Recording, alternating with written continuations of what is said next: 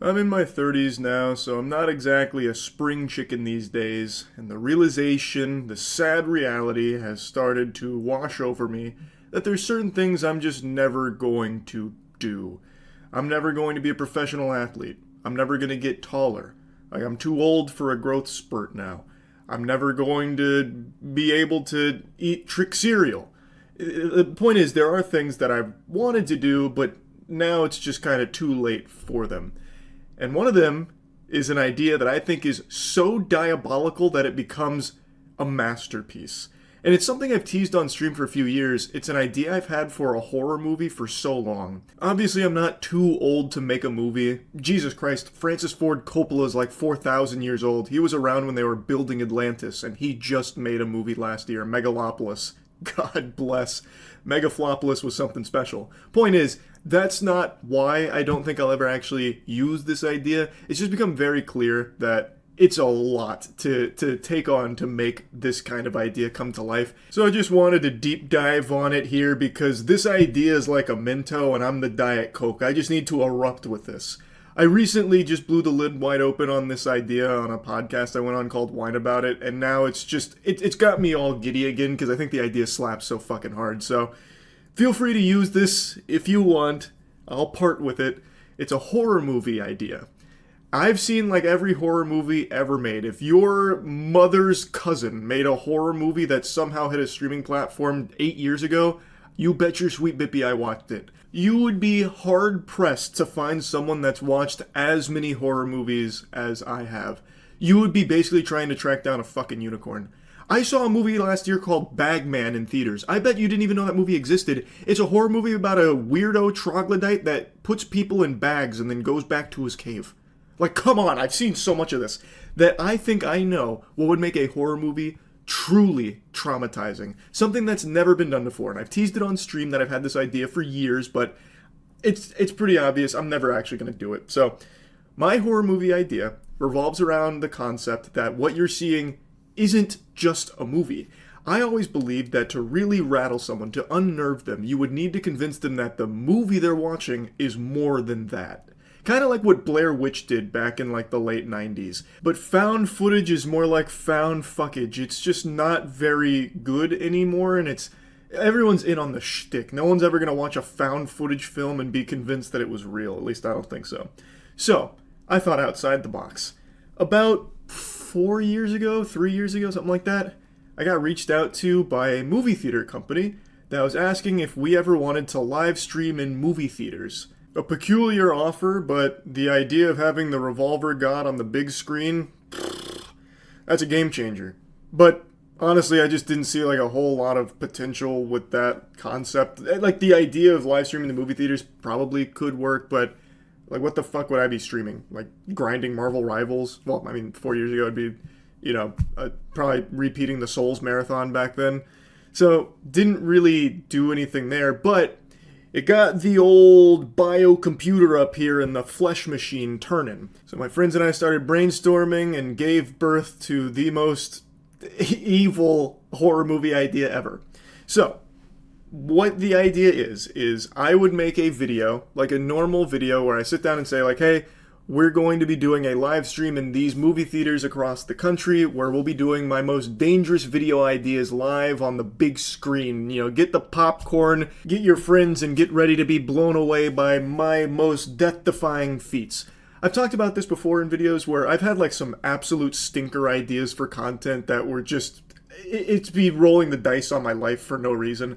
And one of them was I always wanted to try bulletproof armor and actually shoot myself with it, because the guy who invented Kevlar used to, and I think he still does, a demonstration where he puts on his Kevlar body armor and then shoots himself in front of the audience, and they're always stunned like, oh, and it's very cool. And I always wondered, what must that be like? Like, how painful is that to get shot in a Kevlar vest? So that idea I'll never actually make into a video, but for this idea, we would pitch it as, we're going to be live streaming these kind of ideas from me. Then people would flock to movie theaters like they're lining up for Star Wars Episode 3 Revenge of the Sith drop, and they'd be in for a real ride, a real hoot and a holler. So the stream would be going, and it'd be, you know, setting up the stakes. We'd obviously have medical professionals on staff just in case things went awry. And we'd be delivering a high-octane stream. People would be giddy in their seat with excitement, having fun. And then I'm going up there for the bulletproof demonstration, trying it out. And then something goes awry and I end up blowing my fucking brains out. Something goes wrong and I shoot myself in the head and brain matter spews everywhere, pink mist, and I collapse to the floor dead. As my friends charge over, fucking screaming and squealing, "Why? Why? No!" And that's the big bait and switch. It was never a live stream. It was a video that we shot and pretended it was live. And the audience would have no fucking clue. They would sit there, most likely traumatized, thinking they just watched me die. Accidentally blow my fucking brains out like I just got assassinated. And I really think that would capture that same early hype as like Paranormal Activity, where people were apparently puking in the theaters or some shit. And I just let that stew. I'd let that marinate for a moment. You know, like camera drops to the floor and you just hear all my friends wailing, like shaking my lifeless corpse. No! That kind of thing. And then I never really ideated past that. We never came up with where it goes from there. But eventually it would transition to like an actual movie, so it wouldn't just be like a 20-minute event, you know? It would then go into like some kind of movie, which we never bothered to write. It's just that intro, that hook, I think is so fucking strong. Because this is something that has never been done and can only ever be done once. You do this one time and it can never be done again, because then people would have the idea that maybe this isn't a live stream. But for the first time, they would go in and just take like the whole fucking clobberin, getting punched by this out of nowhere, like, diabolical experience. I just thought it was so strong, but I'll never actually do it. Plus, I mean, I imagine if you did do this, you might even run into, like, some kind of lawsuit or something. Like, that's also very possible. But yeah, I mean, the idea is, like, evil. Like, straight up, it is cruel. Because, again, it would be falsely advertising this live stream, even though it's not actually a stream at all. It's a horror movie, fundamentally. Now, of course, people wouldn't leave the theater thinking that I'm dead. As I said, I'd let it stew for a little while. I'd let it just, linger in the air like a fart wafting. And then it would go into a movie, so people would be able to, connect the dots, realize, oh, this is all part of the gimmick. This is the shtick. Like, I don't think anyone would leave the theater under the impression they just witnessed my death. But for at least a handful of minutes, people would think that what they just saw was very real, which is a rare feat for a movie to pull off. And I just really thought that this was so unique and just so silly in like a very, twisted way. I just had to share this idea at some point because I'm not actually ever going to make it. If anyone does run with this idea, though, don't be afraid to give me a little tip of the old fedora and say, thanks, Charles, for the idea. That'll be just fine by me. So yeah, just wanted to share this. That's really about it. So yeah. Do I look awake to you right now? I hope not, because I'm pretty sure I'm sleeping, stuck in a nightmare of streaming services. It's so exhausting. Chick-fil-A is apparently launching their own streaming service. Kind of. It's more so the company that owns Chick-fil-A is launching a streaming platform, but even still, there's a lot of silliness to touch on with this. I've already been shaking my fist at the clouds about how absurd streaming platforms have become, and every company on the planet is fishing for any possible excuse to launch a streaming service to try and wring you out like a towel to get a couple extra doubloons to fall out of your wallet. And today it's been reported that Chick-fil-A is putting their ass on that toilet seat as well. They're going to be having their own streaming service, apparently. Chick-fil-A being closed on Sunday has given the executives some extra time to cook up some of the worst ideas imaginable. So, before going into the nitty-gritty and diving into the weeds, I think most sane people would probably write this off as a horrible idea. They're a fast food restaurant. They're not in the entertainment industry. They don't have a catalog of productions or anything except for like the Eat More Chicken commercials.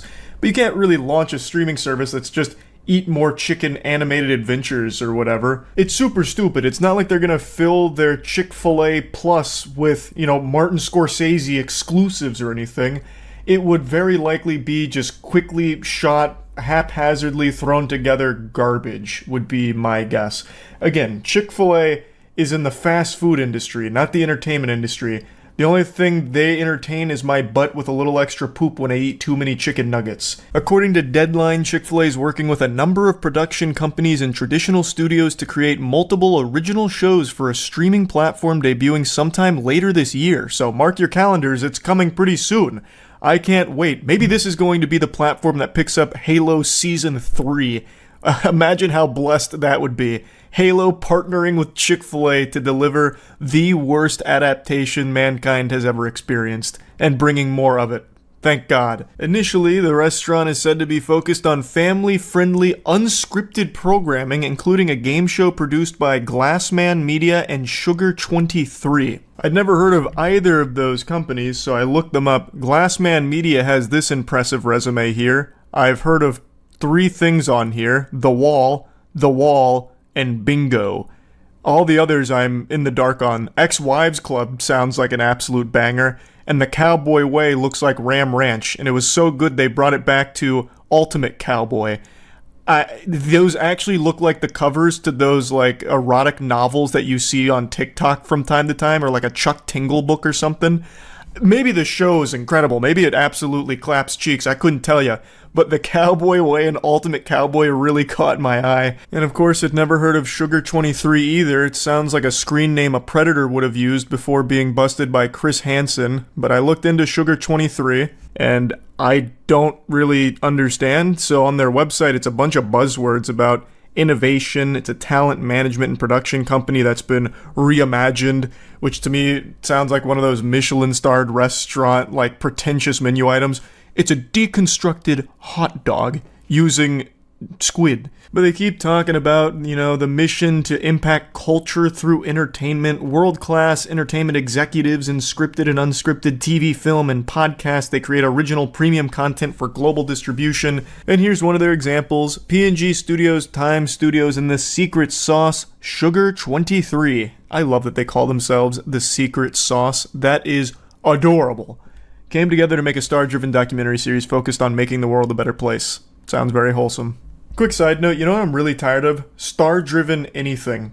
The Borderlands movie should prove once and for all that people don't really give a fuck about the star power behind a film if everything else about it is terrible. This probably doesn't apply to that documentary series. Again, I don't know anything about it. But just that word star-driven or star-studded, that word is foul to me now. It's like poison. Let the material of the production speak for itself, and if there's great actors and actresses attached to it that people know, then that's just a bonus. It shouldn't be the selling point of a movie.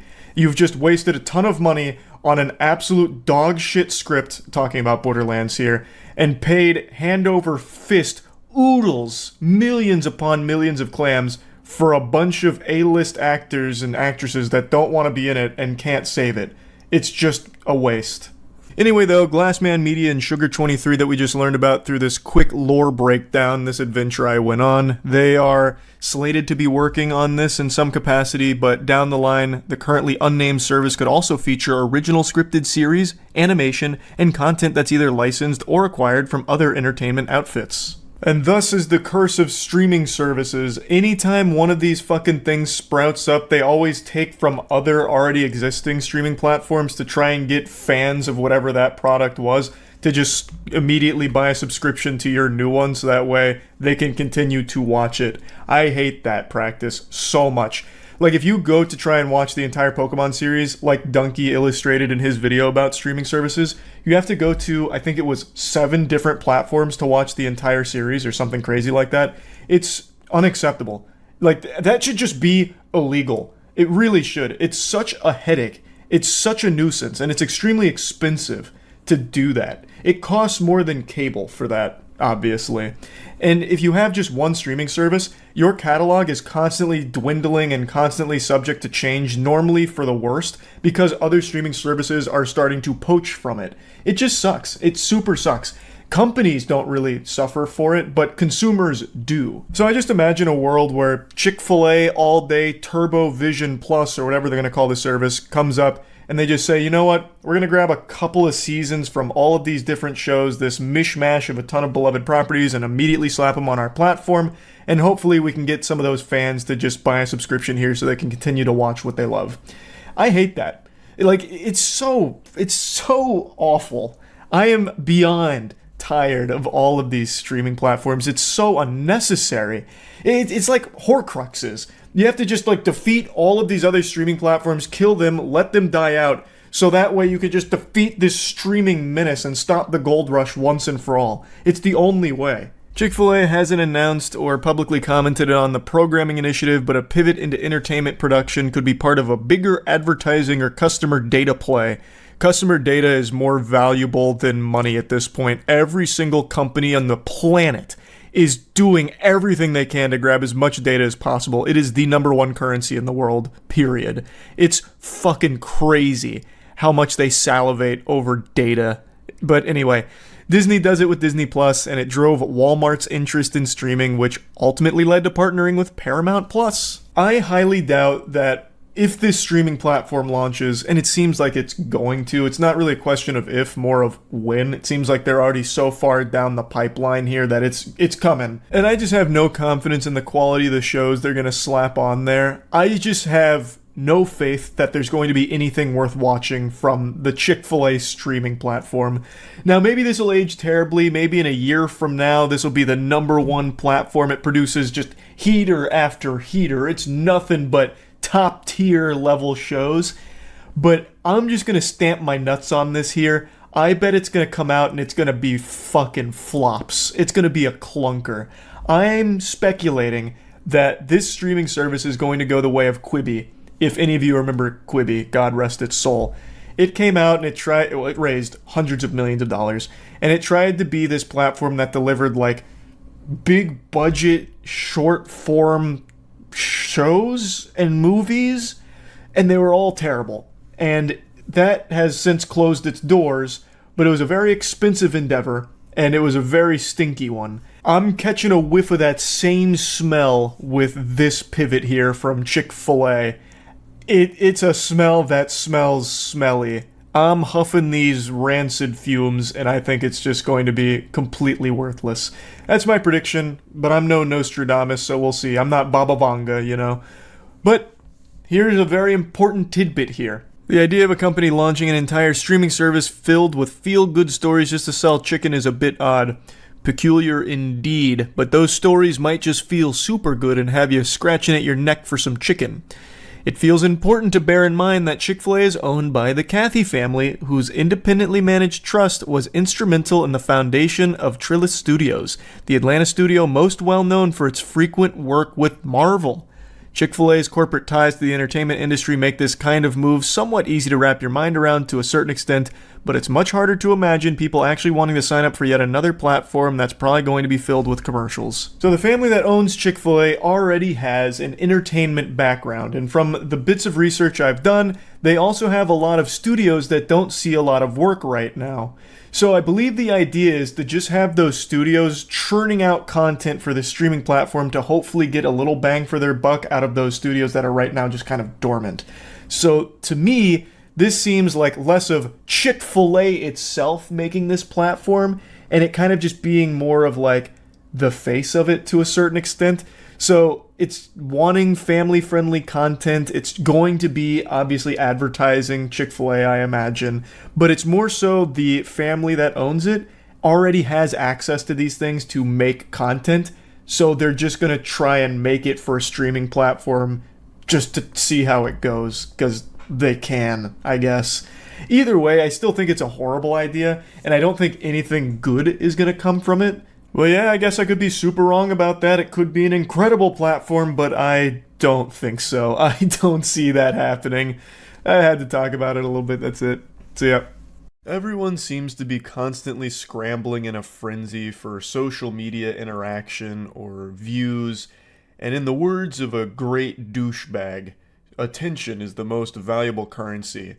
And right now, people are eating each other alive for it. Like, even just recently, we saw the Stanley Cup craze, where people were going feral, absolutely ballistic, like, peeling flesh from bone to get their hands on a new limited edition Stanley Cup so they could go home and film a TikTok for it, for a couple updoots and brownie points online to let people know that they're part of the cool trend.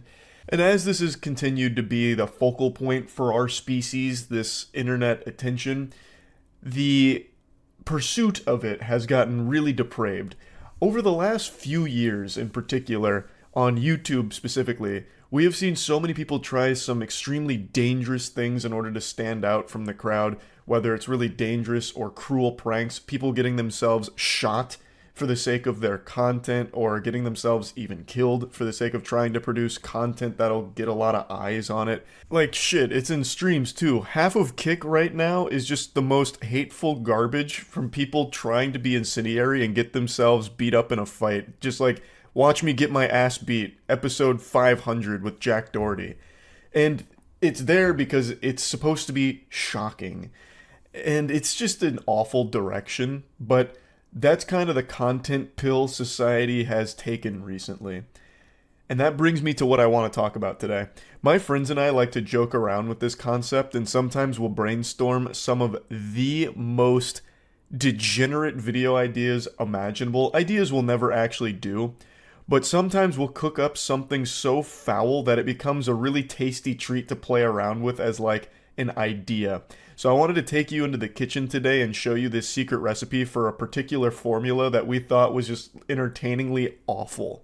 This is perhaps one of the worst ideas we've ever had for a video, and I just have to share it because I do think about it from time to time. Not as a piece of content that should ever be made by any sane human being on the planet, but just as something that is so fucked up that I can't help but giggle at the absurdity of it. Would you ever donate sperm? Okay, this is another idea I think we'll never actually do, but it's an idea we tossed around as a joke that I think about from time to time. I don't know if I ever said this on stream. It's a diabolical idea. I want to preface by saying that. If all of us donated sperm, and when you donate sperm, there's like a whole process you have to go through to make sure you're like okay to do that, and that people would choose your sperm and all of it. Like there's a whole bunch of bells and whistles and hoops to jump through for it. You can't just go there and be dumping DNA willy-nilly. But we thought it'd be really fun if we went as a group to do that, and someone uses our sperm. I think you get notified if it gets chosen, like if someone's using your load.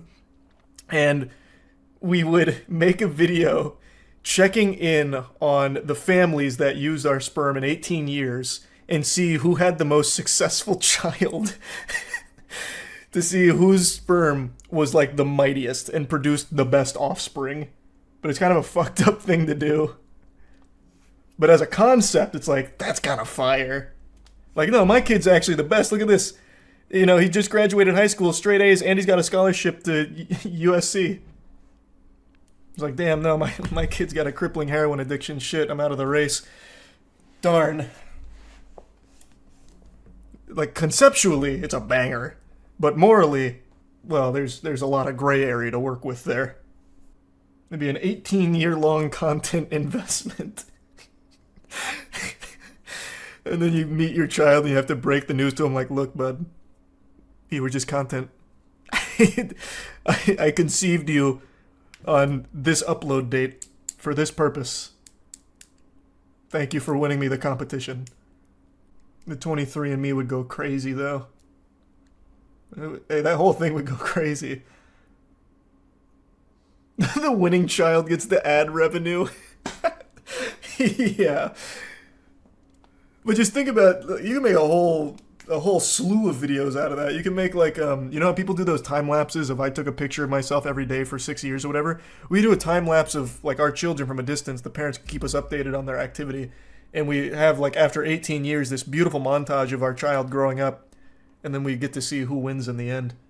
That's like a whole season's worth of activity. Yours would definitely win. I don't think so. I think if the whole crew gave their semen and let's say we actually pulled the trigger on this downright evil idea, I think I would probably not win. My genes aren't great. I'm 5'6". I had terrible mentality growing up. Acne out the wazoo. Like I think my kid would probably not be super happy. I think of our group Chase would win. Chase is he is a specimen. Chase is like one of the most gifted athletes without ever trying. Anything he does that even remotely resembles athleticism, he crushes. And he is naturally good at everything he does. Literally everything Chase does, he is incredible at. I think Chase would produce a superstar. Yeah, but you're smart. Chase is so much smarter than me. Chase blows me out of the water. Like, out of our group, I'm probably the fucking dumbest too, so I don't have anything working in my favor. I would lose this competition right away. Bro, I'd give birth to like another fucking Jack Doherty. They'd be miserable. I'd be ashamed. Meanwhile, Chase is gonna have like an actual hero, a champion. There's actually a documentary that ran for 50 years and was pretty much this concept. They followed a group of children from elementary school until they were elderly and would check in every 7 years or so. You slowly saw them devolve into druggies over time. Well, that made me really sad. It was like really wholesome until the last sentence. Well, hopefully hopefully our idea wouldn't go like that. Not that we're ever doing it. But that would be a very sad ending. If your kid's a speedrunner, do you automatically win? No, absolutely not. It was illegal and Dateline covered it. The study that he was referencing, whatever that was. Yeah, I'd never even heard of that. What do you consider an early loss? If we did this? Well, I don't think you'd have an early loss unless the kid dies. Like, I don't think there's a disqualification. Or I guess if they get thrown in jail. Those would be like the only two things that would be an early disqualification, I think. Man, that'd be fucking tragic, though.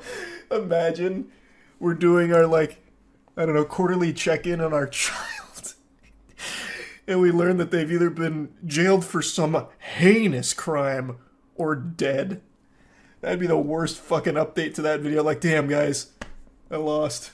My kid shed the mortal coil. How are your kids doing? It'd be fucking terrible. In Germany, there was a real pilot for a TV show about a sperm race where 12 contestants donate their jizz and see which is the quickest one to reach an egg. The winner would receive a Porsche. That's too deep into the content pill. You know, it is actually an evil idea, but it's one I think about from time to time. It's like the craziest idea that I think we've ever just joked around about. Make your kids play League all day, leveling accounts, and whenever they get an account to level 30, they get their meal. That's just torture. Somehow ours is more humane than yours. Fucking maniac over here, Jesus Christ. Would you ever want to have kids? I talked about this a little bit on stream. I don't have any plans of that anytime soon. I legitimately think if I had a kid, I'd feel bad. My kid would undoubtedly be short. I don't think somehow my father's tall genes skipped my generation and the next one would get it. So my kid's going to be around my height, 5'6", probably, unless the woman is super tall. So I feel like I'd feel bad for him, because it's not easy, especially with social media. Constantly getting picked apart for every small insecurity or weakness you could ever imagine for yourself. And short is like the most commonly accepted one that's still fine. Like, no one bats an eye when you're insulting someone for being short. So I feel like the kid would need a very strong chin, and there's just a good chance he wouldn't have it. If I ever wanted a kid, I'd probably adopt. There's so many kids without a home right now. There's an overabundance of kids that don't have a home. Is your mom short, or did you get unlucky? My mom's short, my dad's super tall. And I got the height aspect from my mom. Mom's 5'2", dad's 6'5". So I went closer to my mom. I didn't even split the middle. The middle would have been around like 5'8", 5'9". It's sad you think that just get your height. I'm fine with it. I can handle it. But not everyone can. There's a real thing called short man syndrome. Like, legitimately, it is a thing. I've never been more excited to share with you a video before in my life. What you're about to see is a rare peek behind the curtain. What YouTubers don't want you to see. Shitty ideas where a video comes out so awful they scrap it. Well, I say nay. I say, why scrap anything? So Matt and Danny are convinced I had a horrible idea for a video that we ended up filming, and I am sticking to my guns. I think it's the best goddamn thing we've ever filmed. It's a Lego speedrunning competition. I thought it was a wonderful idea on paper, but maybe in practice it wasn't as exciting and exhilarating as I envisioned it being, but that doesn't matter. I want to show it to you anyway. And I hope you get the thrills out of this, the same level of excitement that you get when you go like fucking skydiving.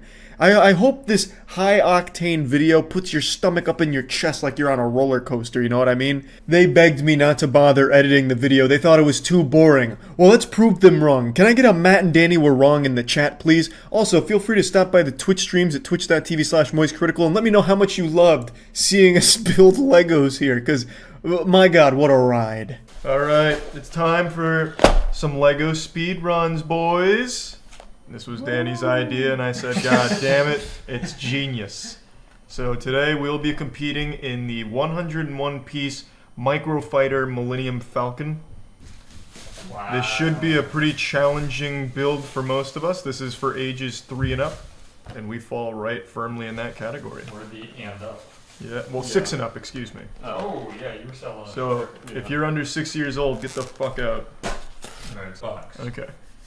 I'll make this like the Rubik's Cube thing. And we're off. I'm gonna know it's like trying to do it the right way. We did caveman approach.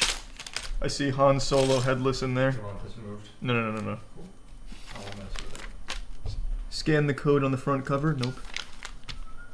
Okay. Han Solo first. We're on world record pace. Here's his head. Have we looked up what the speedrun world record is for this set? No, it's a brand new set. We're gonna be the first ones. Yeah, we're gonna set it. Alright. Head built. Alright. Step 1 done. Han Solo down. Where's his blaster? You have to do every single piece too. You can't skip anything. Sorry. There's no blaster build is directions met. Here it is. I really want to lay on the floor. Done. That's right by the Lay down right behind him. I built the Taj Mahal, so I do have experience. Yeah, built is a vast over-exaggeration. I've even seen Brickbeard fall victim to pirates. That's true. Well, you're at 2 minutes and 36 seconds, so you've got about 24 seconds left to reach your estimation. Oh, no, that's fine. We'll get there. Hard not to. And I swear to God, if they just didn't have Han Solo disassembled like the cartel got to him, I would have absolutely been on world record pace by a long shot. Well, Yeah. Well, there was no way of knowing, to be fair. Oh my God, there's even like an axle and pulley system in here. Jesus, this thing's gonna actually fucking fly. Alright, there we go. Looking good? There we go. Couldn't see that on camera. Trust me, it looked like a picture of Sasquatch. Just trust me. It's looking it good. looks great. It's looking good. Jesus Christ. Okay. We're at 7 minutes and 20 seconds. I messed up. Are you gonna get a sub 10? Oh my God, wait, what the fuck? I don't think so. Wait, what? I think so.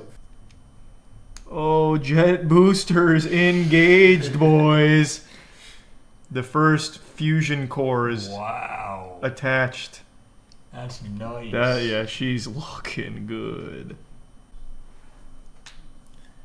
I mean, still, some fucking milk-drinking, snot-nosed kid is not beating this time. I can promise you that much. They should just put the parts in the order of appearance, so you know what you need when. You know what I mean? Mm-hmm. Kind of like credits in a movie. I feel like they need a lot more packaging. They can afford it. This is 10 cents per brick. This was fucking... That's true, that was fucking pricey. Yeah, this is literally $10. You think gold is even that expensive? No Well, chance. Per Size weight? bricks. Yeah, if we weigh that shit. Yeah. We melt this down into a plastic blob. I bet you it's more expensive than gold.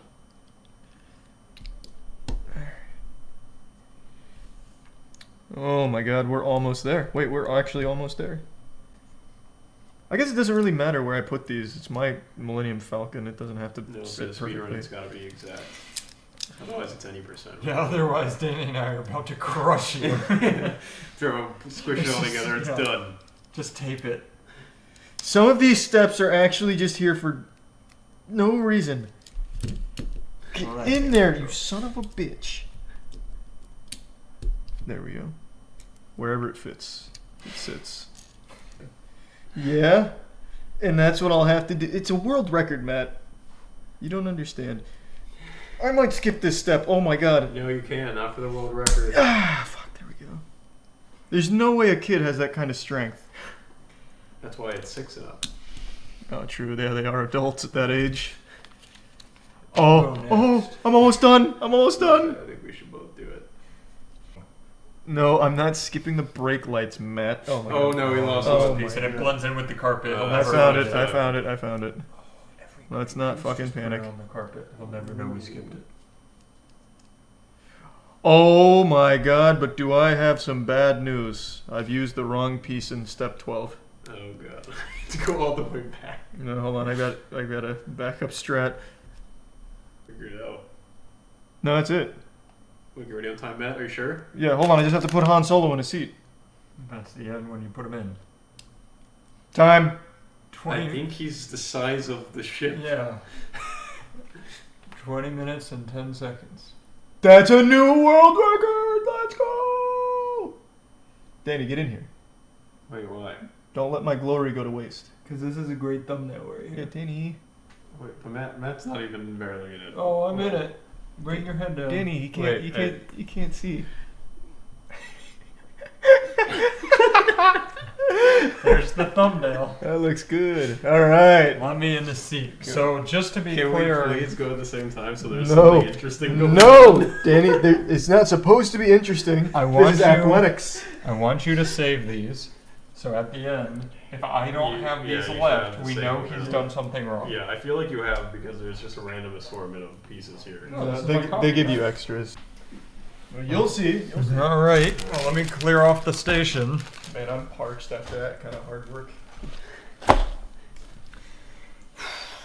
Let me get in here since I'll be here for half an hour.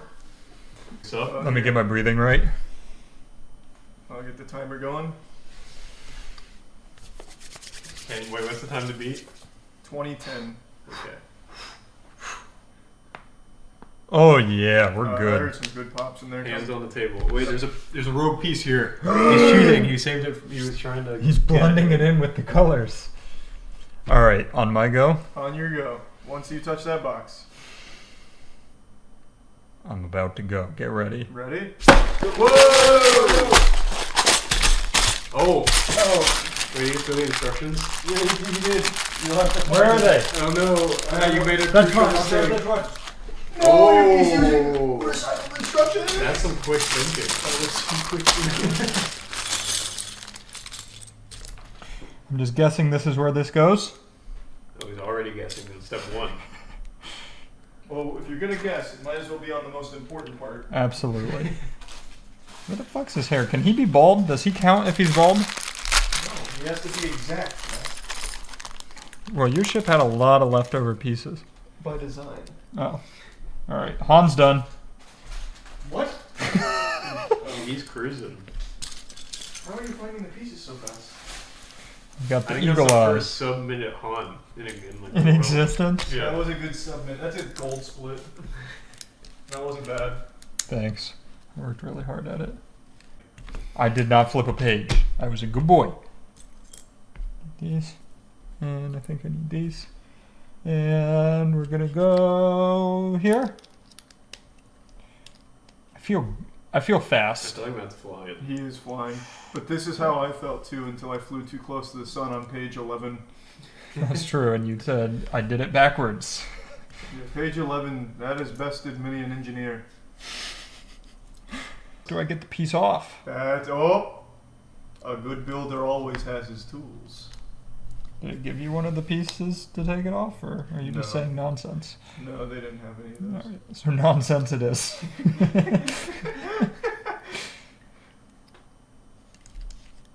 But he's recovered! Oh! Woo! Coming up in 5 minutes. Oh, that's right where we want to be. He's not even on page 11 yet. That's pretty nuts. Is it? Don't know. How many pages are there? Oh, he flipped the fin! Oh, I I had it the right way and then I flipped it. Oh, that's a big time loss. Remember when you couldn't find the blaster? Don't you ever say it. Yours was a simple with more love and care than mine. Yes. Wait, Charles, you're on to something. Page 11, they don't tell you what to do. Yeah, page 11 will throw you for a loop. What the fuck? Yeah, page 11's pretty What? gross. They don't tell you. And this is when you have to fend for yourself. You have to Yep. learn to swim by going to the deep end. So much time my here. god, this is not good. I'm getting nervous. Almost 30 seconds on this split. Is that a clear one? What do the clear ones look like towards the end? Oh! That's a clear one. That's not a clear one. I don't have that piece. They left it out. Could this be the end of Matt's God run? Probably not. The flag. I don't know what mistake he's talking about. You'll see. Well, one of you made a mistake. I was gonna say, I'm not just trusting Nope. Charlie's word. He had Nope. extra pieces left. No, you'll see. You'll see. And you will also have extra pieces left, by the way. Are you positive? Positive. How positive? 100%. There's And 3 extra done. red pieces. I'm Time. done. 15:34. No, keep it. He didn't do it right. Stop. Oh. Yeah. But we didn't inspect yours and keep the clock going. Okay. Then Then we'll, once we determine it's Wait. wrong, then you can restart. okay. Danny. Also, how many pieces did you have left? Yeah, let me see. He had the exact same amount, pretty much. You have all these. Yeah, he's got 3 Yeah, red. there are a lot left. And you fucking doubted my Yeah, he's not wrong. integrity. All right. All right, what do you think's wrong? Okay. Are you I showed Danny. You need to figure out what's wrong. these back here? Danny. Wait, okay. I showed you what was Let wrong. me inspect both. Yep. All right, wait. You can Emily? start the timer again because I'm gonna fix what I think is broken. Okay, you ready? Go. Go. Oh God, they're so hard to take apart. Holy fuck. Okay, just the whole thing. Guys, I can't get this off. Is this what you thought was wrong? Well, I can't say. All right, that's a yes. I literally can't get it off. I might just have. Oh, Well, it's okay. You have like 5 minutes. 4 minutes to do it. Oh. All right. Then we're fine. Just come on for me. Yes. That's huge. Bloop. Time. Damn it. That was a pretty Was quick that it? recovery. Yeah. All right. You All right. fucking idiot. You thought that Show the it time. went the other way. Show the time. Also, it's still not done. There's one more mistake you made. What? Han Solo's not sitting down. He needs to stand. When you touch that box, I'll start. I might have Alright. to take a shit, so we'll see. Well, that's okay. You'll have time. I don't want to miss any of the action. You ready? Ready. I'm not ready. I'm nervous. Don't be nervous. Go. Oh, open the box. Just kidding. That was easy. That was clean. That was child's play. Han There's a Solo piece in here. split. I'm not even gonna look. I'm just gonna build Han Solo. That's so fucked up. God damn it. I'm gonna stare into the computer and take a nap. All right, gotta find the blaster. Oh God, where's the blaster? Oh, he's got hair. I'm okay. I have to ask you a question about how these books are written. Do the colors of the blocks matter? Yes, they do. Okay. Yeah. You being colorblind This- is your problem. Yeah, this is the. Are there even? Okay, I don't actually know if there are gray ones of these. Here. No, I can't get it off. I'm gonna show off the firing capabilities of the Millennium Yeah, Falcon. go for it. This is I'll shoot it at the camera. If it breaks it, it breaks it. Oh, I hit the lens. Oh, it bounced. That's rough. It bounced back there. Oh, you hit me. Yeah, Matt's down. Imagine. Do we have medical actually- attention? Just broke the lens. That was a. This thing has some power. Did you make sure it wasn't scratched? I can't tell. Look. Yeah. Just look at the way it fires. Yeah. Here we Oh, distraction. We Yeah. have a battle. Oh yeah. Ship battle. This is so exciting that you guys can't even sit through it. Well, we I don't made know what you're talking we about. made fighter ships, Danny. I want to break Uh, it. not yeah. be excited. It's true. I made 'em- Captain, fire! Oh. Oh God, Direct hit. I'm under attack. He's dead. Get me out. You know what's really cool is he can wear the hair in front of his face. What? He's got 2 faces. I know. I just. spun Where it did around. that just go? What happened? I took off a piece and it flew into literal oblivion. Wait. Oh, That's gonna be a embarrassing. time loss. back here? I'll show them in the meantime. I got it. What happened? I like flicked it off and it flew off into the sun. This is like, there he is. Oh, it's And Clarissa. then if I want, I can turn his hair back around. Boom! Still, oh, okay. It's a happy face. Happy, okay.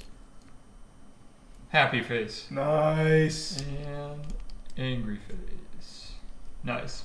Back to Danny. Danny. We're cruising. I put on some.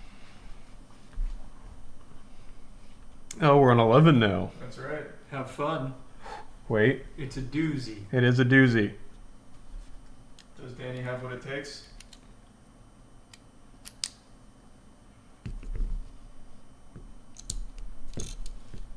Get in there. Is he doing it?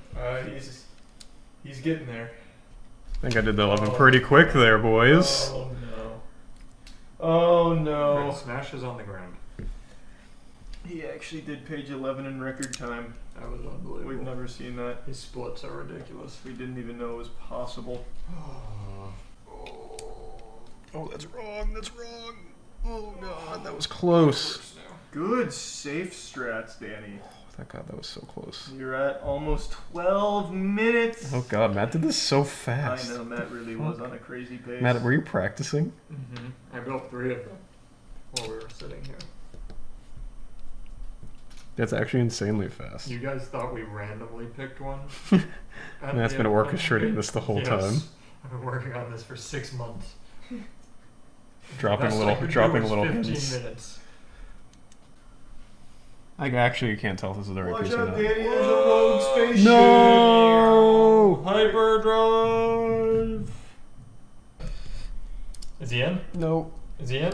Yes, time. Alright. We did it.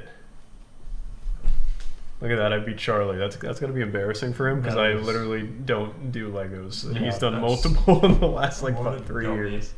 Well, good job. I'm I pretty guess impressed. We just wait for him to get back. Wrap it up for us, Charlie. Well, I didn't win, but we still set a world record in the process. Matt's world record. Yeah. And we got to have some fun building Legos. So, Neat. I love that your head is cut off. He's just talking up there. I have been accused of a crime I did not commit. I have been hunted and thrown against the stake and called a witch, all because I am the last diaper bender, the master of diaper testing. Yesterday I released a tier list for adult diapers, something that I've talked about for months. But I was then blasted, ass cheeks spread wide open, by a community of people who believed I had stolen the idea from another YouTuber. And this wasn't a small number of people. This shit flooded the comments, even leaked into my streams, and was all over Twitter. Because a YouTuber named Oompaville posted a diaper tier list 2 months ago, which simple mathematics and arithmetic would tell you was before yesterday. So I was then truly exposed for stealing someone else's idea. It was the perfect crime, and as I sat in my swamp-assed chair twirling my evil mustache, I thought I got away with it, and I would have if not for those meddling kids who discovered the truth and revealed it to the world. Only that they're all wrong. I'll reveal it like Darman. You see, the truth is, the adult diaper tier list is actually something we've talked about consistently on my streams at twitch.tv/moistcritical. Please feel free to stop by if you want to put a few extra inches on your penis. We've talked about it for, get ready for this grand reveal, almost 3 months. Yeah, we've been talking about this for a while. In fact, the first dating of this, to carbon date the idea of the adult diaper tier list, which of course has never been thought of in the history of humanity until it was dreamed up during one of my streams, the first known instance of this popping into this dimension was December 26th, during a Mr. Krabs overdoses on ketamine stream I was doing, chasing the world record, of course. Instead of showing you a clip from the VOD, I'll just show you a clip from a video I posted where I even had it in a YouTube video instead of just on stream. And this video is from December 27th, which predates Oompaville's video on adult diapers. Adult diapers tier list? That's a pretty good idea. There's a lot you could grade on that, like absorbency, comfort, maneuverability. Like, can I play a basketball pickup game in these adult diapers? Actually, that's a pretty fucking good idea. I don't know how comfortable I'd be pissing myself on camera, but for the sake of the tier list, I'm gonna write that down, actually. You'll notice December 27th predates the January 8th that Oompaville posted his video. I actually knew Oompaville posted this video 2 months ago because people from Stream told me that the idea was stolen, and I said, I don't give a fuck. I don't think there's any such thing as stealing an idea like this, because I thought we were over that phase of the internet where everyone was childish saying that only one person is allowed to make a video on anything. There's only one person allowed to put that flag in the ground and say, this is my content, anyone that does anything similar is stealing. I thought we were way beyond that. So I put the kibosh on that shit real quick and dismissed it. But for some reason, Oompaville and his community don't share that same sentiment. Oompaville posted this tweet saying, explain this, comparing our two videos, which is clearly implying that I took his idea since his is first, and he also implies that I'm stealing his thumbnail since they're similar. I'll go ahead and defend that. This thumbnail for the adult diaper tier list is the exact same kind of thumbnail I use for every tier list ever. It's just a still from the video with a still image of part of the tier list. That's it. His is the same thing. It's just a really generic thumbnail. That's all there is to it. That's not that deep. He goes on in the tweet to say he was just joking, but no one in the tweet besides him picked up on the joke, including me when I first saw it. And most people just accused me of stealing, which then had a lot of his community go to my stream to accuse me of stealing, and a ton of people to go to the comments and make the same accusations. So it didn't really land if it was supposed to be a joke, and it's just now become like a drama thing where people are emailing me about it saying, why are you stealing content? I thought you were above this. You criticize people for stealing shit all the time, and now you're doing it. You're just as bad as them, you hypocrite. It's frustrating. Adult diapers are being treated like this holy grail, this sacred artifact that only one man was allowed to touch, and he was Oompaville. And once he touched it, no one else was allowed to put their dirty little paws on it. And that's just unfortunate, considering this is something we talked about for months, and I just put it off until recently. Also, I want to make it clear, I have no problem with Oompaville, and I enjoyed his adult diaper tier list very much. But let's just go ahead and say, setting aside the fact that I didn't steal it from him, as is clearly proven by a video that predates his, but let's go ahead and say that didn't exist, and I made this adult diapers tier list because I enjoyed his so much, I also wanted to review adult diapers myself. What the fuck is the problem with that? I really thought we were beyond this. What's happening here is shit that happened back in like 2011, where when PewDiePie would play a game, if anyone else on YouTube played that game, they'd get mass disliked by PewDiePie fans, as if he owned the fucking game. Now we're going back to that mentality? That's so fucking silly. That is the dumbest shit.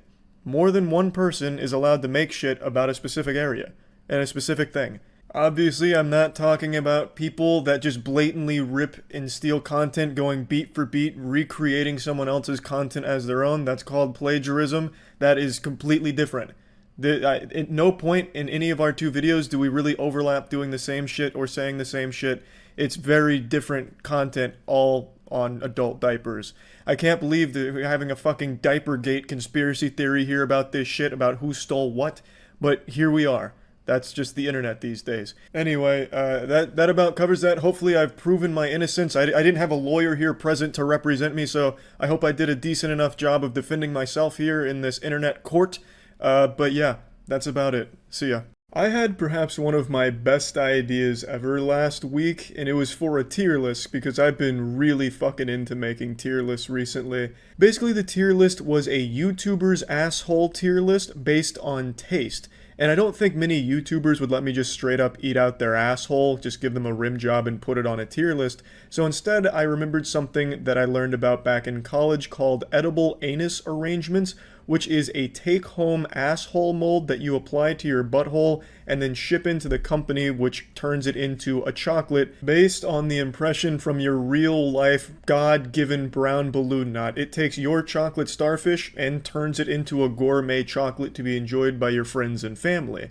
And I thought this would be a great idea to get YouTubers' assholes, not only put them on display, but try them, and see which YouTubers have the best tasting assholes. Does Jacksepticeye's fudge portal taste different than PewDiePie's? And does it look better? I'd graded on a bunch of different criteria, and I thought it would have been a very interesting tier list, but I underestimated how apprehensive people were to putting mold in their ass. You know, for me personally, it's like, yeah, I wouldn't want to do that. Like, I wouldn't just be kicking back on a Saturday with a Miller Lite in hand and putting mold in my ass. But if it's for the sake of a tier list and for science, I'd take one for the team. I'd be a good sport about it, like a real champion. I'd trooper through that. But I guess not everyone thinks the same way, and a lot of people are shy about how their asshole looks, I suppose. And there was just a lot of factors that I didn't consider. So surprisingly, there wasn't a whole lot of interest from the YouTuber community in letting me try their assholes, so I don't believe I'll ever get the chance to make this tier list. Maybe somebody else could try and get this going, like maybe Mr. Beast could organize a YouTuber asshole eating competition for $100,000 and you win your own island. I don't really know. But for now, it looks like I won't be able to make this tier list, and I think it's a real shame because I thought it was one of the best tier list ideas that's ever been hatched in this corporeal dimension we inhabit. I thought it was an absolute fucking banger of an idea. And honestly, I think the reason a lot of people declined is because they looked up edible anuses, and there's a video on YouTube where some girl goes to get an edible anus made of her butthole, and she didn't bother to wipe her ass, so when they take the mold off her ass, there's just a bunch of like shit particles all over it, just crusty little shits hanging all over the mold. And that was also a hazard that I didn't stop to think about, because what if one of the YouTubers decides to play a 3 a.m. prank on me with a haunted butthole, where they take a shit and they don't wipe or clean themselves, and then they do the asshole mold impression, ship it away, and by the time I get it, I'm literally just dining on their fucking shit. Which would be terrible, but a great prank, which was something I didn't think about. So honestly, it might be for the best that everyone that I asked declined, and declined pretty outright. There was almost not even like that kind of attempt to fake interest in it where people are like, oh, it sounds like a great idea, but I'm gonna have to pass. It was just a straight up no, what is wrong with you? Which makes sense. I can totally respect that. I also imagine some people are just kind of afraid of it, because especially if you have a hairy asshole, like you might accidentally give yourself like a fucking Brazilian wax with it, which would hurt very badly. And it might even leave a weird impression where your butthole looks like it was attacked by fucking Wolverine from the X-Men. I don't really know what kind of role asshole hair would even play in the impressions of the ass. So, I mean, there's so much, you know, unknown variables that could have come into play there that, honestly, it really might be for the best that everyone declined that idea. But I think, on paper, that's probably one of the best fucking ideas YouTube has ever seen. It's just, unfortunately, we're not in the right day and age to really make it happen. The technology's not there yet. Until we can get actual edible anuses made without using physical mold, I just don't think we'll get there. So hopefully DARPA can get on that project and make edible anuses without needing the mold. Perhaps you could just 3D print someone's ass in chocolate using only pictures, but we're not there yet. And yeah, just wanted to share this with you because I thought it was such a great fucking idea. That's about it. So yeah. Hello and welcome to CrossFit for Chickens. Today this little cock came in and asked if we can help him put on some muscle, so let's get right into it. How do you like your eggs? Sunny side swole? We're going to go ahead and start with the bench press here. We're going to go ahead and start with some light weight. Go ahead and bench press me. Come on, you little bitch. You shouldn't need me to spot you. Come on, you're making me look silly. You're so weak, this is embarrassing. It's like I'm giving CPR to a fucking pillow. There's no response from this chicken at all. Did it already have a heart attack? Well, ladies and gentlemen, I think this is a good time to go over the CrossFit rules. Remember the first rule of CrossFit? Always talk about CrossFit. Let's just jump into our next exercise. It's called the Spread Eagle Bone Saw Blaster. You take your client's stiff legs, you stretch them far out to the side like you just got a new pack of chopsticks and you're about to break them apart, but you don't want to break them yet. You don't want to snap the chicken's legs off. That's the next component of our circuit. You just want to get that tension there, a nice stretch throughout the chicken's muscles. Then you just want to throw the legs forward and backward like you're digging an imaginary hole for this chicken's carcass after you finish torturing it with CrossFit. Then you want to do anywhere from 50 to 100 sets of these, at least until the chicken's heart stops beating. And there you have it, CrossFit for Chickens, taking all the joy of CrossFit and putting it into a form even chickens can participate in. CrossFit, where poor form and injuries aren't just a side effect of the exercise. It's our motto. Now next time you hear why did the chicken cross the road, ask him why the chicken crossed the gym, to get fucking jacked. In fact, change the original expression, why did the chicken CrossFit the road, bitch? What's up everybody, it's Critical, and I've just been touched to my very core. I've just been made aware of the future of art, nay, the future of our species. It's called non-visible art. It's art that you can't see. In and of itself, it's art that doesn't exist. It transcends art. And it is a beautiful, beautiful thing. It makes me feel like my soul itself is being jerked off. I must warn you though, this type of art is not for those of you who lack taste.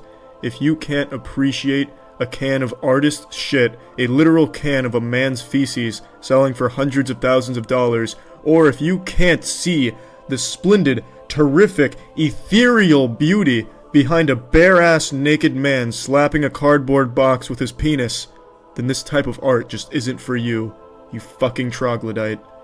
Now I'd like to take a moment here and read the manifesto from the Museum of Non-Visible Art. Art itself is nothing. All that matters is what is left. The afterglow. The ambition is to produce this. We strive for an afterglow with no thing preceding. A glow. Phosphenes. The only surface worth painting is the mind of the viewer. The viewing of art should not require eyes. Art should be entoptic. We strive to force meditation. The prisoners, cinema. Phosphenes. Art is without value until it faces the market. The market purveys value. Money is banal until it is spent. Money spent on art is money transformed. Money spent is money mourned. This mourning is eased by art. We strive to enhance mourning. Mourning is a response to what is not there. An afterglow. What you see does not matter. What you have seen is everything. All you truly buy is the afterglow. It has value. You must pay for the glow that has no thing, nothing before, pure after. Phosphenes. Rules for the creation of the non-visible. You shall not add to the banal. You shall not build. You shall not litter the world with art. You shall not make. What you have not made must be beautiful.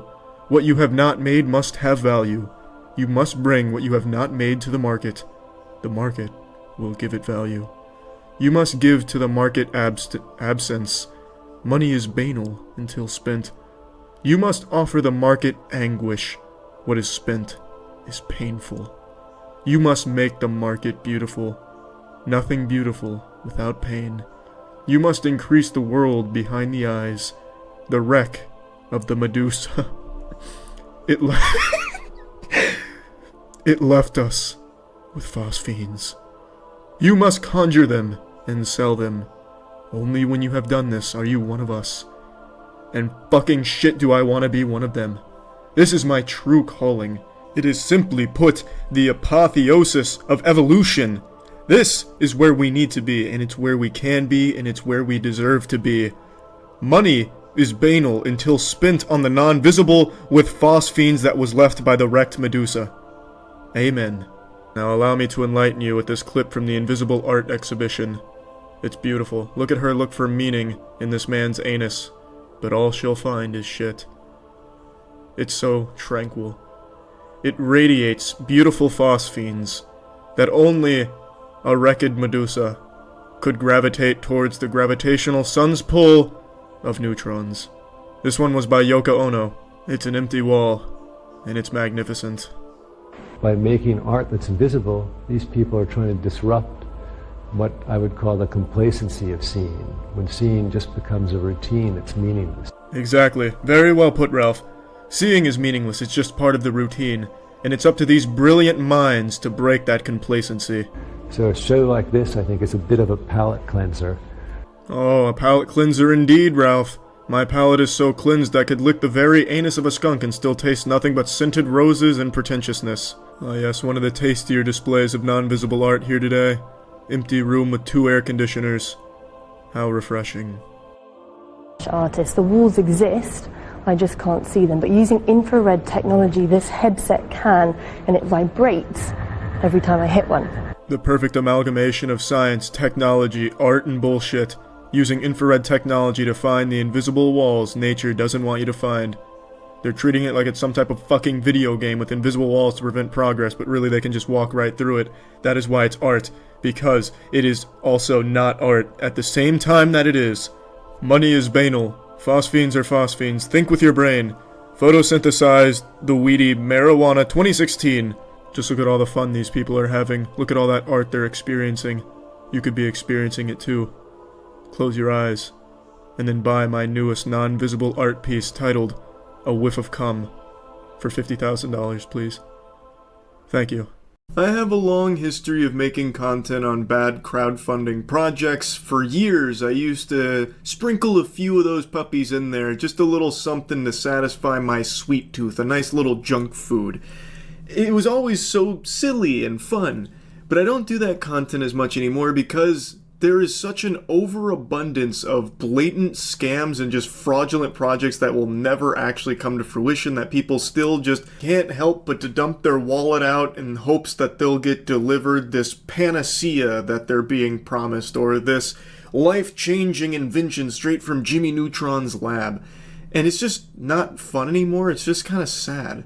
But today I got recommended a video from YouTube's mysterious algorithm about a rare futuristic e-bike from a channel called Berm Peak. And I recognized the e-bike from an old Indiegogo campaign called Revo. This fantasy factory fuck-up raised over $6.5 million, and then the company just disappeared, leaving their backers in the dark. And they did actually deliver some product, but I never actually bothered to follow up on it. And then randomly today, I got this video from Berm Peak, who reviews it and calls it the worst bicycle ever made. But first, let's jog your memory. What is the Revo, and why did people go feral throwing their money at it? If you could design your own e-bike, how would you do it? Would it be classy, sexy, or perhaps a bold new design that's elegant yet functional? Want to know more? Introducing Revo, the hubless e-bike. They treat the marketing for this bike like they're trying to advertise the new Avengers movie here. It just goes so Insano style for no reason at all. And it worked. It was gripping. It had people by the nutsack begging them to put money into this. You'll be turning heads with Revo's amazingly unique design. The patent-pending hubless wheels are crafted from aerospace-grade alloys and engineered for maximum durability. Revo also rides and handles exceptionally well, thanks to a strong, lightweight core. Feel the need for speed? Simply rev the throttle and watch the world slow down. Engineered by Galileo, brought back to life by our patent-pending necromancy technology, we crafted the Revo out of alloys and polymers that haven't been identified on this planet yet from the year 3000. Yeah, the Revo is everything you thought impossible made possible. But it's not made yet. We need your clams in order for it to be in the corporeal realm. Eventually. Maybe it might. That's the beauty of crowdfunding. There's a good chance it just never exists. Or, if you prefer, use the incredibly clever pedal assist that adapts to road gradient and provides you with a gentle boost that feels so natural. Ever feel anxious about leaving your bike alone? We feel you. Simply use your fingerprint to lock the bike. A strong wheel lock deploys automatically, out of reach from bolt cutters. No more carrying bulky chains around. Far be it from me, a simpleton, to question the experts at the Revo think tank. That headquarters must have incalculable neurons firing at all times, but if I may posit, what stops a thief from just picking it up and carrying it away? Yeah, you have a fingerprint scanner, that's awesome. Yeah, maybe it also pops out like a retina scanner and then like a taste bud scanner to ensure that it's you behind it, all this biometric data that it's collecting. But it doesn't, like, the beauty of a chain in a bike is you chain it to something so they can't just walk off with it. Here they can. And in order to solve the problem of them walking off with it, you'd still have to chain it to something, so it doesn't get rid of the need for the chain, you know what I mean? Now, based on the Berm Peak video, I know the answer to this question. No one would ever want to fucking steal it, because it's basically just an elaborate way of killing yourself. Also, it weighs like 2,000 pounds. It's apparently extremely heavy. It's not actually 2,000 pounds, I'm exaggerating, but this thing is like Thor's hammer. Like, it is very fucking heavy, apparently. So maybe that's a part of the anti-theft technology, is it's so heavy no one would actually want to carry it away. They'd be too exhausted. An intelligent motion detector activates when the bike is parked. It sounds an alarm and notifies you when someone tries to move your Revo. But we didn't stop there. An integrated GPS also anchors the bike to its parking spot and lets you track its location in real time. Your Revo is yours and yours alone. In fact, it's not even yours to begin with, because a lot of people never got the Revo that they thought they had paid for through the crowdfunding. Also, I love the idea that it sounds a fucking alarm. Step away from the Revo!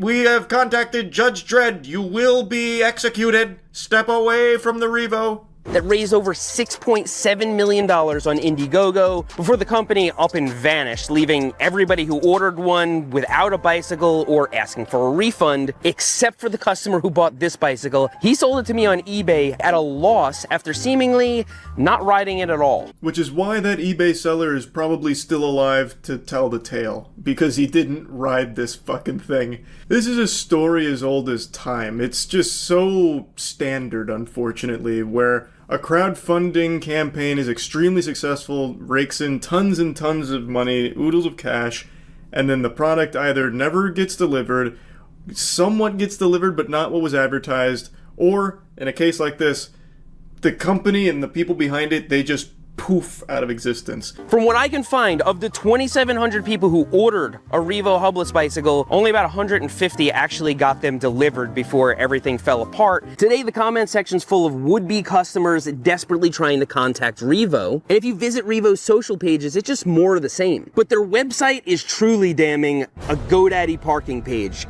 That's an obituary if I've ever seen one. Well, let's not jump the gun here. Hold your horses. Just because they haven't maintained the website doesn't necessarily mean that they just left.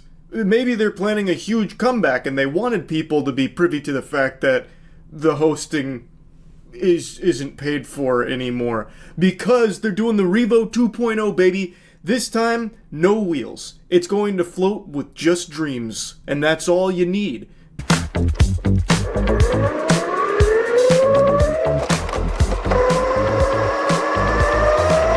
right now the motor is not on, and with great difficulty I am pedaling it. Can you believe how loud it is?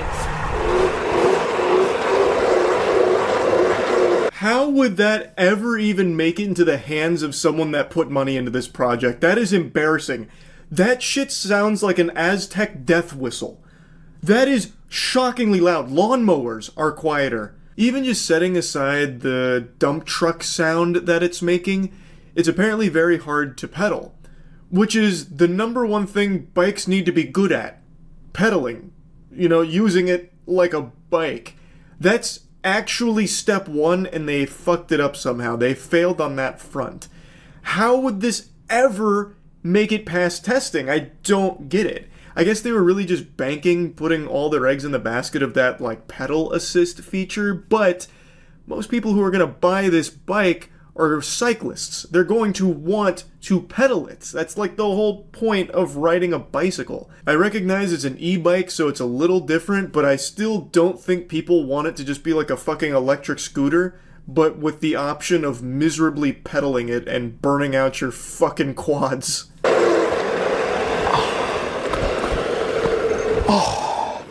The second you start pedaling this thing, you start noticing a lot of stuff, and I'm gonna try and break it down. Let's start with the wheels, because I think that's a lot of where it's stemming from. Any bike, even e-bikes, they just roll, right? As soon as you stop pedaling, it just rolls on forever. It's like gliding. You just feel the resistance every step of the way on this thing, whether or not you're pedaling. Look at this. Get some WD-40 on that bitch stat. It's a wheel that can't even function as a wheel. They reinvented the wheel and made it worse. So it's airless. It's an airless tire, which already I think is just kind of silly. Like, you just have hard rubber around this fucking donut that's not ever going to feel good at all. You're just going to be absorbing all of that impact on it. I don't know how they wouldn't have known that. Like, surely somebody hopped in the brazen bull, right? Like, somebody at the Revo facility must have tested this to some degree. Like, they clearly had engineers working on it. They did make some. So there was a team. It wasn't just, Goober in his garage put this together with toothpicks and, a stick of gum. So how the fuck did it end up like this? They even advertise its lightweight core. This is one of the heaviest bicycles I've ever picked up in my life. They say it's like 70 something pounds. I think it's heavier. And I'm gonna start applying my brakes right here. Let's see how long it takes me to stop. That was a full-on emergency stop. I had both of my entire hands on the brake levers, gripping them as hard as I could, and it could barely stop the bike. It looks more like you're riding a missile than a bike. It doesn't really emergency stop very well. It weighs 70 pounds plus potentially. Yeah, I mean, that's just not super safe at all. Even just setting everything else aside that makes it horrible, this is certified unsafe. It's cycling on ultra nightmare mode. Again, this is another thing that has me raise an eyebrow wondering what the fuck they were even doing when making this, because stopping a bike is pretty important and it needs to stop pretty quick, you know, because things move pretty quick out in the world.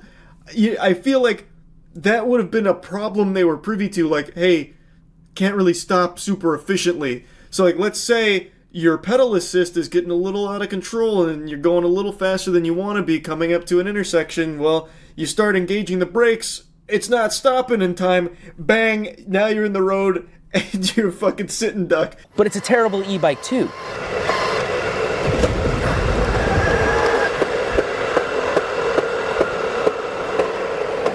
Let's examine this and see if it's something that could ever be repaired. Yeah, listen to that. It's like there's a jump in the wheel. It's done. It's garbage. So you already covered how inefficient it is to use it as a bike, you know, pedaling it.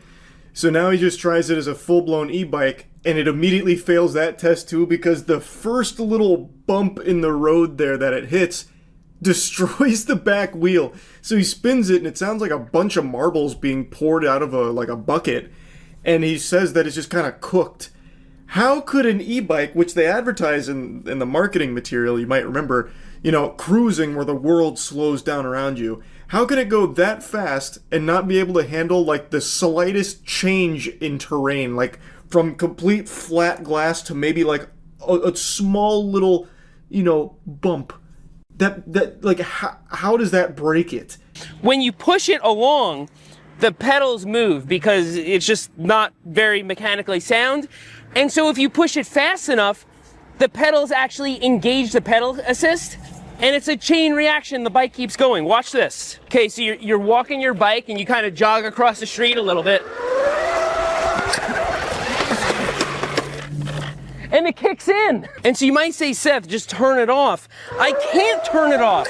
I tried holding down the power button on the battery, everything. The only way to do that is to take the battery out, but I need the keys to take it out, and I don't have the keys on me. This is what I found to be the most entertaining part about this catastrophe of a bike. How it can just have a mind of its own. It just gains sentience and tries to run away from you as quick as possible. So if you get the pedal assist engaged while you're not on it, you know, fucking ghost riding it, it will activate and just shoot off. So he demonstrates that in like a field, and it goes quite some distance actually. Like, it's not just like a little burst and then peters out. It goes until it falls over and can't go anymore. Oh no.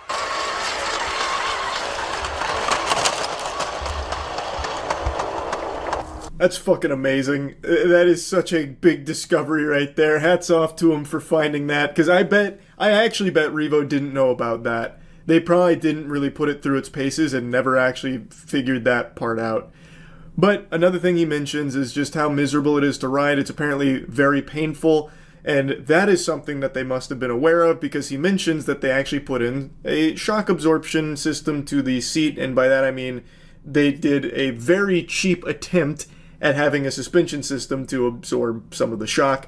He mentions that it really doesn't do anything to help with the ride. It is still pretty brutal. I highly recommend you watch the whole video on just how bad this thing is. For $6.7 million, not only do people not get the product, most people, but the ones that did, they were bestowed a curse from this company. Not a gift. Certainly not what they thought they were getting. So yeah, anyway, that's really about it. See ya.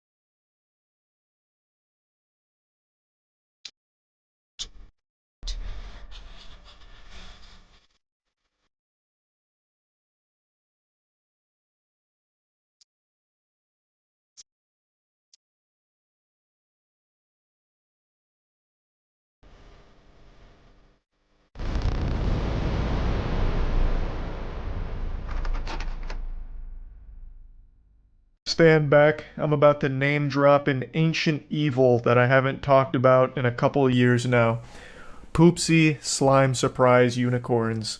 This was a very expensive toy that was marketed towards children, and the whole concept is it's a unicorn that poops into a toilet. There's two models, one that just sings about defecating, and then one where kids can become their own little Walter White, and instead of making meth, they're making feces, and it'll poop it out into a toilet. I made a video on it almost 3 years ago now. It's actually where that woo yeah baby meme comes from. It was from the Poopsie Slime Surprise video. And I made quite a bit of content around it because I was so blown away by the concept. It's just a toy that shits. That's it. And yet it's extremely popular with kids. I understand I'm getting older now, and aging is cringe, but there's no way I'm that out of touch. What the fuck is the joy of watching a plastic unicorn take a shit? I still don't fully understand it. And it's not just Poopsie. It spawned an entire wave of shitters. So there's a flamingo that shits called Gotta Go Flamingo. There's also a couple other animals that do it as well. And it's all just about a dilated butthole fucking dumping slime into a toilet and calling it shit. It's wild. But anyway, the reason I'm talking about Poopsie today is because they're actually getting sued by the Black Eyed Peas because Poopsie Slime Surprise made a parody of their song, My Humps. It's called My Poops. I'm not going to play any of it for you now because it could now be a bit of a legal issue if I was. But the song goes, my poops, my poops, my poops. What you going to do with all that poop? Whoop, whoop. I'm going to get loopy off my poopy. And it continues, and it's very clearly supposed to be a play off My Humps. Apparently they didn't have permission for it and are being sued by the Black Eyed Peas now, which is just a wacky lawsuit because it has to talk about Poopsie and shitting unicorns and comparing it to the Black Eyed Peas music. This is going to be a lawsuit to keep an eye on. This might be a industry-defining moment. This is a big one, no doubt. I went over it on stream, reading about it. I was actually surprised to learn that apparently a parody like My Poops is often protected by fair use regulation. I was under the impression that when you're borrowing other melodies and music from existing tracks, you had to pay for the licensing rights to use it, like the same way you do if you're using samples from other songs in your music. You have to pay for the sample. I thought it worked like that for a parody song as well. But I guess there's actually a bit of gray area there and some wiggle room, so there is a chance Poopsie Slime Surprise walks out with a W from this lawsuit. But then again, they could absolutely get flushed down the toilet. But hey, like I said, I'm not entirely sure. It's an interesting and goofy lawsuit nonetheless. There is a chance Poopsie Slime Surprise emerges from the sewer victorious. But anyway, I'll go over some of the stream moments here while I was reading about it and expanding on it. Did you hear about the South Park lawsuit? No, but you did just remind me one I haven't talked about yet. The Black Eyed Peas are suing Poopsie Slime Surprise. I totally forgot to talk about that. You remember that pooping unicorn? The shit that gave me an involuntary vasectomy when I was getting out of the packaging? They're getting sued because of their track. So Black Eyed Peas, My Humps ripped off by pooping unicorn toy lawsuit claims, which it was. I don't know if I can even play the song, considering this is now a legal issue, but the song goes, my poops, gonna get loopy off my poopy. It's very much a rip-off of My Humps, and I guess they didn't have permission to do that, which is interesting. Doesn't fall in the parody. Well, you still need permission to do a parody. If you're using the exact same, like, everything, you still need permission. That's why Weird Al never made a Prince song, because Prince would never give him permission. Oh, I forgot how expensive the Poopsie Slime Surprise is. $100 to $300 on Amazon. And one of them doesn't even shit itself. The one that slammed into my nutsack, that one actually doesn't shit itself, whatever. And it's still super expensive. That one just sings and dances. If you want the one that actually cooks up and, like, brews feces, it's a big science project. Matt and I made, like, 3 videos with the Poopsie Slime Surprise a few years back. I know this toy inside and out. I performed, like, colonoscopies on this thing. So yeah, I know all about the entire animals shitting themselves genre of children's toys. This is the clip, this is the video where the whoa yeah baby clip comes from. This one, yeah. This has been in circulation for a long time. I'm surprised they've waited like 2 or 3 years to sue them. Maybe they were trying to make sure that it got maximum money, so they were letting it ride for a long time so that way they could like sue for more, because they could claim more damages and they can turn to like the profit the Poopsie makes, because it's apparently a very popular toy, which I would have never guessed. That would have been a galaxy brain scheme, and it's probably exactly what the reasoning was. People pay for unicorn shit when I can send you shit for free. Why would you do that though? That just costs you money to send the shit. This is kind of a weird paragraph. BMG's lawyer alleges that My Poops infringes on Black Eyed Peas' surprise 2005 hit single My Humps, 75% of whose publishing rights belong to BMG thanks to a corporate acquisition. What's the point in mentioning that it was a surprise hit? It feels so weird. And then, I guess the corporate acquisition is pertinent to the case, but still.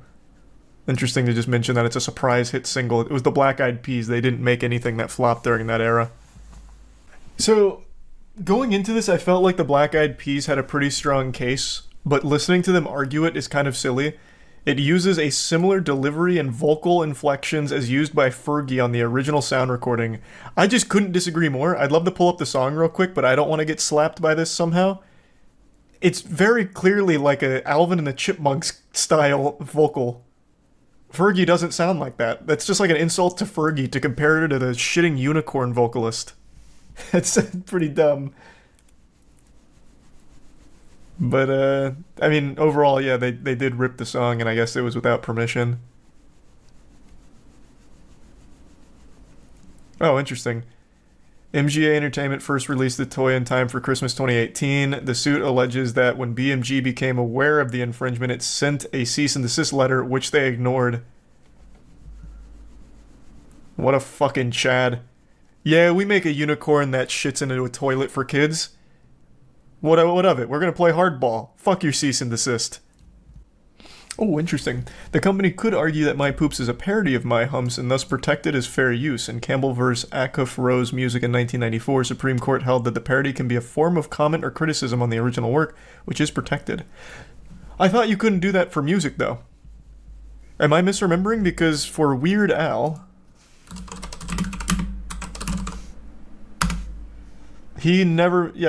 Weird Al never did a parody of a Prince song and never will. because Prince didn't want him to. Now, was that just out of respect? Because I thought it was a legal thing. Okay.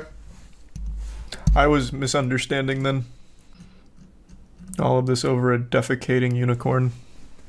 A couple months ago, I made a video pitching an idea to all of you. Now, I know when you hear YouTuber and idea in the same sentence, you probably get a little concerned. It's a very dangerous combination, a recipe for disaster, because the majority of the time, it's likely pitching an NFT or metaverse Web3 project, which is always just a load of dirty barnacles. I'd sooner invest my money in the silly bands economy than anything metaverse NFT related. So this wasn't the case with this idea. It was kind of like an episode of Shark Tank where I nervously came into the tank and just told you about an idea that I thought was really good that my friends and I had. But we weren't asking for anything from you guys other than just your beautiful little noodles up here for all of the ideas that you usually give away for free.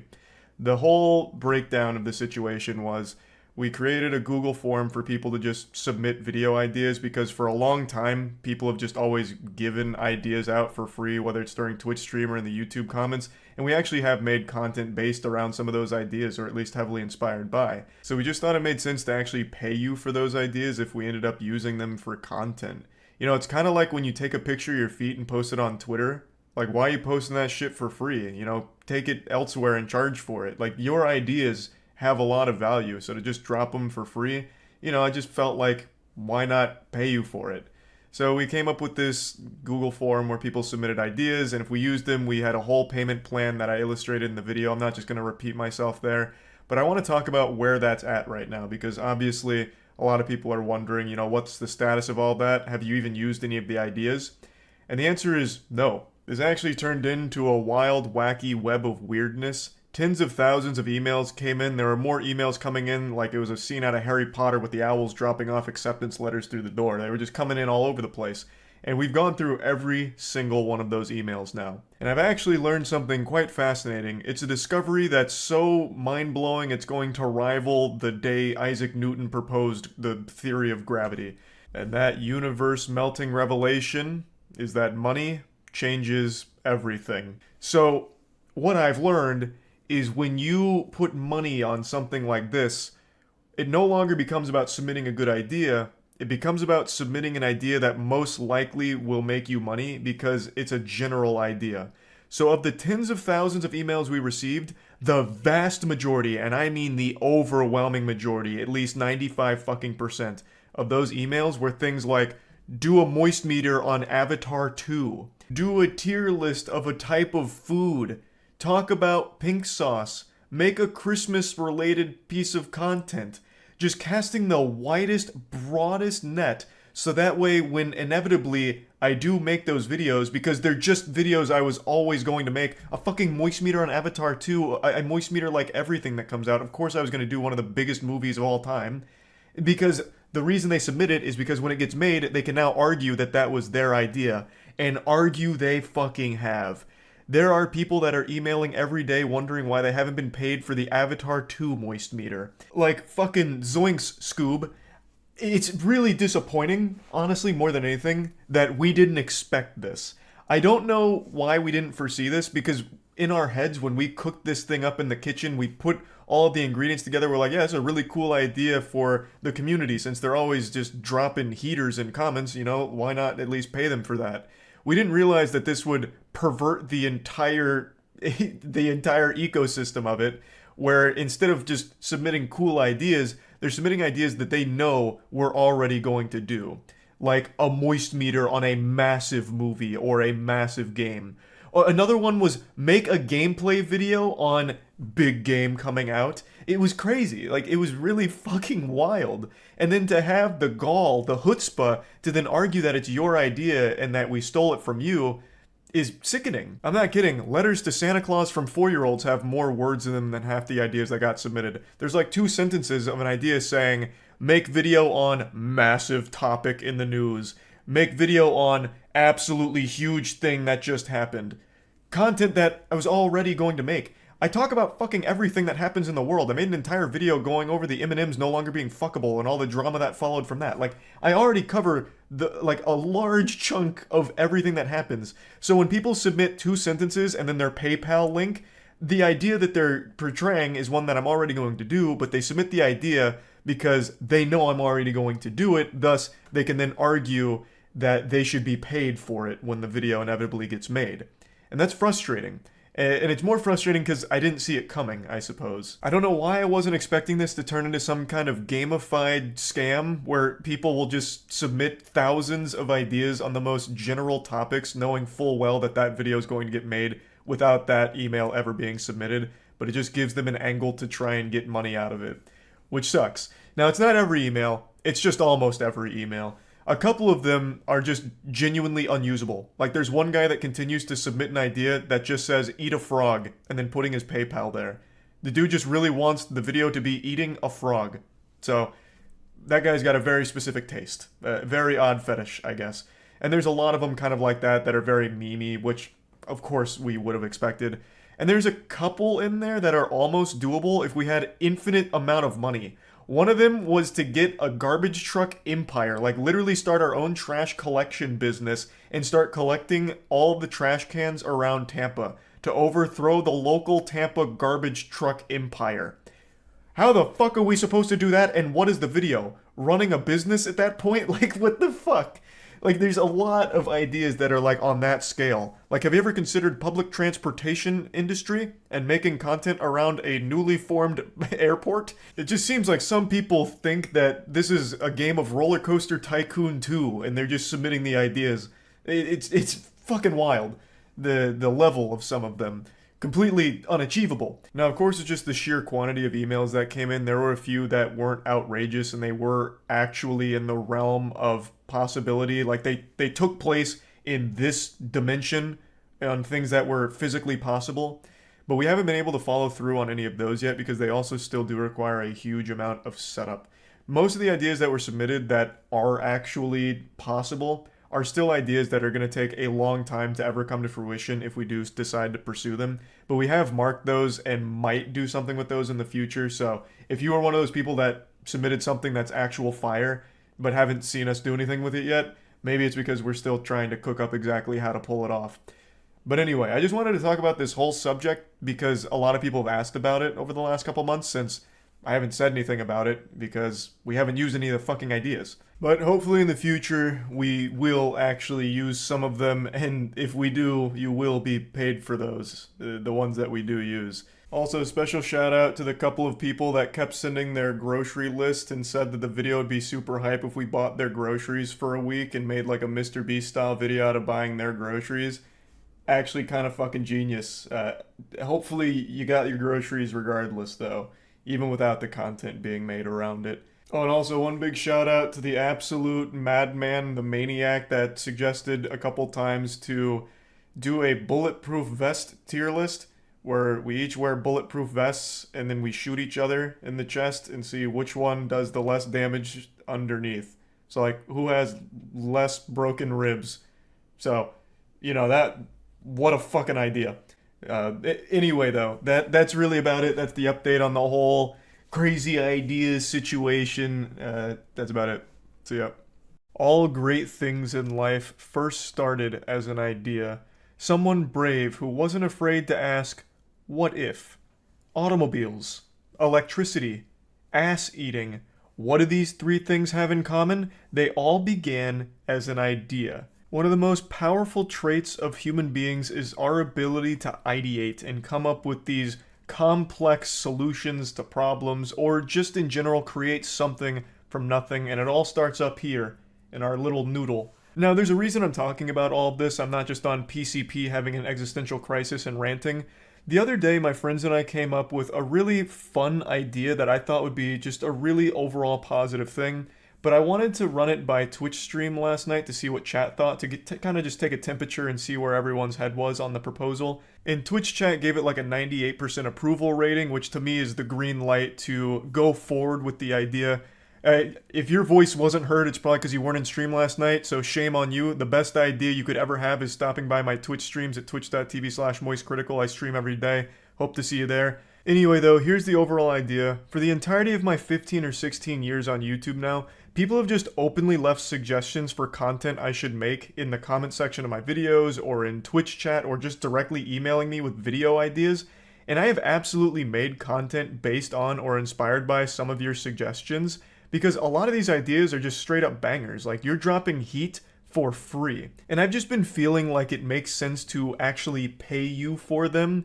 You might not value your ideas, but I certainly do. So starting today, anytime you cook up some fire content ideas, instead of just dropping it in the comment section or throwing it into the Twitch chat, use the Google form linked in the description below and just explain the fuck out of it. Present it like you're pitching it on Shark Tank. Tell us the idea, and then also there's going to be a spot for your PayPal email address. So if we do make something around your idea, we'll pay you $500 for it. But then we thought, why not get a little wackier with it and go hog wild? So we thought about doing a performance-based bonus as well.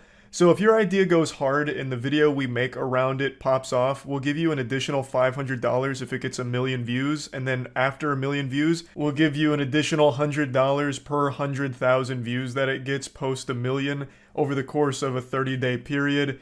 It's easy to track performance over the course of a month, but this isn't something that could live in perpetuity because tracking a video for years down the line is just kind of a headache to keep track of, like, all of that and whose idea that was. So for the performance-based bonuses, it'll be over the course of 1 month, so just a 30-day period. Now, a question Twitch chat asked that was a really good question is, if multiple people submit the same idea, who gets the money?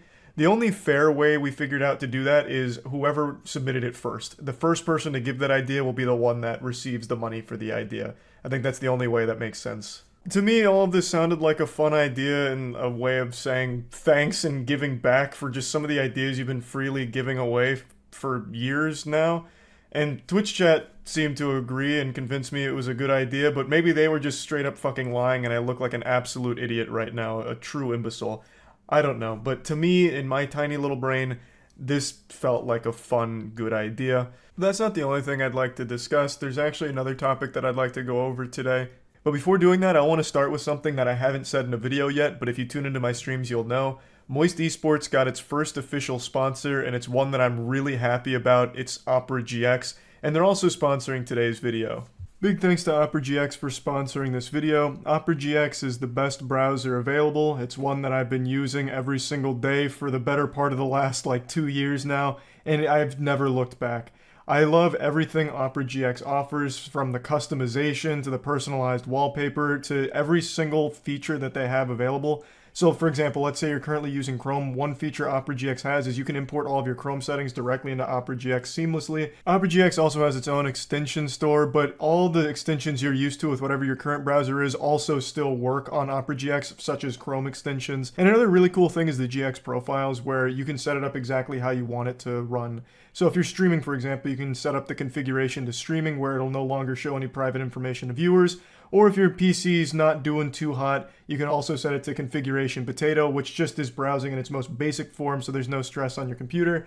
Opera GX is just the best browser available, so I highly recommend it. You can download Opera GX for free by clicking the link in the description below. I'm still super happy that Moist Esports first sponsors Opera GX. Just what a great partner. So again, big thanks to them. Now the next thing I'd like to talk about is in regards to the thousands of channels that exist now that just re-upload my Twitch VODs, or they'll cut up my Twitch VODs into a few parts and call them like Moist Moments or Moist Critical Clips.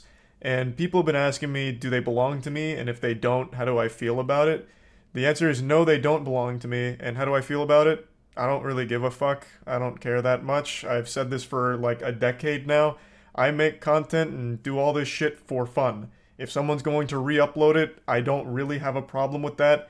People have suggested like DMCA striking them. I'm absolutely not doing that. The only thing that's a bit of a headache is now my actual official other channel, Moist Charlie Clips, has to directly compete with myself. Because a lot of these channels are owned by people that aren't in the US, they're uploading while I'm asleep, so I'm not even able to upload my own content before they do, since they're awake when I'm catching some fat snoozing. So that's a little upsetting because I'm getting beaten by myself. So So right now, the biggest enemy for Moist Charlie clips is Moist Charles himself. Another thing is a lot of them are pretty clever. Like, this is a normal thumbnail for Moist Charlie clips. Aaron makes these. He does most of the heavy lifting. It's not like the wildest thumbnail, but what some of the channels will do is they'll copy this almost exactly and upload it on their channel, hoping that it'll confuse people into thinking it's the official one that I own when it's not. And that's a little weird, but another thing that I also think is pretty clever is some of the channels will actually even censor the swear words because cussing, saying fucks and shit leads to a lower CPM, so they'll actually bleep it or censor it in order to get the most bang for their buck when re-uploading my VODs. One channel in particular doesn't re-upload the full VOD, they'll cut up bits and pieces and make them moments and edit out the swear words. And that channel in particular has made roughly $15,000 to $20,000 per month for the last couple of months.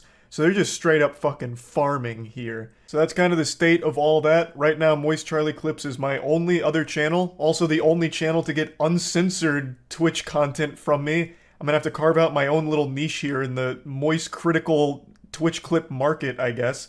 So yeah, that's the only other official one. I just wanted to put all this information out there to let you know that all the others are not mine. And no, I don't plan on DMCA striking them or anything like that. So yeah, just wanted to clear everything up there. That was the other really big topic I wanted to talk about, but I do want to make a mention of something else that I'm not sure if I've even talked about it much in videos, but Moist Esports now does have an Apex Legends team. We picked up former Team Burger, one of the best in the world, and the ALGS is finally about to roll around. So a lot of people have been wondering, when does Moist Esports Apex finally start popping off? And the great news is, it's this week, baby. That's right, November 5th at midnight Eastern time. Yeah, it's a late one, and of course I will be watch partying, you already know that. So, for those that don't know, Team Burger is Australian-based, and they are now the Moist Esports squad, which means our team is Australian-based. So, all of the Australian ALGS tournaments are going to be super late for US time zones, but you know what? That's fucking fine, baby. So I just wanted to put that out there, let everyone know that yes, now it's finally starting, and hopefully we go super hard out there. I have a lot of faith in the boys. I think they're a very strong squad, so I'm excited. Hopefully you're excited as well. So I just wanted to mention that, and yeah, that's really about it. So yeah. Today I'm going to present irrefutable evidence that NASA has stolen an idea from me. Now, some of you think I'm not the smartest man on the internet, and you'd be wrong. NASA fucking stole from me. I am genuinely the smartest man on the internet. Let me just go ahead and prove it to you. As many of you know by now, I've had this genius idea, damn near Megamind supervillain level shit, where we would take a rocket, we'd put a bunch of cum on it, and we'd fire it into space, have it blow up, and then just shoot semen throughout the galaxy in an attempt to cultivate life on other planets. I thought this would help jumpstart evolution throughout the cosmos. I just genuinely have believed this to be an incredible idea for months now. I've been coming up with blueprints. I've been hypothesizing how to make this work if I had Elon Musk's levels of wealth and power. And I really think I was onto something big. And clearly I was in the right ballpark considering NASA is doing this exact same fucking thing with a few modifications. Now in my scheme, the biggest obstacles I had to tackle and figure out a solution to were of course how to prevent the semen from freezing. It's very cold in space and semen like a very warm climate from what I understand. So I was trying to come up with maybe putting little sweaters on them or something in the missile so when it explodes they're kept nice and warm. Also, the other issue I had is how would they make it through the atmosphere on the planets? They'd be fucking burning up in the atmosphere. So I was coming up with ways of maybe making some type of hyperbolic time chamber for each individual sperm load. Like each load comes in its own little, like almost Pokeball capsule where it's a beautiful temperature for sperm to exist in. It's also made out of adamantium so it doesn't break when it hits the planet, immediately at least, but it would erode over time. I was coming up with all kinds of great ideas, and NASA... they had their own ideas all based off of my design and my plan. So let's just go ahead and really dive into what NASA's doing and how it overlaps with my idea. I learned about this all last night on my stream, twitch.tv/moistcritical, where we get into very incredible scientific discussions such as sperm missiles, and I just wanted to play my reaction to it as well as researching it live, and then I'm going to show you some clips of when I've talked about it in the past. Did you hear that NASA is planning to send 6.7 million sperm cells to the moon? No, they took my fucking idea? So NASA listens to the official podcast, I see, or during PodChamps when I was talking about my theory. No fucking way. A little different than my... Okay, so based on what I'm reading, they're trying to take basically like a Noah's Ark of cum and plant it on the moon. Or is it just general space? They're specifying the moon. They're trying to create moon people. So my idea, the original idea that clearly inspired NASA was I said, what if we gathered a fucking ton of cum and put it on a missile that we just shot into space and had it blow up, spreading sperm throughout the galaxy to see if maybe we could jumpstart evolution somewhere deep out there. So they heard that clearly and said, what if we do that in a way that almost works? Man, what the fuck? I knew I should have pitched this to Elon Musk. I shouldn't have said it on stream. Elon would have jerked off himself for the 6.7 million units of cum. Shit. Now I'm not even going to get credit for this idea if it works. Using lava tubes to shelter the samples. Establishing the Ark would involve 6.7 million samples to the moon in multiple payloads, then storing them in a vault beneath the surface where they would be safe. The idea is to store the Ark within a network of lava tubes. That actually sounds like something I would say. That sounds so fucking dumb. But I mean, obviously it's not dumb considering NASA's doing it and it'll probably work. But like if I said that, chat would laugh at me. If I said I want to take cum and plant it on the moon and heat it with lava, you guys would think I'm a goddamn maniac out of Arkham Asylum. And yet that is exactly what they're doing. And pretty much exactly what I said, minus lava tubes. This is exactly what I had in my head, too. And then you take all this and you turn it into a missile and you just blow it up in space so it shoots the ejaculate throughout the cosmos. So this is the Preservation Analysis Laboratory, a nice little like greenhouse for it. Cryopreservation module, of course. That was in my blueprints as well. Elevator shafts, that way you can get good vantage point. The actual cum lord here of this facility, that's pretty awesome. The goods elevator shaft, obviously, of course. 250 rocket launches of all ejaculate. They also suggest robots navigate the facility on magnetic tracks. NASA is literally being inspired by my ideas. That is Skynet. That is literally Skynet. Soon the machines will be powered by cum, as I brought up in my science fiction epic Skynet. It's unbelievable. Unbelievable. It's so blatant too, right in my face. Troy and I made an entire song about cum robots, and here's NASA not even giving us a little footnote in history. I'm so upset about that. I could have been up there with the intellectual greats if NASA had only just fucking credited me. Selfish. Fucking selfish. I think it's a wonderful idea, and I'm glad NASA agrees with me. I just wish they had given a little credit where credit was due. Surely no one else could have stumbled upon such a genius idea besides me. So it had to have come from me. I was the genesis of the mission to the cum, or whatever they're calling it. How far can you shit? Let's not get sidetracked and cloud ourselves from the important questions, such as how can I get royalties on this mission to the moon thing with the sperm bank? It's one small jerk for men, one giant leap for cum in space. And I want a piece of it. I still think what we should do as a species is send like a giant rocket into space that's nothing but a bunch of different semen, and then have it blow up in space and just go across the entire galaxy and see what happens. See if we can cultivate life from a distance. I think that would be a really cool strategy. It would give us something to hunt for. It'd be like Pokemon. I don't know if it would work because I think it'd freeze, but maybe a couple of soldiers make it. I think that would be genius. I still think one of the best things humanity can do is take a giant, massive rocket of bunch of different cum and just fire it into space and see if it can maybe populate an asteroid or something. Yeah. Yeah, it flies into some Martian's vagina or something and she's pregnant. Well, I mean, I just feel like if it just starts hitting planets at some point, even Frozen, it might help. We're just launching intergalactic missiles of cum at other planets. I think it's such a Sound good like- idea. That is a good idea. Sound like a Maybe that's a how life galactic on Earth war. started. Who knows? They start firing their comeback at us. The cum wars. Why does this series still exist? Every single trending house is the same. I guarantee one of these guys' names is David when they step out of the doors. And this actually looks like something from Nazi Germany. And I'm pretty sure the background music is a RuneScape remix, which I respect. Hey, beer. We drink beer. This is 100% a RuneScape beat. Okay, I fuck with that, Fidel. Good taste. Oh, we don't open that door. You would be surprised by the amount of dead bodies in that closet. Six to a room right here. 6 to a room.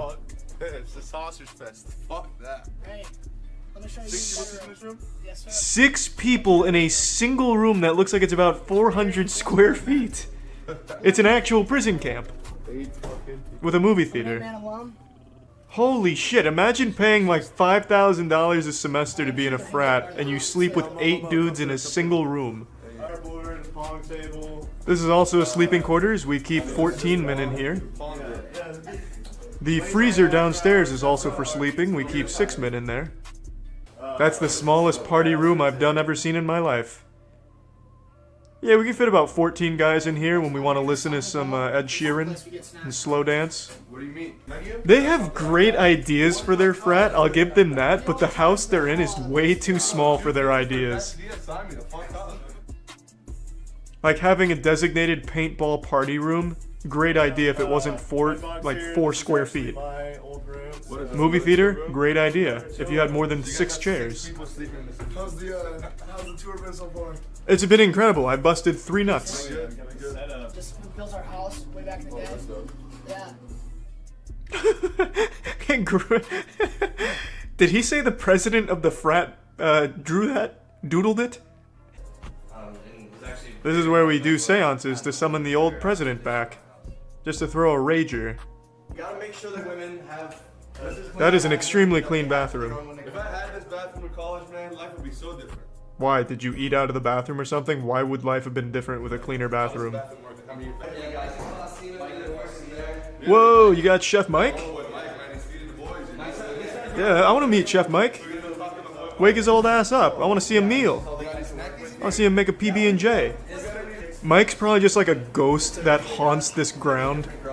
And now they force him to make meals just to appease him. He died during the Civil War. His spirit was never able to move on. So now he just works for the frat. Ah, it's the microwave. Ah! So it was a joke. Fiji's bringing the bangers from the comedy department. I see, I see, I see. Is that an Xbox? That's not a gaming station. That's a waste of space. Get that shit out of here. Disgusting. Grossest room in the house. I mean, I have to see Zeets. Like, you gotta see what Zeets is rocking. What's up, David? What's up? I'm Andrew. I'm Henry. Damn it. This is the violent. Why is it censored? Is it just a bunch of floppy dicks?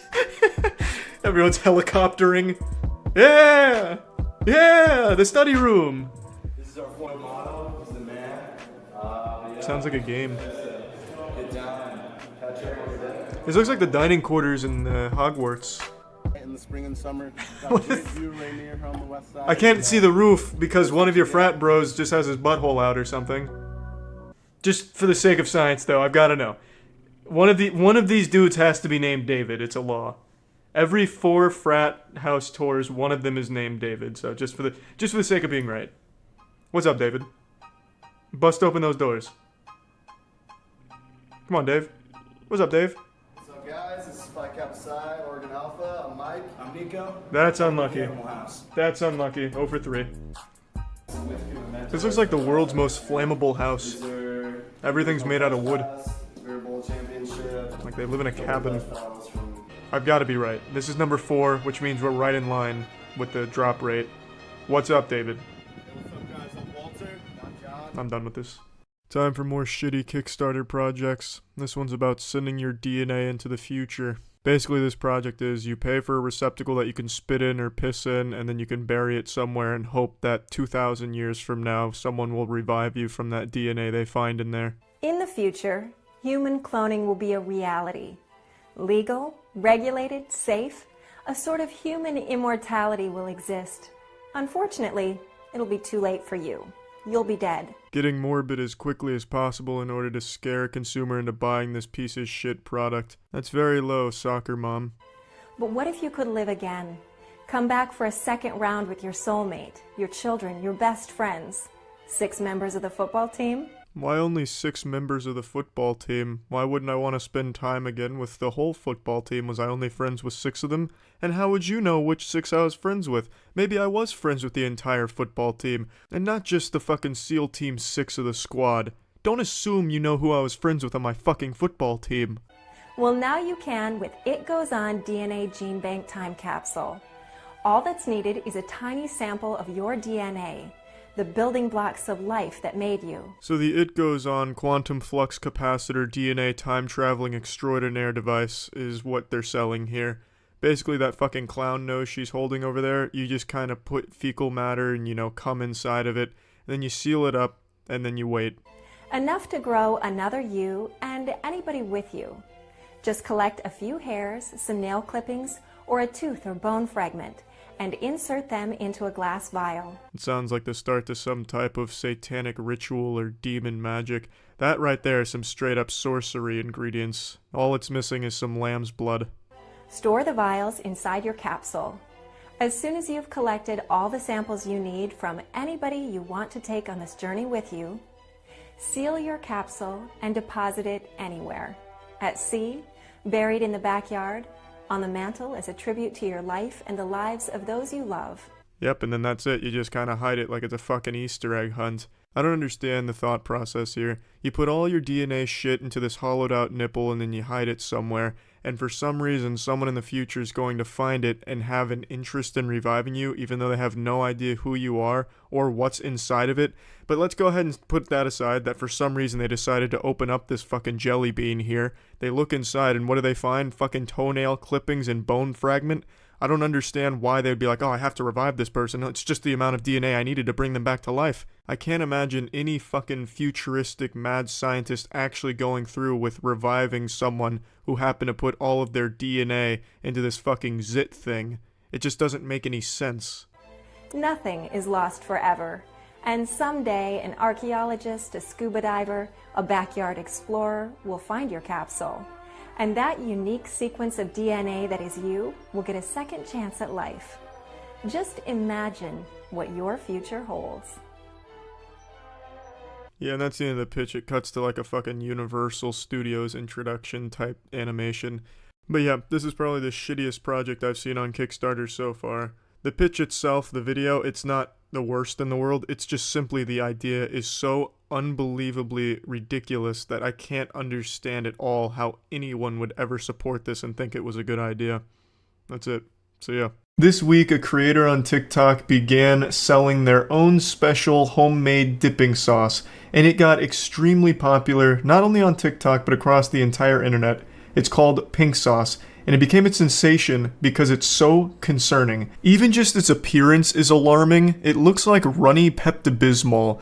It looks like Majin Buu donated blood and it got turned into dipping sauce. It looks like the paint they use at glow-in-the-dark mini-golf courses. It just doesn't look fit for human consumption. And it turns out it's not exactly safe to eat. So let's get into it because this is a wild rabbit hole. So TikTok creators started making these posts promoting the pink sauce, and then it eventually went up for sale for people to buy. And right away people noticed something was really peculiar with the bottle because it said there were 444 servings per bottle, which is obviously wrong, unless of course it's just the smallest serving sizes of all time. Like one tiddlywink of sauce is all you're supposed to consume before you like actually die from it, like cyanide. And not only is like some of this shit on there mislabeled, but some of the ingredients are misspelled. But the thing that really stood out to me is one of the ingredients in the sauce is milk. And this is shipped over state lines, and it's packaged in just these baggies, like these small bags. There's no like ice or anything to freeze it, no dry ice to keep it cool. So you're just getting shipped hot milk. Also, there's no preservatives in it. So it has nothing to keep it stable. There's no way it survives the shipping process intact. It just becomes unedible. There's no shelf life here. The second this thing leaves a refrigerator, it's on a tight clock. You have maybe like 1 good hour with the pink sauce before it just turns to nuclear waste. It's just a disaster. So no doubt by the time you receive your pink sauce, the milk is already spoiled. So you're basically just buying poison. Fundamentally, this is the Tide Pod challenge all over again, but in a bottle. By the time it reaches you, you've just got yourself like a goddamn container of rat poison. You may as well just go down to your local Walmart and just get a can of Raid wasp killer and start chugging that, or dipping your chicken in that. You'd get the same flavor out of it. Need to talk about pink sauce and why a lot of people are concerned for the people that have bought this sauce from the lady that makes it on TikTok, because the hue of the sauce keeps changing. Every photo, every video, the sauce color looks different. And also, she doesn't describe what it actually tastes like. I don't know if it is to promote it, get people to buy it just to see what it tastes like, but she will not describe the taste. She says it's because she cannot describe the taste. I've been hearing it kind of tastes like ranch, not exactly ranch, but basically ranch. I think it's important to note that the pink sauce that they're eating in the TikToks is probably safe. Like, that was probably refrigerated and kept at the proper temperature, so that way it didn't just turn into a bottle of rancid sludge. But the pink sauce people are receiving are the bottles that were just shipped through the mail in the hottest summer on record. So I think they're getting a very different sauce here. So they're probably fine in the videos you're seeing, but if you're one of those poor souls that ordered this, I mean, Godspeed to you. You're gonna really be training your immune system, have that shit working overtime, because this is a recipe for disaster. Like, this shit seems like it would give you botulism and COVID at the same time. Also, fun fact, I decided to look into this a little bit more, and a food safety expert weighed in on it and actually confirmed what I was just joking about, that you can actually get botulism from this product. Imagine paying $20 just to get murdered by some viral sauce you saw on TikTok. This shit is just basically paying $20 for an assassin in a bottle. Now that people have purchased it and received it, they're noticing that there's a lot of stuff that's really sketchy with the bottle. The nutrition facts seem to be off. It says there's 444 servings. Some of the ingredients are spelled wrong. The website also just seems so poorly put together. Like, what is this? Why does it say this? It's literally like $20 for a bottle, and a lot of people are now worried that this creator is going to be facing a lawsuit. Yeah, if people keep reporting that they're getting violently ill from the pink sauce, I think there probably is grounds for a lawsuit. But I also think it's entirely their own fault for being stupid enough to buy sauce from a complete stranger on TikTok. The sauce was also arriving in the mail in these bags. They were not like boxed up with bubble wrap, and we're talking about liquid sauce here. So obviously some people were receiving them literally exploded. It's honestly so sad. I'm really rooting for small businesses, but when it comes to food, you need to be careful with what you're buying and the safety and everything. I see a lot of people putting the focus on the wrong thing here with the shipping, talking about how it would always spill and all of that. And while it's true, since it was packaged so inefficiently, the spilling should be like the least of your concerns. That's a blessing. If all of your pink sauce spilled into the box, that means you can't consume it, which means you won't die from it. The most important problem is that they shipped it without any refrigeration to keep it cool. And if the ingredients are accurate, there's no way that that can get as hot as it would during transit to get to you. By the time you get it, it is no longer safe to consume. So, yes, it is true that it was packaged so poorly that all of them spilt. Like, here, I'll show you a couple more videos. Pay attention to, the color, too, and also look at how they always, arrived spoiled in most of the videos.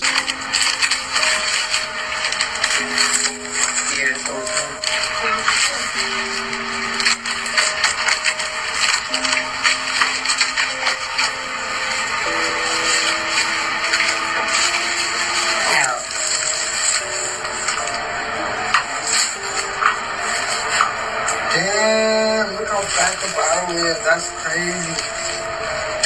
I can't even respond to that. I'm just going to let that one fly right on over. I'm going to let that one fly. Didn't even, actually arrive pink. Just ooze. Just revolting slime. Now, the creator of it did respond and posted a video about it, but it's not exactly a good response, and she just chalks a lot of it up to being a small business and new to it. But when you're selling a product like this, you're literally being entrusted with people's lives. You know, like, they're trusting you not to give them foodborne illness, salmonella, botulism, you know, all of that. So it's kind of hard to just be like, oh, it's just a small business, they're learning. So what if a few people have to die for them to get the pink sauce right? You know, it's not exactly, like, super excusable, if you ask me. Time to acknowledge the elephant in the room. So I want to start off by saying, number one, my apologies. I'm only human. I'm not perfect. The grams got mixed up with the serving size. There's 444 grams of pink sauce inside of each container. So she starts by addressing the 444 servings thing, saying it was just an honest mistake where grams got mixed up with the serving sizes and that it was being fixed, so all the labels going forward would have the proper serving size. This is a small business, y'all. We are working to try to get the price mark down on the pink sauce. I want to also say I appreciate y'all for supporting me, for spending $20. She also mentions they're going to work on getting the price down, but again, I don't think there's any price you could pay me to even take a single lick of a spoon that was even anywhere near a pink sauce bottle. This is just an absolutely horrible venture, and I don't know how people actually bought it. But anyway, let's see how she addresses like the actual safety concerns of consuming it. Yes, we are following FDA standard. However, we are currently in lab testing. So once we go through lab testing, we will be able to pitch to stores to put the pink sauce in stores, and we're so excited about that. Good news, they're still in the lab testing, and you all are the guinea pigs. So they'll be able to see what the fatality rate here is on the pink sauce and be able to fine-tune it to be an even deadlier weapon in the future, I guess. They don't address the actual safety concerns of it, obviously, but I would have at least liked some insight on refrigeration instructions, like why does it get to you discolored and fucking hot? It gets to you like molten lava when there's ingredients in there that shouldn't get to that temperature. So yeah, that's where the pink sauce rabbit hole wraps up. I hope no one's gotten extremely sick or have died from it.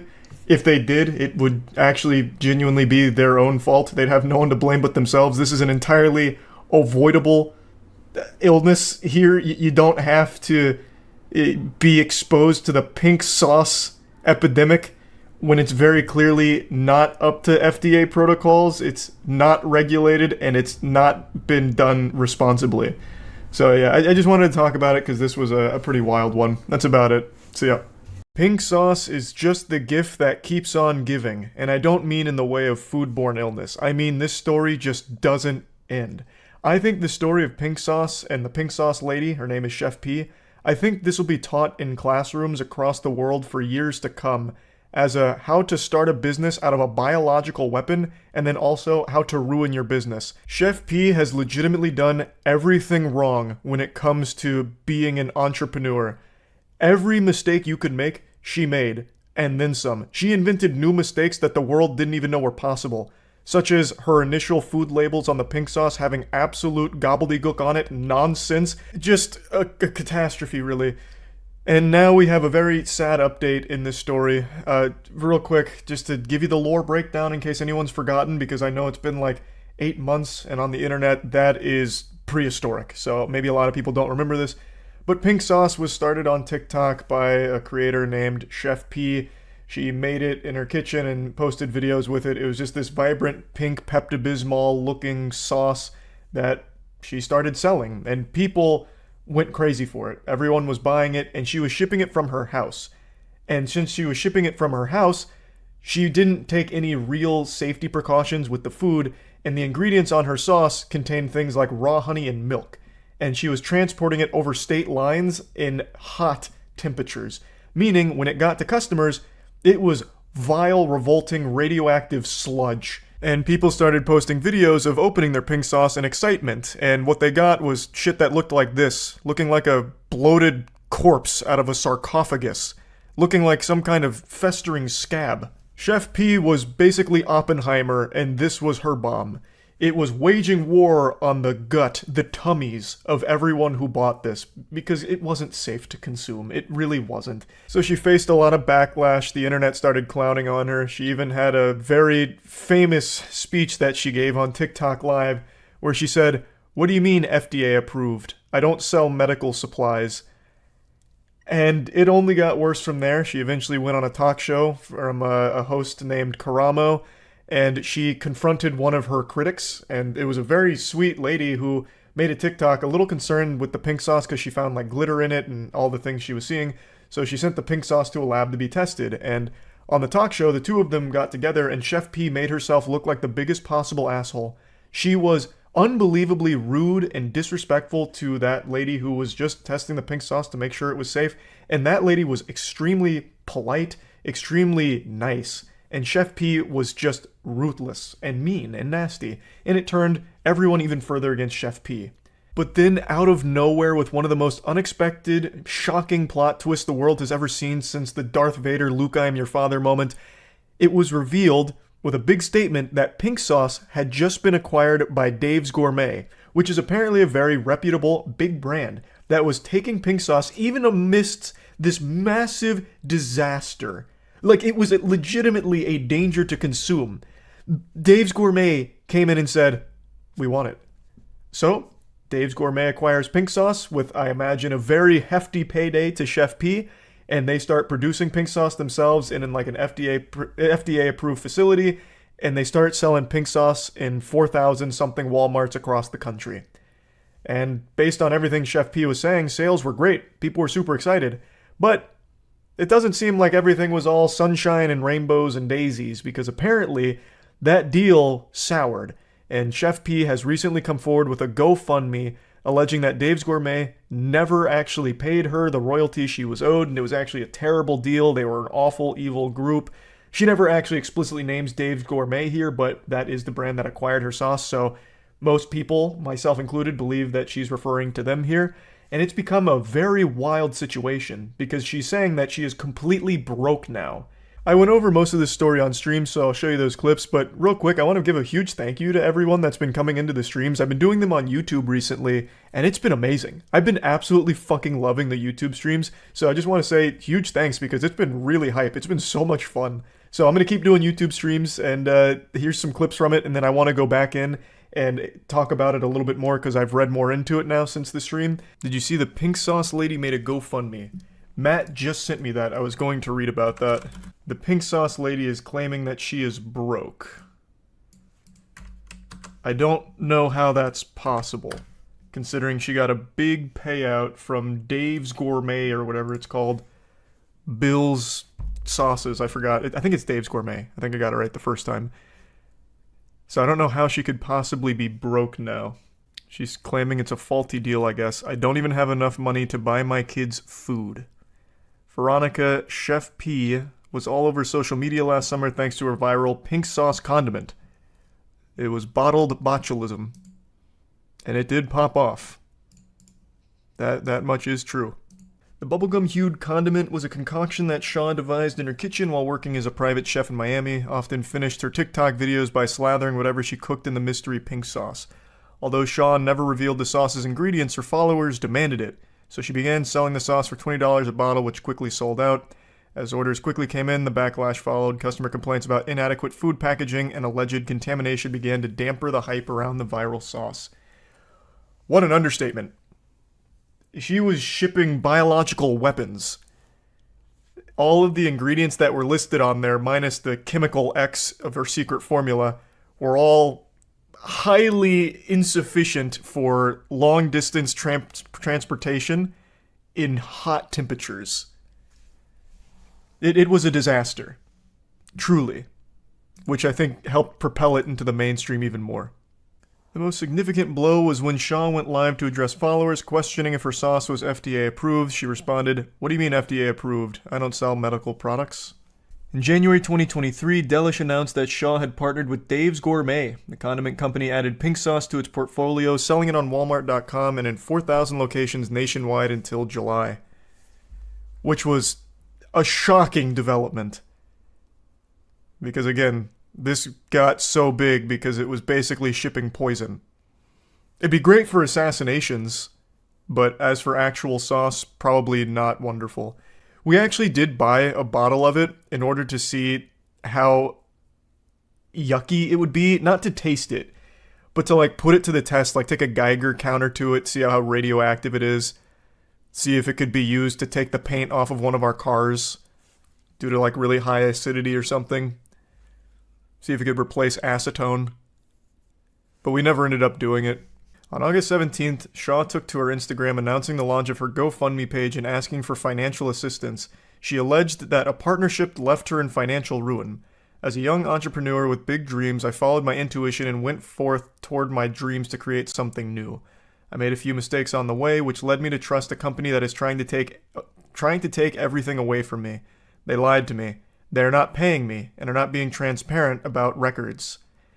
I have tried on multiple occasions to try and come to one accord with them, but they refuse to reimburse me for marketing expenses that I spent my own funds towards.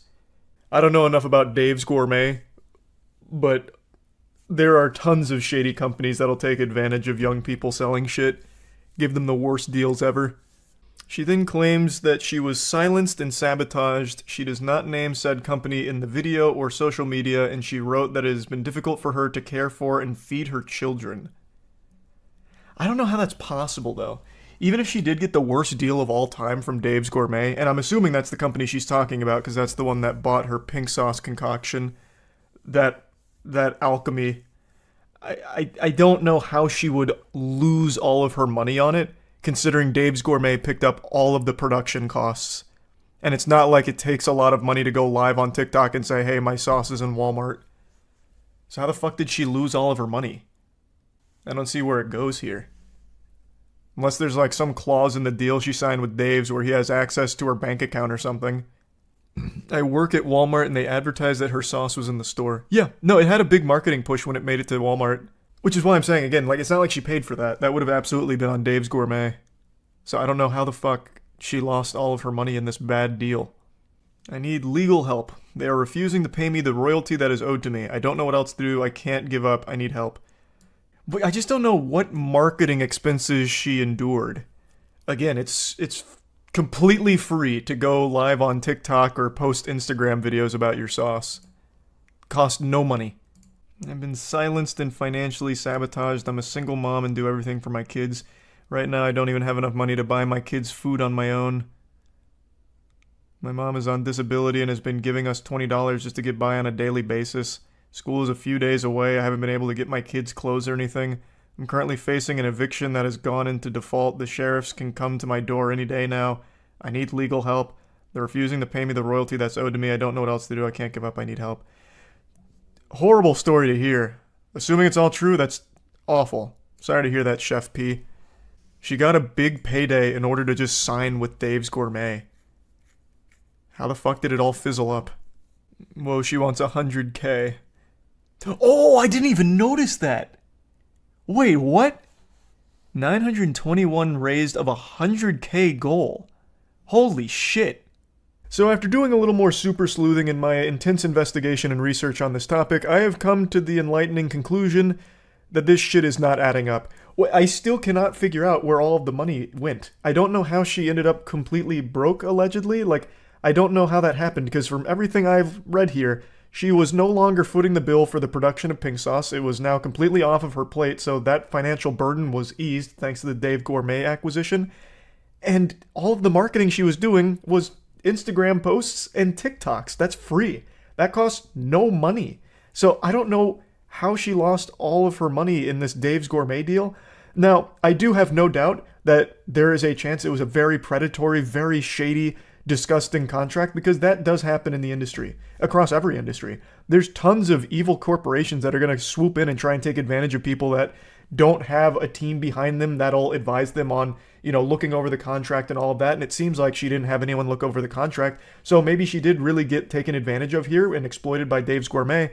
But all of that would be off of the sauce itself, like off of its profits.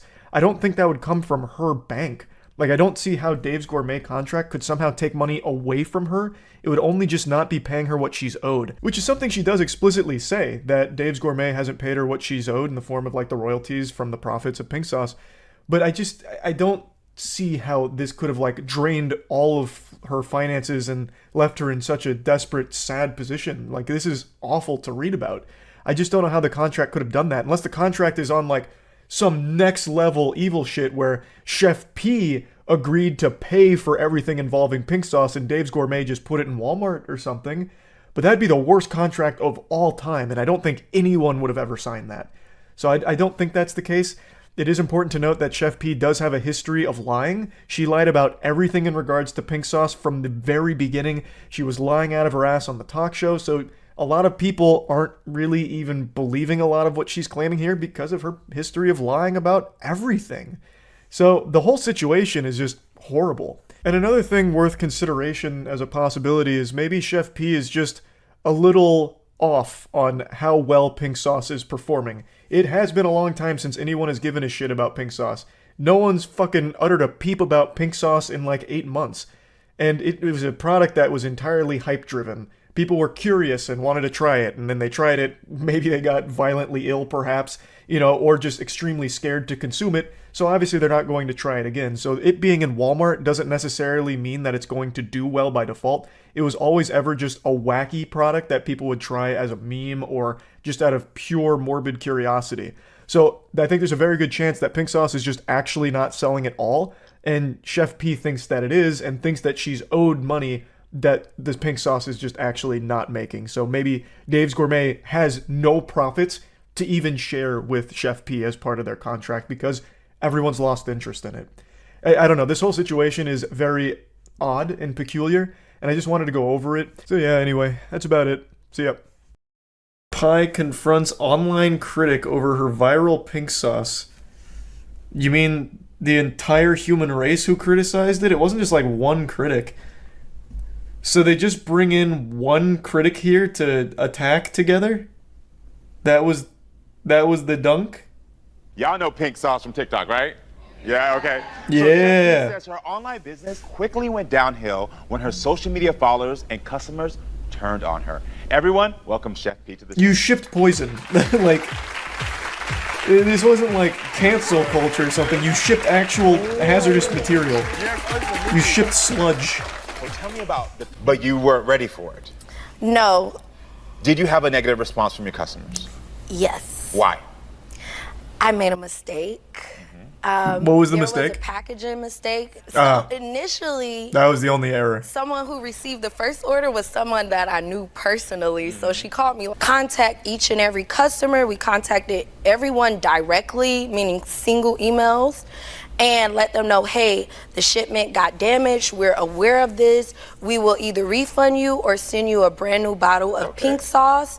Hey, we care. And you handled your business like a boss. She was like, I made a mistake. That's I'm gonna rectify it. What? Okay. No, she what? I'm unfamiliar with this guy's talk show, but what the fuck? No. What? She's addressing like the most minor issue with the packaging, as opposed to the shipping harmful ingredients without any refrigeration. Fucking raw honey through hot mail wrapped up in fucking crunchy paper. It's botulism to go. It's a to-go order of botulism. Jesus Christ. Fucking milk and honey. Things about you. Yes. So this one mistake of packaging with your Pink Sauce. Yes. Oh my God. People creating exaggerated stories about your product. Does this guy know at all what this is even about? How clueless is he? He thinks it's all just a packaging mistake? That, oh, the calories were wrong and the servings were wrong or something, or the ingredients were misspelled. Is that all he thinks it is? Yeah, the comments are absolutely against her too. And I feel like I'm leading an inspiration to them. You can do whatever you want to do.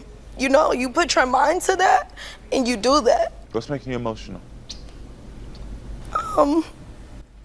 That was a good question. Yeah, why are you getting emotional? Like, you have not been pressed on anything right now, by the way. This guy has tossed you an absolute birthday cake of a question. Oh, you had one packaging mistake. And now people hate you for it. Which isn't at all the case. Like, this is very silly. Like, this is pretty bad. I'm assuming this guy did absolutely no research on it, or I'll give him the benefit of the doubt that that's the case, but there is a chance that it really is just ignoring that on purpose for some reason, and I don't get why. I created this sauce for fun and food. What I appreciate about I'm sure the sauce was fine in person. is that I know that we're talking about pink sauce and this is fun, and But you can't ship it like this that is what I mean when and I ignore say all social regulations. media has these The aftertaste, I'm not messing with. Jesus Christ, they It's actually like ate watered it. down ranch. It's not bad. Definitely not worth $20 a bottle. But we support small businesses. I don't know if she's fixing things or not. That's not Is this my even a problem. critic? This is like a paid shill at this point. That was like an actual just hashtag ad. That's like the best review possible that you could have gotten for that product. Something is wrong. It's rotten. So I pulled out the bottle and I opened it up and I had to stick my finger inside of it, but there is a piece of glitter. To sending this to a food safety testing lab, and I think it's like $300. I'm willing to send this to be tested. Yeah, I feel like I haven't met her yet, and just kind of the last line of her saying that I harassed her just didn't make me maybe uncomfortable, because I never set out to harass anybody, and I think that's like a little bit delusional to say something like that. Jesus Christ, Allie. You come in here to fight? God damn. Right to her face, too. Good God. On TV? Whew. that she says that she didn't harass you. I think it's delusional to send a sample to a laboratory after you stuck your finger in it. Pardon? What line of thinking is that? Checkmate. Why would you send this sample of my hazardous sauce to a lab? You contaminated it with your finger. Of course now it's going to be inedible. You've ruined the sauce. And the lab results are going to show it. All of that mercury and botulism, well, that's from your finger. You absolute harpy. You're sabotaging my business, and stop harassing me. Label, you know, when you make a USDA label, you have to put in batch numbers, because if something were to be recalled, you have to be able to trace it down to the salt and pepper that is in something. Actually, right. So if something... She's right. Not to cut you off, but to cut you off. So you didn't see the video because you follow me, right? Well, I want to hear Allie. I'm yeah, gonna give absolutely. You, You had your time to talk, so just let me have mine. That was that was a straight fact, though. If it does have there's not even a point to argue. You see all these concerns. You saw it. You could have contacted me, and I could have turned around. And I'm not a hateful person. I could have been like, "Wow, Chef Pete contacted me." So you're saying that you contacted me? No, I'm saying you I didn't never contacted received, me. Okay, but why would I contact someone who's fabricating something on the internet? Nothing. You're fabricating not, to be what? honest, you're not special. You're not special. Okay? So why should I lose my mind and What are they clapping for? approach you directly when you're... Doesn't this contradict what she said earlier? Oh, we already knew all the people that got bad batches, and we handled it privately to make sure, I offered extra sauce to make up for it. And this immediately goes against what she's saying, which is why that lady brought it up. What are you talking about? Ooh. You literally said yourself you knew the people that got bad shit, and you wanted to make it right by offering like a sauce or this and that, like you reached out to them, but she is saying you didn't to her, which is why she brought it up. Oh my God. And now she's like oh, you're not special. Why would I do that? Fuck you. Could have reached out to me like, hey girl, you know what? I see what you're doing, it's amazing and all. I'm a supporter, but I think you should look into this. Take this step. Did you research this? Did you check out your packaging there? Why would she do that? She is not your goddamn manager. Oh, what? Hey, I should run this business for you, is what it sounds like, is what you're expecting her to do. Oh my god! That is literally your job to do, though, as a manufacturer of the food. Is the food safe to eat? Like, can I eat this? What do you mean? Why does she have to tell you if she can eat it? Like, I don't even understand. Like, what are they clapping for? Versus trying to tear down my business and my livelihood. You could have contacted me directly, Can you receive that? Yeah, and you keep saying What? that I should have reached out. Can you receive that? My man. What? She's making a good point here. Have you thought about running her business for her? Did you even consider offering? No? Well, then why are you making TikTok videos about it? Lab testing to ensure it's safe? Why? Why? This is crazy. I feel like I'm taking crazy pills. The audience is clapping for this. Oh my god. Out to you, but she reviewed your product I'm gonna touch your hand when and I made say it safe, or tested to see if it was safe. That you're not special. I meant that as you're not special as far as someone trying to hurt me. Use different topics to build their platforms. That's all I'm saying. What are you clapping? What are you clapping for? I think at the end of the day, I think this is a moment of reflection. Absolutely, and I think it's a moment of learning on both parts. I think the learning is more on your part. Yes. Okay. And then Oh my. Oh goodness. Oh my. Oh my goodness. What? What? What?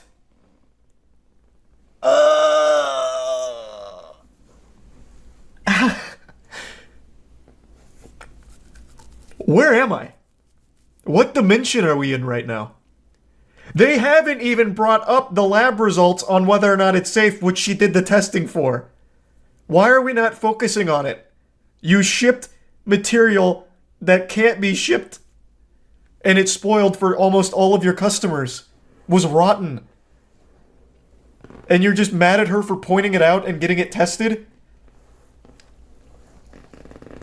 Oh my god. This is actually kind of wild. I also hate this, by the way. What an insufferable asshole. It takes a special kind of douchebag to do shit like this and be so condescending. I forgive you. I meant you're not special because you're not hurting me. I can't stand that. That attitude is the absolute worst.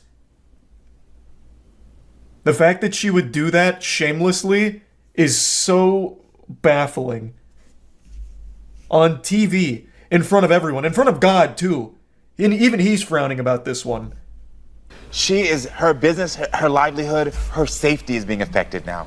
And these are things that we don't. What about the customer safety? This moment is for you on to if it's safe to realize eat. Your power is really in what you're saying. I want to hear that one more time. The video that you did for that second, the follow-up video had ripple effects that you have to acknowledge is there. Because if it was on the other foot, you'd be sitting here upset, crying, mad if you had to move every week because you and your child were in danger. Absolutely. So you're blaming her. Her pretty fair review. Like, she was super nice. She was super nice in her review. So you're blaming her for Chef P's getting doxxed. Did Allie do it? Was she behind it? Is she the anonymous hacker known as 4chan? Karamo can't be serious here. Holy shit.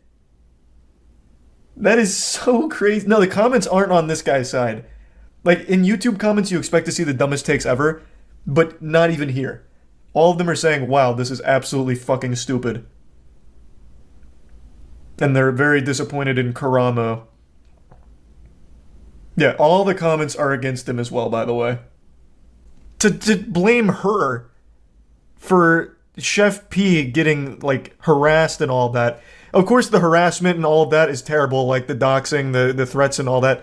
Yeah, everyone can agree that's super fucked up. You know who didn't do that? The lady who gave her an almost favorable review by saying, like, I support the small businesses. I'm sure she didn't do this maliciously. I'm gonna get it tested just to be completely safe. This and that. Like, it's not her fault. I don't know why he's blaming her. Or slyly pointing the finger at her.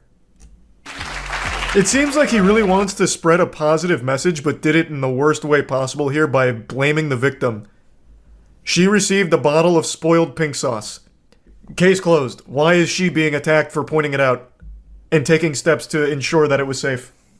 TESE did an interview with the Lord Beauty about the lab results. Oh, cool. They didn't even bring up the lab results. For some reason, that wasn't even a topic here. They didn't touch on how dangerous it was, and they didn't touch on what the lab results showed. I'm super curious. I can't imagine that got a glowing review from the lab that she sent it out to, so let's take a peek. Because every food safety expert that weighed in on pink sauce all openly condemned it. I imagine the lab results she must have gotten are not good. And that would be pretty important information for customers of the pink sauce, I would think. Though I don't think she's selling it anymore. She did talk about the results, but just said the university did a minor check. It only takes 2 hours for room temperature milk to be unsafe. Yeah. Apparently there is some kind of preservative you can put in, like, milk in order to keep it safe for a longer period of time, but I don't believe it was present in the pink sauce. The main concern a lot of food critics focused on was raw honey and how dangerous that can be when improperly maintained, because that can lead to botulism. Honey doesn't spoil. Honey actually stays good forever, but when it's mishandled... Here, I'll bring it up. I'll bring up the article, because I was reading about it myself. Honey is one of the main things that can cause botulism.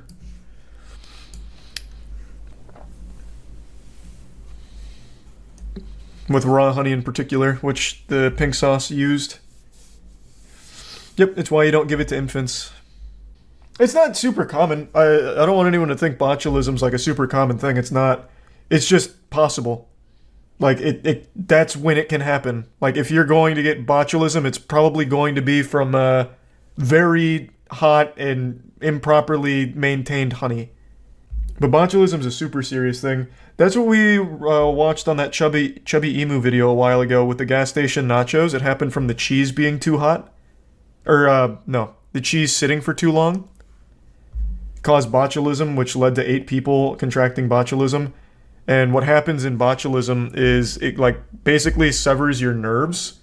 So it causes paralysis in some people. There's different levels to it, of course, but, like, the more extreme one can lead to death because it basically just kills you, like, outright. It starts by, like, targeting your nervous system or something. I'm a little spotty on how it works now. But botulism is a lot like Botox. I believe they use the same, like, bacteria to destroy the nerves, so that way it freezes. Damn, it's been like 2 years since we watched that video, and I still haven't touched gas station food since. 6. But by far the most lethal toxin known to mankind is botulinum toxin, which is commercially sold as Botox. Yep. 62 nanograms is all it takes to make you dead, about the same weight as 62 of your body's cells. It's so botulism's just not something you fuck with. Times more toxic than hydrogen cyanide, but only very tiny fractions of that lethal dose are used in commercial Botox. Yeah, botulism is not something you take lightly.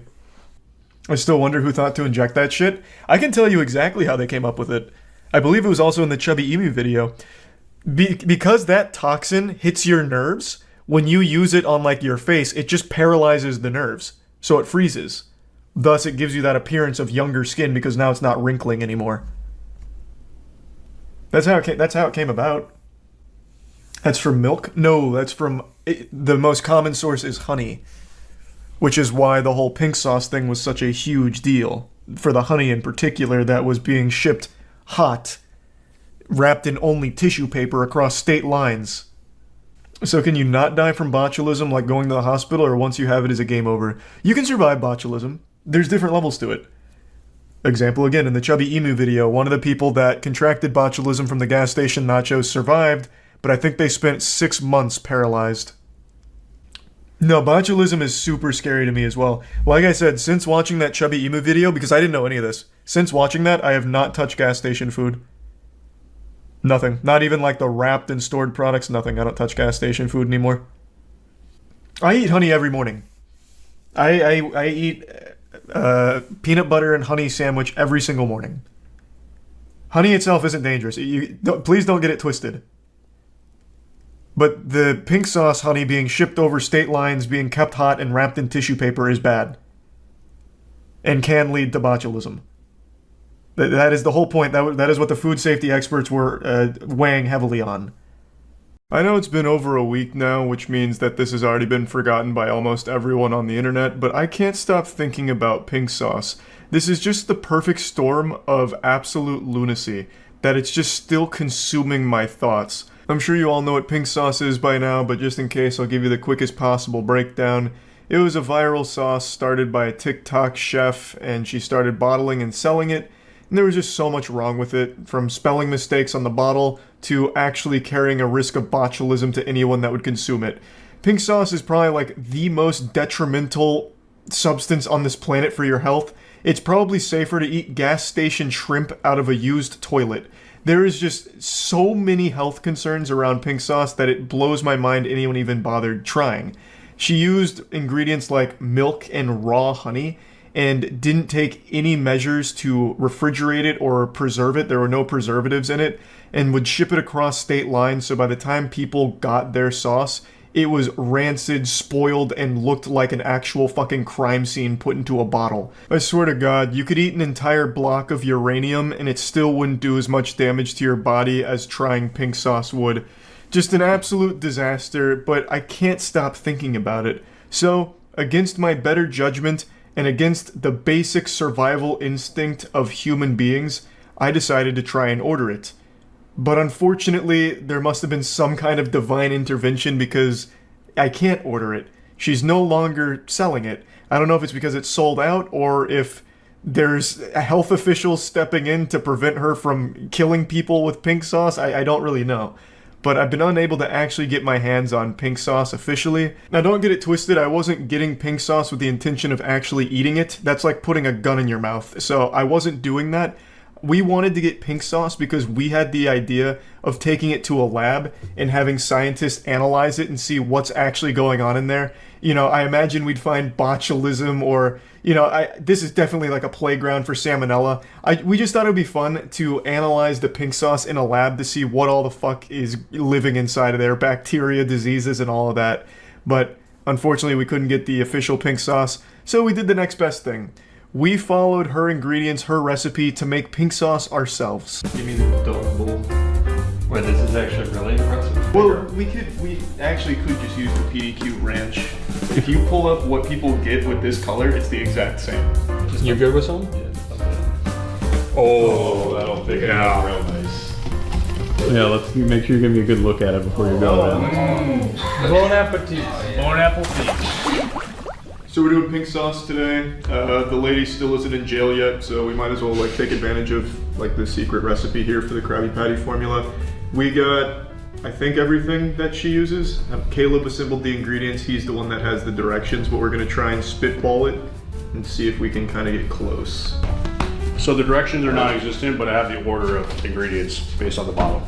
Do you have any semblance of what it's supposed to be, taste like? Flavor profile. My understanding is it's like a pink ranch. Remember how like they came out with that purple ketchup in like 2006 or like the thing? That was green too. Yeah. Jimmy Neutron. They had him on the ketchup bottle. That was some good shit. We can do some prep. You want to scoop out some dragon fruit? Yeah.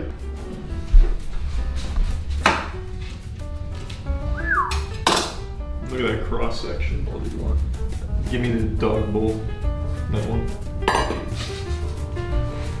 Wait, this is actually really impressive. It's not my first time with the dragon fruit. That was incredible. Show the camera. Do you mind if I pick this up with my hand? Are your hands clean? They are. Alright, yeah, that's fine.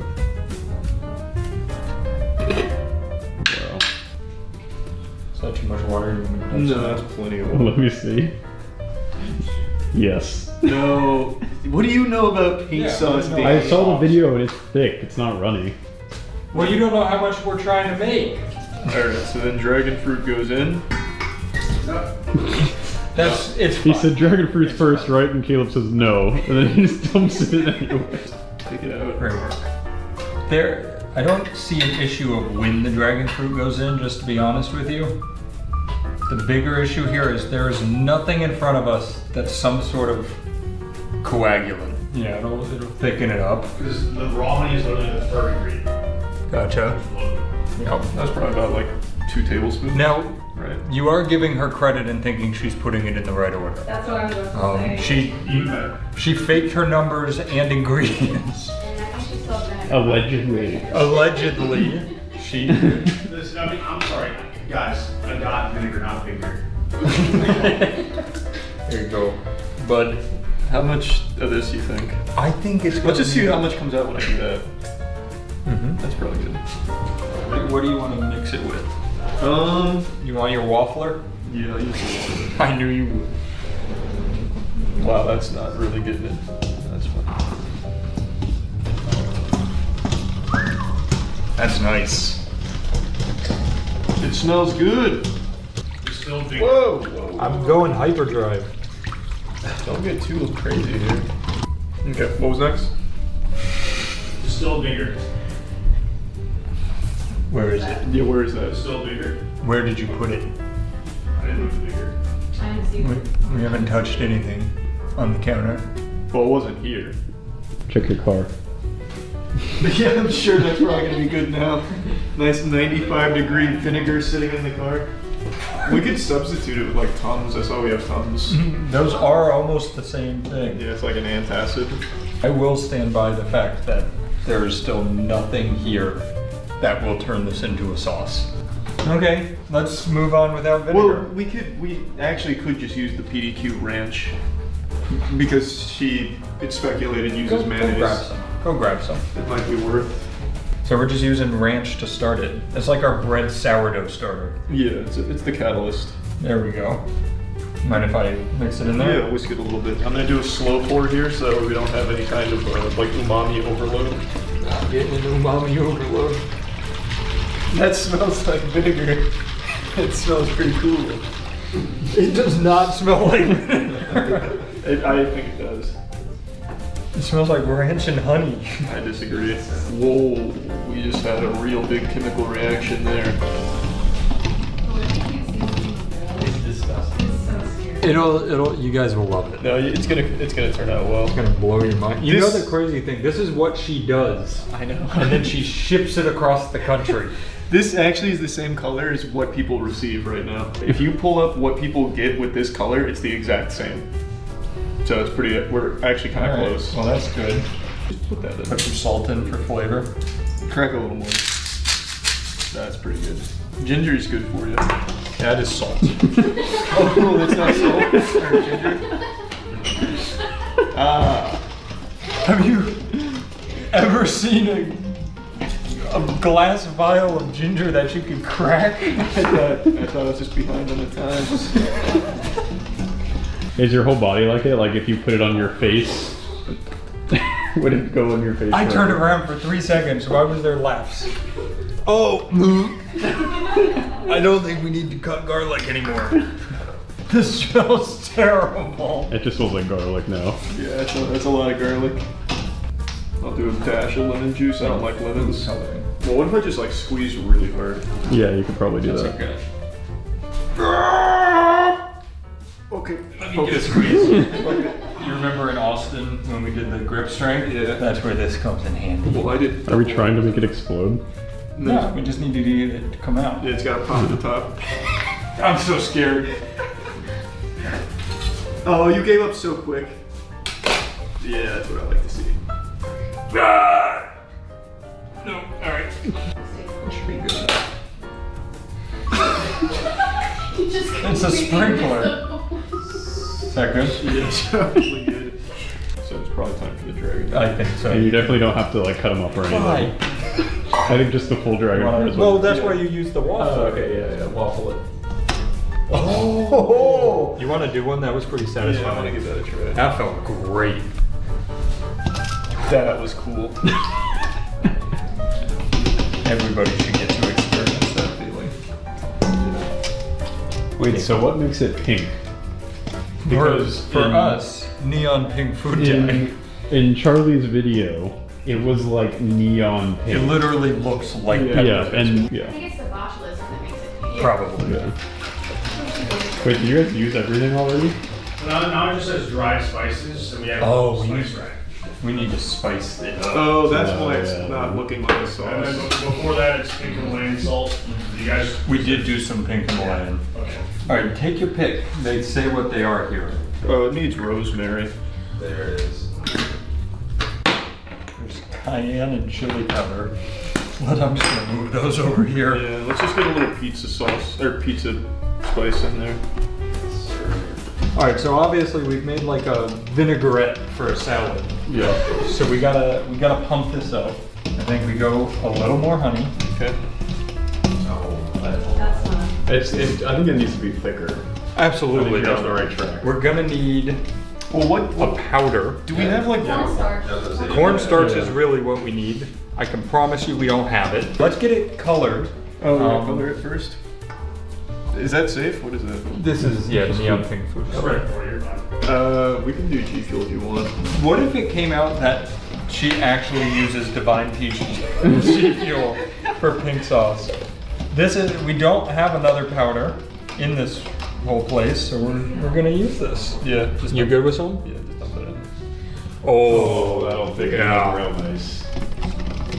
Oh, that just really. That's a good color. That just brought out the pink a lot. I was concerned about botulism with the initial pink sauce, and now I'm concerned about it with artisanal too.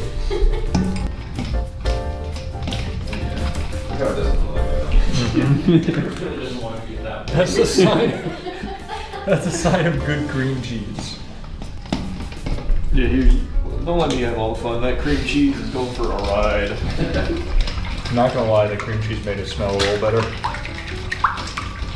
I think it's starting to thicken up. There's just no cream cheese chunks. It's not. Every time I spin it, it splashes on me. Try the whisk. Well, Baking soda. what if we're already there? We haven't even tasted it yet. Hey, Caleb came back just in time. Like, we could already be on the cusp of pink sauce and not even know it. All right, get a spoonful. Yeah, let's make sure you give me a good look at it before you go in. Bon appetit. Bon appetit. Oh, wow. Wow. Throw me a french fry, Chelsea. Charlie, give it a little It's try. not even the taste, bro. It's the texture. I think it's the garlic. I think what happened is just that. Use a fucking spoon. You got chunks of cream cheese. Oh my god. Let's give it a dip and a little. Oh yeah. Give it a little. Whoa! Oh, it's not nearly as bad as Yeah, I mean, once you get by that. Oof. It doesn't taste good though. What do you got going on here? I'm just messing with the levels a little bit, you know, getting a little wacky with it. Dragon fruity. I guarantee ours actually tastes better than hers though. Well, hers is sat in the mail for 4 days and curdles by the time it gets to you. Yeah, where'd my scoop? Well, do we know where she's from? We should see if we can go Miami. get some straight from the source. Oh, She's from Miami. Wait, oh, we should go get some literally like right when she makes it. why have we not had her out? We're not loving the sauce enough. What's next? Well, I don't know what you put in there. Nope. Water, chili powder, honey, lemon juice. Yeah, I did. Does she like maybe bake it a bit? That actually just looks like dressing. It does. Like I said, there's got to be some sort of thickening agent in there. Mayo instead of milk would do a lot, I feel like. Which we can put in another ranch. I think that actually does help. But look at that. That's more. You see how it kind of does nothing different? Mm-hmm. Well, it's about to. We just needed one more. Oh, that's big. We're like two Minecraft villagers cooking. The only powder we have in here, because I didn't think about the fact that your G Fuel is meant to be water soluble, whereas this.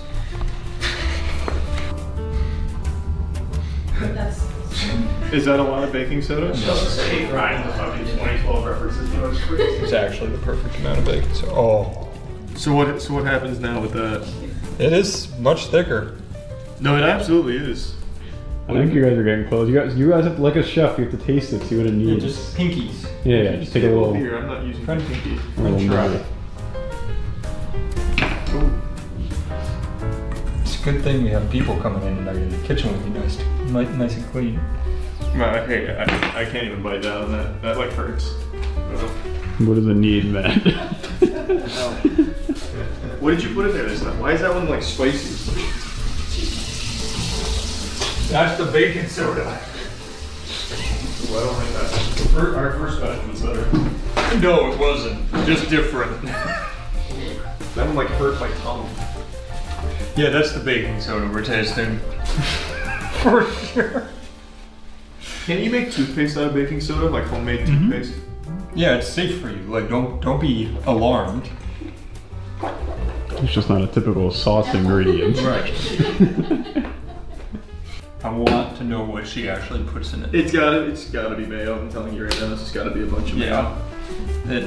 Because this is much closer to the viscosity and everything, but it doesn't taste great. I actually would be surprised if it was just globs of mayo with food coloring. You're not wrong. And then the reason why it's so runny is because it fucking superheats in the mail. Alright, well, that was fun. Great work. Yeah, we tried.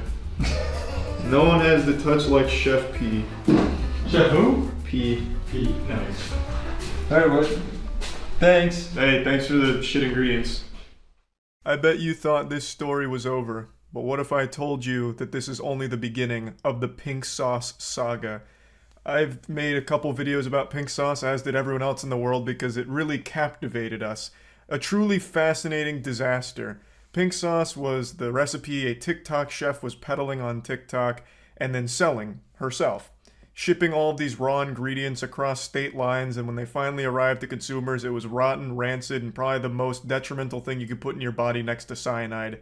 Getting a goddamn acid bomb in the mail probably would have been safer for your health than getting pink sauce delivered to you. But it caught on. It was such a big viral thing that it eventually got picked up by a major food brand that now has put it in Walmart. Isn't that just joyful? I have to imagine this would be like the start of I Am Legend if this is the original pink sauce formula. Like, it's all in Walmart, the formula's the same, people start consuming it, and then we all turn into these fucking zombie vampire things and the world goes to shit. Like, this is where the plague begins. Of course, I think there's a 0% chance that the food brand that purchased this, the food brand is called Dave's Gourmet Sauces, I cannot imagine they just let it ride as it stood originally. This has to be like the 2.0 version where you can actually eat it without instantly dying. So this is probably going to be safe to consume, but I still find that to be so wild that she got rewarded for basically creating poison that she was shipping to TikTok customers.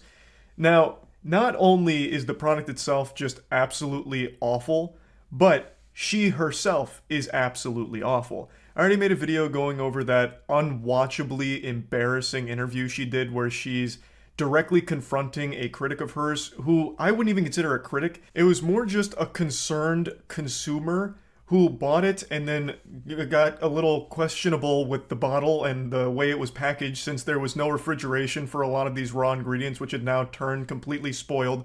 So she sent it to a lab for testing just to ensure that she could safely eat it.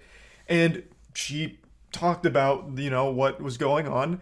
And then on this show, the two of them sat down to talk to each other, and the pink sauce lady was extremely combative and hostile and just unbelievably rude to her, when the lady herself was actually very generous with everything and pretty sweet about all of it.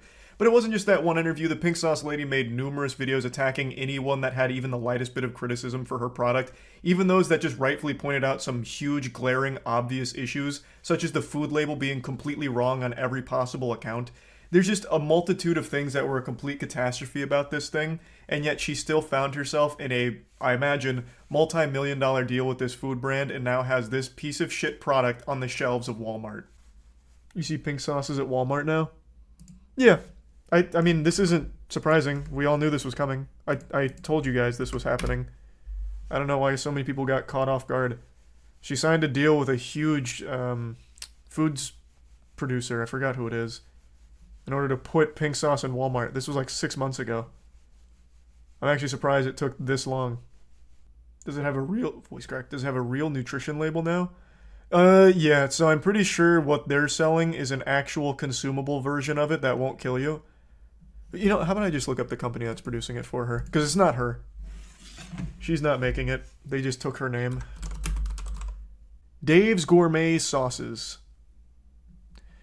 In August 17th, Dave's Gourmet Sauces acquired Pink Sauce in order to distribute it. So they're the ones that's taking it over.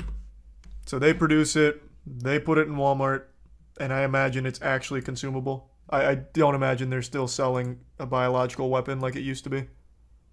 How do trends even catch on like this? Because it was so outrageous, people couldn't help but laugh at it and then get curious and buy it. And then delusional companies like Dave's Gourmet Sauces see it and think of potential customers.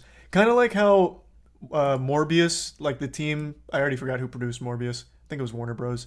How Warner Bros. Got gaslit into putting Morbius back in theaters because of the memes, thinking that they'd make money on it, and then they just lost even more money again. Sony. It was Sony. Thanks. But yeah. I think that's still a great example. That's exactly what happened with Pink Sauce. Dave's Gourmet saw how much buzz Pink Sauce was generating. They're like, damn, this is going to go fucking huge in Walmart. And I hope it flops. I feel like it will. It's a stale, dank meme now. No one really gives a fuck. It's run its course. Now it can just wither away on the shelves of Walmart. And Dave's can feel real dumb. No, it's not the same Pink Sauce, so no one's going to get sick and die from it this time. Unless Dave is truly just an actual madman and he's like, you know what? Chef P, come on over here. I want you to make the exact same formula. I want all the rotten ingredients, and we're putting it on the shelf. I don't see a world where he did that, but maybe. What if it's a delicious sauce now? Well, then it can still suck the dirtiest part of my ass. The lady behind it is such an asshole. I can't stand her. The way she treated like a really nice lady who was just being even remotely critical of her product is unforgivable. She does not deserve the success she found through this. Fucking poisoning people and then also being an arrogant douchebag about it. That doesn't deserve to be rewarded. So fuck Dave too for giving her that deal. That's a garbage take. People can change. Bro, this was a month ago. She went on a talk show with the lady who criticized her and just kept insulting her. And even had the gall to grab her hand and be like, I forgive you. She's just such an asshole. Yeah, I'm sure she had a total overhaul of her personality in a fucking month. If something were to be recalled, you have to be who's fabricating something on the internet. But nothing was fabricated. To be honest, you're not special. You're not special. Yeah. Okay? So And then clapping for it, yikes. I lose my mind and approach you directly when you're fabricating something on the internet. So Was just getting lab results to make sure that the pink sauce was safe for consumption. That's what this is all about. In fact, that lady that she is attacking here is super wholesome. All she did was send it to a lab to try and get results to make sure that it was edible because the one she received was completely rotten and rancid. And this is her response to it. You're not special. Why would I reach out to you about this situation to make sure that you're like okay and safe and the food's safe for consumption? USDA labels? You're just a fucking liar. You fabricated everything. And she eventually grabs her hand, talking about forgiving her. I meant, and also, and I'm gonna touch your hand when I say this. Ugh. When I said that you're not special, I meant that as you're not special as far as someone trying to hurt me. So I didn't take it as a direct insult because Yeah, she just doesn't deserve the success she found. She sucks. I already made a whole video about this interview with the pink sauce lady. I still think it's one of the hardest ones to sit through because of the pure delusion and just the holier-than-thou attitude about things. The woman, once again, was just testing the pink sauce to make sure that it was actually okay to eat, and the pink sauce lady takes it as a personal attack. Really, she should have been thanking her because she was doing the pink sauce lady's job for her to actually test the product that she's selling to make sure it can be consumed without causing some kind of like internal combustion of the human body. I'm already getting lost in that sauce again going over that interview because it still makes my blood boil. It is just so crazy, the arrogance of the pink sauce lady. But moving on, a lot of people ask me, will I be trying the pink sauce, for content? And the answer is no. I won't even be purchasing it as a joke. I just don't want to support it in any way whatsoever. I still think it is wrong that Dave's Gourmet Sauces even picked it up in the first place. It got popular because she made poison. Like, how the fuck could you, as a food producer, see that and be like, that's what we need. That's what we need under our umbrella. Like, it just doesn't make any sense. And if the person behind it was a little less of an asshole, maybe then I'd be a lot more, like, charitable with my understanding of this. Like, oh, maybe it was a great idea that she just didn't have the capability to follow through on with the vision, and it led to all of these problems. So now that she's got a brand backing her, maybe it'll be good, and, she's always been a great person.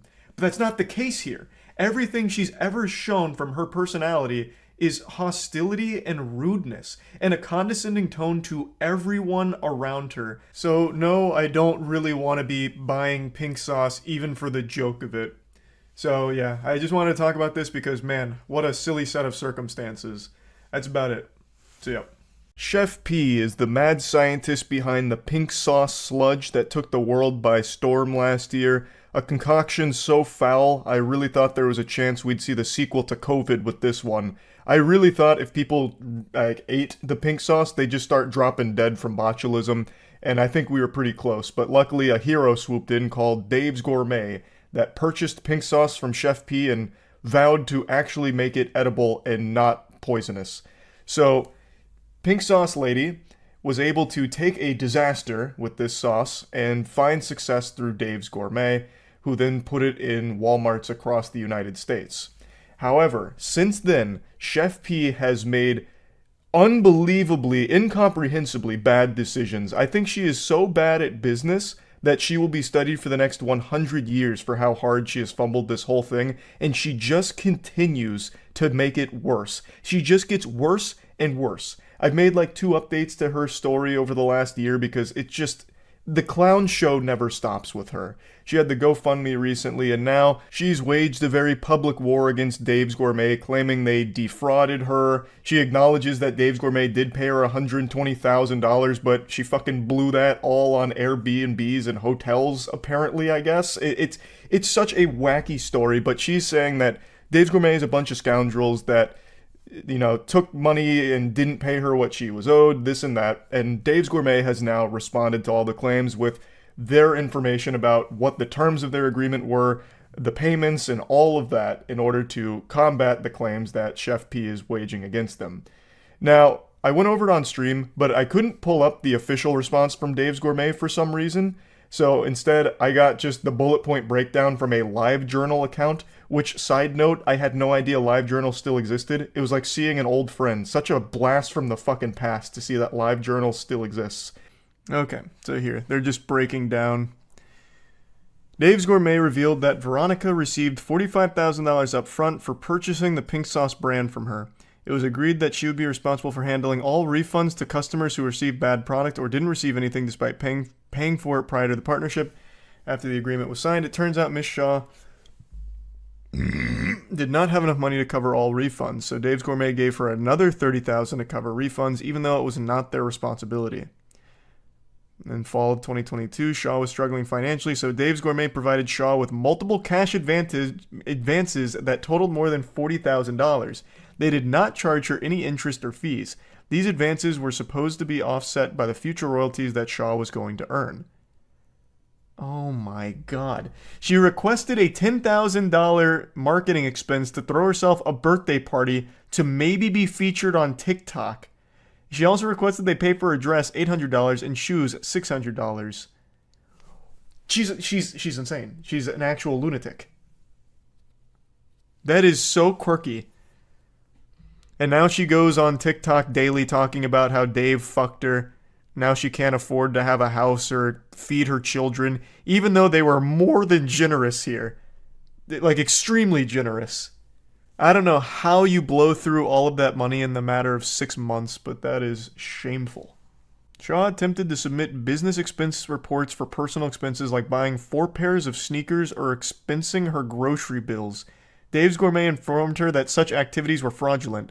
How dumb is she? How can someone actually be that dumb? Dave's Gourmet is not your dad. Like, he's not just going to cover every single one of your bills just because he bought your fucking scam-ass pink sauce, your biological weapon that you were bottling.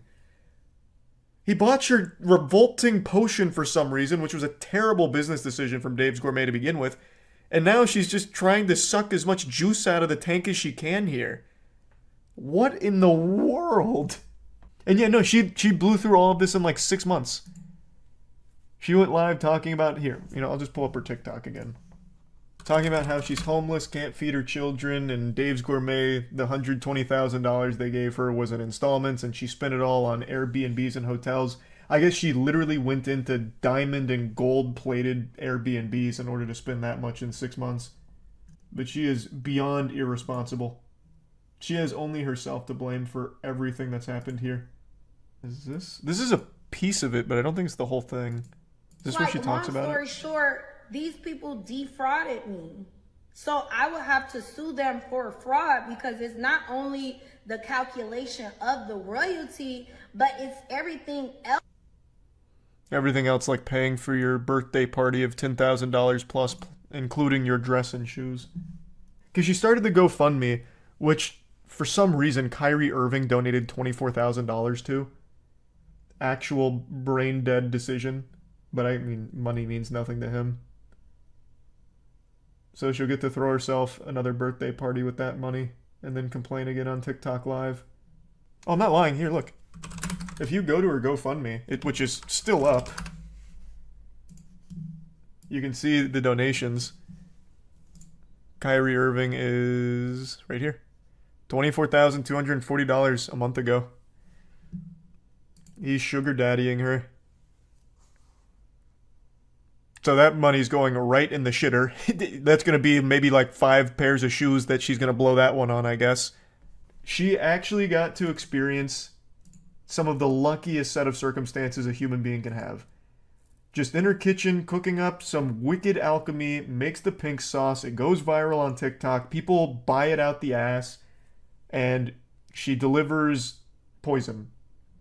She basically tries to assassinate people via postage with their pink sauce. And then even in spite of that, she was able to snatch victory from the jaws of defeat by getting bought by Dave's Gourmet. And then she still fumbled that. It's impressive. It's actually impressive.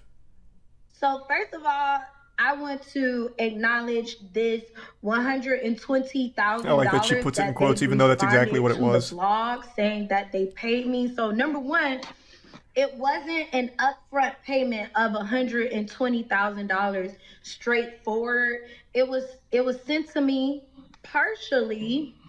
I don't know if it blocked out right there because the low battery thing came. But they were partial payments, and then also a huge chunk of that money went towards me paying for Airbnb and paying for hotels because, mind y'all, I was homeless for 6 months.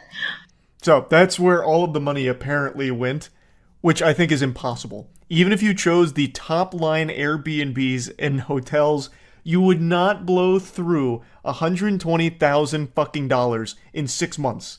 It just wouldn't happen. That is unbelievably reckless.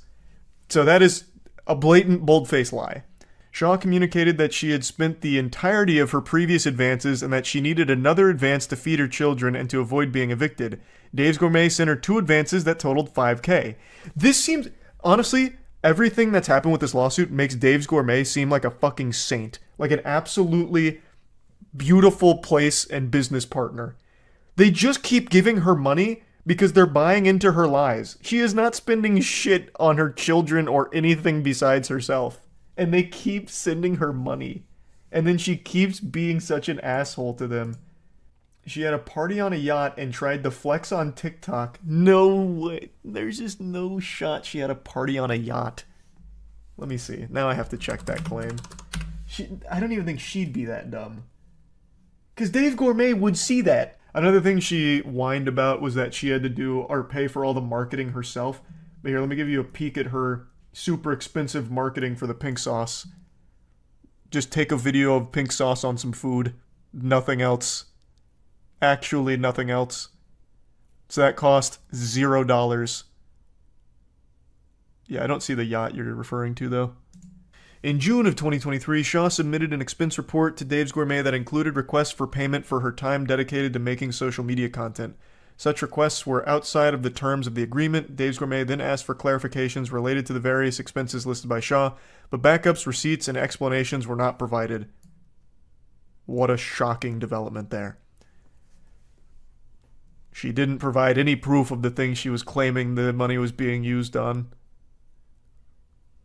Not because it wasn't being used by what she was saying, just because, fuck you. Why don't you trust her?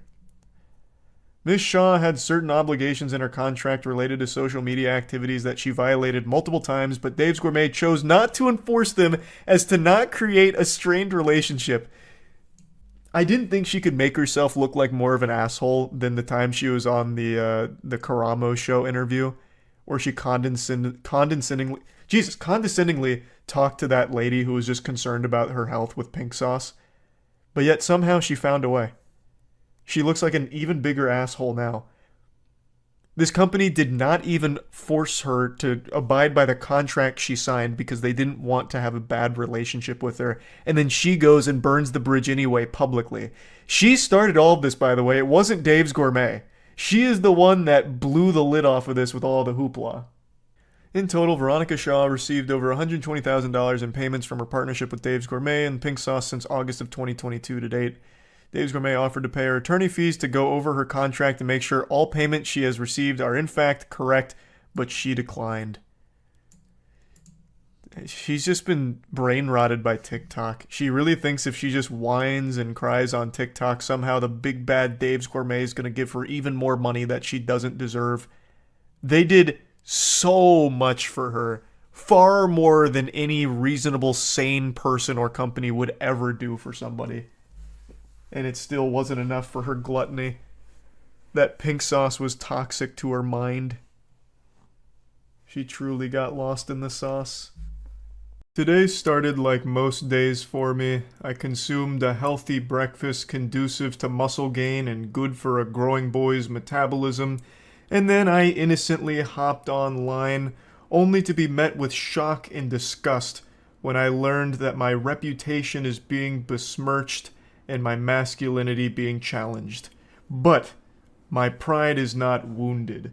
I hopped on Reddit and discovered that I'm being cooked like a Thanksgiving turkey right now. It all started with this post. It's a screenshot from a comment on a video I made over a year ago that says, "Charlie looks like when Deadpool gets torn in half and he grows back a baby's bottom half." And then in the comments, they all start dogpiling on me. I'm getting attacked from all sides. I'm surrounded. But you know what? It's like Hulk Hogan said. Hulkmania is going to run wild anyway, brother. Okay, yes sir. I'd never tear a shirt this high quality. This is a moist white tee from moistglobal.com. So that's the reason it didn't tear. You couldn't tear this thing apart with a fucking chainsaw. It's so well made. So that's what happened there. But yeah, anyway, I wanted to come in here and tell you exactly what's going on here because I feel like the comment section was misled by this photo. This picture is just a bit misleading. The perspective on it's all cattywampus, and you know, they say a picture's worth 1,000 words, and all 1,000 words that this picture's saying are lies. So I just wanted to give you the truth and tell you what's going on here. And you know, I know you think you're so tough from behind your keyboard talking that shit, but you wouldn't say it to me on the playground. Yeah, but anyway, let's get into why they're wrong and my legs don't look like baby legs. So I think it's pretty clear here that the comment section doesn't understand light refraction. So as we all know, light refracts whenever it travels at an angle into a substance with a different refractive index. This is called optical density. And what's going on here is it's around 6 p.m., maybe 6:30 p.m. The sun's starting to go down a little bit. So the light's bending in all kinds of weird ways as we know it to do around that time frame. And what's happening here is as it's entering in through that glass door, it's bending around my legs, and as I'm doing this pull-up, I'm very slightly leaning forward a bit, so it's changing the angle of azimuth, And when the picture was taken, the aperture was all over the place as well. We didn't set it up properly. It's kind of like when you look at a helicopter blade and the shutter speed matches the blade speed, and it looks like the helicopter's blades aren't even spinning. That's what's happening here with my legs. So just causing all kinds of optical density problems, which is why my legs look so cartoonish here in this frame. I also distinctly remember there being a weather balloon lingering overhead, which is of course known to cause all kinds of problems when it comes to light refraction. So it was causing the light to do all kinds of weird gymnastics, which threw everything out of whack here, leading to this, disaster of a photo. So let me show you what my legs actually look like, because it's clearly not represented appropriately or accurately here in this photo.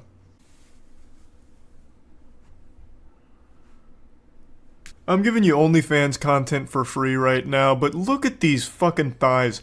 I can crush 15 watermelons in between these tree trunks. And let's not forget about the calves. Take a peek at these sledgehammers. My god, looking like two fucking pristine filet mignons. Hopefully this debunks those rumors that I have puny little toddler legs. Yeah, I'm not tall at 5'6", but I'm built like a fucking dump truck. So hopefully that puts all of those comments to bed, because now I think I've set the record straight. But like I said, this was only one of many. I'm only going to show one more here that's also quite laughable and has a reasonable explanation. This is on the same subreddit, the Rare Insult subreddit. This was them criticizing my cooking, which is baffling. If you know anything about me, you'd know that I'm a culinary expert, so it's really weird that they'd go after something that I'm actually proficient in. This is from a video where I tried to make Gordon Ramsay's grilled cheese sandwich because it was a pretty bad grilled cheese and I was certain I could do it the same, if not better, which I absolutely succeeded at doing, by the way, spoiler alert. But one of the comments here said, "Charlie cooks like one of those bad dreams where you can't throw a punch because your arms are like jelly." I don't even know what he's referring to here, because when it comes to cooking, I have the hands of a skilled surgeon. I've been known to serve up some of the most delectable cuisine on this planet. I cook with efficiency, speed, precision, and violence, and it makes my flavors really pop. So I'm not exactly sure where the disconnect here is. They didn't try my grilled cheese, so they couldn't possibly tell you if it was good or bad, but I can. I can tell you that it was scrumptious. Probably one of the best grilled cheese sandwiches that's ever graced this planet, if I had to wager a guess. I exceeded Gordon Ramsay's rudimentary recipe. I was able to make it something truly special and unique, and for some reason I was still insulted in the comment section for it. Yeah, anyway, I just wanted to tackle some of these insults today. There was quite a few more, but these two were the ones that really jumped out at me as being very misguided and perhaps just misinformed, so hopefully I've been able to put these accusations to rest about my cooking being bad or my legs being baby-like. So anyway, that's about it. So yeah. This is a video I've debated making for years now, but I always just assumed that it was too personal and serious to be worthwhile. Like, you're not my therapist, so why should you care? This is quite honestly a didn't ask plus ratio moment. But I figured since I already kind of popped the seal off of this kind of content 5 years ago when I opened up about my OCD, I figured why not let this genie fully out of the lamp and talk about a mental problem I've struggled with since I was a kid. It's called hypochondria, and it's basically health anxiety but to an extreme level. It's health anxiety going insano style, fucking turbo mode, and for me personally it's had a massive impact on my life. It started when I was around 13 or so, roughly the same time period when my OCD tendencies really started to manifest. And as you can probably imagine, puberty was pretty miserable for me. While you were jerking your meat, I was studying WebMD. I knew about prion diseases before I knew about algebra. I would just stay up all night scaring myself with medical information and shit. Instead of like ghost stories and campfire spooky tales, I just read like PubMed articles on really rare diseases and death. And of course, this led me to believe that every little ache and pain and upset tummy was related to some life-threatening illness. And I'd force my parents to send me to doctors and get all kinds of tests, x-rays and CT scans and shit done that were obviously unnecessary, highly unnecessary, but they indulged me. I got so many CT scans done when I was a kid, I'm surprised I didn't turn into the fucking Hulk with all the gamma radiation or something. And of course, not only were they unnecessary, but it was highly dangerous getting that many tests and shit done. So it was counterproductive to my overall health as well. But I just couldn't help it. I had convinced myself that because I ate 2-day expired peanut butter, I'd contracted toxoplasmosis and I was panicking. I couldn't sleep. I'd just be in a constant state of anxiety, and it's all I would think about. And it's still like that to this day. Granted, it's a lot better now than when I was a kid. I no longer go to doctors for every single small ailment, because obviously I can rationalize it to myself now, but it's still something I battle today. In fact, the reason why I decided now is the right time to bring this up is because it's been getting fucking bad. I've been getting dump trucked by my hypochondria over the last week. I talked about it on stream last night, but I saw Jurassic World in theaters on Thursday. The movie's stinky, it blows ass, it's not great, but what was really awful was going to the theater for me. You see, what happened is, the movie was so boring in between the parts where the dinosaurs were doing things that I dozed off twice. Which is really rare for me, by the way. I usually never fall asleep during movies because even when they're super bad, I still find them enjoyably entertaining to make fun of. But this one was just excruciatingly uninteresting. It was like ASMR, but also with the Sandman throwing sand in my face and putting me to sleep instantly. This shit was just unbearable, so I dozed off twice. Not for long, obviously. I didn't get the blanket and pillows out and just call it a night. I had only dozed off for maybe 2 or 3 minutes total. But when I had woken up, it was during a scene in the snow, a plane had crashed, and I was pretty sure I saw a bat fly across the theater and go into the curtain next to the screen. And this sent me into an absolute fucking panic because I'm terrified of bats. And this isn't some Bruce Wayne origin story, Batman shit. I'm afraid of bats because of rabies. I don't actually have a bat phobia. In fact, the videos I see of baby bats and shit are kind of cute, but I'm afraid of bats in the wild because of rabies. I think rabies is one of the scariest diseases on the planet. Once the symptoms start, you're already dead. And there's nothing they can do about it. They have a vaccine that's a series of shots over the course of however long in order to prevent the rabies onset, and it's 100% effective as far as I know, but they can't test if you actually contracted rabies. So they only do that if there's a good reason for an exposure, like if you got scratched by a potentially rabid animal, bitten, whatever. But since I'm a goofy goober suffering from hypochondria, I have been constantly replaying the scene in my head for the last 48 hours and am convinced that while I dozed off, the bat may have bitten me, and I just didn't wake up from the bite. Because bat bites are invisible. When you get bitten by a bat, most people don't feel it because their teeth are so tiny and they don't leave any noticeable marks to the naked eye. So there's a chance that, and I've read stories of people who have been bitten by bats without waking up, and bats are the #1 transmitter of rabies. Most people who die from rabies are from bat bites that they didn't even know that they had. It's super fucking horrifying. So since Jurassic World Dominion was so boring it lullabied me to sleep, and I'm pretty sure I saw a bat, I have convinced myself that the bat must have gone full-blown Agent 47 Hitman and bitten me while I was asleep and has given me rabies, and I've been freaking out ever since, wondering if I should just go get the shots to be safe. But even then, I don't think there's any self-respecting doctor that would hear this story and think, yep, that's rational. I'll set you up right now with the shots. They'd probably just admit me to a psych ward. They'd lock me up in Arkham Asylum if I told them this shit. I know how ridiculous it all sounds. I even had to be talked out of going back to the theater, getting tickets to the theater, and trying to hunt down the bat myself like I'm the goddamn Ghostbusters. I was even thinking full-blown Looney Tunes where I disguise myself as pest control to try and find it for the theater.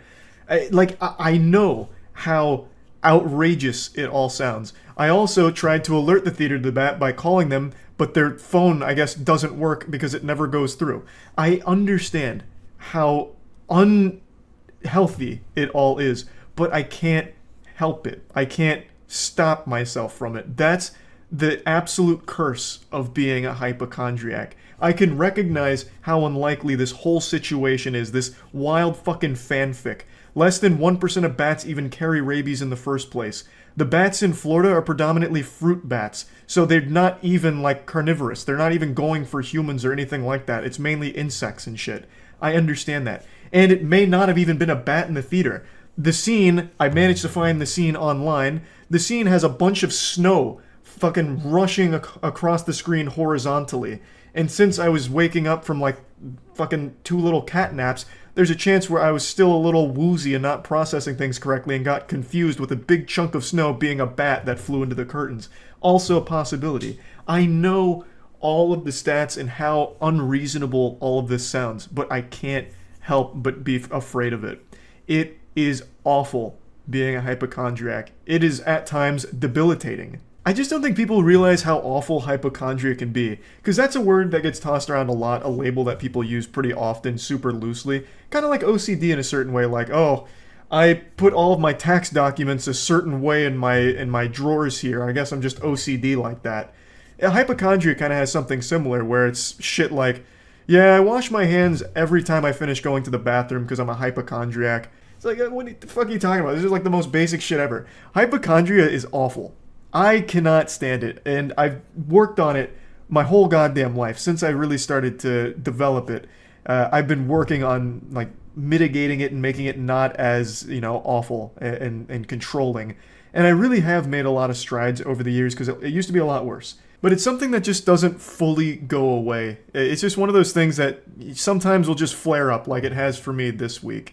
Now, I haven't rushed to any emergency rooms or anything to tell this tale. I do have people who know how awful my hypochondria is, like, calming me down about it and, like, bringing me back to reality. So I think I'm just gonna muscle through it and really pray that my theoretical series of events that I've concocted is wrong, entirely wrong, and pray that I haven't actually been bitten by a rabid bat. Now, like I mentioned, it used to be a lot worse. I do think I've gotten pretty good at managing my hypochondria tendencies, except for this week. Obviously, I've really fallen off the wagon, but prior to this, I really do think I was doing a great job of it. And the way I accomplished, like, getting over a lot of it, since I've had it for so many years, what I found most effective is distractions. I don't know if it's the healthiest way of doing it, since it doesn't actually tackle the core problem, but distractions have just been invaluable. Whether that's distracting yourself with projects or things that you're interested in, like passion projects, whether it's developing a game, for me it's making shit, streaming, whatever.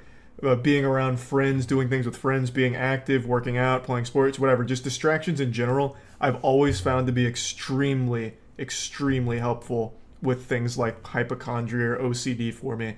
Because it pushes them to the side where it's not like the only thing that I'm thinking about, to the point where I almost forget about it, or completely forget about it. And I truly believe that with hypochondria, it exacerbates every possible issue, so every little thing that may be out of whack, you immediately think is the worst thing ever. So like a small pain in your foot is the worst pain you've ever felt in your life, and something must be dreadfully wrong with your foot.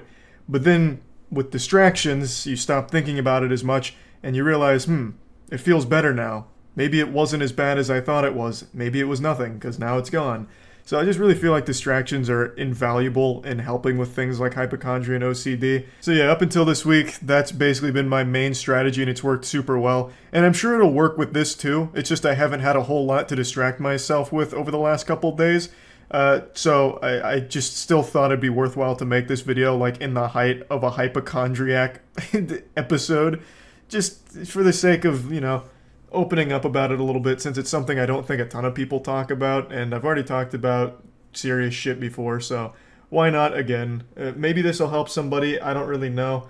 Hopefully it does, but anyway, that's really about it. So yeah. I've been on the internet a long time, I've seen a lot of shit on here, but there's one video in particular I will never forget. It's a video that's permanently burned into my psyche, and it's not an old video either. I only saw this like 8 months ago maybe, and I've brought it up I think twice now. It is a cock ring removal surgery. A man wrapped a steel cock ring around his nutsack and penis, and it got stuck, and it was cutting off the circulation, so his nuts were swelling to an absurd degree, like something out of a fucking cartoon, or like in Willy Wonka's chocolate factory when the girl gets blown up, like the blueberry girl. It gets absurd how big that ball sack went. And the way that they got the cock ring off was they used a circular saw and bolt cutters.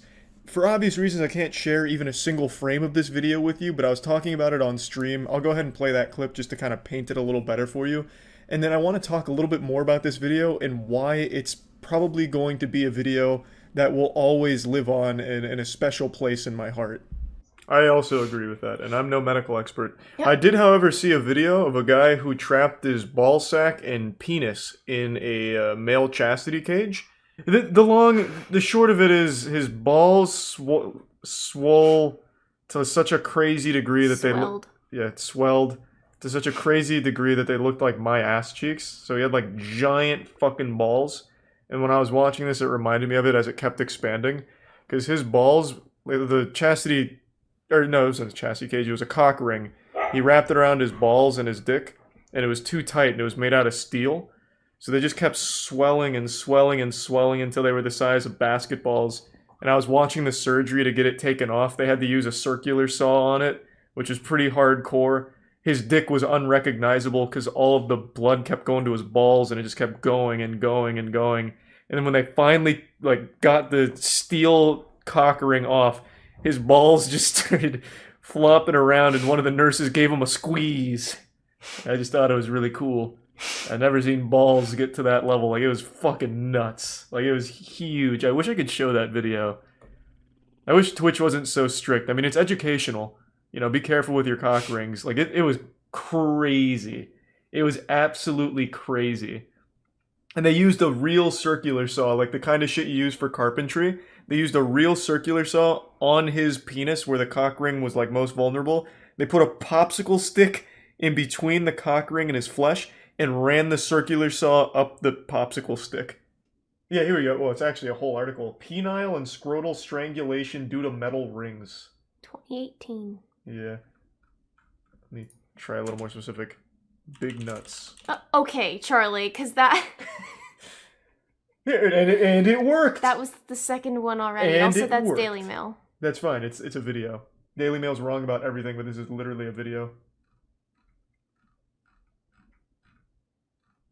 Oh, okay. Ad blocker.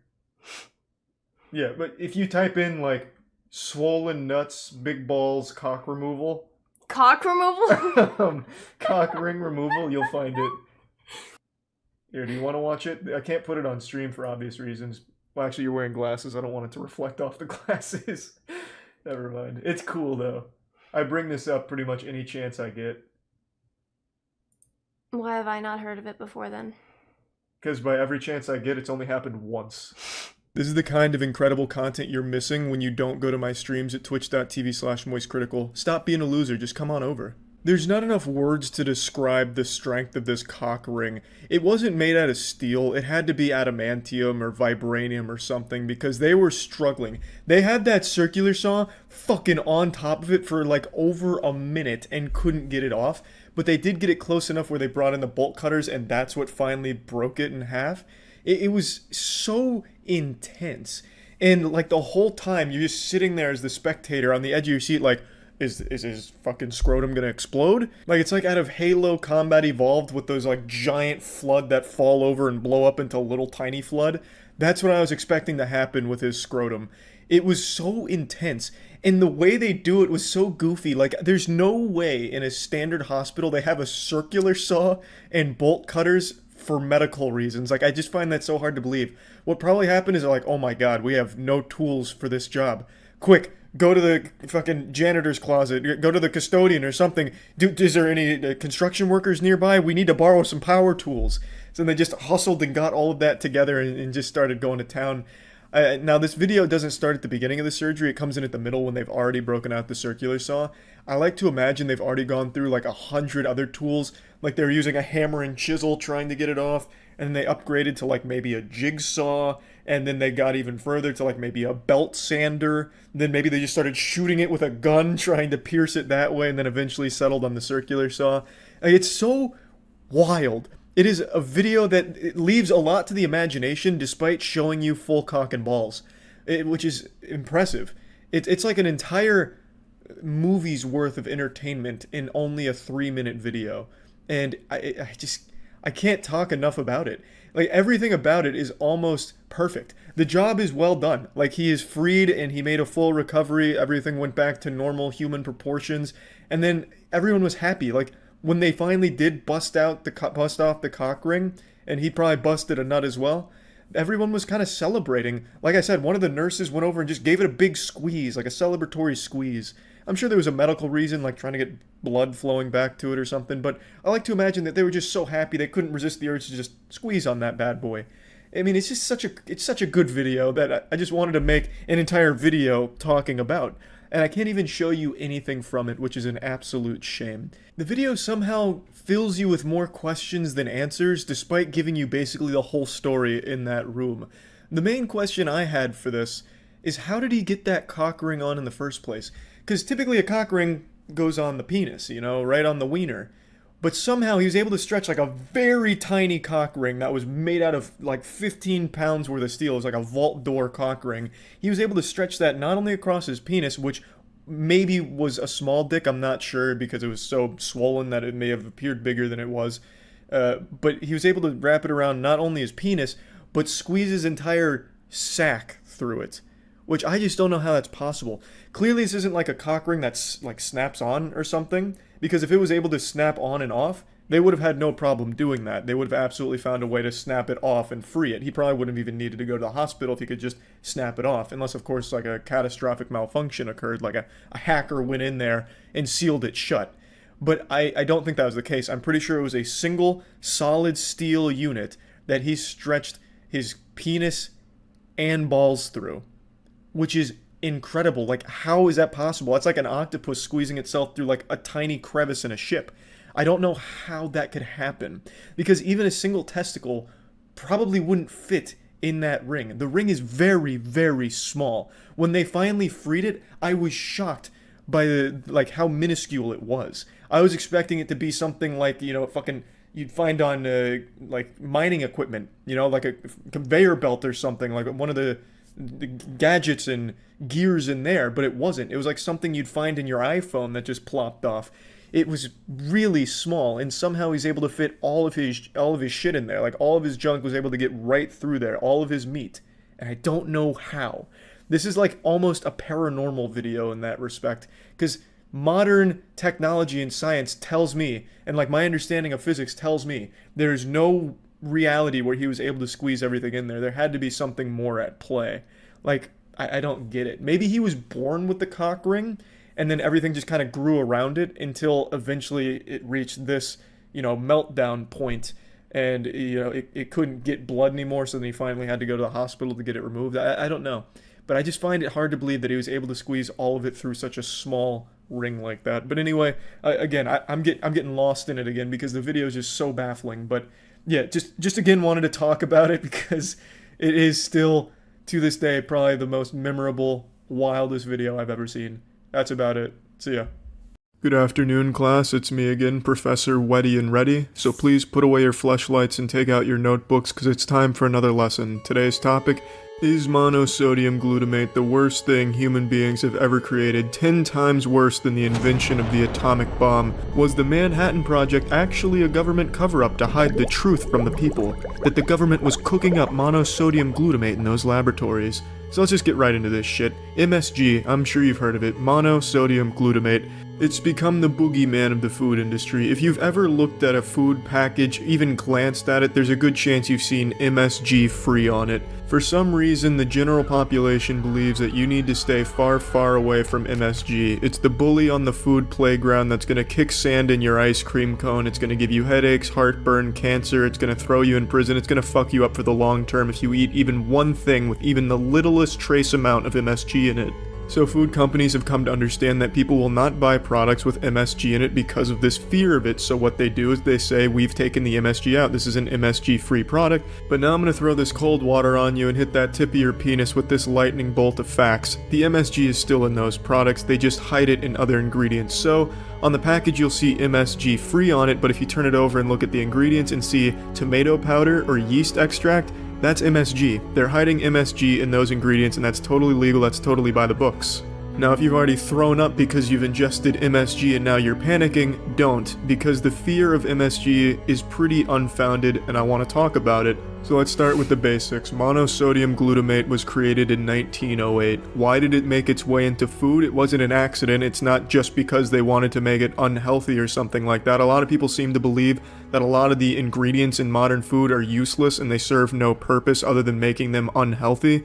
But that's bullshit. Everything in there has a purpose. It's not like they're just mindlessly tossing shit in there for no reason. Like, oh, hey Gary, why don't you take that handful of mulch and just toss it into the Lay's formula? Righto, Frank, would you like this Windex bottle in there as well? Why not? Everything in the modern food has a purpose. Monosodium glutamate has a purpose. Its purpose is to enhance flavor, mainly umami, which is one of the 5 basic tastes. Umami is savory. So now you know why it's used, but what is MSG? Well, its name implies it's the product of sodium and glutamate. What is glutamate? Glutamate's a non-essential amino acid, and that's found in fucking everything. You can't go outside without basically breathing glutamate. It's in all your foods, 100% in all of them. MSG is made from the fermentation of starches, and speaking chemically, there's no difference between the glutamate in MSG and the glutamate in just every other food. Only difference being MSG is a little bit easier for your body to access. Now let's get to why everyone seems to think MSG is the worst thing in the world for your body and that you're better off just popping cyanide capsules as opposed to having any amount of MSG in your body. It all stems from the fact that glutamate is an excitatory neurotransmitter, meaning it excites nerve cells, and that MSG leads to an excessive amount of glutamate in the brain, which can cause damage. Thus, it was given the name an excitotoxin. Then in 1969, there was a study conducted to show that MSG was harmful by injecting MSG into newborn mice, and it showed neurological effects that were harmful, as you would expect from fucking injecting MSG like a heroin addict. In 1996, there was a book called Excitotoxins: The Taste That Kills, published by Dr. Russell Blaylock, and in this book he basically just says that an excessive amount of glutamate can destroy nerve cells, and not just in your brain, just in general. And that's a true statement, yeah. But that's kind of fucking obvious, because if you megadose on anything it can cause harmful effects. You can fucking die from drinking too much water, so obviously megadosing on something is going to cause some harmful effects. However, dietary MSG, the MSG that you ingest through eating shit with MSG in it, has little to no effect on the human brain because it can't cross the blood barrier in large amounts. So then why, when you tell someone MSG isn't bad, that they damn near slap you in the face because they have had a personal experience with MSG where their entire family was eradicated due to that MSG menace? Well, actually, that's kind of true. It didn't kill your family or anything. It didn't do anything super harmful, but it is true you can have a sensitivity to MSG. There's studies that have confirmed that some people just have an inclination to have some negative effects to it. Nothing too severe, just a bit of nausea and headaches and some flushing of the face, but enough to where you'd be like, alright MSG, that, fuck you. Another thing that's often associated with MSG is obesity. If you even touch MSG, you're gonna gain 5 pounds immediately. And really, there's just no decisive conclusion on this one, because some studies say that it fills you up faster, thus you're not going to eat as much. Others say the exact opposite, so it's really split. However, if you want my opinion on it based on the research I've read, I think it does increase the likelihood of gaining weight because the foods with MSG are typically the junky foods that you're going to have a hard time putting down. Thus, you're going to eat more of, thus you're going to gain weight. However, one thing's for sure, MSG itself doesn't put pounds on your body. It just makes things taste better. Now, just to wrap it all up, MSG is not fucking bad for you. The fear of MSG is completely irrational and based on pretty much nothing, in my opinion. For some reason, it's just become the accepted norm in our society where if you don't recognize what's on the ingredients label, that it's inherently bad for you. Oh, green grass is in this bag of seaweed. Okay, I've seen green grass. This must be healthy and natural. Oh my god, what the fuck is this monosodium glutamate? Jesus Christ, it's the root of all my problems. All of a sudden you get fired from your job and you go outside screaming, God damn you MSG, as you shake your fist into the air. It's not inherently bad just because you don't understand it, so I hope I've helped you understand it a bit better. All of this being said, I would say avoid MSG. Not because MSG is bad, but just because the food it's found in is bad for you food. And even if you do swear off of MSG, but you're still going to eat like some shitty junk food, just know you're still ingesting MSG. It's just not labeled as MSG. I'm not trying to send you to bed with nightmares of the monosodium glutamate menace or anything, I'm just letting you know. Again, a massive thanks to Zeno for this animation. The dude is an unmatchable mountain of masculinity, so go check out Zeno's channel, subscribe to Zeno, all that good shit, because the man truly deserves it. He's mastered the art of animation. He had to turn down Pixar 100 times because I wouldn't stop begging for him to be on board, but you know what he said? He said, no, I'm too good for Pixar. And he is. He's actually got animating down to a science, so definitely go check him out. See ya. It's been a couple of years since I've done one of these, but welcome to Season 2 of Man with a Useless College Degree Teaches Shit He Learned While Obtaining His Useless Degree. Starring me, Professor Wetgood. Now please, class, take your seats and get ready, because I'm about to make your minds ejaculate. Today's subject, keto diets. What are ketogenic diets? How do they work? Can you do a ketogenic diet while playing Fortnite? Will Fortnite run for president? All of these questions will be answered in today's lesson. I'm sure the majority of you are at least familiar with the name keto diet without maybe understanding exactly what it is, but it's really been quite the fad. It's been all over the media. It's just been lighting that bitch up. People have been promoting the health benefits for a couple of years now, and it's really starting to catch on. So let's go ahead and start. Keto is short for ketogenic. I'm sure every third grader in the world could put that fucking puzzle together, but it's worth mentioning. Ketogenic is referring to the state your body enters when you go on this sort of diet. Your body goes into a state called ketosis. Ketosis gets its name because your body in this state produces something called ketones. Now, how do you get your body to the state of ketosis? You severely restrict your carb intake, you keep your protein intake moderate, you don't want to go too high, but you do want to go hard on your fats. Now let's say every morning you get up and you just can't function properly without your breakfast fettuccine alfredo to jumpstart your morning. For lunch you get a Subway sandwich, and for dinner you chow down on some fried rice. Well, A, you're a fucking monster for going to Subway for your sandwich. You might as well pick up a scoop of dirt on your way to work and eat that. There's more flavor there than in one of those sandwiches. And B, you'd have to cut that shit out. You'd have to completely change the way you eat, because that right there is far too many carbs. The sweet spot for a ketogenic diet is anywhere from 20 to 50 grams of carbs per day, depending on what research you're looking at. Some people can get up to 100 grams a day and still get into a state of ketosis, but that's very rare. It all depends on your body type, but typically 20 to 50 grams a day is that golden spot where you're getting some nice rim jobs and seeing great results. Now you know how to get into the state of ketosis, but why would you want to? So when your body's in this state of ketosis, it produces what's called ketones. And in the absence of carbs, your body can't use glucose as its main energy source anymore. Thus, it starts producing ketones to replace it as the main energy source.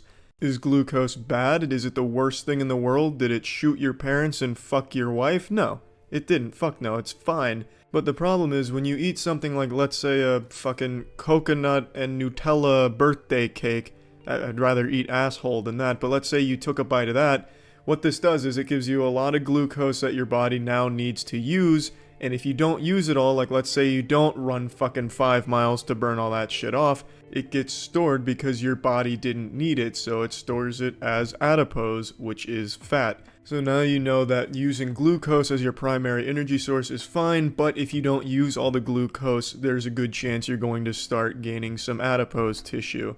So how are ketones different, and why do we prefer to use them instead of glucose?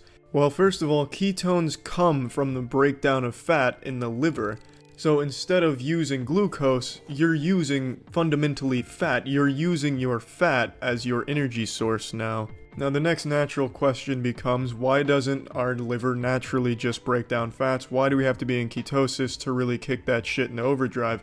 It's because of the insulin levels.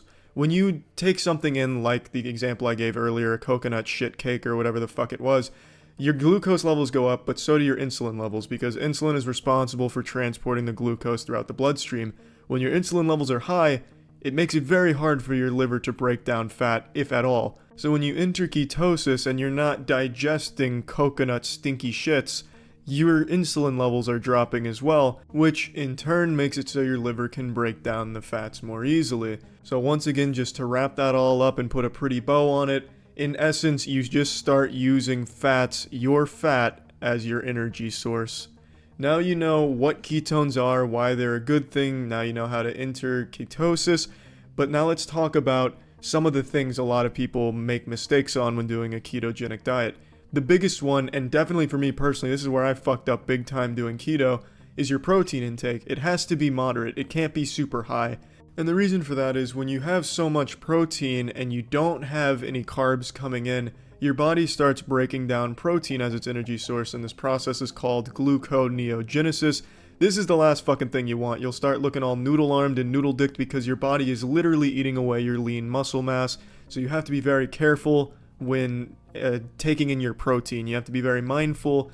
You keep it at a middle ground level. I can't really give you an average number because that's going to vary from person to person drastically, depending on a lot of different characteristics. Another big common mistake is eating fruits. Fruits are pretty damn high in carbs. You have to pretty much avoid fruits when on a ketogenic diet, which not a lot of people expect or really know how to adapt to, because you grow up being taught that fruits are some of your best friends, but sometimes you gotta leave your friends behind so you can chase your dreams. And in this case, that's exactly what has to happen. And the last huge mistake people make on a keto diet is not getting enough of the right fats. If you're not taking in enough fat, you're not going to be burning fat. You're just not going to really be succeeding in a keto diet. So you have to make sure that you're eating a lot of fat. And for some people, that's pretty hard because you grow up being taught that fat is the schoolyard bully, the playground bully that's just going to shove your face into the mud pies and make you fat. Which, I'd like to say right now, is 100% bullshit. Fat does not make you fat. That myth was started about 50 or 60 fucking years ago when obesity really started to become a problem because of all the sugar in the food, and people started to take notice. So then companies that used a lot of sugar in their shit-ass products started to shift the blame onto fat instead of the sugar to keep sugar looking innocent, and for some reason that still persisted where people think fat is an inherently bad thing. So to put it in Harry Potter terms, the Harry Potter universe, fat would be the Professor Snape.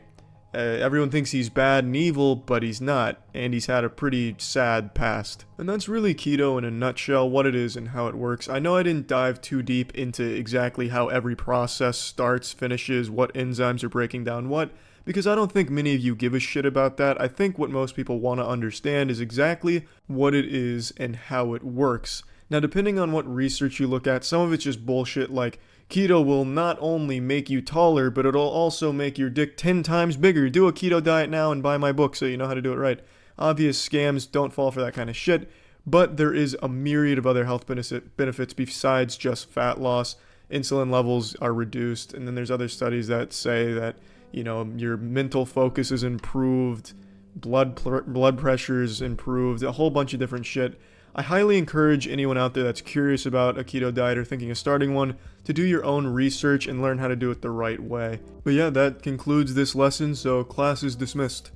Big thanks to Zeno for the professional as fuck animation to really take today's lesson to the next level. You were just walking around being all human and shit with your tendons and ligaments and muscles when all of a sudden you got hit with a strong gust of wind which fractured your arm. This is commonly referred to as breaking your bone, but in the medical industry it's called an ouchie bang bang. After one experiences an OBB, the potassium cells in the body flock to the scene of the break and fill the hole with a red substance known as hemahobgoblin. Let's take a closer look inside of this substance. Now that we've cannonballed inside, you can clearly see that there's a fucking ton of dots in here. That about covers it for its composition. But I'd have my teaching license revoked if I didn't mention the osteoblasts and the osteoclasts. We'll start with the osteoblasts, who have the leading role in repairing broken bone, the Robert Downey Jr. to your body's Marvel Cinematic Universe. On the surface of every bone in the human body, you'll find the osteoblasts. I'm just kidding, you fucking nerd, it's the osteoclast. Did I have you going? Are you that fucking stupid? You just got osteo outclassed. These boring losers here are the osteoclast. They look like a tomato-covered ditto from Pokemon. They break apart the bone, they gobble it up, they eat it, they have an insatiable appetite, they're fucking gluttony incarnate. Then there's the osteoblasts, which are the cool one. That's these blue Roombas that just go across the surface of your bone, leaving behind a trail of cum behind them, which helps repair. This process is known as segagenesis, the suffix genesis meaning creation of, prefix sega meaning bad games. Now here's a picture of a melted marshmallow. Does that answer all your questions? Now everything we've just learned about and discussed all comes together, works in tandem, and starts to repair your bone and make it stronger than it's ever been in its entire fucking life. Now as we zoom out here, you'll notice that you don't even end up being the same person anymore. After this process is complete, you become Homer Simpson. What's up everybody, it's Critical. I want to talk about something super important today. Now when people think of an event that changes the human species, many people think of nuclear bombs or other weapons we built to destroy each other, or maybe something religious like a meteor strike or God jerking off onto the planet causing a mass extinction bukkake. But let me tell you the most realistic thing that may change the course of the human species. Antibiotic-resistant bacteria. I'm sure many of you have heard of this before, but for those who haven't, it's bacteria that becomes resistant to all of our antibiotics. Antibiotics were first discovered by Alexander Fleming in the early 20th century when he identified penicillin, and that and vaccinations led to a lot of diseases becoming pretty much extinct. But within the last couple decades, people have gotten a lot stupider and a lot more comfortable and taken a lot more things for granted. So now you have these stupid people like the anti-vaccination troglodytes who claim that vaccinations are going to cause their kids autism and have small tits and nipples, and they just don't want that, so they don't vaccinate their kids. Then this allowed for a lot of diseases that hadn't been seen for 50 plus years to come back even stronger. And then you have shitty doctors that'll prescribe antibiotics for pretty much fucking anything. If you glue a popsicle stick to your nose and then your nose gets stuffy because of it, you can ask for antibiotics and they'll give you them. Then you have people that don't finish their antibiotics when they're given them, which leads to the infection becoming more resilient to that type of antibiotic. And now a lot of farmers have been using antibiotics on their animals because they don't just want normal animals. They want chickens that can bench press 400 pounds, so they give them fucking antibiotics. That way they get bigger and beefier, so they get more meat per chicken and cow. It's incredible. And all of this coupled together leads to the bacteria becoming more accustomed to the antibiotic, which leads to them evolving to be more resistant to it so they can continue to survive. It's basic evolutionary shit. Now, I know a lot of people sitting out there like, you know what, I don't give a shit, it doesn't affect me right now, this is something that might happen in the future, why should I care now? Well, you homunculus, it's actually going to affect all of us right now, because it's happening at this very moment. A woman in Nevada just died today from a superbug that was resistant to every type of antibiotic. So these antibiotic-resistant bacteria are in the world now. So why is this so bad? Before antibiotics, people would die from the most basic shit. If you got a cut on your finger, that could basically kill you if it gets infected, because there's not much you can do about it. And it's not just injuries that might get infected and kill you. Surgery would be completely off the table. There would no longer be any surgery allowed anymore, because when you get surgery, you're given antibiotics to prevent infections from getting cut open and doing all this and that. And if these bacteria are resistant to the antibiotics, you will die from getting surgery. There will be no more life-saving surgeries because the risk is just too high. And it's not even just huge, big surgeries that would be out of the question. The smallest shit, like getting your wisdom teeth taken out, boob jobs, those would all be off of the table. Porn star titties would be small again. Most people out there probably are hearing what I'm saying and going, you know what, it doesn't really matter. We're so smart, I'm sure we'll find more antibiotics. Maybe, but there's a really small chance of that. There's a really good chance that there's just no more antibiotics to be found, that this is the limit. I don't think the majority of the 7 billion people overpopulating this planet understood just how important antibiotics were. I'm using it past tense because it seems like they're not going to be effective anymore. We're already seeing a lot of bacteria that's resistant to certain antibiotics, just not all of them yet until today, from the Nevada woman who died from one who was completely resistant to all of the antibiotics. So what's the point in me telling you all this scary shit? My channel's dedicated to playing shitty video games and making weird videos. Well, the point is, maybe it'll help open some of your eyes. When you get antibiotics in the future, you'll finish the fucking dosage so you don't contribute to the problem. If you have friends or family that don't finish their antibiotics, tell them that shit's not gonna fly. Hey, Grandma Ruby, you sit those saggy ass cheeks down, I'm gonna watch you take these antibiotics each day until they're gone. Stop buying meat from places like Tyson that use antibiotics. I'm really not doing it justice illustrating just how big of a deal this is, but hopefully what I've said so far will help some people out there and contribute to the efforts to not all die from antibiotic-resistant bacteria. Also, if any of you out there listening to this are part of the anti-vaccination crowd, I strongly urge you to never reproduce, and to please keep yourself locked inside of your house in total isolation. I've been reading a lot of scientific reports recently that claim too much air can cause herpes, so truly it's for your own good if you just stay locked inside of your house. So yeah, that's pretty much it for this PSA. Remember, it's not too late to stop being stupid, so yeah, that's it. See ya. What's up everybody, it's Critical, also known as Professor Steelmeat, and today's lesson topic is prions. Now if you're like me, a hypochondriac, you hit your hand on the edge of a table and you instantly think you've contracted fucking gonorrhea or something, then you've probably done some research on prions since they're being talked about a lot more recently. So since they're becoming such a popular subject, I'd like to teach you all what they are, how they work, etc. So go ahead and turn your textbooks to page Go Fuck Yourself and let's begin. Now what is a prion? Fundamentally a prion is a misfolded protein, but it's infectious and there's no nucleotides, which means there's no DNA and there's no RNA. And it infects the properly folded prion proteins, and once there's enough of this misfolded protein, it causes cell death in the brain, which leaves holes in the brain, which is what I'm illustrating with that drawing right there that just looks like a really badly drawn chocolate chip cookie, and then eventually the person dies. It's the cause of what's known as TESEs, or transmissible spongiform encephalopathies, and it's just some very shitty shit. Now here's a brief history of its discovery. In 1950 there was an outbreak of what's known as kuru in Papua New Guinea. Those infected with kuru lost the ability to walk, chew, and swallow, so obviously since they weren't able to eat, they died. About 10 years later, this kuru outbreak, as well as scabies, was studied. Scabies is another TSE, but it only affects goats and sheep. This head of cauliflower represents a sheep. It was studied by 2 London researchers, and they hypothesized that these TSEs were the result of a protein-only pathogen. Then, in 1982, a neurologist named Stanley Naughty Nipples Prusner came forward and announced that he had proven the hypothesis correct and named them prions, which is short for proteinaceous infectious particles. Now, that's a brief history of how prions were discovered. Now let's really get into what they are. Now there's 2 things here. There's PRPC, which is normal, and PRPSC, which is the misfolded version. PRP is just short for prion protein. Now everyone's body has PRPC in it, although no one understands exactly what PRPC does for the body. And I clearly don't know how to draw the fucking thing. It looks like a wacky waving inflatable tube flailing arm man or whatever they're called.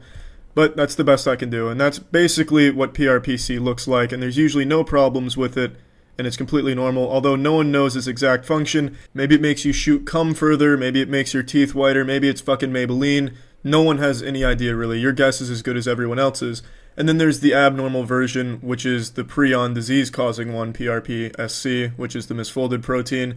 And it's also poorly drawn. I'm not very good at drawing shit, but that's kind of what that looks like. This shit causes a lot of scary shit, like fatal familial insomnia. This is another really bad drawing, I know. It looks like he's laying his head on a bar of soap. I'm sorry, I'm a horrible artist, but I'm doing the best I can.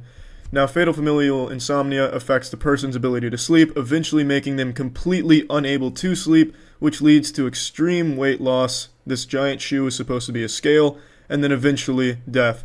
Now, it's not just them wide awake and not able to sleep. They beg to sleep. They are just perpetually exhausted and craving sleep, but their body just will not let them. It's a horrible disease, and there's a lot of other horrible diseases that this causes, such as Creutzfeldt-Jakob disease, which I'm drawing here, and also the one most of you have probably heard of before, mad cow disease. It also causes something in deer called chronic wasting disease. It just causes a whole bunch of shit. That's a very sad cow. Mad cow disease was a very sad time for cows, and everyone else. Actually, you know what, real quick fun fact, there's only 2 things in the entire universe. There's cows and everything that isn't a cow, so that really affected a lot of shit when that was going around. So let's talk about how this PRPSC spreads to the normal prion proteins.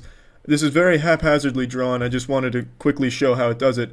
So the misfolded protein comes in contact with the normally folded protein, and it's able to actually infect it and turn it into another PRPSC and completely get rid of the normal folded one. And it does this numerous times until they all form a long chain called an amyloid fiber. Now this amyloid fiber is toxic to the surrounding cells in the brain, so what happens is it starts to kill off all the cells surrounding it. Yes, I know this looks like a tit with tentacles coming off of it. It kills all of these cells, and then these cells get cleaned up, but the amyloid fiber stays. And once these cells are cleaned up, it leads to holes in the brain, and those holes obviously aren't good, and that leads to diseases. But the amyloid fiber continues to multiply until there's pretty much nothing left of the brain. Now, how do you contract one of these TSEs? They've identified 3 ways. You consume contaminated meat where the animal had a prion disease, thus you would get the prion disease. They also believe that there's just a genetic mutation that can occur that can cause the prion protein to misfold. And they also believe that there's just a random chance that the prion protein will misfold, thus giving the person a prion disease. Now, I'd like to point out that contaminated meat isn't an issue of ill-prepared meat. You could cook that motherfucker to a block of charcoal and it would still not get rid of the prion disease if the animal the meat came from had it. So, let's talk about that. These prions are extremely difficult to get rid of. Dynamite wouldn't blow that shit up. Here's a prion taking a bath in a volcano. It would survive that and spit in the volcano's face.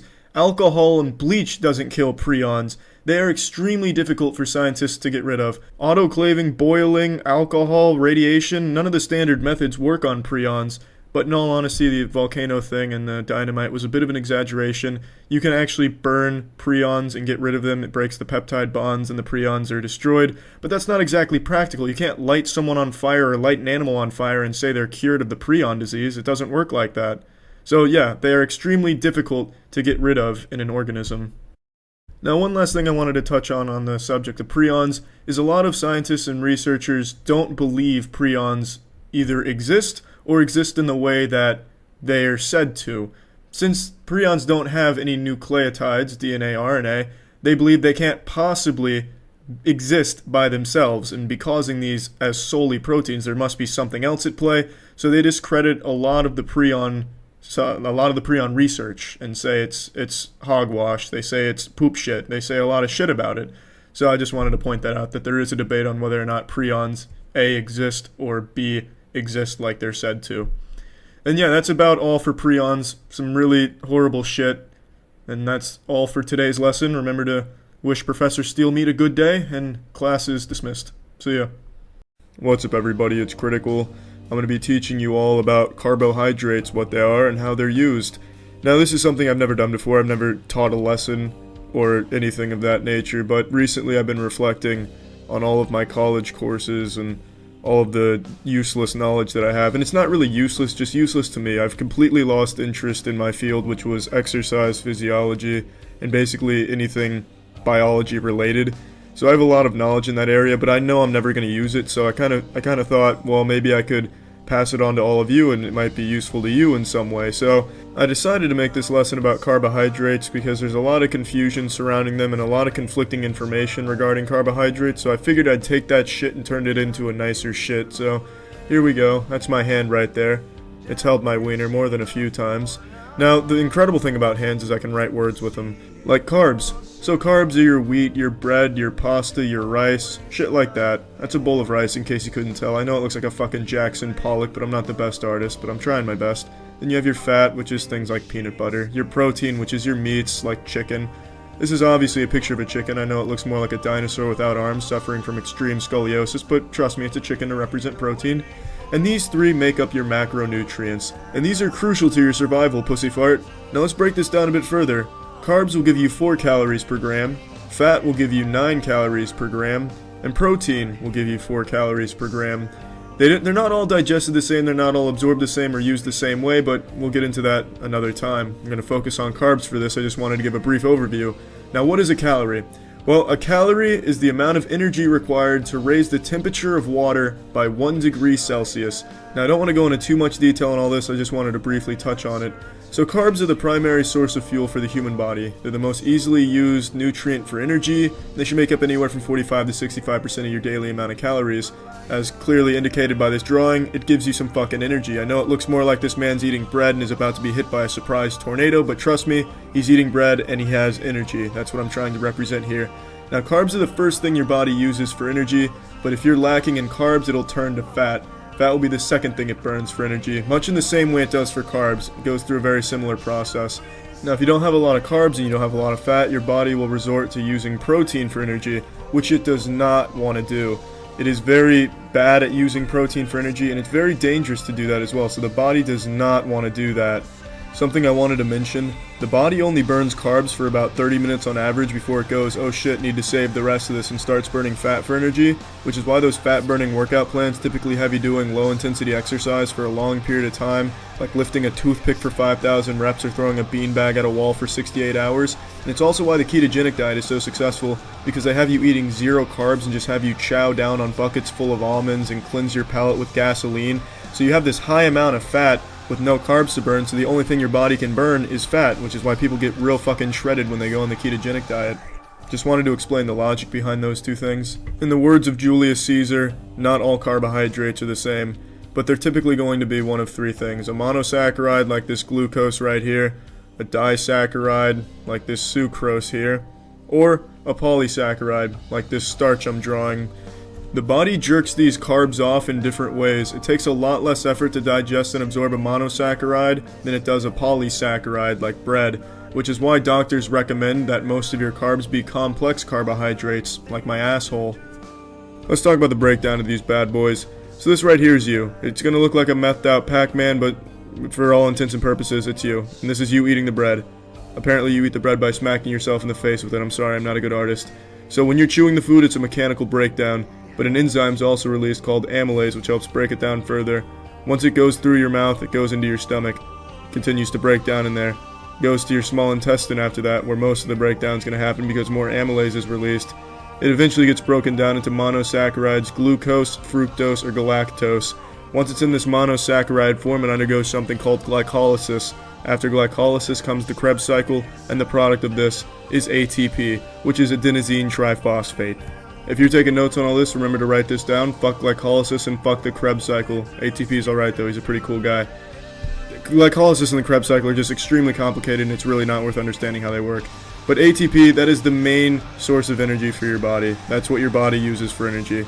The cells love it, you love it, everyone's happy with ATP, as this drawing is clearly showing. So, adenosine triphosphate is used everywhere. It is what the cells use for energy, basically. So, you need ATP, and you just need it.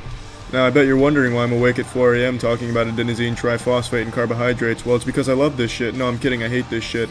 But you're probably asking yourself why you typically gain weight when you eat a lot of carbs. Well, that's because the energy you don't burn gets stored as glycogen in your liver. But once you run out of storage space there, that fucking Tom and Glary, that glycogen will get stored as fat in your cells when you run out of space in your liver. That's the point I'm trying to make, except I really fumbled the word, sorry about that. So yeah, that's basically carbohydrates in a nutshell. It's been a long time since I've gone over any of this information, so it might all be wrong, not really sure. I don't think it is though, I think it's accurate, but it could be. Who knows, it might be entirely wrong. But if I was an actual college professor, I wouldn't let my students leave until they said, "I hope you have a great day, Professor Steelmeat." Steelmeat's obviously not my real last name, but that's what I want the students to address me as well as faculty, and pretty much anyone else. I think it'd be really fun to be addressed as Professor Steelmeat. But yeah, that's the end of today's lesson, so see ya. Hello, you're watching Hot Feed, your #1 source for celebrity gossip, relationship advice, and the lowdown on all the hot stuff. On today's episode of Hot Feed, 4 surprising things you don't know about yourself. Number 4. I bet my nipples you didn't know your attractiveness could be accurately and scientifically rated on a scale.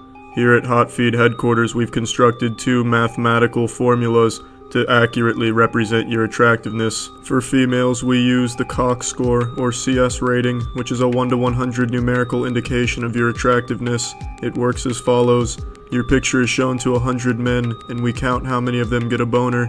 For example, if we show 100 men a picture of Anna Kendrick and 83 get hard, she has an 83 of 100 CS.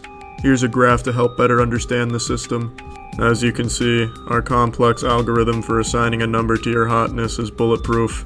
The green line represents the number of stiff wieners upon seeing the picture of the girl being graded.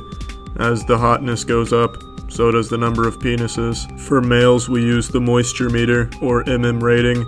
The moisture calculator is a little more complex, so I'm going to need to explain it a little bit more. We show 100 women a picture of one man and then weigh their wet panties. We then weigh them again after they've dried. Then we subtract the initial wet weight from the dry weight and multiply that value by 100, which gives us the moisture percent. Now, we have to get the average of all of this, and then we take that average and then put that on the graph. Now, anything 90% and above means the panties were fucking soaked, like they were caught in a tsunami. But reaching 100, that shit's impossible using our formula. Now, I know I'm showing 100% on this graph, but that's just for shits and shitting. But it just can't happen because you need the panties to weigh nothing, so you divide the initial by the initial. But panties are always going to weigh something. Even the driest, dustiest old pair of panties, your grandmother's old undergarments from 1814 that haven't seen action since the Prohibition, are still going to weigh something. So you cannot reach 100 using this, but it's still probably the best way to assign a number to a man's attractiveness. It's not as bulletproof as the Cox score, though. Number 3, the third thing you don't know about yourself. It is not only possible, but extremely likely that you and everyone else in this world is living in a computer simulation run by a much more advanced species on the outer rim of space. This theory has been getting more and more attention recently because it keeps getting harder and harder to prove it false. In fact, most of the new things we're learning about the universe actually point to it being the truth. Now, I don't want to dive too deep into this, but if you want to learn more, you can just type in simulated universe theory and there's thousands and thousands of documents and sources that cover it.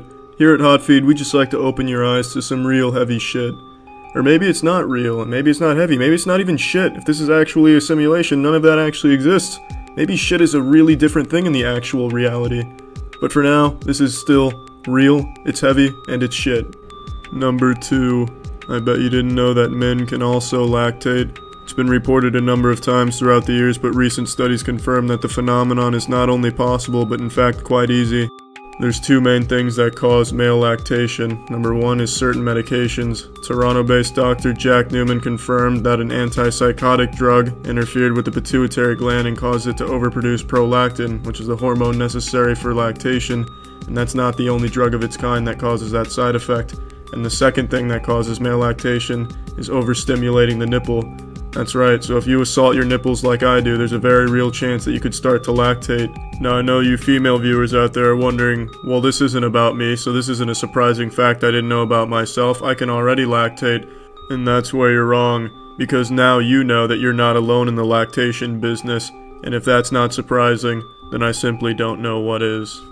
Number 1. I guarantee you had no idea that being able to do a headstand is so unique to our species. In fact, there is no other living thing on this planet that can do a headstand other than the Asian elephant. And now you know how similar we are to the elephants. So if you were ever thinking about challenging an elephant to a breakdancing competition, I'd think twice. It might just break out the headstand and make you look silly. Well, this has been the very first episode of Hot Feed, and I hope you all learned some very new, surprising things about yourself. Thank you for tuning in. Remember to feed yourself and stay hot.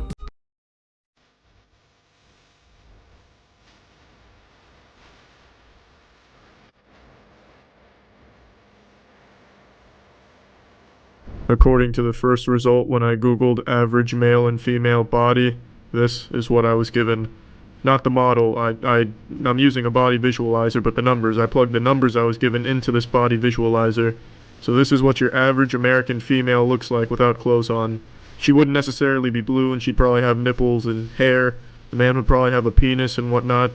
But this is the body composition of your average American male and female.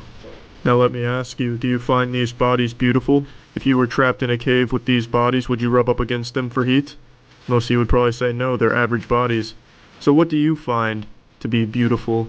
Is this your ideal male body? Another wienerless man, but it does represent a muscular man. He's in good shape. Is this the ideal male body? Is this beautiful? Is this what people want? What about the female body? Is this the ideal female body? Sorry, the picture's a little big, so I've got to scroll up and down to show it. But is this the ideal female body? I don't think so. I think there's more to the human body and beauty than what society has told us is beautiful. Let me show you something here. Is this alien-looking physique not appealing to you? Is this not beautiful? If you saw this thing on the streets, would you stop and say, oh my goodness, one of the Greys from Area 51 escaped? Or would you stop and say, sir, you look very cute today? I would say he looks cute. Now let's adjust a little bit. Let's really push the boundaries of beauty. Let's see if we can make this... Oh shit, it's female. I completely forgot. Nevertheless, male, female, does it really matter? Why does this person have to conform to society's gender roles? This is a beautiful woman. Look at those legs. You see how they're corkscrewing around each other? Look at those tits. Those are huge tits. Who doesn't like huge tits? But focus on the legs. The legs are important. Do you notice how the patella is the only thing left there? Beautiful. If a woman wants to look like this, she should have every right to look like this without fear of ridicule and being deemed not good looking. I think any woman should be able to look like this right here. No strings attached, no judgment. Look at those legs though, they are really wrapping around themselves. And now she looks like a rotisserie chicken. Who doesn't like rotisserie chicken? This is a gorgeous woman. But I bet the majority of you don't think she's as stunning as I do, because of what you were taught growing up. Well, let me tell you, she is flawless. She's healthy at least, if nothing else. Whereas those supermodels starve themselves to look good, this woman didn't do that. She put all of her weight strategically targeting her legs. Now she can probably run faster than most automobiles. This is really fucking cool, watch this. When I deflate the titties, the mouth closes. When I inflate them, it opens it up again. It turns this completely normal looking woman into the Green Goblin. I've created a new member of the Ginyu Force. Oh my goodness. This is incredible. This looks like Siddhartha. Oh, shit. Shrugging his shoulders now, getting some trap work. I've now moved his asshole up to the middle of his back, too. I'm still using the female. I keep calling it he. This is a female. Alright, folks? Get it through your thick skulls. This is a female. Got a tongue sticking out from underneath her tits, too. Belly button got moved up about 12 inches. Absolute beauty. Let's fiddle with the average male. Kinda pudgy, right? Not your ideal body type. But what's it fucking matter, alright? This is a good-looking man. He exercises 0 hours a week. Not everyone has to try that hard to look good. Like this guy, this is a good-looking human being. Got a little shark fin sticking out from his gonads. Parasite about to bust out of his gut. Asshole has folded into itself. The ass cheeks have collapsed into some type of vortex. Scrotum's formed a propeller. This gentleman's got the body of a Greek god. Now I'm getting a little sidetracked here, showing you all these good-looking things. But the point I'm trying to make is there's more things that are beautiful than just what you see in magazines and on TV. For instance, what I'm showing you here. And if I had the option, I'd be putting hair on all of these models. I'd have this bitch right here covered in hair. I'd have his eyeballs with hair all over them. He'd be the hairiest thing you've ever seen. Well, let's make him belly dance. Why, you like that? Do you like this belly dancing? Do you like that? Perfect. Another great looking human being. His head is held up by that toothpick in between his shoulders. His body resembles Play-Doh that's been stepped on. He's got a piece of skin floating behind him, because it has nowhere else to go, I guess. Perhaps this man is a bit too skinny. Behold, the old Bowflex salesperson. You too could look like this if you exclusively do the bench press and eat cottage cheese. I believe I've pushed the boundaries of beauty a bit too far. This thing is wearing football pads. It looks like a freshly opened oyster. Look at that, like, puddle of mucus in front of its face. It's got like a seagull's beak underneath him, too. All things considered, though, this is still a good-looking man. Now the point I'm trying to make is society should not mold your definition of beauty. It should not give you glasses that tell you what's beautiful and what's not. You should break those glasses, shove them in your asshole, and shit them back out just to break them again. Beauty is a lot more than you think it is. Do you see IKEA getting the Roblox? Oh yeah, IKEA's got the Roblox thing that's coming up, where kids can make an actual wage. This is cool. They found a way to do legal child labor. IKEA will pay people $13.15 an hour to serve meatballs at its virtual Roblox store. I mean, that's probably better than Amazon workers get, and the kids don't even have to pee in water bottles. Like, that's pretty good, all things considered. Especially for, like, a starter job. The co-worker game, as it's called, will let players experience working in IKEA's virtual universe. Fans will be able to live their home furnishing dreams and get paid for it with a limited number of paid roles available. Applications run to June 16th with the game itself launching June 24th. I love that idea so much. It's so silly. They get to live their home furnishing dreams. Yes, I remember dreaming of serving meatballs at IKEA as a kid.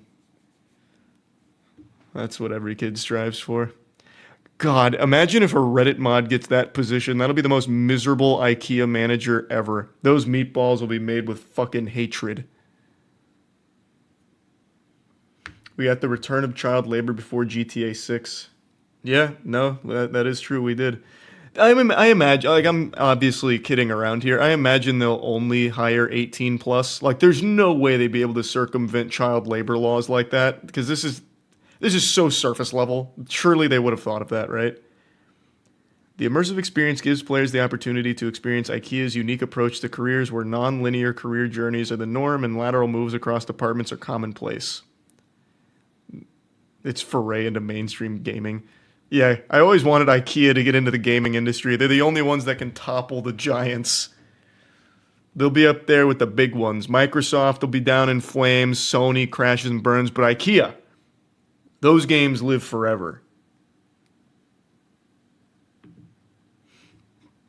There are paid shifts on offer for 10 successful applicants. They'll help customers get promoted to move departments, working in different sections of the store like the showroom and bistro, helping people choose furniture and even serving meatballs. We're excited to be the first brand to launch paid work on Roblox to showcase how we do careers differently, bringing our unique career philosophy to life. At IKEA, there's no set route to career progression. Our coworkers are able to change roles, switch departments, and grow in any direction they choose, both in-game or in real world. There are many ways to learn and grow at IKEA, and that's what IKEA on Roblox is all about. Can you just tell me the age? Here we go. You have to be 18 plus and in the UK or Republic of Ireland to apply. Successful applicants will be paid $13.15, approximately $16.78 an hour. The IKEA hourly rate of pay for a London member of the staff. The wages match the London living wage set in the UK rather than the lower national living average. Not even a bad career idea then, if you're just 18 and need some work. God, oh my lord, the kids that'll filter into an IKEA through Roblox must be insufferable. Imagine Jim Wool coming into IKEA. There'd be nothing but dust and mangled corpses left. God bless the wage workers in the Roblox IKEA. How pissed are actual IKEA workers right now? Oh, I'd actually be livid. If I was in the corporeal dimension working at IKEA and I saw this come up, I would be so tight. I actually would. Because this is significantly less effort than working at IKEA in the real world, and they're making a comparable wage, I imagine. Oh man, that'd make me so upset. I'd start spitting. Every meatball I'd serve have spit in it. How can that be profitable? For IKEA doing this? It's not. This is just one of those things where it's just a good brand opportunity. So they'll just eat the loss. They're not going to make money. I mean, I guess maybe they will. Roblox is so lucrative. Maybe they will actually make money off of this. I don't exactly know how the Roblox economy works, but it actually has a stock market for children already built into it. I'm sure IKEA could tap into that somehow. Offering like IKEA specific items like an IKEA hat. Like a fucking meatball bikini or something. Like, I have no doubt they can definitely find a way to make some money on it, but I don't think it's going to be a big profit. It's just marketing. You see how bad the servers were for the final shape? I didn't see it. I heard about it. Like I said, I've been like off the grid for the last 5 days, so I haven't seen a lot of stuff that's popped up. But I did see a bit of that, like hear about it. Isn't that just how advertisements work? You pay for the ads, and the ads themselves generate an increase in profits? More or less. This one's a little different, though, because you're not only paying for the ad, which is building the world, you're paying for continual workers, like a whole salary on top of it. But yeah, like I said, it's just an ad. It's a marketing play. You put IKEA in front of the faces of millions and millions of children. And then they start tugging at their parents' pants. Mom, Dad, Meemaw. Let's go to IKEA. I want to get their fucking meatballs. I had them in the virtual world and made so many friends. I can't wait. It's a magical wonderland. And then the parents will sign and be like, all right.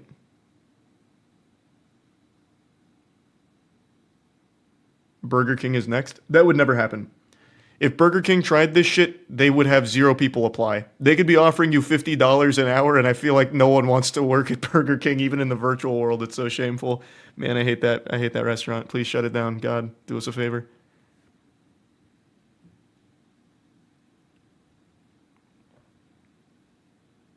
Do you think they need insurance for this? I know what you're talking about, but I love the idea that they need, like, workers' comp or something. Like, one of their employees goes in there, and, like, while they're modding the IKEA store, they get, like, carpal tunnel or something, so they sue the real IKEA for workplace-related injuries or some shit. Oh, that's Galaxy Brain. Actually, Galaxy Brain. I was keeping IKEA safe from the riffraff, all of these hooligans, and IRL, I accidentally slid out from my chair and I fucking hurt myself. I blew out my Achilles. I must be compensated by my employer, Roblox IKEA. Imagine the Roblox workers unionizing. Brother, That would be crazy. The Roblox employees here, the IKEA Roblox employees try and unionize and all of a sudden they just shut down the store. How does someone make a resume for this? Probably just things that you've worked on in the past on Roblox, like, I monitored the forums of Sonic vs. Naruto Roblox fan game and Shadow Sniper X5 Turbo, that kind of stuff. I once stopped a riot in Crime Life Roblox. And they're like, whoa, this guy's overqualified. Or if you're like me, I beat the Squid Game every time I played it in Roblox. Like, Jesus Christ. Promote him to fucking CEO of IKEA Roblox. Would I apply to this? No. Because I love the idea of doing that as a joke, but I don't want to take that opportunity away from someone that actually would want that position and that money. Because it's good pay. It's unironically not bad pay for the work that goes into it, I don't think. Like, I don't really think this is going to be backbreaking labor for IKEA Roblox employees.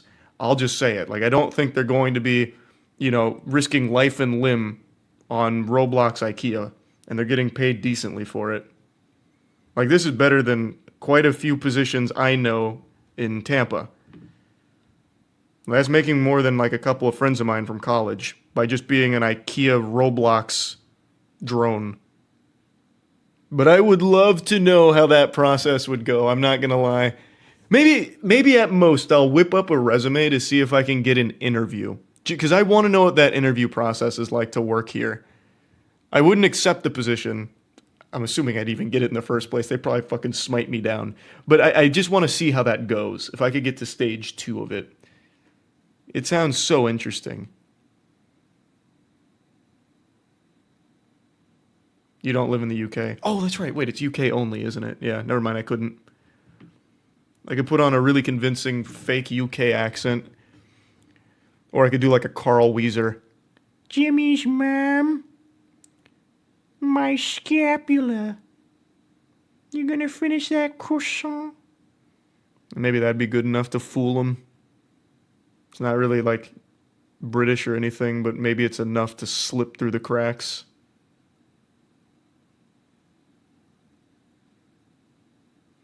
Why was that spot on?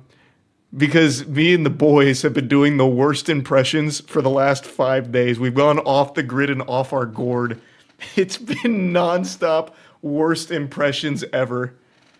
We were playing Draft Commander earlier tonight, and it was literally nothing but everyone doing fucking impressions for every turn. So I've been getting reps. I've been getting a lot of reps. Better voice acting than 99% of your actual VO work. Which is so fucking true. That's so true, though. Aren't you tired? Oh my god, I've gotten a cumulative maybe 8 hours of sleep over the last fucking 4 days-ish. And I've reached the point where it's just delirium now. I think most of us have from the trip. So no, I'm not even really tired anymore. My body's phasing out the need for sleep. I'd actually be the perfect IKEA Roblox worker because I'd be fucking 24/7 farming them for that salary. Title's not clickbait. Roblox is officially planning on adding a dating component to their game. And I think it's a horrible idea. There's nothing wrong with finding true love in the cyberspace. I mean, I saw many marriages happen in RuneScape, right? Like, it is something that happens, and there's nothing weird about that or icky, yucky, nothing peculiar. But when you take a game that is primarily played by children, Roblox, and you try and add a dating component to it, which is 17 plus, which is very weird, by the way, to make it 17 instead of 18. I think that is an alarmingly stupid decision to do 17 when you could have just easily done 18, but regardless. To take a children's playground and then hijack it with a new component where you invite adults to be romantic with each other is really weird. It'd be like telling your Tinder date to meet you at the local elementary school. Well, I guess not exactly. It'd be more like if your local elementary school was hosting an event for adults to come in and meet each other and form romantic relationships with one another while class is still in session. So as the adults are in their own separate wing of the elementary school, like their own little ballroom to meet each other, the kids are still there playing at the elementary school too. It's just so fucking weird. Why have the adults go to the elementary school to do that? It's fucking bizarre. It's also made even weirder by the fact that some of the participants here in the dating pool aren't even adults. They're 17. They're legally not adults. So it's even more strange. But like I said, there's nothing wrong with finding your soulmate while playing a game. But usually it's just because you two found each other while playing the game itself instead of the game offering a service for you to like meet and fuck or whatever. Like RuneScape, for example, doesn't have like RuneScape XXX where adults go in there and start emoting where it looks like they're thrusting into each other at like a church ceremony or something. That just happened in the game, naturally because these two people met each other and then set up the wedding. There wasn't some officially endorsed exclusive nightclub for adults to go to in RuneScape to meet each other. Whereas Roblox is offering that in a children's game. It's so out of place and alarming, really. And you already know kids are going to try and find ways around the restrictions that are supposed to keep them out. It's just a really weird decision. Is there anyone in the world that thinks this is a good idea? I can't imagine a single argument for it. Why would Roblox want a dating app component to it? And also, why 17? Why not just make it 18? The fuck is the point? You could just make it 18. Just go on Second Life at that point. Or just go anywhere else. Boo! Quick jump scare. I just want to quickly shout out Starforge Systems, the best PCs in the universe. It's a company I've been a part of since the start. And recently, I guess a lot of people are waking up and opening their third eye to the beauty of PC gaming because I've been getting asked a lot about where to start when it comes to PC gaming. So I just want to quickly talk about Starforge because we have the best PCs available. If you're someone who's just starting to dabble with PC gaming, we have a line called the Horizon series, which is just perfect for the everyday gamer. Or if you're someone looking for top-of-the-line equipment, top-notch, looking to upgrade to the best available, we have an entire line called the Voyager series. At Starforge, we have several different PCs at different price points, so you can always find the PC that's right for you and your needs. It's premium quality, impeccable attention to detail, white glove service at an accessible price point, and each computer comes with a full 2-year parts and labor warranty. Also, the logo is a hammer, not a penis. So yeah, if you're looking to upgrade your current PC or looking to get started with PC gaming, I highly recommend Starforge. I'll put a link in the description below. I don't know why people would want to date each other over Roblox. I just don't see that happening. This just feels like even more tools for predators to prey on kids. Because you already know kids are going to fake their age for this. Apparently the verification they use is government ID plus a selfie, I think is what it was. So you could easily just have a kid take his parents' license and then just have them take a selfie, like send them a selfie. Like they release this news and then they go on Twitter to see who's celebrating it and then they put them on a watch list. Like this whole sentence is so fucking dumb. Roblox really wants to move beyond being an app for kids, and that includes making it a place where adults can actually meet and date. Why, though? Like, just fucking why? There are very few adults that are playing Roblox. Like, there definitely are adults that play, but not that many. Why give them a place to date? Have them take it elsewhere. If you want to move beyond just being an app for kids, then start somewhere else that's not immediately into fucking dating. God, that's goofy. I couldn't imagine thinking I'm lonely, maybe I'll find a girlfriend on Roblox. I couldn't imagine that either. I really can't. Like, there's nothing wrong with meeting your significant other online or anything. Like, if you, queuing up together and you just hit it off. That happens quite a bit, and it's a real relationship and shit. But it never happens in Roblox dating app. I don't even think it's going to be an app, right? As I understand it, it's basically just going to be like Roblox dating zones. So like a PvP zone, but for lonely adults, I guess. It's probably going to cost money. No, I don't think so. Let me check. I haven't read this article. I read a different one. Let me see if this has anything about it costing money. The company recently added experiences that can only be played by users who have verified that they are 17 or older, meaning that people hanging out in those exclusive experiences can be relatively sure they're spending time with people who are old enough to be there. Next year, Roblox is planning to release an AI-powered tool that will let you make an avatar with an image and a text prompt, which could help you make a more realistic version of yourself. And with the platform soon to launch Roblox Connect video chat feature, people who form a connection could move a video call to talk more. It's so fucking weird. Move over Minecraft girlfriends, Roblox girlfriends are in town. True. Roblox is the new sheriff on the block now. And also, why even add video calls? What possible reason could there be for that? Xbox Live used to have video calls, and it wasn't used that often. And when it was some degenerate shit. Like Xbox 360 Arcade Uno had video chat capabilities, and it was usually just for people to be fucking themselves on the cam. It was like early Omegle.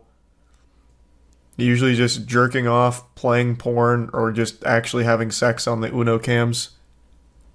I loved Uno video chat. Yeah, I mean, it was fucking crazy. It was actually crazy. I remember I went into an Uno lobby once, and one of the people had... I don't know if they were just playing a video or if they were actually doing this, but their cam was just... It was just a video of one guy eating another dude's ass while on an inflatable raft in a swimming pool. I don't know if they just had their Xbox cam facing their computer screen and were playing that, or... even more incredibly, they brought the Xbox Live cam out onto their patio, and then the two just started eating each other's asses out on the inflatable raft. Roblox is already kind of a metaverse adjacent game, and it seems like it's leaning really hard into that. A Fortune 500 company will use Roblox experience as part of their recruiting process. A school will integrate a full K-12 curriculum with Roblox, including language courses with schools in other countries and virtual field trips. This is exactly why our IQ is deteriorating. Ah, yes, in the future, you'll attend all of your classes through Roblox with an intense curriculum. That's so fucking dystopian. Holy shit. People are more isolated than ever, and everything is leaning into it even further. Keep people away from other people. Go to school in Roblox. What the fuck? That is abominable. Why? Homie has to beat doors to graduate. Hey, we're going on a field trip to Meep City, class. Get ready. And please avoid the avatar Jim Wool. He's like the class boogeyman. For 17 plus verified people and 17 plus experiences, thousands of adults will meet for the first time in Roblox dating experiences and subsequently form real life relationships. Why 17? They're not an adult yet. You should have just made it 18. You shouldn't have done it at all, but if you're going to do it, at least make it fucking 18. For some reason, they went with like the restricted parameters for movies, where it's like 17 for an R-rated movie. But in the real world, as an adult, it's not till 18. It should have just been 18. This is so stupid. Classic Roblox. Roblox employees will spend more time using Roblox for remote meetings than with video. We will share a universal civility metric and show that for most players it increases over time. Some Roblox creators will make more from selling physical merchandise on Roblox than virtual merchandise. Roblox will be a frequent communication channel for my family. Why would you be happy about that? Mom and dad are communicating to their child just through Roblox. No meaningful family bonding experiences. Their trips together are Roblox virtual field trips like number 9 says. Pack your bags, Junior. We're going on a Roblox trip. This time we're going all the way to Survivor Island Turbo. A top fashion designer will be discovered on Roblox without having any experience in physical fashion. A musician will perform live to over 1 million people on Roblox using a phone for motion capture. A Roblox developer will be valued at $1 billion. You're telling me a Roblox developer earned 50 mil in a year? Which game? It is actually mind-boggling how much money Roblox developers make. For those that don't know, The individual games you play on Roblox are made by community members or studios that work and make games on there, and they make money themselves, while Roblox, the parent company, makes money on the back end as well. But you as the developer can generate money through it. And apparently a Roblox developer has earned more than $50 million a year for one of their games, which is crazy. I guess we'll see if these predictions come true, but one thing I'll say with my whole chest is that a Roblox dating app is fucking awful. And it's nonsensical to make it 17 plus instead of 18. I can already see all of the weirdo predators that use this, and they're like, oh, but they're 17. And it's like, no, goofball. They're still not an adult yet. It's not 17, it's 18. You're going to jail. It's like, but Roblox set me up. Roblox set me up. It's a fucking honeypot. I feel like back when people envisioned a digital world, they didn't picture a bunch of discount Lego people. That doesn't even matter, though. Like, that doesn't bother me at all. The way Roblox looks does not bother me. Look at BattleBit. You can make great games that look very silly.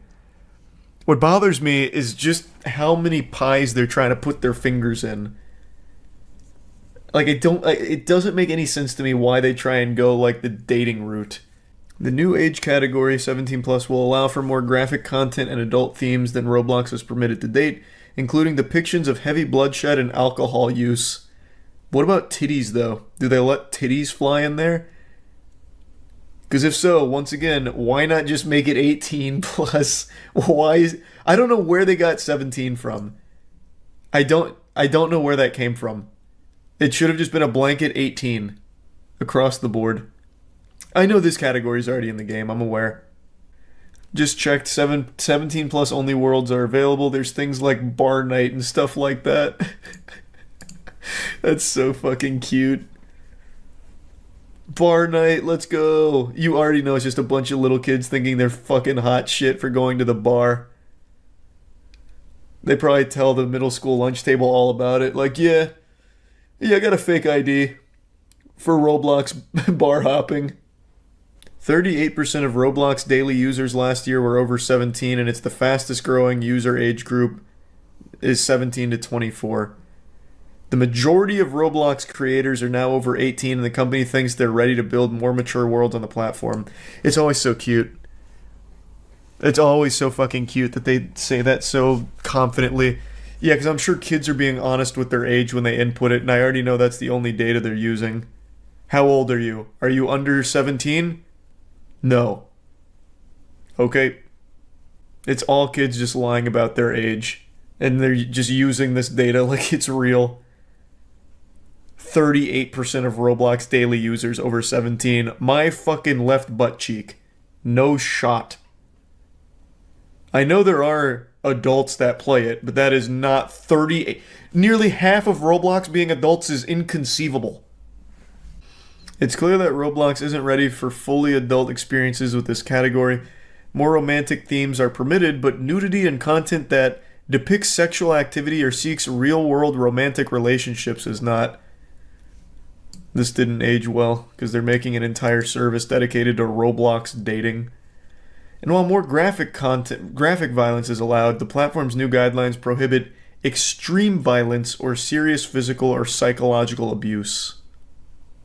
Like I said, I know there are some adults that play Roblox, but it is not the majority of their player base, nor is it one they should really be trying to capitalize off of. I think they should have been more than content with just being the biggest children's game. Up there with fucking Minecraft. It's like making a fucking dating service and all of that is so weird. Every child's worst nightmare just came true. This is more traumatizing for kids than if their parents divorce. Roblox just made a drastic change. They replaced the iconic oof sound. And even if you've never played Roblox, I'm certain you're familiar with that sound because it's been used in everything, everywhere for like the last 6 or 7 years now. It's become more popular than the Happy Birthday song. This is a legitimate tragedy. It's been 3 days since Doomsday, and it doesn't seem like they're going to be overturning this decision. This is pure lunacy. They've replaced it with a truly awful sound effect that doesn't even come close to the original oof, and it's terrible, you know? You hate to see this happen. If you step outside every day around 3 p.m. when school gets out, you can hear the distant cries of children everywhere as they're mourning the loss of the great oof sound effect, as they punch the air, tears in their eyes, and just wonder where it all went wrong. I'll go ahead and show you a video that compares the old oof sound effect to the new one, and you can see just how horrible it is in comparison.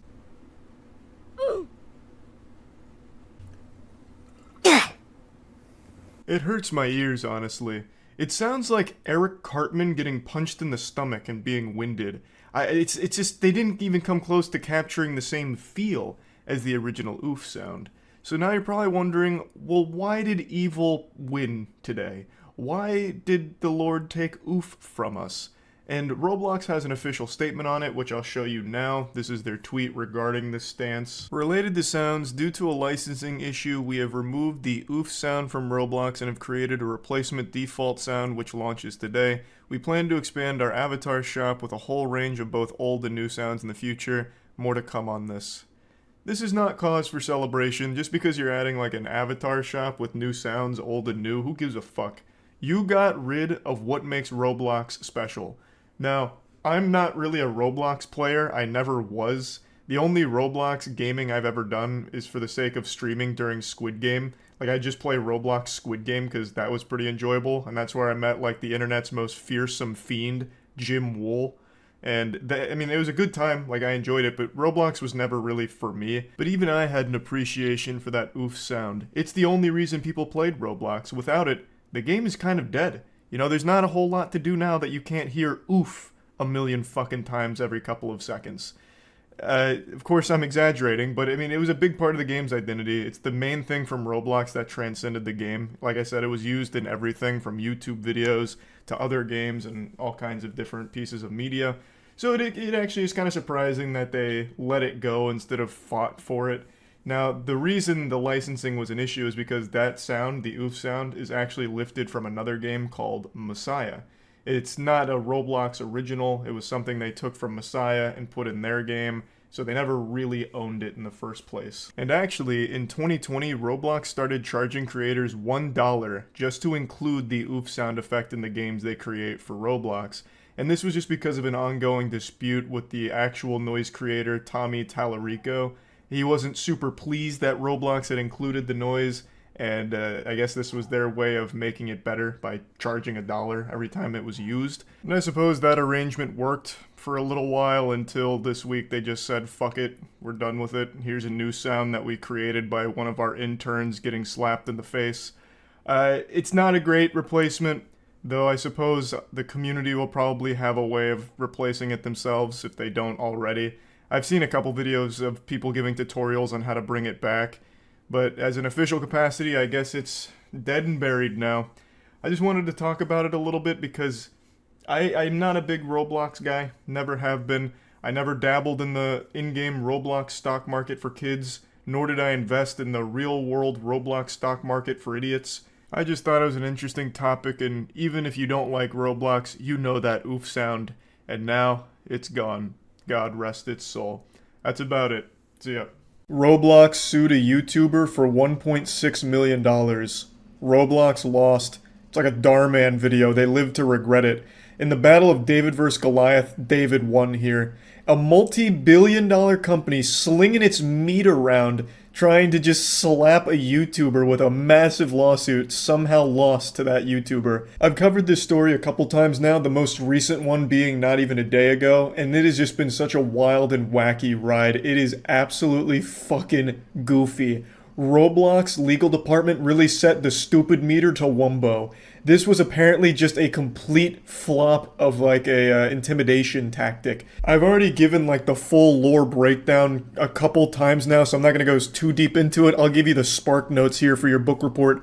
YouTuber named Ruben Sim. He's made multiple videos exposing some very bad actors in the community, such as open pedophiles that literally admit to pedophilia and preying on kids on the Roblox platform. Well, using the Roblox platform, they prey on kids on Discord, and they're very open about it. Ruben would call them out, try and report them. Roblox didn't do anything about it. Ruben also called out a former employee of Roblox who, as the social media manager of Roblox, also was running a porn blog on the side, which was also open and public, so it's just very disturbing. He would highlight these issues, as well as, from what I understand, he also made like troll posts on Twitter or something. Again, I'm not super familiar with Ruben's content, so I don't know too much about him. I only know like these key facts. And a month ago, the Roblox team slapped him with a lawsuit demanding at least $1.6 million in damages, and this was going to look to be a long court battle that would really fuck Ruben's ass. It's extremely expensive to fight in court for a normal person, but for a multi-billion-dollar company, they could have just funneled money into their legal team's mouth for years and kept Ruben bleeding if they wanted to do that. Ruben, in defense of these horrible allegations, and they were some terrible stuff Roblox said that Ruben had engaged in, he was planning to release a 3-part series defending himself and highlighting how those were lies, misleading, or just blatantly wrong, and he only released part 1 before Roblox folded. He posted this tweet just about an hour before I posted my video yesterday, so I looked like such a fucking idiot because I was late to the party here. But in the tweet he explains that they have settled and that Roblox didn't get any money out of the lawsuit, and he gets to keep his channel, all his social media accounts. The only thing is he can't access Roblox anymore, which in that case I don't even know what the point of living is. If you can't play Roblox, why even exist in this corporeal dimension? So Ruben's gonna have to probably struggle through rehab and therapy in order to try and see the value in life post Roblox without being able to access such a sacred treasure of our society, but I'm sure he'll manage. All in all, a pretty good conclusion. Now, I talked about this on stream last night, and there's a few things that I'll just play the clips of now before getting a bit deeper into, but it's not like perfect for Ruben because he still may have won the overall case, but lost a lot of money doing it. So we have an update to the Roblox situation. This happened right before I posted the video on it too. So now I just look like I'm way fucking behind here. So Ruben won. Apparently, according to Ruben, Roblox and him have privately settled so the case won't be going to trial. He gets to keep his social media accounts and he didn't pay Roblox any money. The only caveat is he can't access their platform anymore. So he says if you have a Pacer account, you can look up the full agreement. And I can't show it on stream for some reason because it keeps insta-closing. But I don't have a Pacer account. I didn't even know what that was. I thought that was like the presidential fitness test renamed. Like the Pacer Grand Fitness. But apparently it's like a legal thing where you can look up all of these court cases. He had to pay $150,000 to the plaintiff, but from what I understand, that $150K didn't go to Roblox. It was to cover all the attorney fees. So he still had to foot a pretty hefty bill. So at the end of all of this shit, luckily it wasn't in the millions, but it still seems like he paid a fucking hefty price. So Ruben really came out on top, albeit down $150K. I don't know who works the Roblox legal team. I guess it must also be children, because this shit was garbage. This was apparently just a really frivolous lawsuit that just cost Ruben a lot of money for no reason. So that also makes me doubt all of the other claims. Ruben only posted part 1, so he only dissected the first major point against him and pretty much highlighted how it was all misleading and false.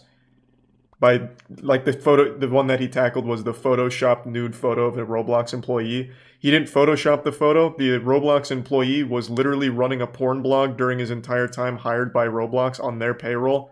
So he just went to the porn blog and the dude's posting a nude photo of himself, which Ruben also posted in order to criticize. Couldn't he countersue for defamation? I don't think that's a good idea. I think, all things considered, Ruben got off really lucky. Roblox is a multi-billion-dollar company. They could have dragged this shit out into court for a long time and bled Ruben a lot more than $150K. I think all things considered, this is a fat dubski for Ruben, even though it still cost him 6 figures. It could have been a lot worse. It could have been a lot worse. Yeah, so while they may have settled, Ruben still had to pay $150,000 for all the legal fees, which all things considered is a lot less than he could have faced, so it's still a bittersweet victory. Now, like I mentioned, there was a lot of allegations against Ruben, and they were horrible things, and he had a 3-part series ready in the pipeline to fucking fire through the cannon, the railgun, right at Roblox in order to defend himself. Only one of them's released, and I thought he did a great job of explaining how it was wrong. And the fact that Roblox has now dropped the entire case against him makes me believe the other accusations were also blatant lies and just wrong. So basically, Ruben paid $150,000 because Roblox wrote some fanfic in a legal document. Now, there is a really big silver lining to all of this, and it's perhaps the reason Roblox decided to settle in the first place. This case was huge. Everyone knew about it, even people that had no clue about Roblox drama or the Roblox community in general, like me, learned about this case because this was a massive deal. And from this, a lot of people also learned of some of Roblox's most awful secrets that they do their best to bury, such as the rampant child abuse, child grooming, and exploitation of child developers or children looking to be developers being exploited by Roblox developers for free labor. A whole myriad of terrible, terrible things came out as a result of Roblox trying to pop its cock into Ruben's mouth. And this is a big deal because now more people are aware of just how fucked up things have gotten on Roblox in certain places, such as the things I mentioned, but that's only the tip of the iceberg. It's also become well known to a lot of people that Roblox has an entire stock market system that incentivizes kids to participate in it, which leads to them getting like addicted to gambling and shit. It's real money too. It's not like fake money. It's real money. There's just so much going on with like Roblox that makes me scratch my head and wonder, how the fuck did more people not know about it?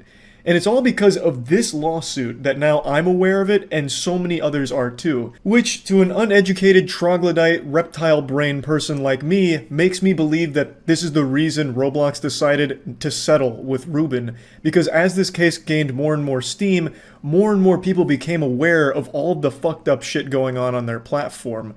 So they were probably thinking it's not worth it anymore, this is a PR disaster, because as parents learn that Roblox might not be the safest place for their kids, they're not going to allow their kids to go on Roblox, and that's their entire audience for the most part. It is like 90% children, and the other 10% are Roblox developers looking to make games for kids. And now Roblox looks extremely scummy, not just for this lawsuit against Ruben, which now you have to call into question the legitimacy of the claims they even lobbied against him. You have to wonder if any of the allegations they made were even real. So the trust with Roblox as like a reliable narrator here is broken, but they're also looked at extremely negatively because it's been proven by people make games, by Ruben, by others in the community, that they don't do anything to protect their players.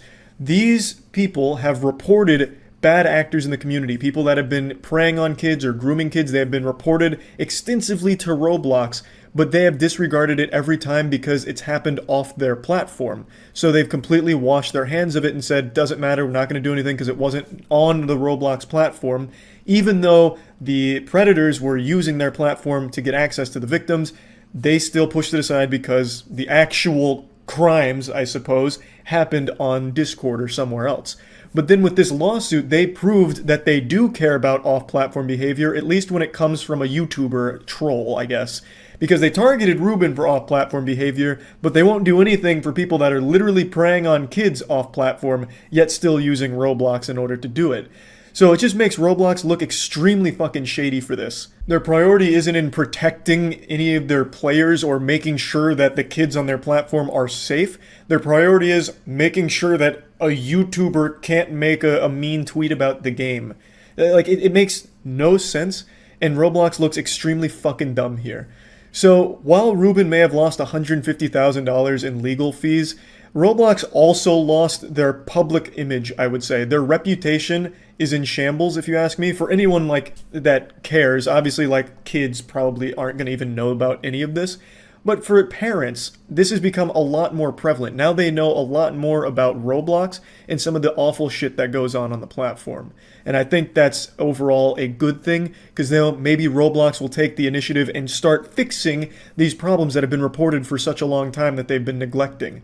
So hopefully something good comes out of the whole situation, and hopefully Ruben still drops parts 2 and 3 of those videos, because I still think it would be worthwhile to defend himself from those allegations since they were so serious.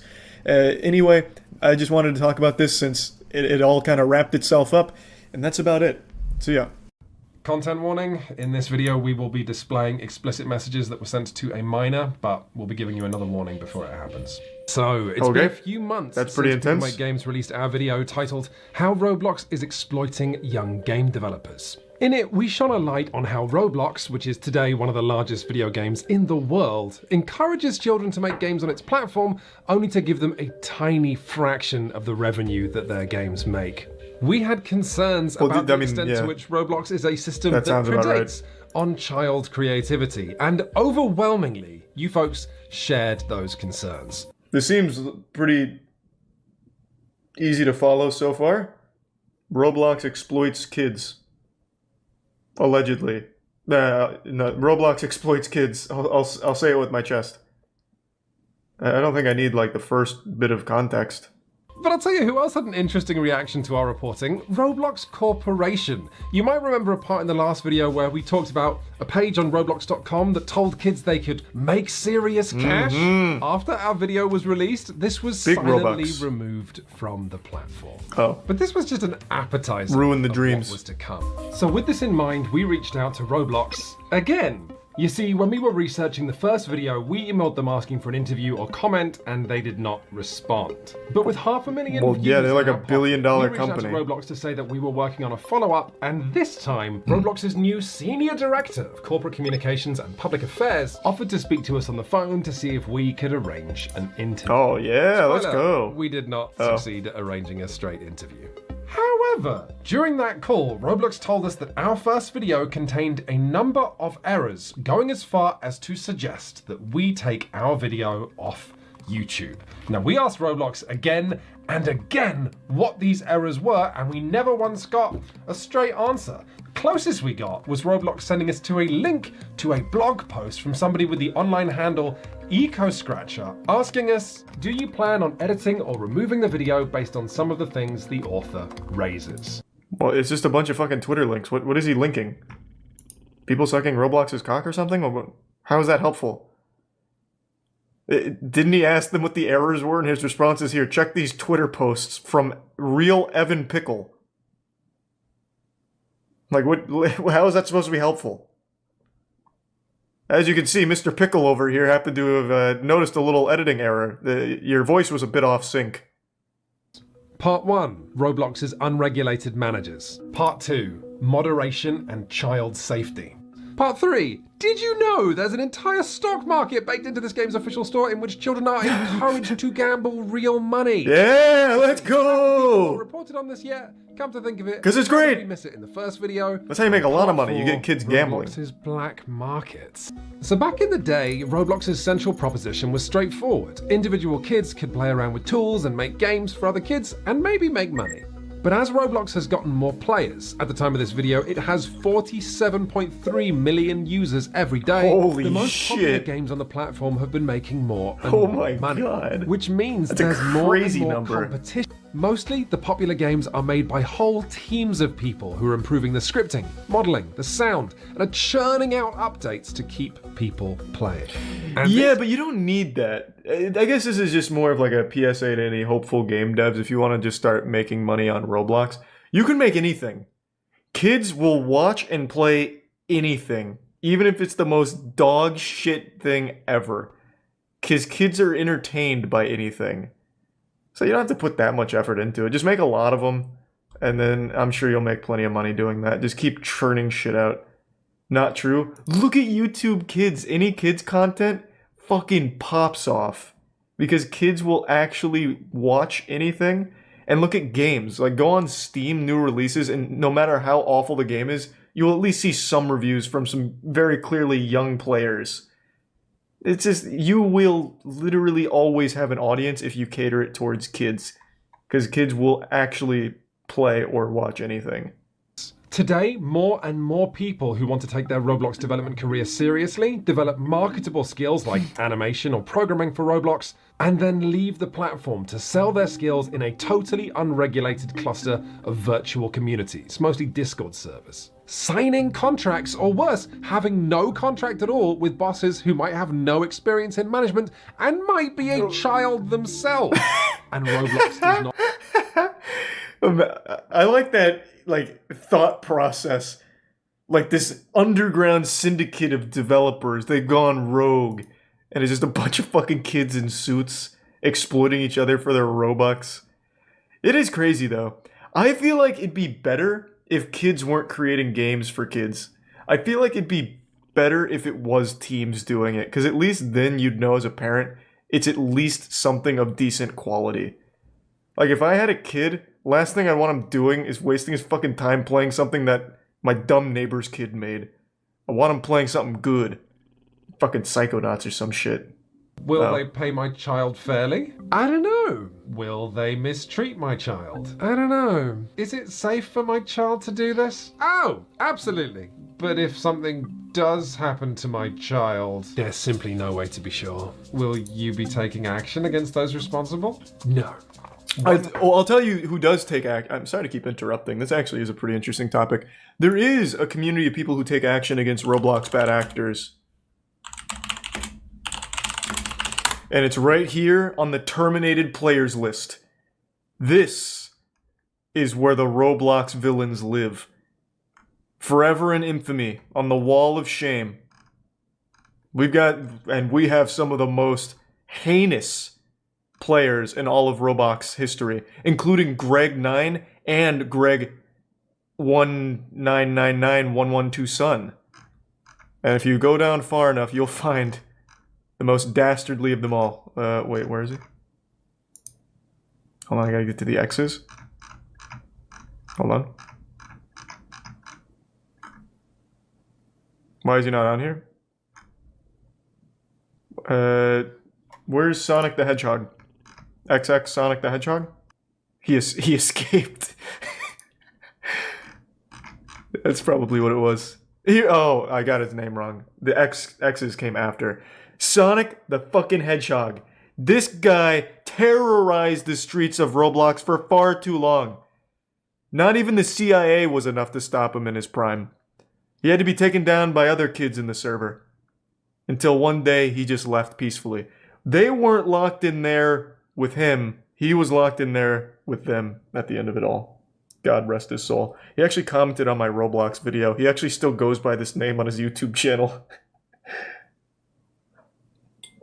So, it's a bit disingenuous to say Roblox doesn't do anything when there's bad actors in their community. Because, I mean, look at this. This counts as something. Jim Wool is... Yeah, I haven't seen Jim Wool on these lists yet, but he's probably just too new. He's like the most recent raid boss. In fact, talking about what your boss did to you on the official Roblox developer forums falls under the category of harassment. And since there's no plan... Let me read these real quick. Yeah, if you're mistreated by your boss, don't tell Roblox about it. You yourself get banned. Rightfully so. Fucking snitch. Statements. So we emailed... Ooh, hold on a second. Hey, Connor. The structure of Roblox is so strange to me because I had an offer of like $20,000 from a Roblox game developer to have them make games for me to stream. But it was somewhat sketchy and I wasn't sure how involved Roblox themselves were. $20,000 to stream some Roblox games and you didn't do it, Connor? You deserve to be on the fucking controversial players list on the fucking Roblox wiki. What a deal. You get to play Roblox and get $20,000. Are you insane? Unbelievable. But yeah, obviously Roblox is themselves isn't involved. It's just some like weird crusty dudes that develop pretty mediocre experiences. But god damn it, that's what makes Roblox Roblox. Why do people keep saying check Roblox stock? It's a rough day. That's a rough day for Roblox fans everywhere. Oh, that's a rough 5 day. Oh, that's just a bad month for Roblox fans everywhere. But it's a good year. We're looking good on the year though. So you know, win some, you lose some. When talking about problems with Roblox's moderation, it is hard to know where to start. The side of the moderation that makes the best headlines are the games that simply should not be there. Like this Wired article on the fascist role-playing games, or this Rolling Stone article on the trolls who are always coming up with new ways to hide sex games oh god. on Roblox. to hear Roblox's players tell it. The moderation is infuriating because it simply works when it's not supposed to and doesn't work when it is supposed to. With automated filters offering unfair temporary bans for using words like fat, gay, and pill, while still leaving enough scammers on the platform that the BBC chose to issue a warning. Hold on, I want to read that. Oh, so it's kind of like the zero tolerance thing. RuneScape kind of has the same thing. If you get scammed, it's basically go fuck yourself. And it's really not like the worst policy in the world to have because it would be so highly exploited otherwise. So I guess like the best thing they could do is have like some kind of, I don't know, like Scrub McGruff crime dog teach you how to avoid scams. Like I don't really know what you're supposed to do. It's just people getting scammed. And if you like come in there to try and like hold their hand like, okay, you got scammed, we'll give you your shit back, then there's going to be a million other people who pretend they got scammed and it's going to be a whole mess. There's really just not a good solution to that. So I understand Roblox's policy there. After this channel's last video on Roblox, a number of concerned parties got in touch with us to see if we could force Roblox to act regarding a Roblox developer with a few nicknames, including Dr. Rofatnik and Jaden Shedletsky. The infamous Rofatnik? Sarah. No! Real name. I've When trusted Sarah him for first met years. Doc in a Discord server, Doc was 24 and he knew that Sarah was 12. Not Dr. When I Rofatnik. first met him, he had mentioned his Roblox fan game, and I was like, hey, I like Roblox too. He was making a Roblox Sonic fan game. Oh, that sounds about right. my interest Oh, at the God. So I asked him about it. God. Next thing I know, I get like 5 pings, and he sends me a bunch of GIFs of it. Of course He's he sending me was. progress of it already. He was the one who started taking the inappropriate jokes in the DMs first. But Sarah made friends within these games' community. So, hold on. Someone fill me in. I pretend that I know who Rofatnik is. Who is he? Is he on, like, the actual Roblox team? Like, as a moderator or something? Or is he just a developer? Like, a random developer making shitty Sonic porn? Okay, so he's not on the actual Roblox team. He's a dev. Got it. Okay. Just not like a Roblox dev, but like a dev of just this game. This weird game. So he's just a random guy not affiliated with Roblox. It wasn't until 2020 that Sarah's friends were able to convince her that this behavior was not okay and helped her to come forward with evidence of Doc's behavior. However, as anyone who's been following the Me Too movement will know, coming forward like this often has devastating consequences for the victim. You turned right around and tried ruining his life for attention, and I was like, what the are you talking about? Doc Jesus. released a video denying the allegations, going as far as including this audio of the developer still working under him, defending his character. The DMs that were exchanged between Jaden and the victims were not okay, but Jaden is by no means a pedophile. He understands the clear dividing line between jokes and serious harmful actions against others. No fucking way. Yes, this guy clearly understands jokes, such as, I'd fuck you so hard. I mean, that's a knee slapper. I pretty much tell that one to all my cousins and stuff at Thanksgiving, too. I mean, it's just a good joke, I guess, right? I mean, again, this is Dr. Rofatnik. I mean, that guy's one of the greats. He understands comedy. It is a bit silly to try and, like, assassinate his character like that. So let me start by apologizing for the things I've said. I know I shouldn't have said those things regardless of the context. Moving forward, I will not have this behavior. While I will not defend myself for the things I said explicitly, I will protect myself from the blatant attempt at character assassination. For as distasteful as the comments I made are, they weren't genuine. I feel like I'm listening to a man at Debate Club. While working on this piece, we were sent a 40-minute video of Roblox community members harassing a developer who has since left the development team.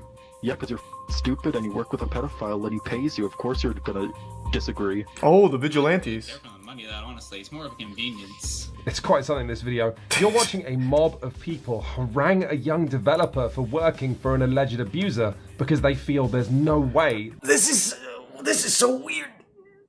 Like, this is so weird.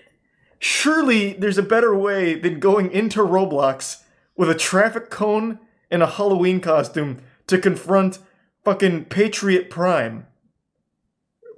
Like, it's so hard to like wrap my head around that this is real. God damn. Now, obviously, I think Roblox should step in cases like these and arbitrate. Like, actually get to the bottom of what is real and what is not, or what is just, like, harassment of someone innocent, if that is the case.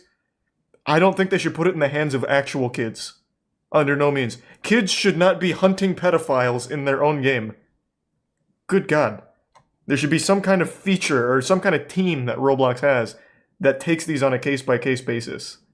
We have a large, expertly trained team with thousands of members dedicated to protecting our users and monitoring 24/7 for inappropriate content. So it sounds like they have the And team. Developers removed from our Why platform doesn't it for work? policy violations also lose access to monetizing. That's not true. That's what all of these people are trying to tell them again and again. Doc is still publicly leading the development of his Sonic games, as this recent update video from him proves. Doc's ban did nothing. He's still making money for Roblox and paying developers to come and work under him. You're probably asking, what's up with the rest of SEO? Where is it at? I wasn't asking that. We've been making some stellar progress as of right now, and we actually have a bunch of things. But if we look at this video published on his channel in April of this year... I can actually just hear the Dorito dust on that guy's fingers. My God. And his team, including this bit. He has the voice of a creepy guy. Steadily regaining our footing. What you're looking at here are collectible cosmetics that Roblox either sells a limited number of or sells for a limited This is pretty time. fucking Most interesting. recently as tie-ins with brands like Vans, the YouTuber KSI, or Swedish pop star Zara Larsson. And once this initial sale period is over, the only way that kids can get them is either by swapping items with other Roblox users or buying them direct from other So they have basically what cornerstone TF2 of Roblox's has. economy is kids in trying to look CS:GO. cool in front of other kids. These items immediately They've got some gambling. skyrocket in value. Let's go. from $5 or A $10 market. that Roblox sells them. But the important part here is that Roblox always takes a 30% cut from any sale that happens on its platform. So the more absurdly 30? overpriced these items get, and Also, you only get a 23% cut from your game while Roblox takes the rest. So even as a developer? Oh, that's fucking crazy. Man, Roblox has got it figured out. So you take you only keep 23% of your game's profit as a developer, and if you're selling items, you get 70, so you do get the lion's share there, of course, but a 30% cut to Roblox on that is an absurdly high amount. What does Valve take? Do they even take a percent? It's been a long time since I traded items. What does Valve do? Okay, it looks like 5% of the market and 30% for games. I mean, I just did a really quick search, but it looks like Valve takes 30% from games and 5% from items on their stores. Ooh, that's a lot. 5%'s fine on the market side, but 30% from the games, I didn't know it was that big. 30% is industry standard, is it? I guess, I mean, the benefit of being on Steam is it's the biggest platform for PC. So I guess they, like, earn that percentage. But I guess you could argue the same for Roblox. Like, if you're a developer and you're making a Roblox game, it can't be anywhere but Roblox. I don't know, it still seems like a lot. when Jack was 13, he managed the impressive feat of making a hit Roblox game. He called it Secret Pet Hatching Simulator, which made him 200,000 Robux. Oh my god, he's a In billionaire. a heartbeat, he'd spent it. It was really stupid back then, but like I spent it on stuff in the catalog instead of DevXing it into real money, which I really regret now. I spent like half of it and bought like 2 faces and a hat, and then after the other 100,000 finished pending good. and I got it in my account, I wanted this bigger item. It was called the Silver King of the Night. Why is Roblox selling to children items that cost like hundreds of Australian dollars? What do you mean, Yeah, why? It's pretty mind-boggling. It's obvious like, why. I would never spend that much money in real life. After Jack had bought these items, a Roblox developer that he'd been talking to for a couple of months that he thought was his friend sent Jack a file that Jack thought was an asset to help with Jack's next game. Oh my god. This file off the Roblox website. He keylogged which actually in. contained a cookie. You can get into their account just by having the cookie. He sold the limited items Oh, for like no. pretty cheaply and made a quick, like, I think it was like 50k after he sold them. I hate myself because of it, because like with that money, I could have made like my parents proud. Jack Oh, it's so fucking sad, poor guy.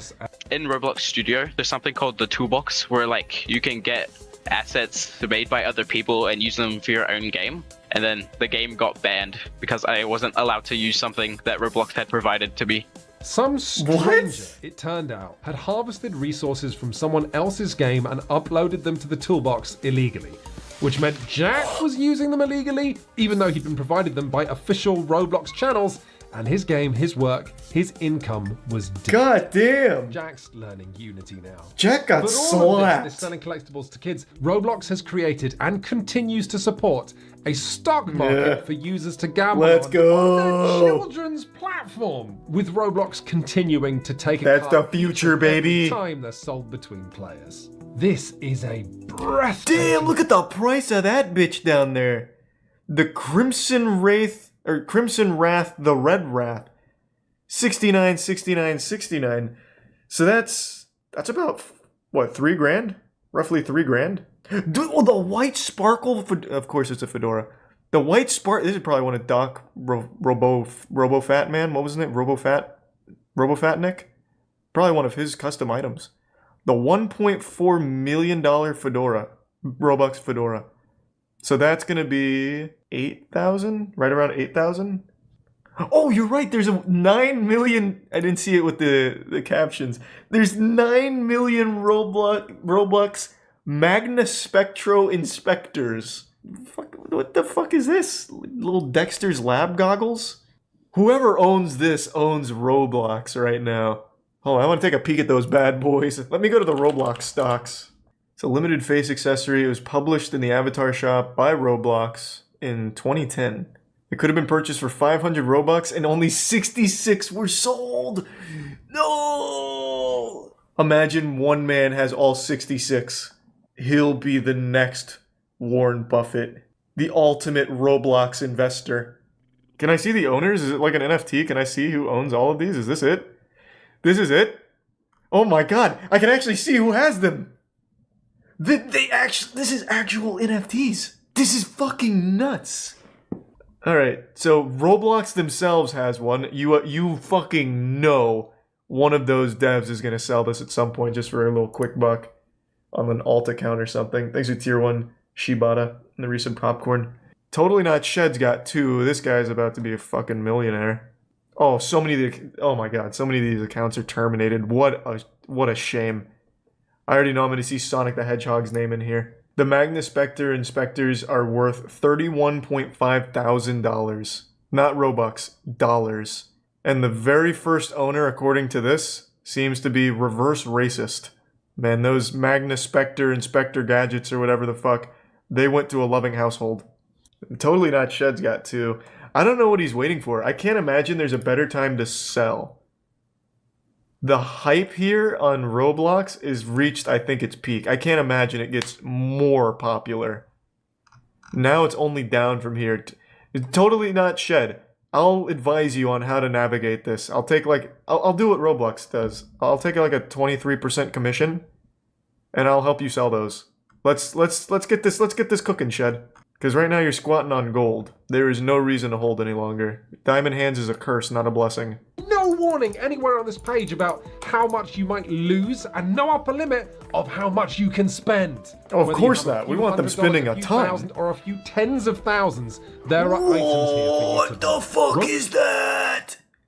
618 million Robux? That's $10 billion. What? What was it? The red banana of what? Red bandana of SQL injection. Of course, yeah, Roblox obviously has one. Oh my god, they must be so mad that their accounts are terminated with one of these on it. Oh my god, they have to be fucking fuming. This has to be the most oh my god, they've all been purged. This might be a conspiracy. Maybe it's so expensive Roblox bans these accounts because it's too powerful. It's $2 million USD. 618 million Robux. I don't want to do the calculations in my head, but it's definitely over $1 million. Oh my god. And some of these kids have it. Why won't you sell it? If someone's gonna buy this, Lib, you've gotta dump it now. That is life-changing money. And you, Luke. Don't think I don't see you down here, you fucking idiot. Try and dump it. ASAP. This has to be the most expensive item in Roblox. Let me see. I don't know who's gonna fucking buy it, but you've gotta try. You've gotta fucking try. If you have this, you have to try. Look at NFTs. Who is buying pictures of fucking Chakra the Invincible smoking a cigarette, right? But you have people bidding $100,000 on it. This is a new item. This is only 3 years old. Oh, it was given exclusively to Ultra Goat. Oh. So that, alright, I see. So this is kind of like Tyler the Great Warrior in Yu-Gi-Oh! It was a card that Konami made for a kid that was struggling with a disease, and it is listed as one of the most valuable cards ever. So it's kind of like that for Roblox. I see. Okay. Yo, what is up, guys? It's your boy Kevy here. Just show me back how much at it with sold another for. Opinions you'll never see him coming. So as you guys can see, Ultrago is no longer the owner of this item. He actually traded the one-of-one copy, his special hat, to UC Unknown. He gave a Sub-Arctic Commando Classic Fedora Ultra Commando, and in return he received the Dominus Infernus. He traded an item valued at $3 million real-world dollars for in-game items. Fuck, that's sad. Oh god. Oh, that's sad. Yeah, I mean, this all ties back to this. It is a horrible idea to let kids have something that valuable. Oh, fuck, that's sad. That is actual life-changing money. Again, you might not sell it for $3 million, but you will sell it to one of these crazed fucking collectors for at least a big chunk. In a game like Roblox, to have a one-of-one in a fucking thriving market, apparently, you would have made a ton. Oh god, that's sad. But hats off to this guy who just gave up a, what is this? An Easter egg with an arrow pointing out of it? Whatever the fuck this is, I don't know what it is. Hats off to him for trading this for the Ultra Commando. Hey, that guy, he's going places. This is the art of the deal right here. I hope his parents never see what that item was worth. Oh man, alright, back to the... We got real sidetracked. We got way off course. This has been wild. And a click, and my money's gone. There is a reason that societies do not allow children to gamble. I see it now. To have a firm understanding of now money, I get it. Of risk, of addiction. Most adults I know don't have a firm understanding of all three because gambling and investing are both seen as adult Are you activities. telling me Kids are that gonna be there's a much more likely to want Roblox to do those slot activities streamers? because kids want to act like adults. Roblox should be warning. This is children amazing. about collectibles. There's But some also, JRM let's be in clear, London. as anyone who has tried pirating anything ever will know, illegal websites are not safe places for kids to end up. There's malware, credit card phishing, scams, hidden fees. These websites will make kids watch videos or fill out forms, to say nothing of the fact that kids have to get legally creative when it comes to how to put their money. Imagine the into IRS just throws Now, all it these is kids no in the way slammer. surprising that these websites exist. What is surprising is how Oh, I see you many of visited them Roblox there are, Black and how Market. the most popular ones have been up and Why running didn't you pay your tax on for it? years. We were told that we weren't being objective, while this company refused to even admit the existence of the collectibles stock market that they created, of the underground black market website that they allowed to exist. They didn't say anything to us about this questionable reality of kids working underneath other kids. So that's interesting. What does Roblox say about the stock market? Because it's inarguable. It is a stock market they've created in their items and their collectibles. What do they say about it? Thanks to the Resub Mountains. Nothing? Not a damn... How is there so much hoopla about loot boxes in games, but no one talks about that? I didn't realize that was a thing. I feel like that would be a much bigger topic of discussion, especially since most kids use their parents' credit card to buy those items. I feel like most of them are aware of it. Why isn't it like an issue? I didn't realize it was this thing. That's exactly why. Well, it's because I don't play Roblox. If I was a parent and my money was being siphoned into fucking hats on the Roblox store, I'd notice it. These kids don't have their own money to spend, obviously. Well, I guess maybe they do, since they're working for developers on Roblox. So I guess maybe that's possible. I don't really know.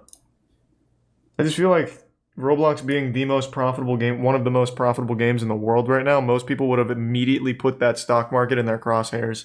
But I haven't heard shit. I had no clue. It's user curated, so technically people don't freak out because it's not Roblox directly. But Roblox takes, what was it, 30%? 30% of a sale?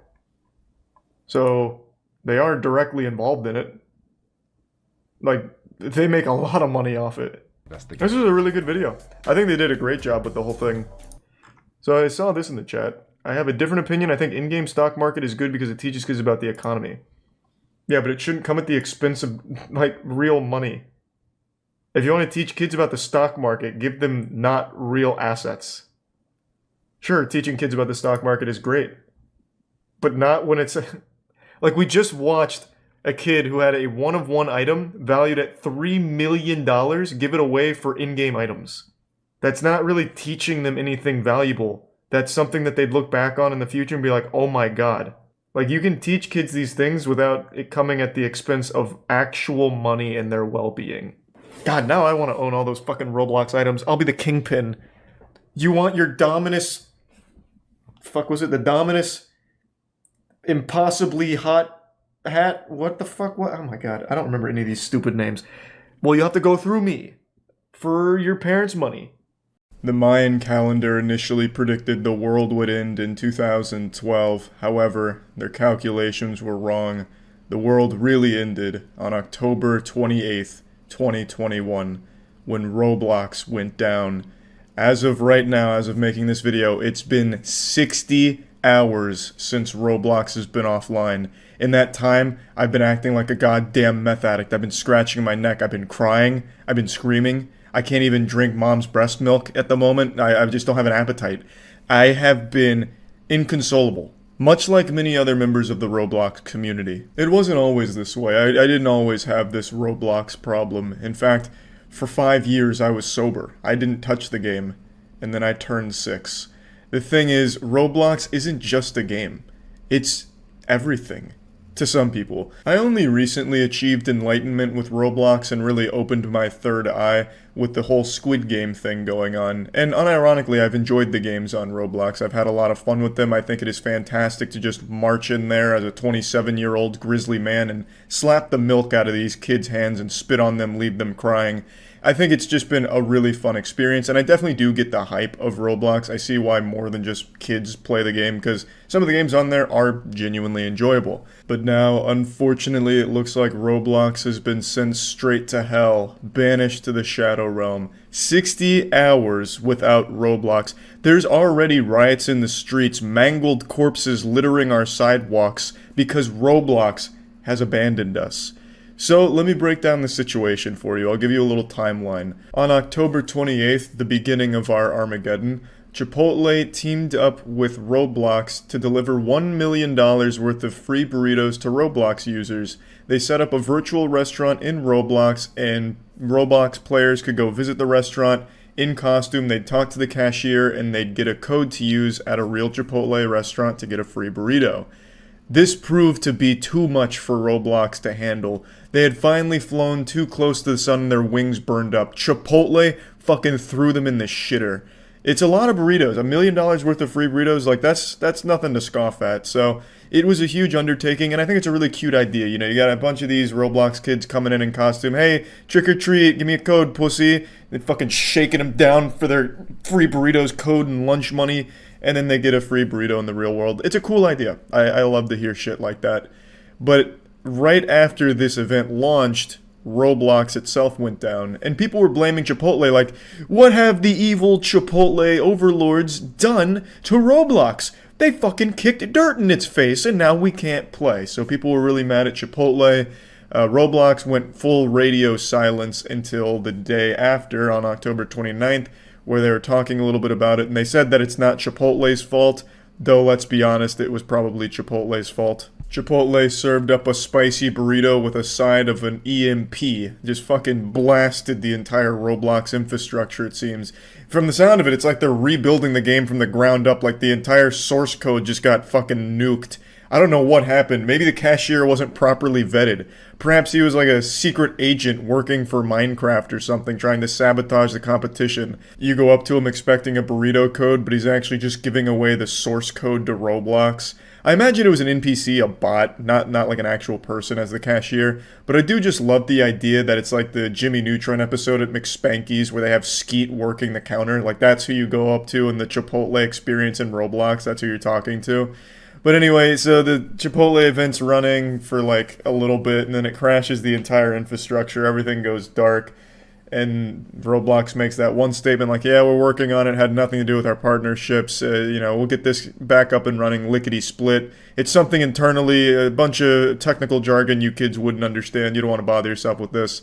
So then they still don't fix it, and then yesterday they released one more statement saying that they're still tackling the problem. As would be expected in a catastrophe, people are losing their minds. Kids are absolutely going wild. TikTok is on fire with people posting videos of themselves having anxiety and panic attacks as they're gently caressing their laptop screen in the Roblox offline maintenance page because they can't get their Roblox fix.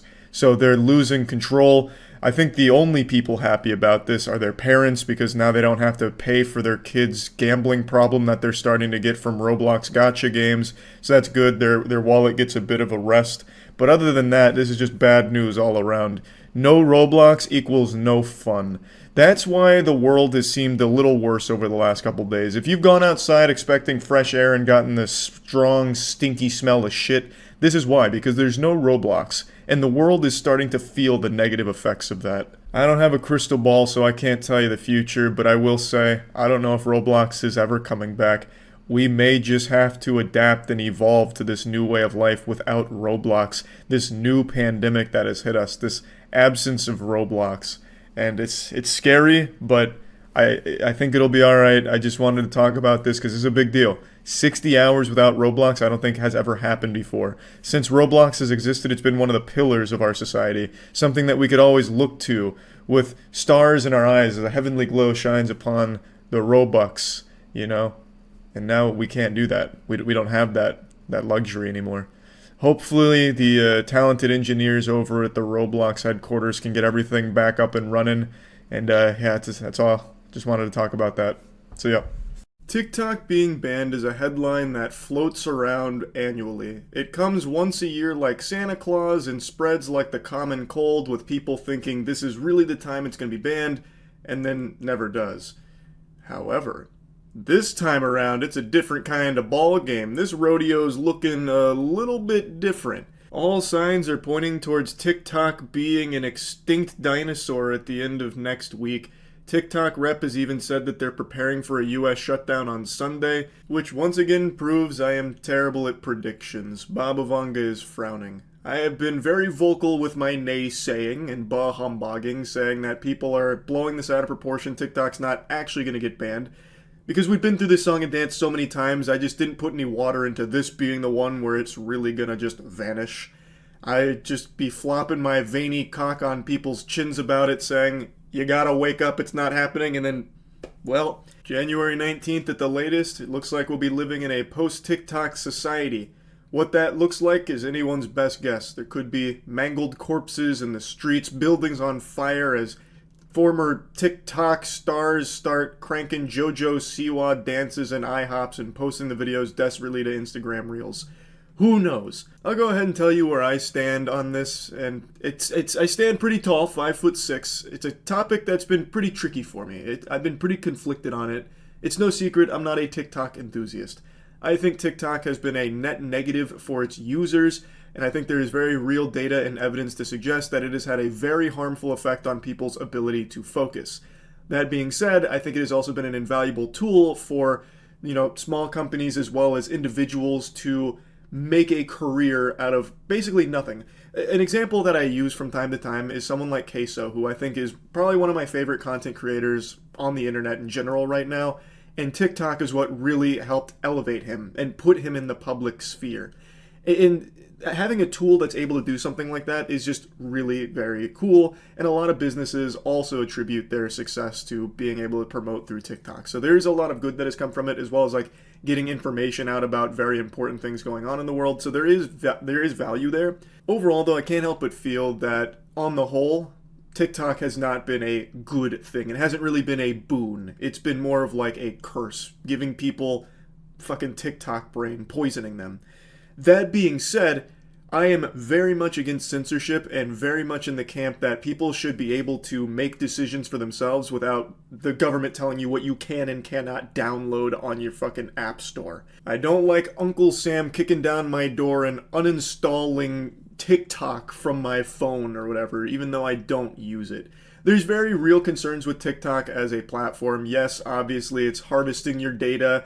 Yes, there is a actual concern with that, as well as the ability for TikTok to influence certain things and hide certain things. There are real arguments against it, but all of those arguments against TikTok are also arguments that can be used against Meta, Google, everything, because all of those platforms do the same shit. The difference with TikTok is an American company doesn't get to have that influence, and they don't get to have that that sweet, sweet data that they love to collect and sell to China. Instead, through TikTok, China just gets it off rip.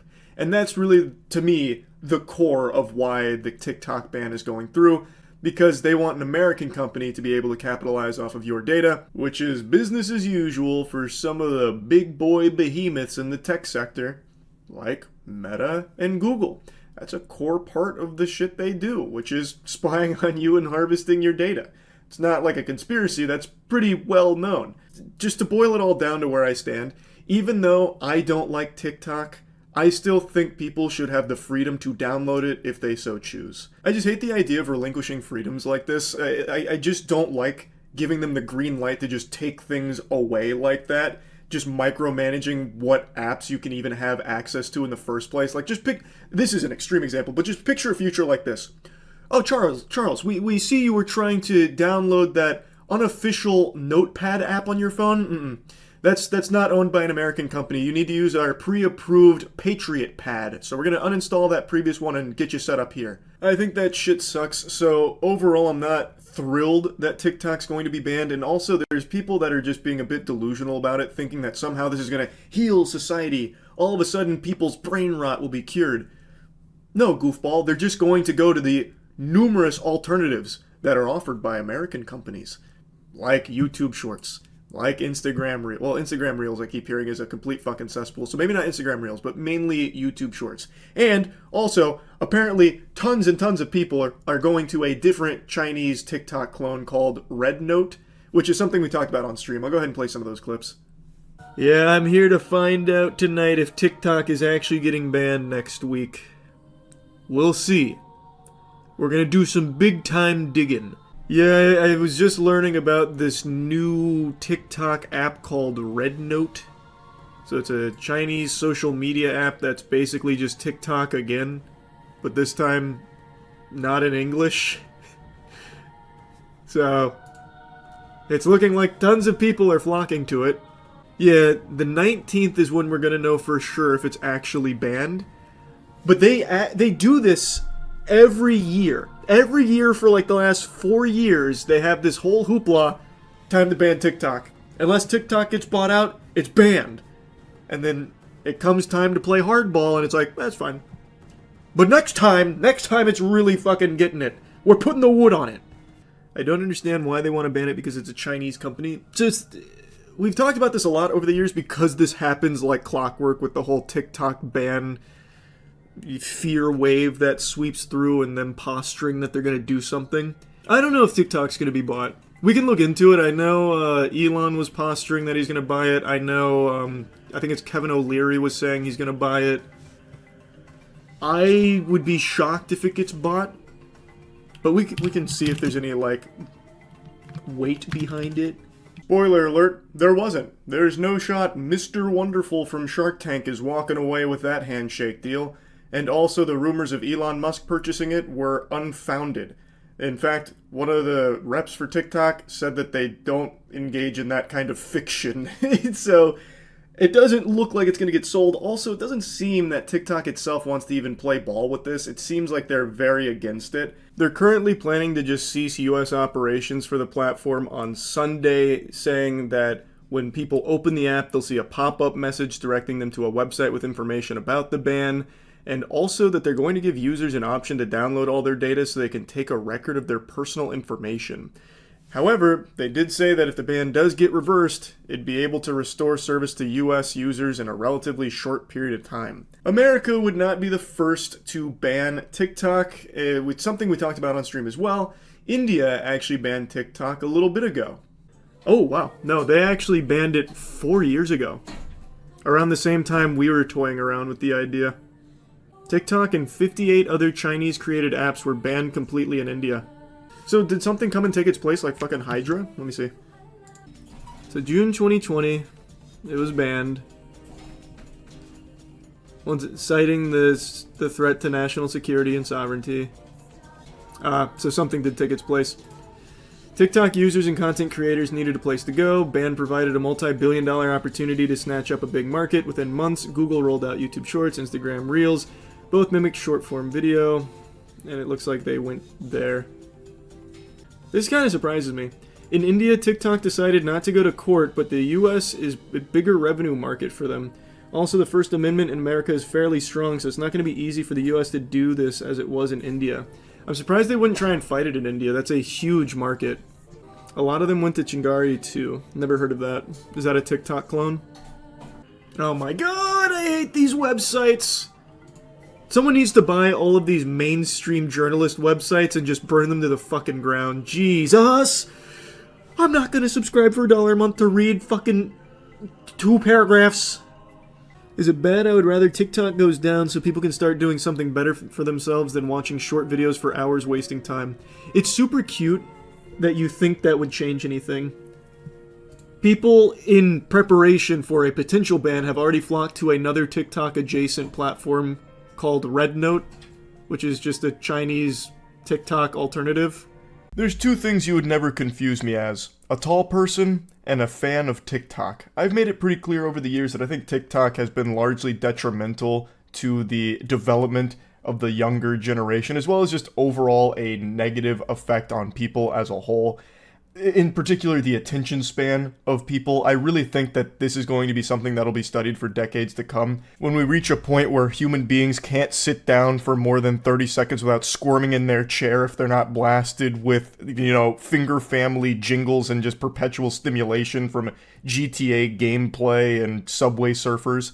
Like, I do think it has had a noticeably awful effect on people's brains. However, there is something I love. Freedom. I love it more than Garfield loves lasagna. My blood runs red. My belly's filled with cheeseburgers and brewskis. When I have a birthday party, I ask the attendees to sing the Pledge of Allegiance instead of the Happy Birthday song. If I wasn't a human, I'd be an eagle. That's how much I love freedom. God damn it. God bless. So, I think it's a beautiful thing that we have the freedom to download TikTok and subject ourselves to that fucking mind rot.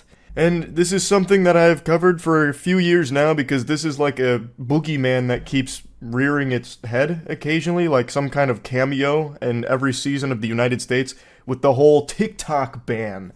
That's been a proposal for years now, but recently it's been gaining a lot of steam, and today the president has signed a bill that will force a sale of TikTok, and if they don't divest after 9 months, they will be fundamentally banned.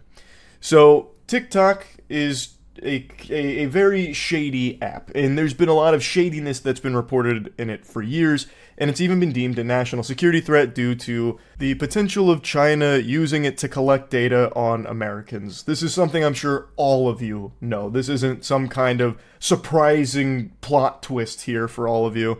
And I'm sure all of you also know that there's no such thing as privacy anymore. Every single one of you watching this right now is actively having your data harvested and sold. But typically, your data is being sold by American companies. This is pretty rare in that it's a Chinese app that gained mainstream adoption by Americans, thus they are the ones that are getting the data, as opposed to American companies. And the government's not super happy about that. So if TikTok is not divested within 9 months to an approved buyer, then it's going kaput. It's going to vanish like that. It's going to be banned. TikTok CEO has even made a video going over all of this to its users, and it seems like they're going to be fighting tooth and nail here to push back against this. They believe it is unconstitutional. Before showing you the video, I'll read their statement. This unconstitutional law is a TikTok ban, and we will challenge it in court. We believe the facts and the law are clearly on our side, and we will ultimately prevail. The fact is, we have invested billions of dollars to keep US data safe and our platform free from outside influence and manipulation. This ban would devastate 7 million businesses and silence 170 million Americans. As we continue to challenge this unconstitutional ban, we will continue investing and innovating to ensure TikTok remains a space where Americans of all walks of life can safely come to share their experiences, find joy, and be inspired. Now, over the years of this TikTok tug-of-war that we've been seeing in the headlines about will it be banned, will it not be banned, I've kind of flip-flopped on my opinion of that.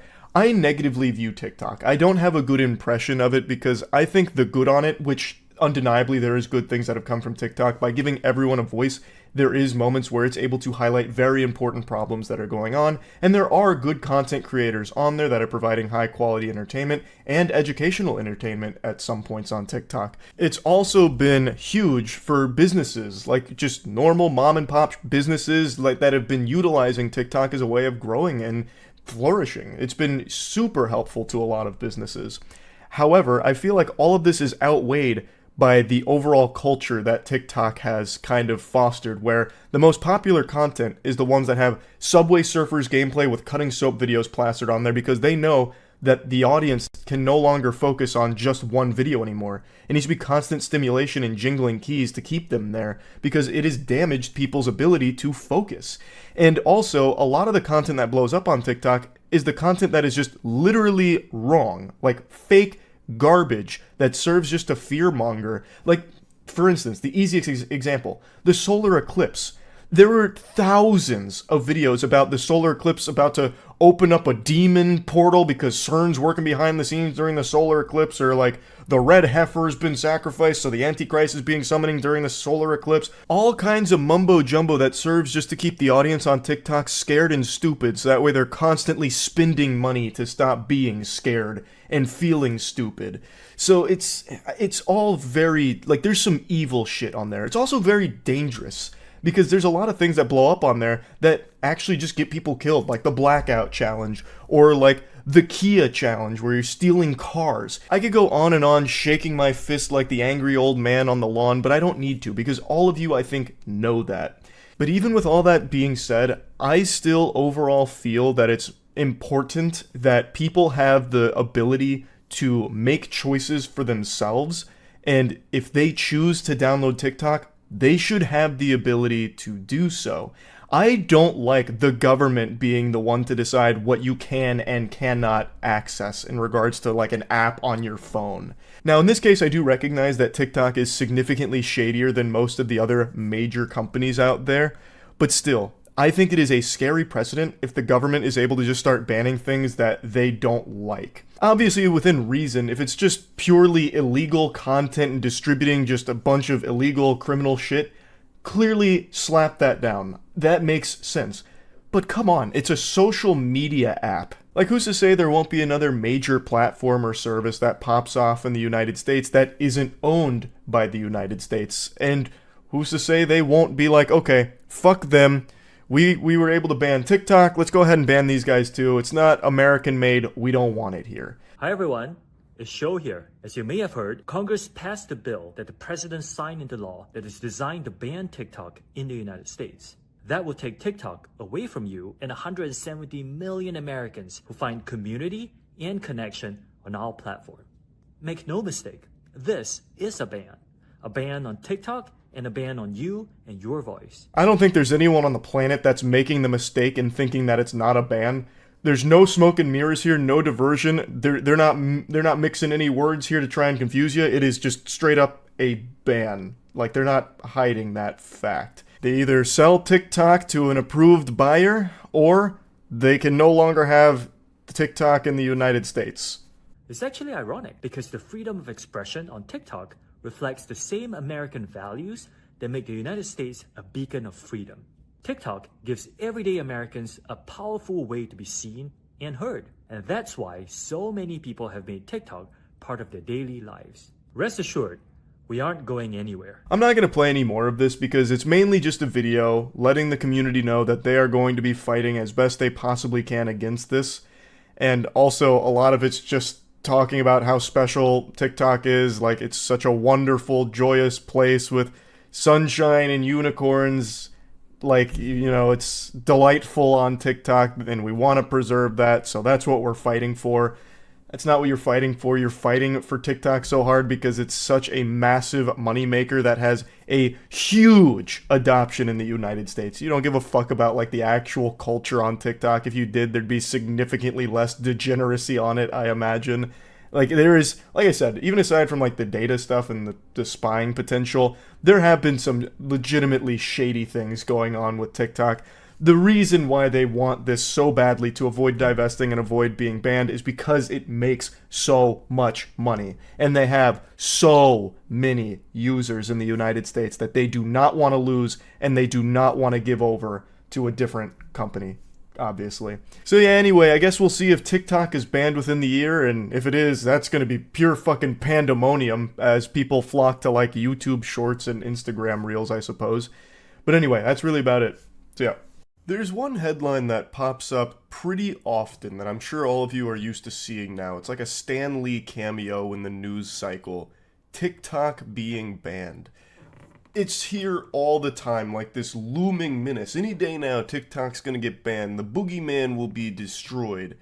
And every single time, it seems nothing happens and nothing changes. But yesterday, there was a pretty sizable development in this whole anime arc, where Congress voted 50-0 about going forward with the TikTok ban, assuming they don't divest. So it's a really interesting situation where I'm still not convinced it's going to be banned because there's just too much money at play here. And I've just seen this song and dance too many times. You can only puff out your chest for so long before it just becomes no longer meaningful. But I'll be honest, there's a little part of me thinking like, damn, they could actually just ban TikTok this time around. It was so bad, in fact, that TikTok themselves sent out like an APB to their users like, hey, we need to get everyone on the horn here to contact your congressman and let them know what TikTok means to you. So TikTok weaponized the airwaves and gave their users all the tools needed to contact their congressman as quickly and efficiently as possible. So they spearheaded fucking Operation Piss Baby, where people started calling these congressmen and complaining, saying about why TikTok shouldn't be banned, this and that. There were allegedly so many calls from so many disgruntled users that they had to shut off their phones because people kept shaking their fist at them. And that does seem pretty significant considering TikTok itself seems to be scared about this new Congress vote. So perhaps there really is a chance that it gets banned, and that would be one of the most shocking things I think I've ever seen with a company of this size. I feel like what's most likely to happen is TikTok eventually will just play ball and divest, and that'll be that. TikTok will persist. It's just so big. It's massive, and it's not just normal, like, average everyday users, like average Joes. It's businesses now that invest so much money into TikTok. It's all of these corporations now. It has been heavily commercialized, even outside of just people sending goofy dances back and forth. There's so much money wrapped up in it. I just don't see it vanishing. And it's become such a massive marketing tool for so many companies. I would be beyond stunned. But anyway, I went over it on stream, diving into all of the thorough details. So I'm just going to go ahead and play those clips so you can get caught up to speed on why it's looking down the barrel of a potential ban and what's exactly going on with it. Did you see Congress just pass legislation to ban TikTok in the United States?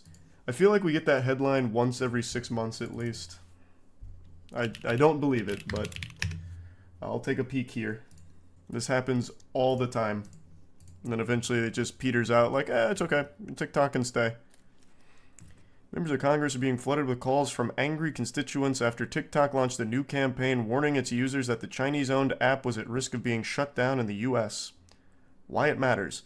A key House committee voted unanimously Thursday afternoon to advance bipartisan legislation that would force ByteDance, TikTok's Chinese parent company, to divest its ownership of the app within 165 days.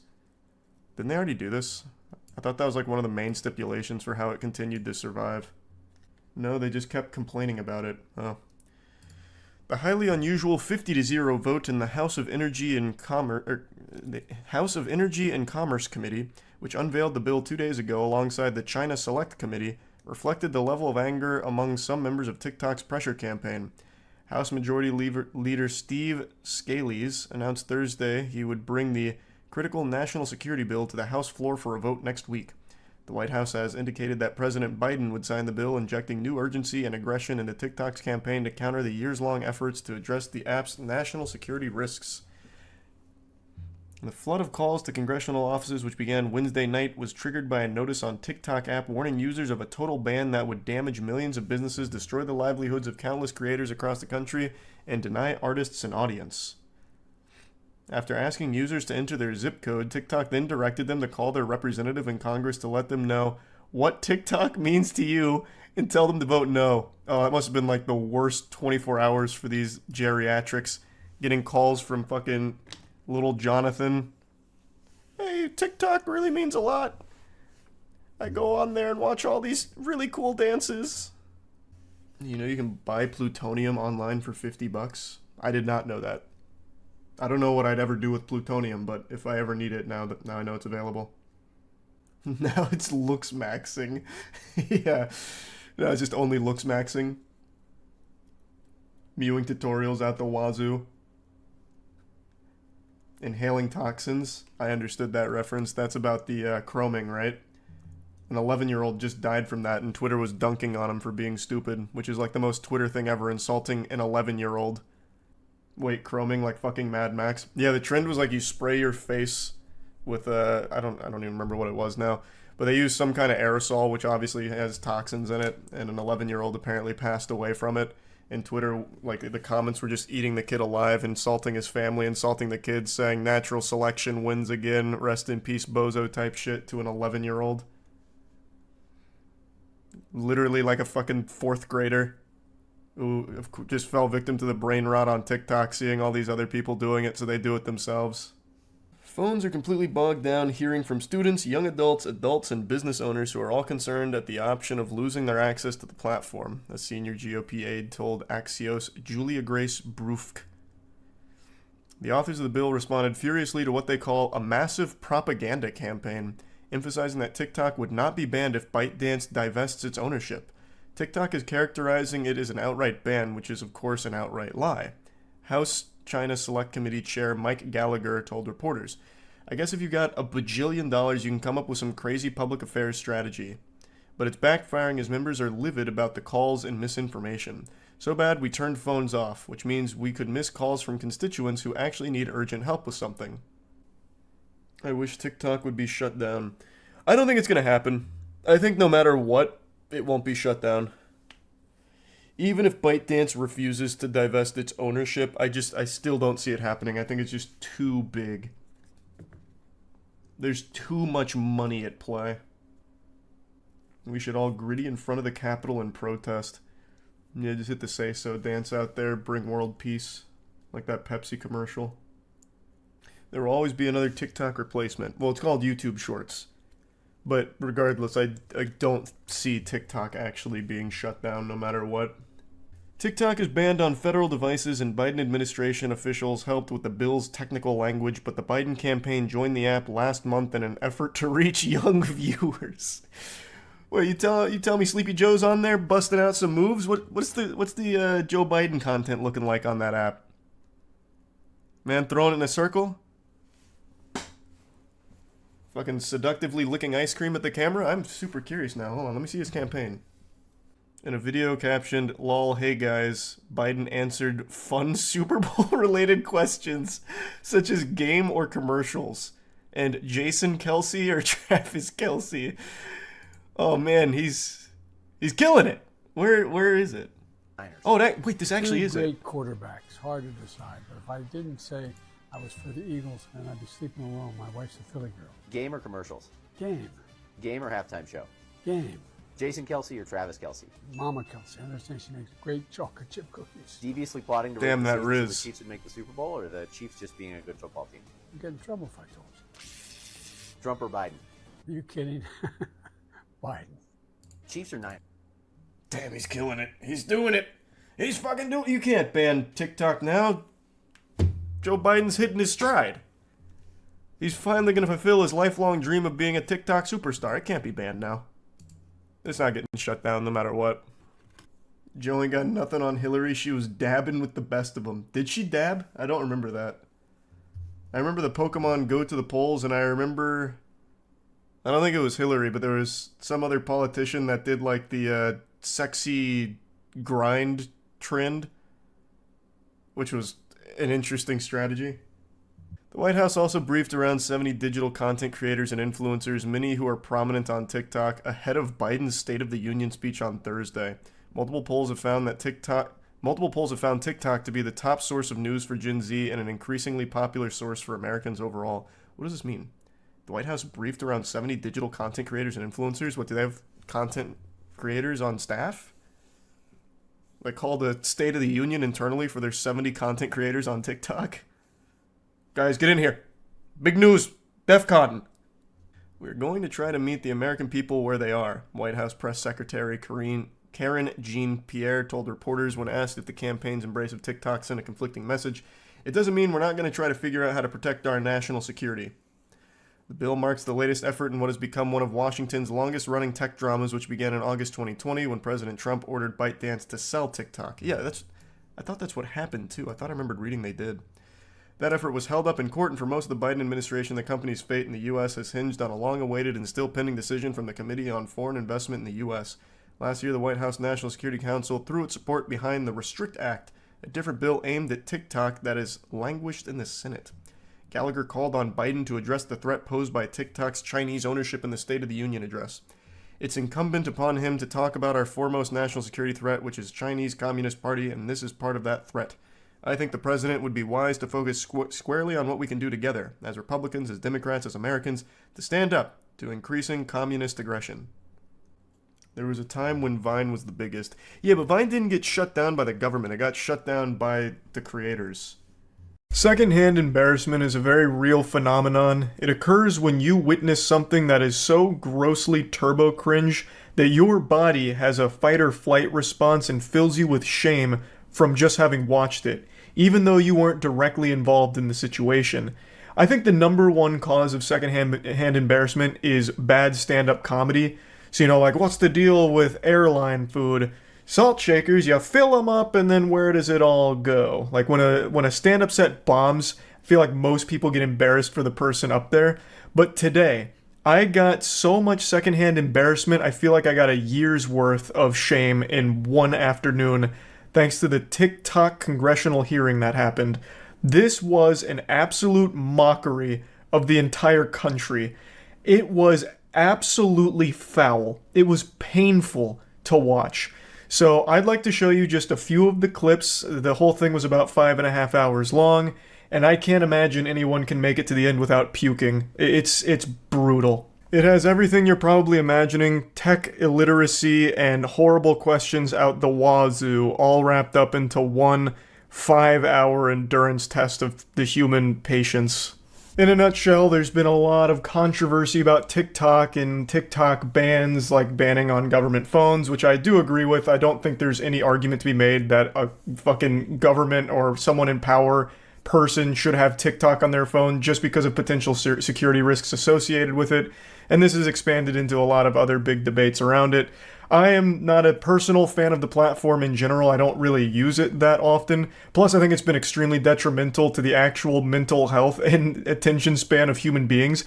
Because now, I don't know if you go on TikTok often, if you go on TikTok and it's someone just talking about something or a clip of something, there is always Subway Surfers, Rocket League, or GTA playing underneath it in order to keep your attention, because people need such constant stimulation and jingling keys. If there's not like 3 separate videos of like bars of soap getting cut for satisfying videos, or Rocket League freestyling, while the core video itself is playing, they click off. That shit is just so pathetic. It's actual brain rot behavior. I am very curious to see in 10 years if that's going to be the commonplace for everything in the world. Like if movies now are going to be like playing a movie, but then also underneath it, another separate movie, making sure that your attention is captured. Like, it's so baffling just how far the attention span of humans is degrading, where they can't watch a fucking 30-second video without 3 other videos also playing to keep their attention. But with all of that being said, I still don't want to see it nationally banned or any shit like that. And the reason's very simple. Because I like a world where people have the freedom to choose what they do with their whole life, pretty much. So if you want to download TikTok, you should. Even in spite of potential security risks to your privacy or whatever, that should entirely be on the individual's choice. Does the entertainment the platform offer outweigh the potential security risks to your data being sold or whatever? That's up to the person to decide. That's my ideal scenario where people have the freedom to make their own fucking choices there when it comes to some shit like this. I've made it clear I'm no fan of TikTok. I am also very confident that there is a huge level of like spyware with TikTok associated with it, more than the CEO lets on. But holy shit, this congressional hearing or whatever has done nothing but make the CEO of TikTok look like a patient saint. Like an actual Zen master to deal with the unhinged lunacy and out-of-touch questions those fucking fossils were throwing his way. It blew my mind. It blew my fucking mind. Her, oh my god, she's so dumb. She kept asking him questions, but instead of letting him answer, she'd just say, yes, yes, yes. And then she pulled up a random shit post on TikTok like, you see this threat? Oh, fuck me. Yeah, so she pulled this up and she's like, look at this. Outrageous. It's not a viral post or anything, by the way. That video was posted 41 days ago. As you can see, it is captioned me as F. Dude who asked about TikTok using Wi-Fi? I don't remember, but I think they were trying to make a bigger point. And this is really giving a very charitable bone to the person who asked the question. I think what they were getting at with asking about Wi-Fi is he was trying to state that if one device is connected to a network, it can access everything on that network, which it can. But he couldn't ask the question because I don't think he really fully understood it. But again, I'm doing a very charitable service trying to even make some sense out of that awful question. This accomplished nothing except making their CEO look better. Full-heartedly believe there is a lot more fishy shit at play on the back end of TikTok, but they did not even get close to the bottom of it because they couldn't even wrap their head around what an app on your phone is. It's tragic. Mr. Zhang Fuping is the editor-in-chief. He's not. My colleague, Representative Just doesn't even let him say it or talk. minutes ago exposed that TikTok and ByteDance share legal teams. You confirmed this, correct? Our general counsel is Yes. an Yes or American lawyer, Yes. veteran of Microsoft. Also, my Many colleague, Representative Lada, confirmed that your parent Fucking company, worthless. ByteDance, currently can access user data. Yes? Let's. We have to be more Yes. specific. Yes. After You Project say- Texas, no. I'm not asking after Project Texas, I'm asking now. Yes. Some user data is public data, Congresswoman, which So means you confirm everybody that. can search What's for it on the interesting internet. to me is that you've used the word transparency over a half a dozen times. So, doesn't seem to understand that when you ask a question, you should wait for an answer instead of fill in your own blanks here. So, her asking about the data that they're accessing, he talks about the public data, which is something every app in the world accesses, even that computer she's on right there. I bet she's logged in on Twitter. That uses all of your fucking data too. I bet she has a Facebook account that not only accesses all of your data, it sells it too.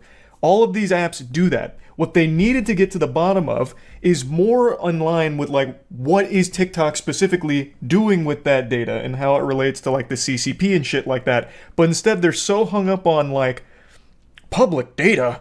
You're accessing public profiles. That's creepy. That's something one of the guys said. It's so fucking crazy.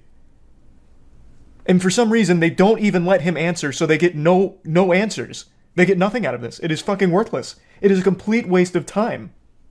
They said they were watching children's public profiles, which was creepy. Everything's watching every public profile ever. That's the whole point of it being public. It gets scanned in these systems. That's not exclusive to TikTok. Twitter does it. Facebook does it. YouTube does it. Everything does it. Literally everything. We threw away our privacy long, long ago. TikTok is just a little more nefarious, potentially, with what it uses that data for, at least based on like reports from a year or two ago. Not meant to be informational or useful, it's meant to grandstand for campaigns. It's actually tame compared to everything else, and, well, I guess maybe. It's still so stupid though, because this doesn't do anything to further anyone's agenda here. Everyone that asked him questions today looks like a bumbling fucking buffoon. A genuine moron. Like, I feel like all this does is shake people's confidence in their elected representatives here. They couldn't they couldn't ask a good question. Were they like this with Mark Zuckerberg? Yes! Yes, they were. It was just as bad with Mark Zuckerberg. Mark Zuckerberg sat in the same hot seat as this guy did, and he got bombarded with just as stupid questions. If I remember correctly, one of the Facebook questions was, do I need internet to connect to Facebook? Or something like that. We are not getting anything out of this garbage. What do you think their approach should be on this topic? Hand it off to people that understand it. Clearly, this woman doesn't know what the fuck she's talking about. At all. She has no clue what's going on right there. And she clearly doesn't even want to get answers because she's too busy answering herself. So get someone who gets it, have them ask the questions, and come up with the questions to begin with. Delegate. This is clearly not her strong suit. She's not even old! That you can't just keep using the excuse of they're all fucking geriatric. She is not old. She is willfully stupid. And still tries to act like an authority on the topic. She pulled up a fucking 400 view shitpost to try and use it as a point that completely fell flat. And then doesn't even let the guy answer her questions because she's too busy answering herself. Now, while she may have come to this hootenanny unprepared and made me ashamed to be a Floridian, she did mention something that I think is important to talk about briefly, which is Project Texas. Project Texas is something TikTok did to appease the US. In a quick nutshell, Project Texas is US user data being sent to Oracle, which is on American soil, as opposed to going anywhere else. So all of the US user data will now be on American soil, and Oracle kind of oversees the whole thing. On a device in one pocket, but download it on your device in the other doesn't make a whole lot of sense to me. I believe Congress and DoD should address the continued use of TikTok on military installations as well as any use that depicts U.S. military operations. Mr. Chu, does TikTok access the home Wi-Fi network? Only if the user turns on the Wi-Fi. I'm sorry, I may not understand the... So if I have a TikTok app... Again, this is being very charitable. I think the point he was trying to make is when it accesses the Wi-Fi, it has access to all of your devices that are within that network, which every device that accesses your Wi-Fi does. That is factual. That is true. Which is actually something that happened to Kaya. He downloaded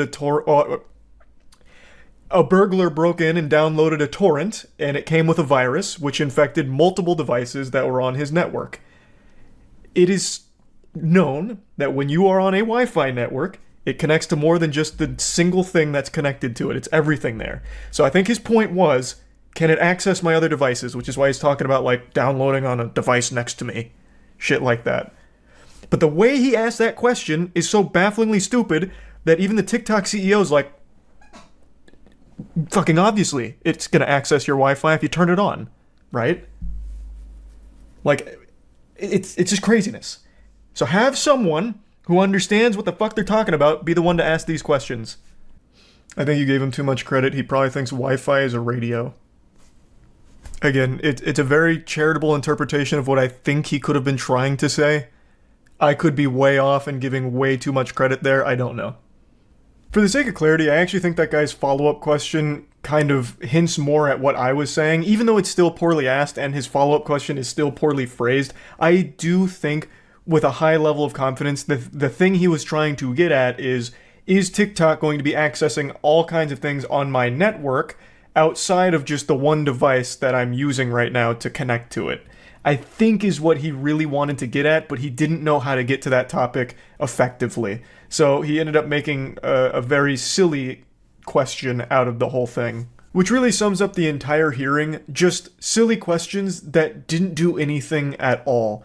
They didn't get any answers. They didn't get to the bottom of any real questions people have. It was just a genuine fucking circus. Just an absolute clown show. That's really about it. See ya. You see, TikTok is doing a 1-hour time limit for users that are under the age of 18. I saw the headline, but I haven't looked into it. I saw a lot of people debating it, though.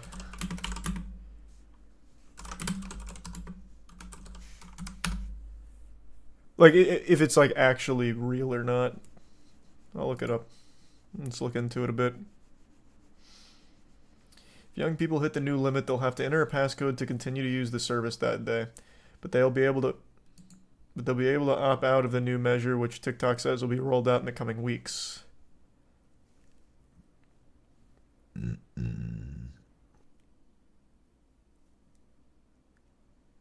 So this is nothing. This is literally nothing. It's actual just parental controls. This is fucking nothing. This is stupid.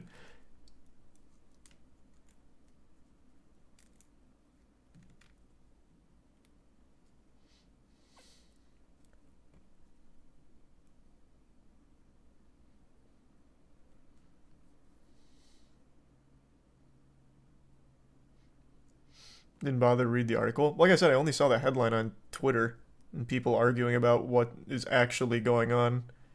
Hadn't read it till just now. But this is fucking stupid. This is actual nothingness. It is like the lowest level of parental controls on your kid's TikTok.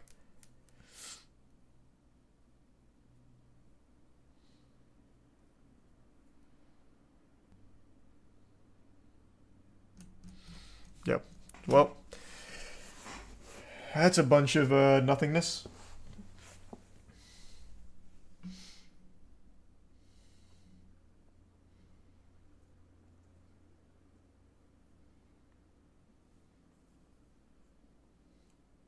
No, that's cool though, Mac. I can't say I saw that. Won't matter if Congress bans the app. They do that once a year. That is an annual thing where they discuss banning TikTok. They never do.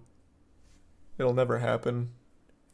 They banned it on government devices in Canada, which is mentioned here. And that's as far as that will ever go. They're never gonna fucking ban it. It's too big. They make money off it too. We need it banned. I mean, I don't like the platform either, but I'm not for just shutting down entire platforms because it's full of cringe. I think the shit sucks, but I'm not going to lobby for it to be taken down just because it's cringe. Though it does actually literally just steal all of your data and spy on you, which I guess is a pretty good argument to ban it straight up.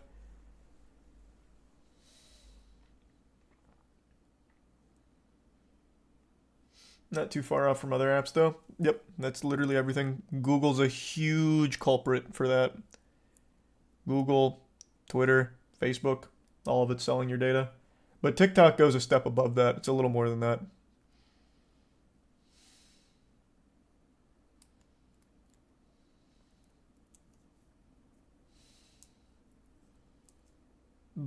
Pretty much nothing, Tori. Nothing cool.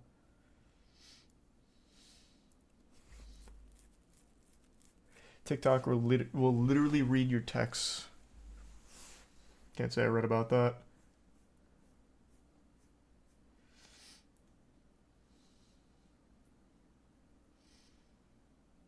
Pretty sure Meta and Google have given information to the US government. They give information to literally anyone that'll buy it. What are you talking about? That's like pretty much every tech company.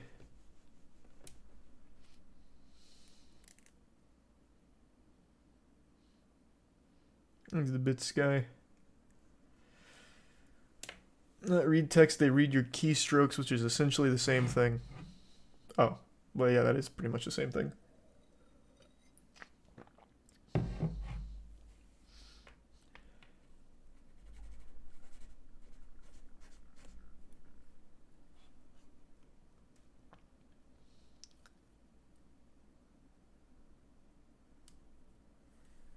The House Foreign Affairs Committee actually voted to give current administration power to ban TikTok U.S.-wide.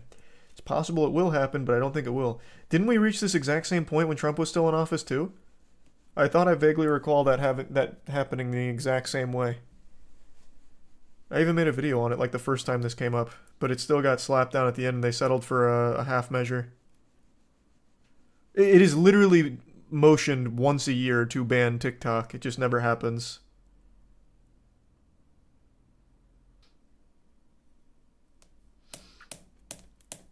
Banned from government devices. No, that was only in Canada. Well, actually, no, it might be in the US too. I can't recall. But this is a full ban on it.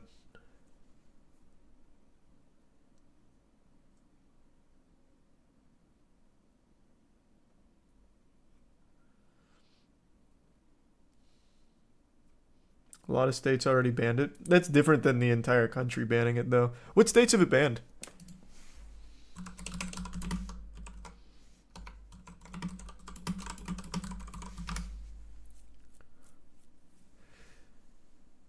Mississippi, Indiana, Louisiana, North Carolina, South Dakota, and Wisconsin. Those are the states that currently have TikTok banned. At least according to the first result here.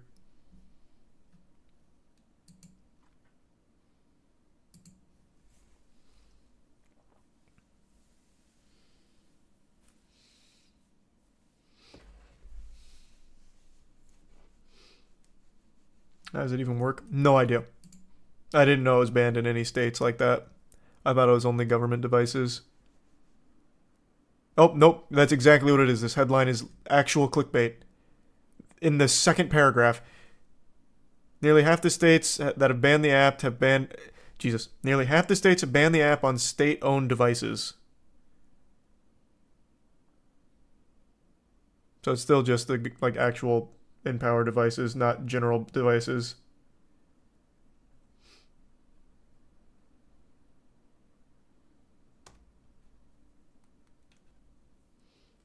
He's a prime viper.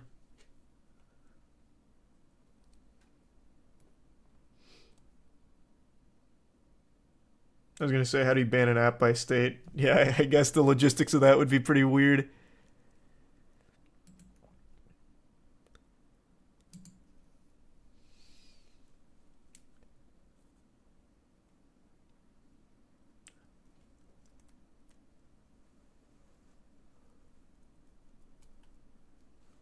My company also bans it on company devices. Nice company. I think that's smart. Lisa Risa Belisa. Fuck it. I hate the brain rot TikTok's giving people. Every video now has like Subway Surfers or something underneath it because the attention span of people have been so decayed from constant stimulation that now even when they're just listening to something or watching something, they need something else to watch while watching it. So bad. So fucking bad. So if they ban it, I'm not going to cry about it. I certainly wouldn't be upset. But I'm not really for things just getting outright banned just because of cringe. But the whole spying thing, that I can absolutely see being very good arguments in favor of banning it. I guess another really good benefit if they do actually go through with the ban this time, after threatening it like fucking 6 times already. Another really good thing is I think overnight you see a drastic decline in the clout goblin public nuisance behavior of people just making fools of themselves and just being rowdy out in the world. Everyone all at once will no longer have access to the device that makes them the main character. So they'll stop doing half of that look at me shit, which would be pretty hype. You think it would make YouTube Shorts grow? Probably. I mean, it'd be great for YouTube Shorts, I suppose, but it's a good start regardless. If it gets banned, can't they just bypass it with a VPN? Bro, they're fucking 8 years old, 10 years old, 12 years old. They're probably not going to be using a VPN.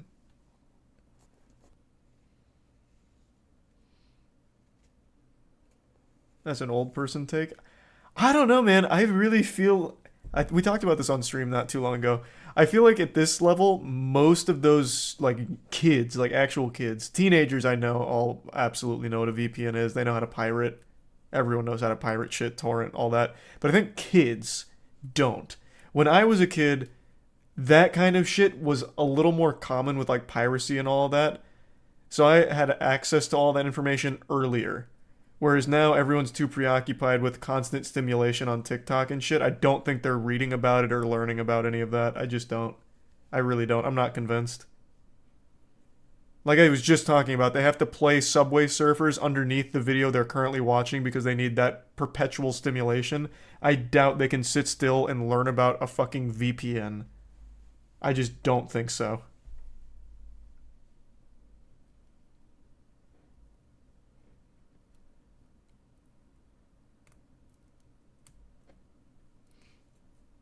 I think it's a prime Jorge.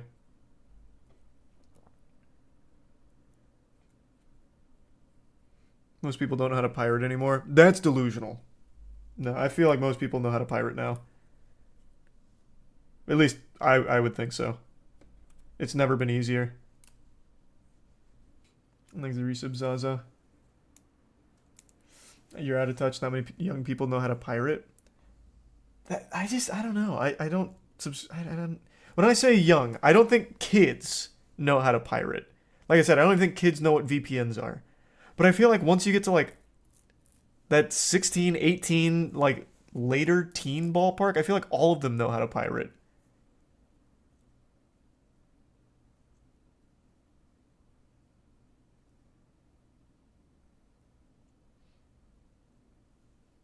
I think it's a prime Zavcio.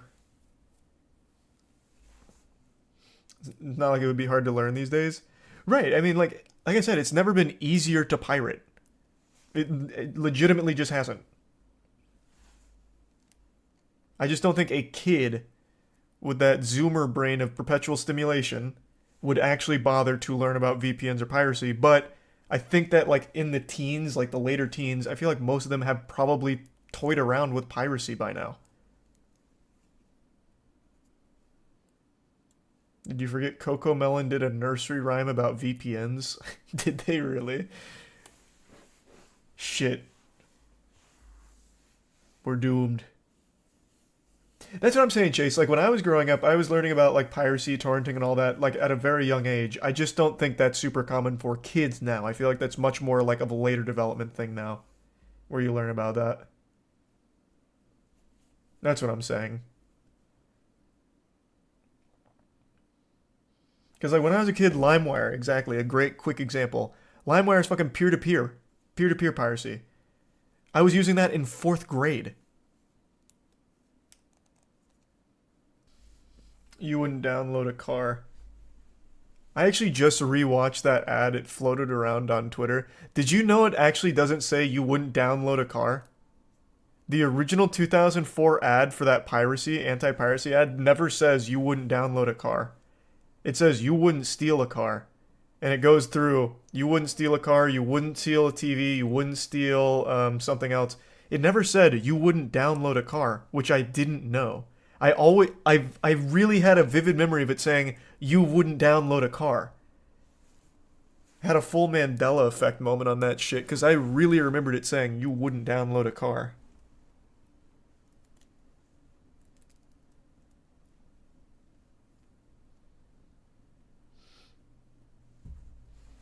It was an old 4chan joke. I guess it just really stuck with me then because I vividly remembered it saying you wouldn't download a car.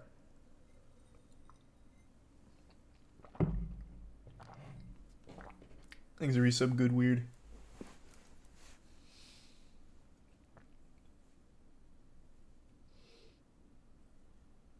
And the resub John Kiri. The Prime Kona.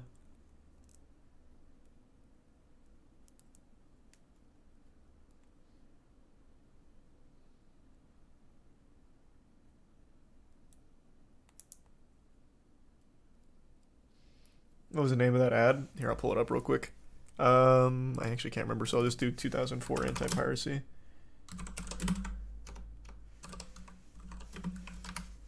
See if we can just get the raw. Oh, here.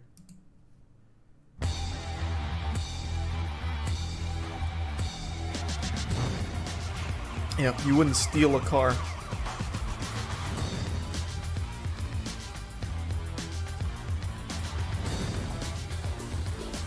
Wow, this song, I know, it's vintage. This shit is a classic.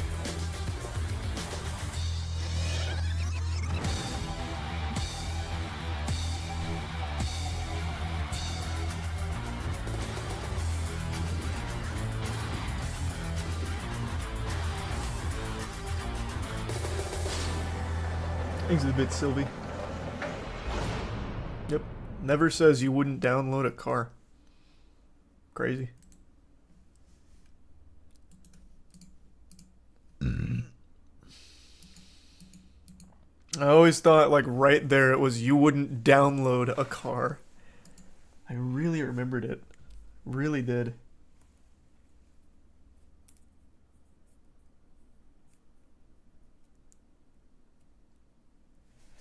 Thought the whole point was about this, like, you wouldn't download a car, you wouldn't download a purse, like, immediately equating it to stealing off rip, but that was never the case.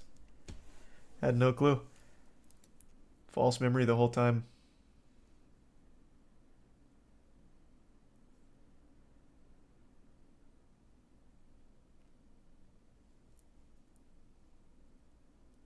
What was that track, though? I don't remember, but that was a big track for a bit. I think it's a tier 1 Vizzy, and the resub Naughty. Probably because of this ad. This ad was on everything.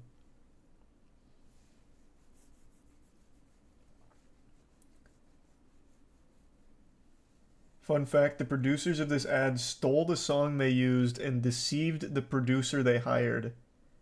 That's poetic. Thanks for resub, Silly Lily.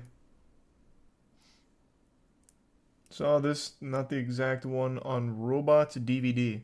This used to be in front of like every major DVD. I don't really know why. I don't even remember why they would put this in front of DVDs, because you've already purchased the goddamn DVD. Fucking worthless. And if you were pirating the movie back then, they usually just wouldn't have this part. It would just be the raw movie. So it was just you were just preaching to the choir. People who already just bought it. Fucking worthless.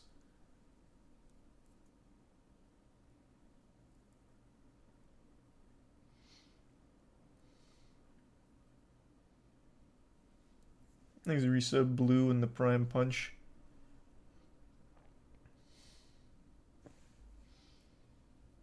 Burning it to another CD.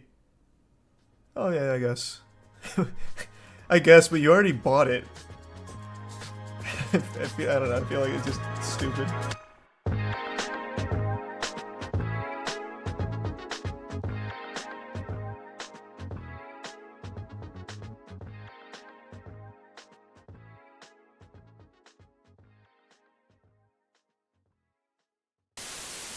I feel like TikTok has been on the brink of death for like the last 5 months. I swear, like every 3 weeks there'd be a news story about how TikTok is finally going to get banned. It's going to die. The government's coming out. We're tired of TikTok stealing our hentai haven passwords. We're taking this bad boy down. There's no more. But TikTok is like a cat. This fucking thing has 9 lives. Somehow it just keeps persisting even though there's been like this crazy war on TikTok. And then a couple days ago, they're like, you know what? We're finally slapping our cock on the table. We're flopping dick out here. And we're saying, you know what? TikTok is going to be banned from the App Store starting on Sunday. Starting on Sunday, you won't be able to download TikTok. Owning TikTok will be viewed as a capital offense, and you will be hanged in front of the world to see for this kind of criminal activity. And then on November, we're erasing TikTok from everyone's phone, and we are going to send the Men in Black to neuralize every TikTok user to forget that it ever existed. That's how much we fucking hate TikTok, and we are going to ban it as hard as possible. And then Sunday rolls up, which is today, and then all of a sudden it's like, nah, TikTok's fine, Walmart bought it or something. Once again, TikTok squeaks out a victory from between their ass cheeks here out of nowhere. Me personally, I don't give a fuck one way or the other anymore if it's banned or if it's not banned. I don't know the whole history of what's actually being spied on when you download TikTok. If it has all my personal photos, I just kind of feel sorry for whoever's having to digest all of that information there, because I still have those pictures of my hairy asshole when I was taking pictures of my butthole trying to shave it. So they might just outright stop the spying program because of me. Just be like, holy shit, this is disgusting. This is more than we bargained for. Shut this entire operation down, and then I could be viewed as like a hero, some kind of patriot that fought against spyware and won. But overall, I've never liked the idea of banning things. I hate censorship, but at this point, since I don't know everything about what the fuck TikTok does behind the scenes, I just don't care one way or the other, and I don't use the app in the first place. I don't like the content. So for me, I've just been enjoying this WWE performance with this back and forth of the TikTok war. What I want to do today, though, is show you the most powerful TikTok I've ever seen. You could argue this is either the best TikTok ever made or the worst TikTok ever made. This could either be the best reason for TikTok's continued existence or the #1 reason why TikTok should be banned and viewed as a war crime. I'm going to go ahead and share that with you now. No, I mean, like, I told her. Oh no! Did someone not make it to the toilet? Is someone a poo-poo stinky baby? Did you poo-poo stinky all over the floor?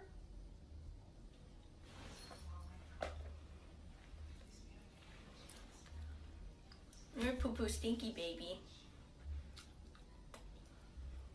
You're uh-oh stinky poo-poo baby. Now there's a lot to unpack here. This is what's called a duet on TikTok, and it is a simulated kidnapping. So, as you can see on the right, we'll go through this again, of course, and we can break it down scene by scene, but as you can see the setup, you can see these two girls acting out what seems to be a hostage that has shit herself in the bathroom, and then she's coming in kind of condemning her for that kind of behavior, for not making it to the toilet, which was right in front of her, but she's also kind of experiencing a bit of jubilation because now she gets to eat her shit, which I guess she enjoys. And this is just so much better, leagues above all of the lip syncing and dancing. Like, I don't care what your perspective is on TikTok, you have to at least appreciate that this is a lot better than like what's popular on TikTok at the moment. So let's go back, we'll go scene by scene here and see what's exactly going on here. No, I mean, like, I told her. Oh no! Did someone not make it to the toilet? I saw this video about a year ago, and this is kind of what I think of when I think of TikTok these days. It's just something that was really burned into my mind. It's just a wild scene that plays out here. It's like something you would see out of a Quentin Tarantino film, except there's less barefoot foot fetish shit in this little TikTok than in one of his films. So, as you can see, she's just kind of relaxing. She's not very happy about being kidnapped for obvious reasons. And then this lady comes in after having a conversation and immediately noticing that she had an episode where she took a fat shit on the floor. Is someone a poo-poo stinky baby? Did you poo-poo stinky all over the floor? She begins name-calling and just kind of embarrassing the hostage in this situation here, and you can see it really start to weigh in on her. She's not happy about being called an uh-oh stinky poo-poo baby. Like, who would? If somebody came in on me when I was taking a shit on the floor and called me an uh-oh stinky poo-poo baby, I'd be pretty fucking tight. I'd be like, well, you know, my hands are tied. Like, what am I supposed to do? I can't exactly get to the toilet, lift it up, and take a shit there. So I just had to splatter paint it all over your floor. Like, there's nothing else I could do. And I don't appreciate being called a poo-poo stinky butt baby. Uh-oh stink master super stink baby. Just, you know, I did this and I'm already embarrassed about it. You don't have to rub it in my face.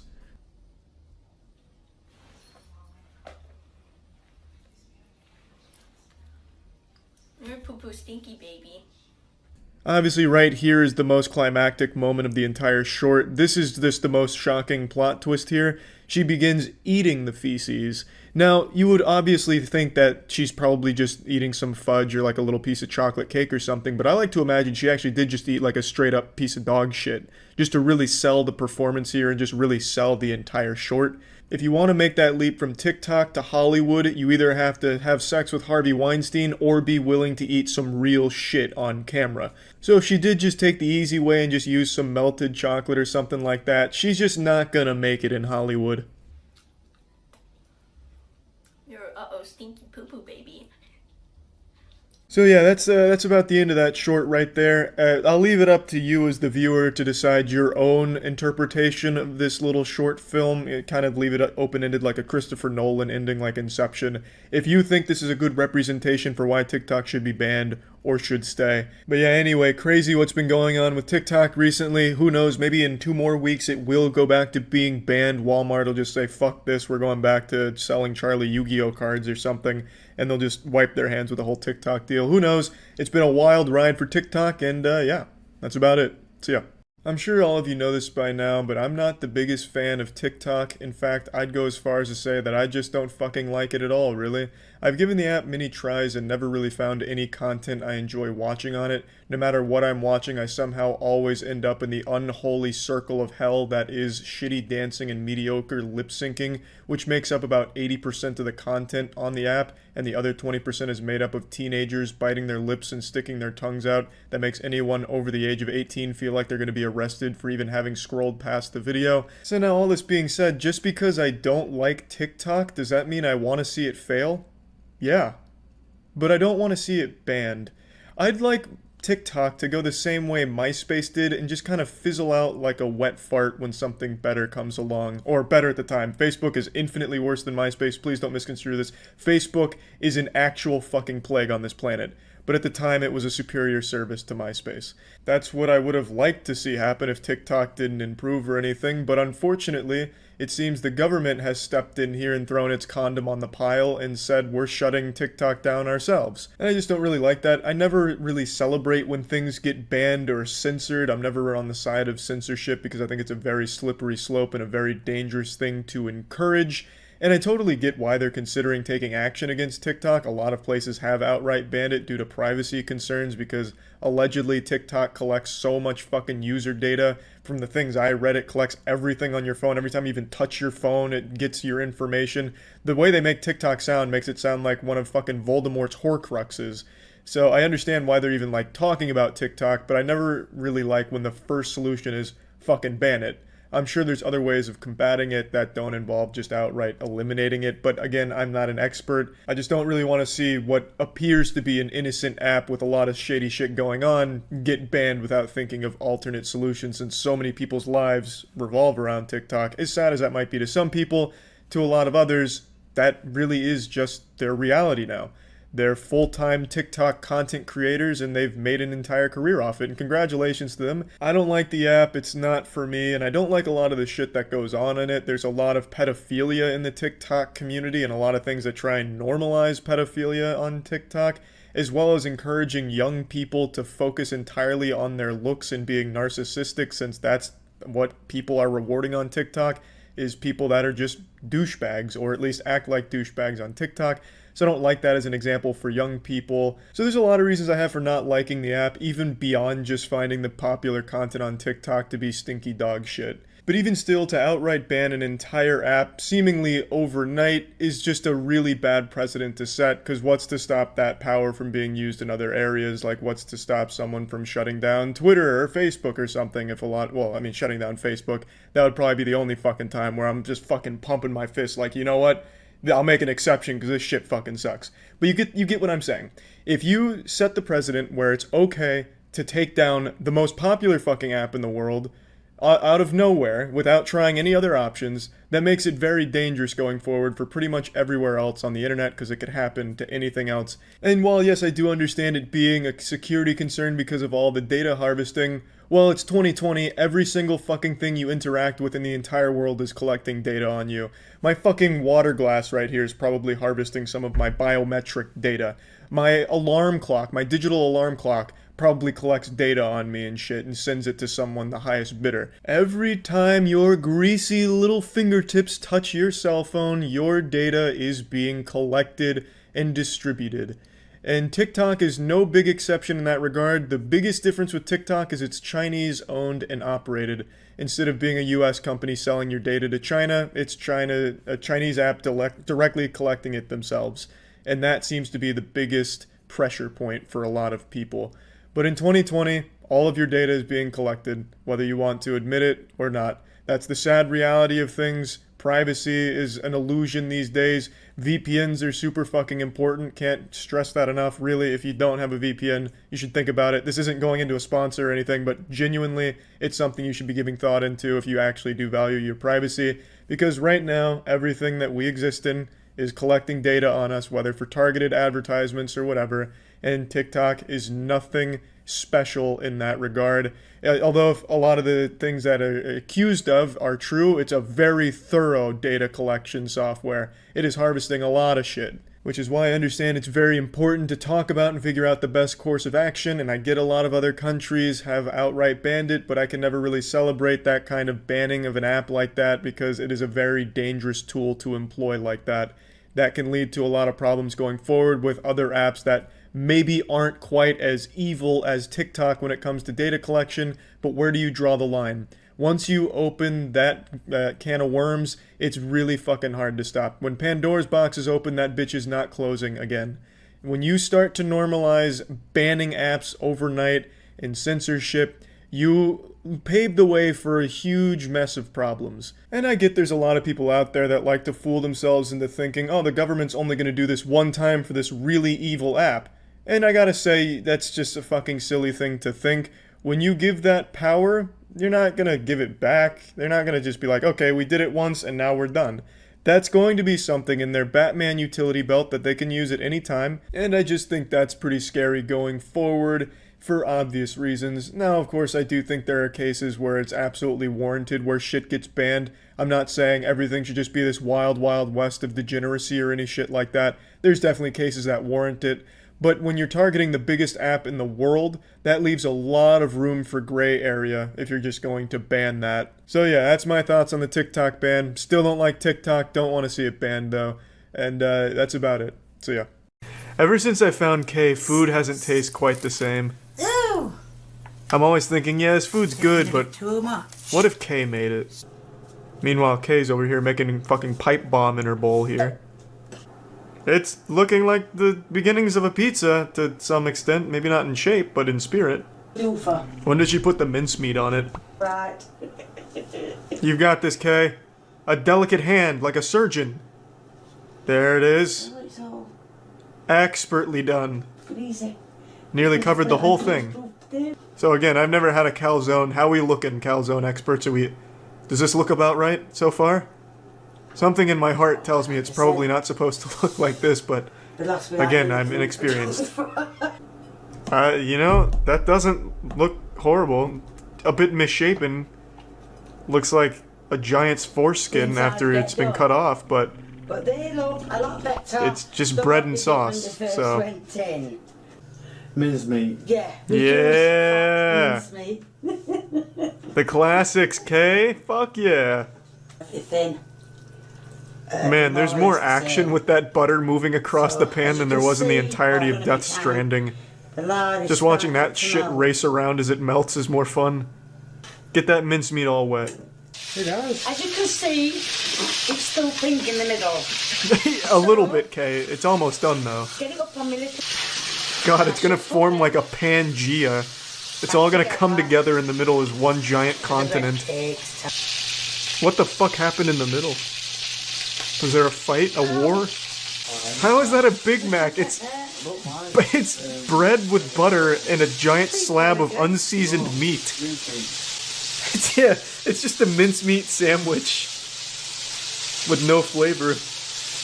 Oh, and this time she downgrades from hamburger buns to toast, so we might as well check it out.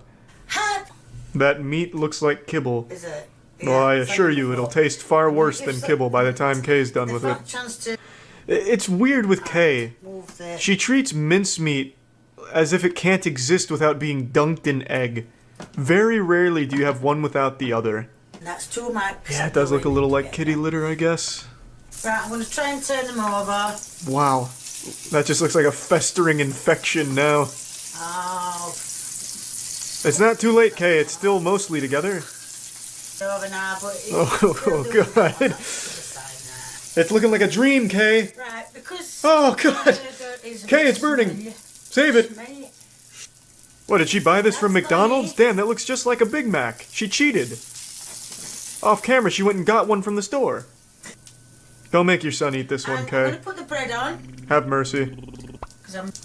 We're in luck. Oh, God. I've put 2 more burgers in. Is that a burger or a set of hash browns? Let's... I would never eat something like this. I'm way too concerned about, like, health violations. Oh, this fell off. It's like biological terrorism. We are 4 for 4 on mincemeat recipes right now. I honestly don't know. With her cuts, I don't know why she doesn't just drop the whole fucking onion in. It's about the same size. Ow! Your fingers are far too precious. You need to be wearing mitts at all times. You're like Doctor Strange with those hands. If you lose them, the world is a worse place. Okay, protect those hands at all cost. You know, I've had a few lasagnas in my day, but this would certainly be a first if I was served this somewhere when I ordered lasagna. Where are the noodles? What, you don't see them? They're onion noodles. She's so much better than Chef Boyardee, man. I wish they'd start packaging her meals. I don't know about you guys, but this is looking nice to me. I'm going to break some eggs. I do love eating birdseed right out of the cage. Can we moisturize that a bit, Kay? It seems a bit dry. Eating those rocks would be like burying your head in the beach. She made burnt, toasted garlic rice granola, basically, yeah. This should be on the dessert menu of every restaurant. It looks more like mashed potatoes than rice, but damn it, it's improvement. What kind of rice does she buy? Does she just go to the pet store and just grab what looks like rice? That's about 3 houses. Because that's the same rice she made last time that looked like kitty litter. She would be fired from the Krusty Krab instantly with this cutting technique. Damn it, Kay. I think that's fine enough. Yeah, it's pretty close. Microscopic pieces. You've done a great job. It's like a powder now. Put it in. Add quite a bit of Is that ketchup? barbecue sauce. Oh, that's a lot of barbecue sauce. What happened? Is this barbecue sauce with garlic? Store-bought barbecue sauce that you added cloves of garlic to? She says just is that the whole put meal? The blob here is what she said is a Korean meal.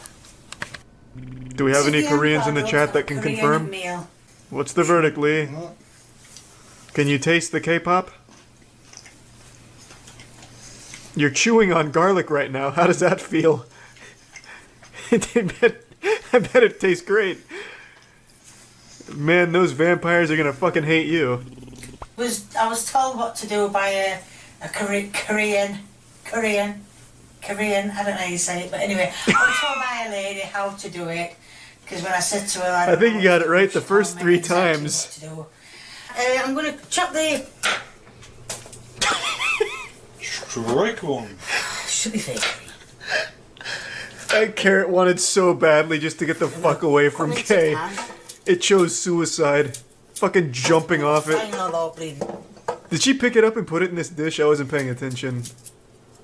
Whatever, the fucking dust on the ground adds flavor. Probiotics. I could hardly think of a more inefficient cutting technique other than cutting towards yourself. Both thumbs. That can't be, you know, professional culinary work there. Honestly, I'm surprised she's not treating that knife like a fucking hacks or a wiggle saw or whatever they call it. They're like the 2-armed one that you go like this on. I don't know what I'm no professional timber sportsman, but whatever that saw is called. I think that might... Just use it like that. Make it like a traffic cone of lettuce. Oops. Okay, there's like 50 yards worth of real estate there, and you still somehow managed to miss the plate. Before you ask, I have washed the rice. Come on, Kay, at least make it presentable. No, I keep saying I have, and rice. Oh my god. That poor broccoli has been tortured.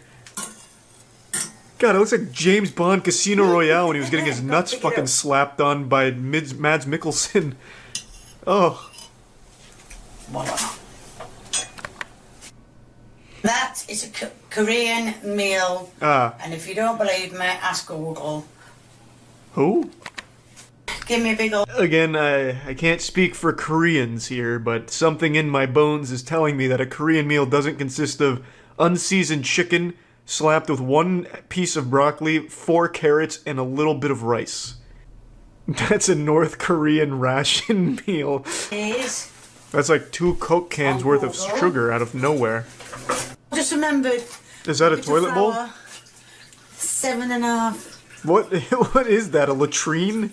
Charlie when a jamless. When it's all said and done, this is the most appetizing thing she's ever made, appearance-wise. It could get done. Well, that didn't last long. I'm going to take it out of it. How do you even let something get that burnt? Does she just start cooking it and then go to sleep? We're getting there. That's a lonely egg, Kay. It needs a friend. Oh my god. That's about. Oh, it's the toilet bowl again. Don't use it, Kay. That's ruined many a recipe. Right, so that's the flour in the bowl. From the top turnbuckle. Put the sugar, put in the jam on. There it is. That was easy. And now I'm going to put the jam on it. And today I'm going to be doing jammy egg dodgers. Right, now first of all I'm going to put 175 grams of sugar, which in my metric is... Did someone get executed in her kitchen? Oh, watch out for the fly. Lee, you're rocking your country. He's here to steal our jammy Dodgers. Valentine's episode. That's right, I'm going to teach you guys. This is considered a guy episode, okay? I'm going to teach the guys how to make dinner for their ladies. Only the boys. Group hug in the shower, boys. I'm going to ask all the ladies to please not watch this episode, okay? So, yep, turn it off. All 4 women watching Cooking with Jack, can you please get the fuck out? Okay, because if you're still anything. All right, guy tip number 1. Guys. Jerk off before your date. Eat before you eat. Well, that's a bad idea. You know what I'm talking about. That's right. You're going to eat before you have dinner with your lady. Have 5 scoopers of mayonnaise before you go on a date. So, do not make a dinner. Now, you don't have to do what I'm doing for dinner, but I'm giving you this. I don't think anyone's going to do what you're doing for dinner. That has a mayonnaise salad. Okay?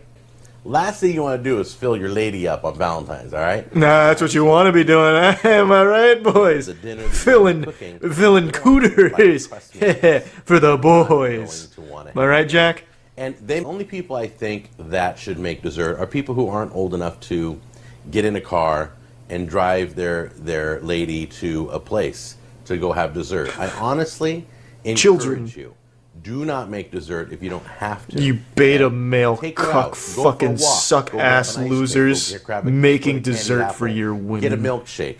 Give her a scoop of mayonnaise if that lady's still hungry. So let's talk, that's the Jack way. So, remember. Isn't a cheesecake a fucking dessert though, Jack? First. It's not cooked yet. It's just dough. Preheat the oven 400 degrees. Is a cheesecake not considered a dessert to Jack? It's an appetizer. Brown, whatever you like. We're going to cook this up right now. Oh, yum. We'll bring it back out when it's done. Baked potatoes. Oh, I thought that was the chicken. You want done. I've transmuted my salsa chicken into these 2 baked potatoes. You want to start those about the time you put them. You put your chicken in the oven. You're going to want to put both these up your butthole, let them simmer, get the flavor. Take it out, salsa, mayonnaise, bang. Fill her up. She's probably not going to eat the whole. And you're going to gently poke holes all throughout the potato. Oh, very gently. The hands of a surgeon. Then that's pretty shitty. Thanks for the prime, Dusty, but it ain't no Jack level of bad. Bag of cheese, the whole entire 2 pounds, and you just dump it all in. Don't be shy. It doesn't have to be pretty. All it has to do is taste good, and it's going to taste delicious. Wow. Trust you me. Okay. Alrighty, then what you're going to do is I mean, far be it for me to question the Bible study master, but that amount of cheese seems a bit excessive. Have a little bit of milk, because if it isn't... How do you even eat this thing? With your hands? When you bake it, a fucking spoon? Absorb a pitchfork? How do you even attack this dish? Super dry. Spray it all the way around so it doesn't... Who the fuck wants soggy-ass chips?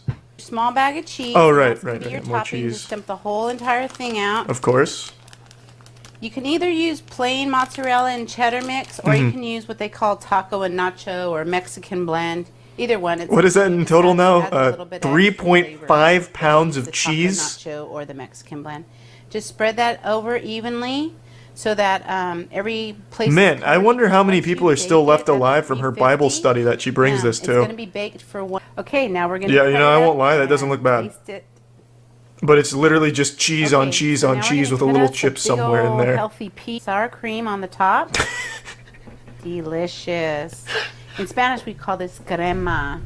And then you're gonna In put a few Spanish, it's olives also on still top called just to make it look heart pretty. attack.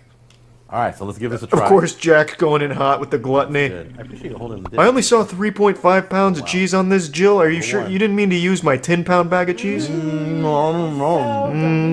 light on the cheese today, Jill. Can you get the fuck out of my house? What do you think? Am I supposed to feed you? What the fuck? Mozzarella Am I gonna and feed cheddar you? is not the same fucking thing as Mexican blend. You're wrong, Spoonie. Who are you to question the mistress of cheese? The Cinderella of cheese. The Madame of mozzarella. The Enchantress of cheddar. Put that in next. Okay? And obviously in the heat, that's just going to all start melting. Yeah, oh yeah. It's going to be beautiful. Then All you he can ever dump makes the is tomato pasta right in on cheese. Like, he just covers shit in tomato sauce and cheese. I'm just going to scoop that right out. Sour cream? Put that in there. And since I'm doing a double batch, I'm going to do double ricotta. Oh, double ricotta. There we go. Come on. Super cheese, man. Yeah. Now it's looking like a Jack dish. If there ain't 15 pounds of 5 different cheeses, is it even really a cooking with Jack dish? Really shiny. Okay? You're going to be tempted. I've got this plate of asbestos I'm going to dump in as well. I'm telling you. Help thicken it up a bit. It's done. Is that a Tampa Bay Buccaneers shirt? I want you to try and guess what my favorite National Football League team is, okay? The Boston This is American football, Scoremasters. for those of you in other countries. The Manhattan Mayonnaise. Favorite team. And send that in and we'll let you know who the The California cheeses. Okay, let's answer a few questions. know. First Any of those, Jack? The Detroit Sharks. The open bottles. The Minnesota Mayos. So I got on the phone. It's time for viewer mail. Jack, my son died from your food. Then, Anime Freak Forever, thank you for writing. I used to call my van the Ribmobile, but honestly, he thinks it should be called the Saucemobile. So I'm officially changing. Thanks, my Anime van Freak. To be is Wow Death Knighting. Wow Death Knighting. Man, this guy's got the gamers and the weebs on his side. Bottom up. Now, some of you may claim this to be like quesadillas. Whatever. Send the emails. Tell me they're quesadillas. That's fine. But I know one thing. I don't put butter in my quesadilla. So we call these cheese crisps. I used to make these when I was a little boy. What you want to do is... Who puts butter in a quesadilla? And dice. All right, so we're going to flip it. Why is he calling this a cheese crisp? It's just a fucking Brown the other side quesadilla. just like this. A Got shittily hard made exterior now. butter-only Wet. quesadilla. Called cheese crisp. That's like the You put 2 or 3 Simpsons of those on steamed a plate. hams. You pour a little bit of your favorite salsa in a bowl. It's a fucking quesadilla. There you go. This is so Voila. easy. And then you're just going to douse it with your favorite salsa. Check this out. This isn't even my salsa, but it says I stole Jack's special salsa. Doesn't that crack you up? But it's somebody else. Stole this from a local All right, gas and then you're just gonna station. Pour this on there. They never caught me. Don't worry about the water. Let it all come on top right there. Now what's going to happen is... It tastes like shit. That's what's when you going to get the happen. Crackers, cover it like that. It looks gross. It must be so easy to cook Now, for guys, Jack listen as his carefully. wife. This is What do we have in the If you have company dumpster? over, Yeah, Jack will eat it. don't take your cracker. I'll put and it on a dig plate in and tell him to make a dip a big wheat thin in it. If you have company over, grab one of these. I'm 100 coming, and I don't know what I'm going to do for my 100th episode. So I'm going to chug 15 jars of mayonnaise. Got a call from a company called Blue Bison. That's right. You can go to their website. Crown This Blue fucking Bison, guy's getting brand and they deals? asked me. They said, "Hey Jack, Hey, can you make something gross with our food? That makes people never want to order our food? And they're like, Isn't that a dog food brand? Did you know bison has less cholesterol than chicken, beef, and I got a call from a Less weird calories company and less called fat grams. Pedigree. That is amazing. They were asking me if I've heard of So anyway, they asked beef if I wanted to do chunks an episode on and bison. kibble. If I did, I they said sent me no, some but ground bison. can I put mayonnaise on it? I'm like, okay, They cool. said yeah, so I just let's wanted to say make thank a you kibble to, dish. Crown Blue Bison. God, this is an iconic recipe from Kay. The mincemeat has already come out. That's how we do it. Put it round the sticks.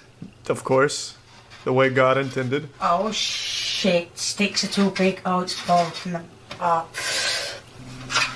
What's gone wrong, Kay? Besides everything in this kitchen. I could just eat that right up right now, Kay. Right, Perfect. See, this is exactly how it is. I don't think I'm supposed to... That is the world's put most the, unfortunate group of spaghetti. It's like I'm watching an ISIS video for mincemeat, but, spaghetti. and that's how I was shown.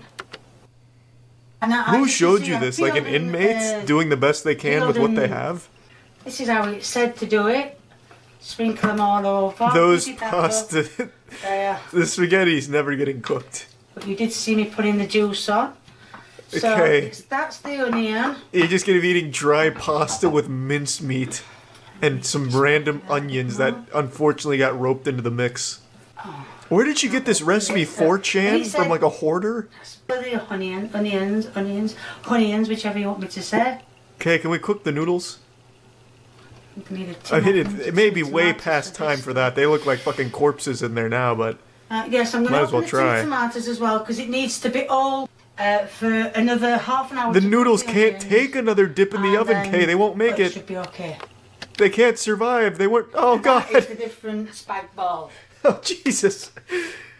And Lee's coming. To This the is literal racism at this point. It's a fucking hate crime what she's done to these noodles. Don't do it, son. So let's see what it's tastes Put some value on your life. Ew. But that's fine.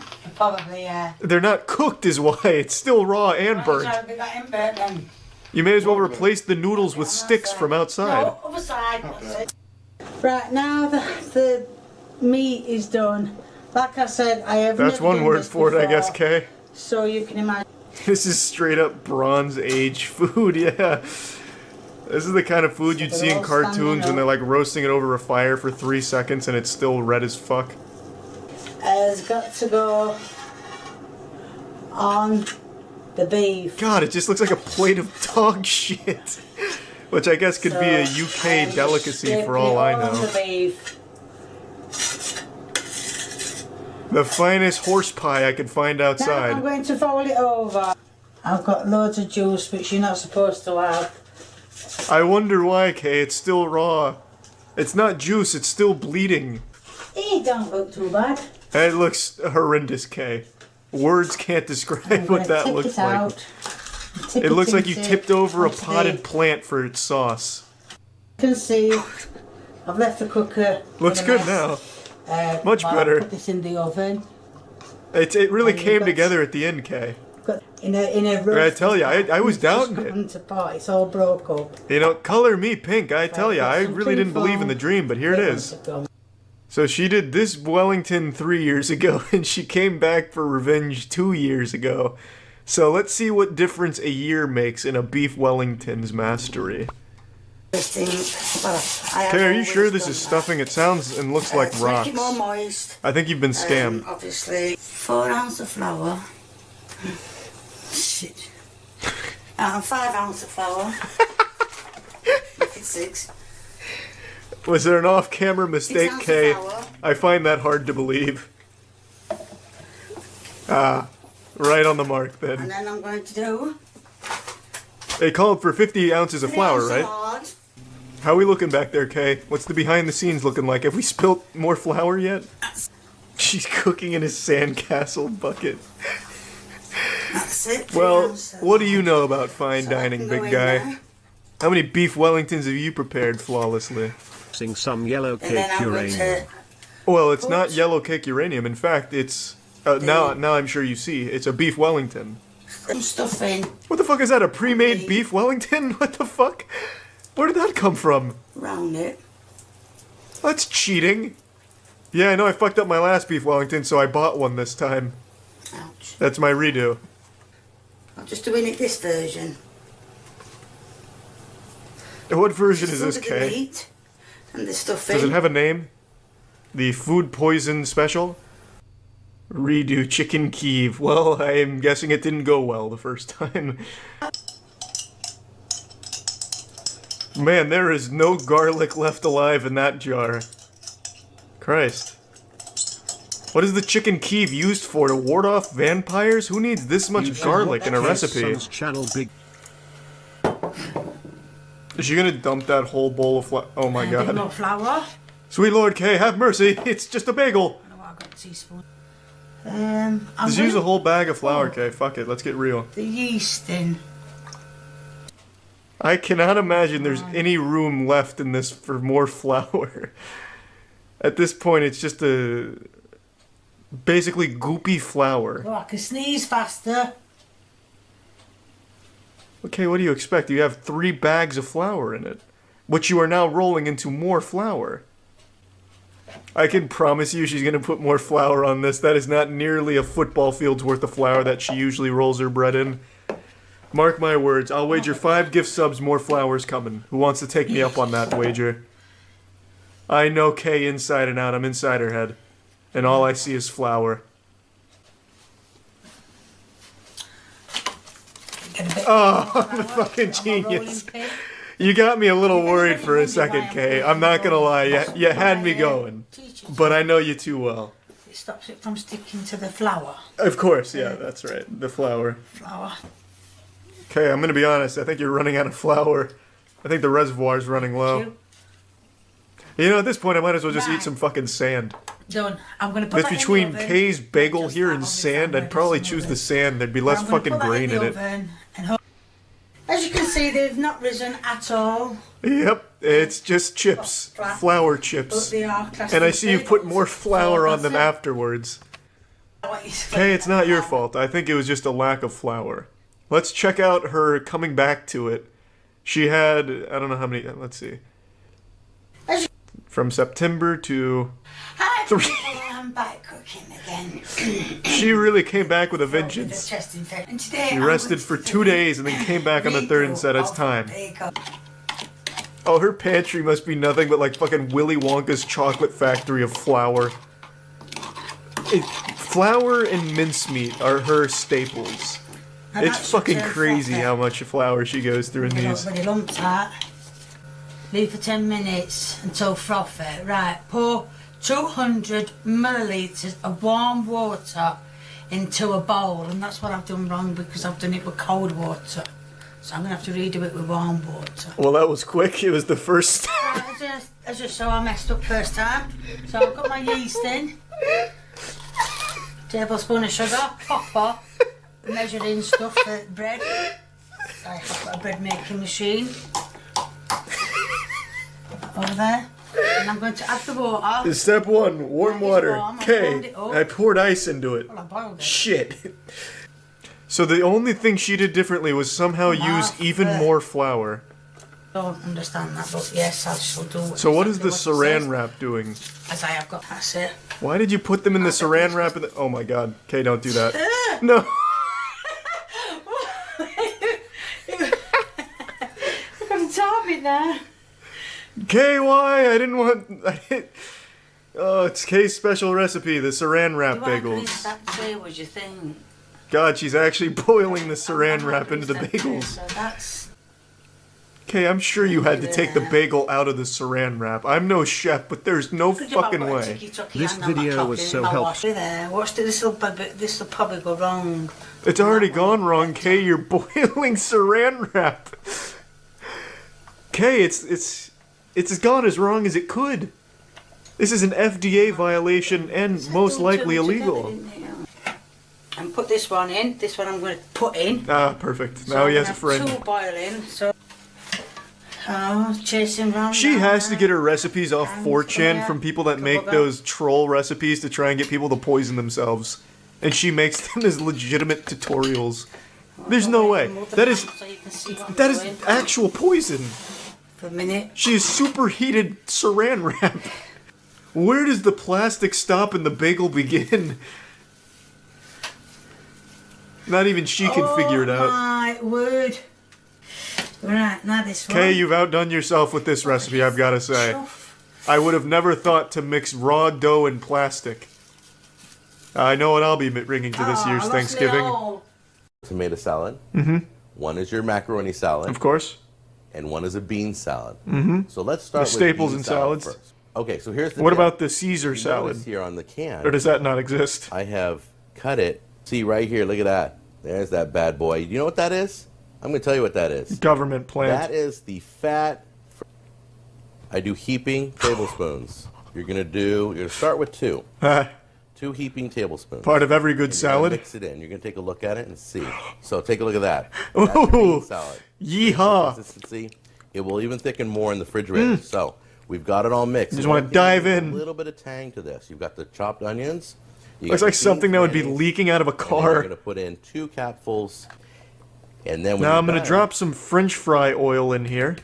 Just to add a little bit of pop zest. that right, pull it out the day of. So that's bean So salad. it's That's mayonnaise, salad number one. pork, Salad and number two, beans. We're moving on.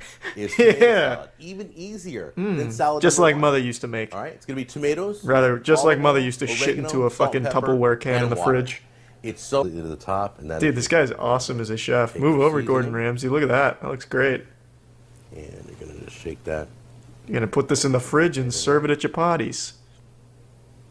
I would say about a teaspoon or two. probably. That's not a teaspoon or two. And then this is all by hand. About Just half a can. And pepper too. I'm gonna do it the guy way. We all know what the guy way is. That's right. In guy the way puts toilet. lid on it. Oh. Probably makes a mess this way, but the Ooh, guy that sounds way great.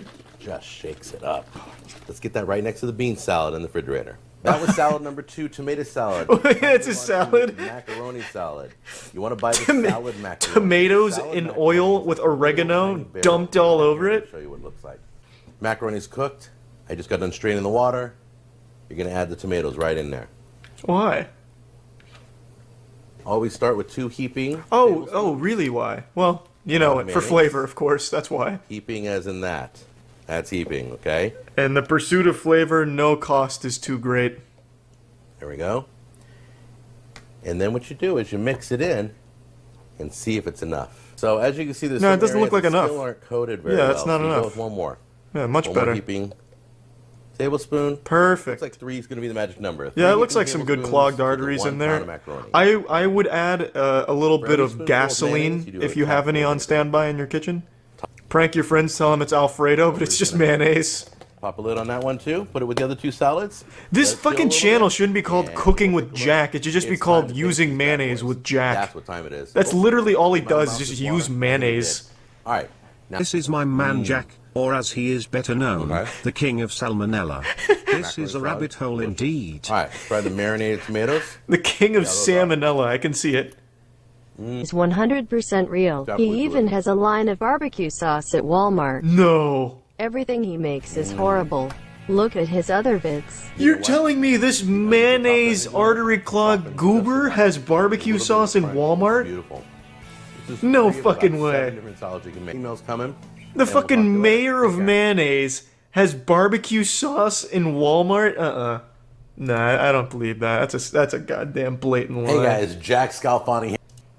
Mayonnaise salad, it's just mayonnaise. I mean, that's all of his recipes is, hey guys, today I'm making a lettuce salad. So you're going to want like about 1 teaspoon of lettuce and 5 heaping spoonfuls of mayonnaise. Don't be afraid to really get after that mayonnaise. Well, this is Cinco de Mayo week. More It is. like We just Cinco de realized it last night. mayonnaise. Am I We right, just Jack? remembered. Lemon, or you can use lime jello, celery, bell pepper, pineapple, and American cheese. That all sounds Can you believe great this? together. This is crazy. Let's go to the stove right now and get this thing started. I put mayonnaise in the bottom of my pan to give it a nice slick Pour it in the pan. surface. His kitchen is remarkably clean for the master of mayonnaise. There you go. I'd half expect it to be covered in like cum and grease and dog shit. Did we lose him? Oh, here he is. I'm not even sure what utensil to use for this. You're gonna add. I chopped up the cream cheese. Oh my! You're gonna add all your cream cheese in there, Yeah, that's a lot. That's a lot of cream cheese there, Jack. and you're going to mix that. It's gonna until need it some totally mayonnaise mixes to in. balance out all that Totally melts flavor. down. Begin to explain to you how amazing tasting this was. Yeah, it looks amazing tasting, Jack. Horrible, but I'm telling you, Aunt Myrna never has failed me yet. I think she's failed on this I hope level, mine though. To be turns out honest, as good Jack. as hers, have as good as hers, I'll be in business. Okay, I'll Time to turn the dump some flame off shoelaces and in get this here. in now. I've got a Dr. Right, Scholl's turn foot your pad as flame well. Top it off with There mayonnaise. we go. Get it all mixed in. I found this in the backyard. Ingredient. That out there. Oh my god, the whole thing? Are you sure, Jack? Well, that's fair enough. Who am I to question Aunt Myrna's specialty? Gonna just use real whipped cream. I'm surprised Cream God is himself even lets people make this in their kitchen. This looks like a fucking hate crime in a pan. I'm gonna top it off with a stick of deodorant. Sandwiched in Make sure all between the some ingredients mayonnaise. are all throughout the dish, okay? Take your spoon gently. Right? And then Yeah, this honestly does look like a One, it's gonna violation of be human solid. rights. It's going to be cold. It's going to be sweet. It's going to be delicious. In the hospital. Okay, well, I realized I didn't have to 4 wait. hours later, he's vomiting in his toilet, crying for Aunt Myrna. We've only been Pumping his fist in the air. 4 hours. Damn you, party cheese salad. Here's to delicious tasting. Projectile vomit. Mmm. Listen to that crunch. It blows my mind. This guy's got pica. He can eat anything and enjoy it. This man probably eats his fucking wall upstairs, like the lady on My Strange Addiction. And American cheese on top. No doubt in my mind he suffers from pica. I'm calling it now. I can't explain. Dude probably eats that fire extinguisher sometimes. sweet, That's why he has to keep replacing it and putting it in the shot. Custard feel to it. Oh, Junior Jack. Oh. And then they're all gonna get food poisoning at the wedding from Senior Jack's coleslaw. Plate. Alright, stop selling me this shit, Jack. Just Onions fucking cook your god-awful... The chicken. Alright, stop... stop probing the chicken's ass. Jam that in there. Jack, calm down with the chicken. okay? No, Jack. Next up we're going to do... Please, no. Liberally... Come on, just break out the mayonnaise. I'm here to have fun, not watch a fucking crime. Mayonnaise cake. Much better. Now this is the Jack. The cocoa powder. Oh, it's a chocolate Baking mayonnaise cake. soda. The mayonnaise. Fuck yeah, Jack. Dump that bitch in there. However you say it. Some people say mayonnaise, but it's really mayonnaise. And all Does your he use butter. all of those? This stuff's been sitting out all day, so it's nice and soft. That seems like an excessive use Incorporate of the butter. in with the cocoa powder. I like to smash the butter first for a little bit, but Well, it's you're it's basically- become less of powder you're and just basically more gonna of butter. kind of spin it on low. Yeah, I don't think this tool was designed to handle 16 pounds of butter. Wow, you could smell the espresso. You can smell the Unbelievable. chest pain. Okay, let's bring over our first layer. You can kind of see. Oh, yum, yum, yum. Well, maybe medium rare. Well, medium. This one's a little more rare. How long did you leave him in there for? A matter of seconds before your gluttony took over? That thing literally burst. About the same as the Oh, this one here. Jack. Juice is maintained inside the I medium. couldn't think of a worse way of making this experiment. So let's give it a try. Let's start with Don't the eat it. One Jack, half don't. is room temperature. Don't eat it, Jack. Break a piece off. Oops. Ooh, yucky. Yep. There he A is. little tough and dry. That's the Jack we know and love. The saint of salmonella. All right. This is a weird production he's got going on. That being said, I like it. Cake I made earlier. Ah, Jesus. The fuck was that? An Apache attack? What kind of fucking haunted ass video is this? Dog food? He makes dog food? Before you put Why is it smoking? there you get your turret. Or is the soul of that dog food leaving its body? This is some weird shit, man. I like it. It's like Kay's cooking, but 10 times as avant-garde and 10 times as moldy. This is maxed out volume. I don't know what I can tell you. Train your left ear to be more adept at picking up the recipes. It's like he's playing with asbestos. Yours is putty or cement. How did we get to this point? Alright, I'm going back.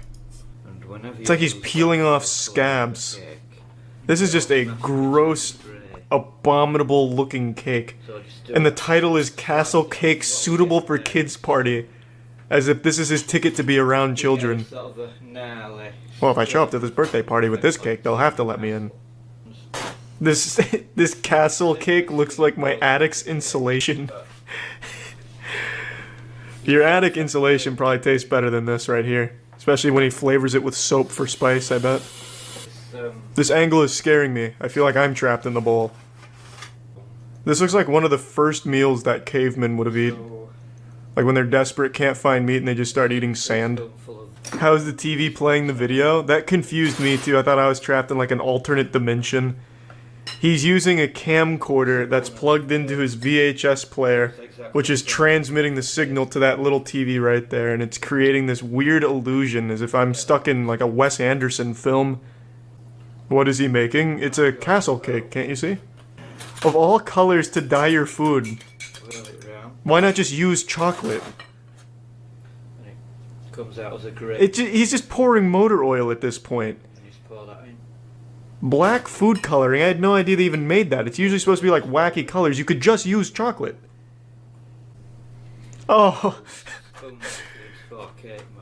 That is rubber cement. You can't fool me. You're trying to kill those children at the birthday party. This looks like the kind of film you'd see in a courthouse when they're trying a serial killer. This would be like the evidence. This is creepy looking, man. You put in oven for Standard cooking tools, just the old wrench and screwdriver. What the fuck is this? I managed to stop it overflowing, and it doesn't look very appetizing or indeed castle-like at the moment. So what the fuck has happened? He just let it sit out in the air and it exploded. And see what we've got. Dude's making pipe bombs. Oh, you put your Yeah, that's a good question, Ollie. That is a very good question. What cakes aren't suitable for children? Beer cakes, maybe? There's gonna be so much aluminum residue stuck in this cake. I feel bad for the poor kid that bites into this thing by accident. But what kind of cake do you want for your 7th birthday? Oh, I want that sponge concrete piece of shit that old man down the street makes. Alright. That's what I want. Yeah, give me that money shot. Choo-choo. Look at that steampunk engine right there. Looks like Blastoise. Blastoise. Oh my god. Stonehenge. I see it. It's not 100% appetizing, so no. What I'm going to do is... I wouldn't even say it's 50% appetizing. Now it's 100% appetizing. You took it from a 5 to a 10. This must be what just killed the queen. She ate one of his castle cakes. This is like the Halloween Horror Nights of Kay's cooking. He definitely should have picked up ceramics instead of cooking. He's got great technique. See, now compare his soccer ball cake to this awful looking soccer ball cake. That looks nothing like a soccer ball. Meanwhile, our boy over here's got a golden egg.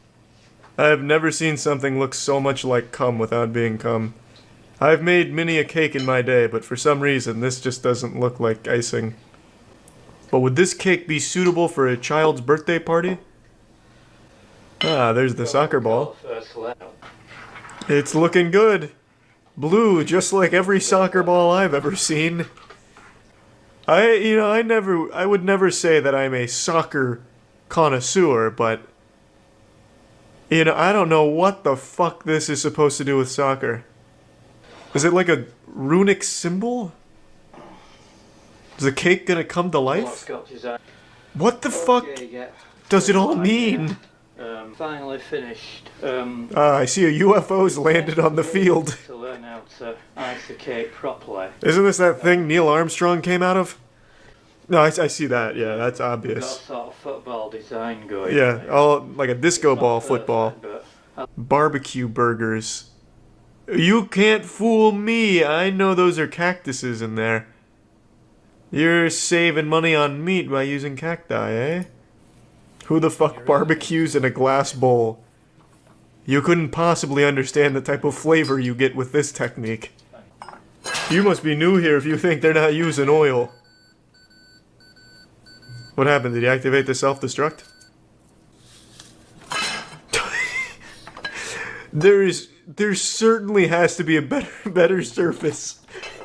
Oh, no, that was the problem. There just wasn't enough bricks. Oh, I see it now. Yeah, that was dumb of me. I'm confused. How much onion do I use in this recipe, and how many bricks?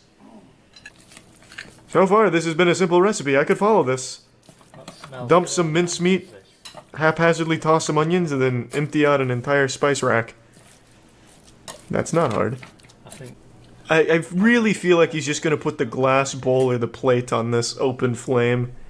I really feel like it's coming. I don't know how he is not burning his thumb. He is just aiming the flame right back at himself.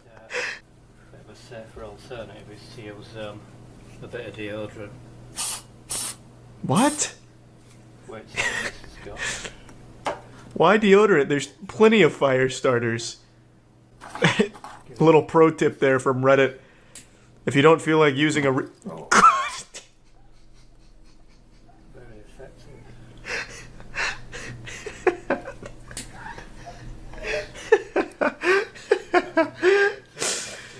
that Axe body spray will get you every time.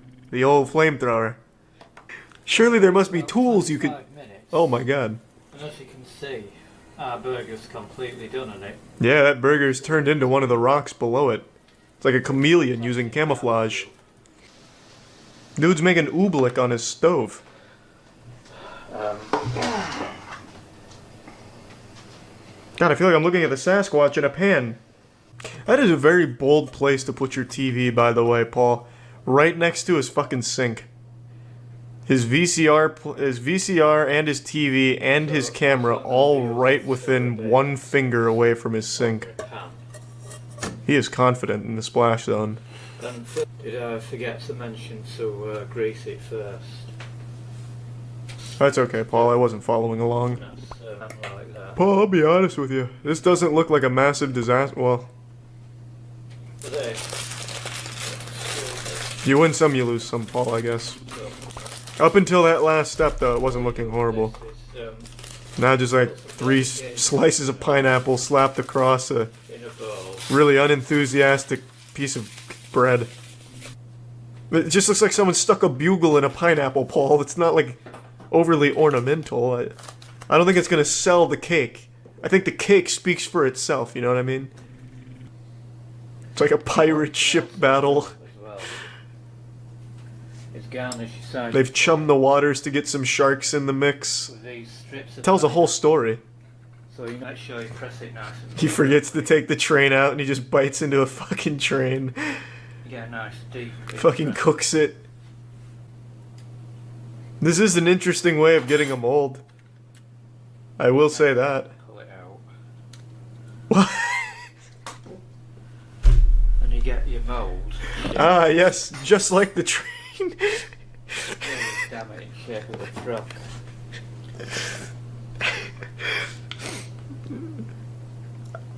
You know, far be it from me to question the method. I could have made that shape with my finger. Well, in fact, he is doing just that. It kind of defeats the point of putting the train in there for a mold. If this works, I will eat my own ass on stream. If this comes out looking like the train, I will go wild. I hope he just fries the aluminum. Says, fuck the cake, I'm just gonna make fried tinfoil. Yeah, I will make a wager right now. If this shit looks... remotely is gonna be very vague. If this shit looks pretty close to the train that he put in there initially, I'll gift 50 subs. Nay, 100. I am so fucking confident that there's no way this is gonna look like a train. It just looks like he's making a fucking tinfoil sword. With cookie dough somehow in there for some reason.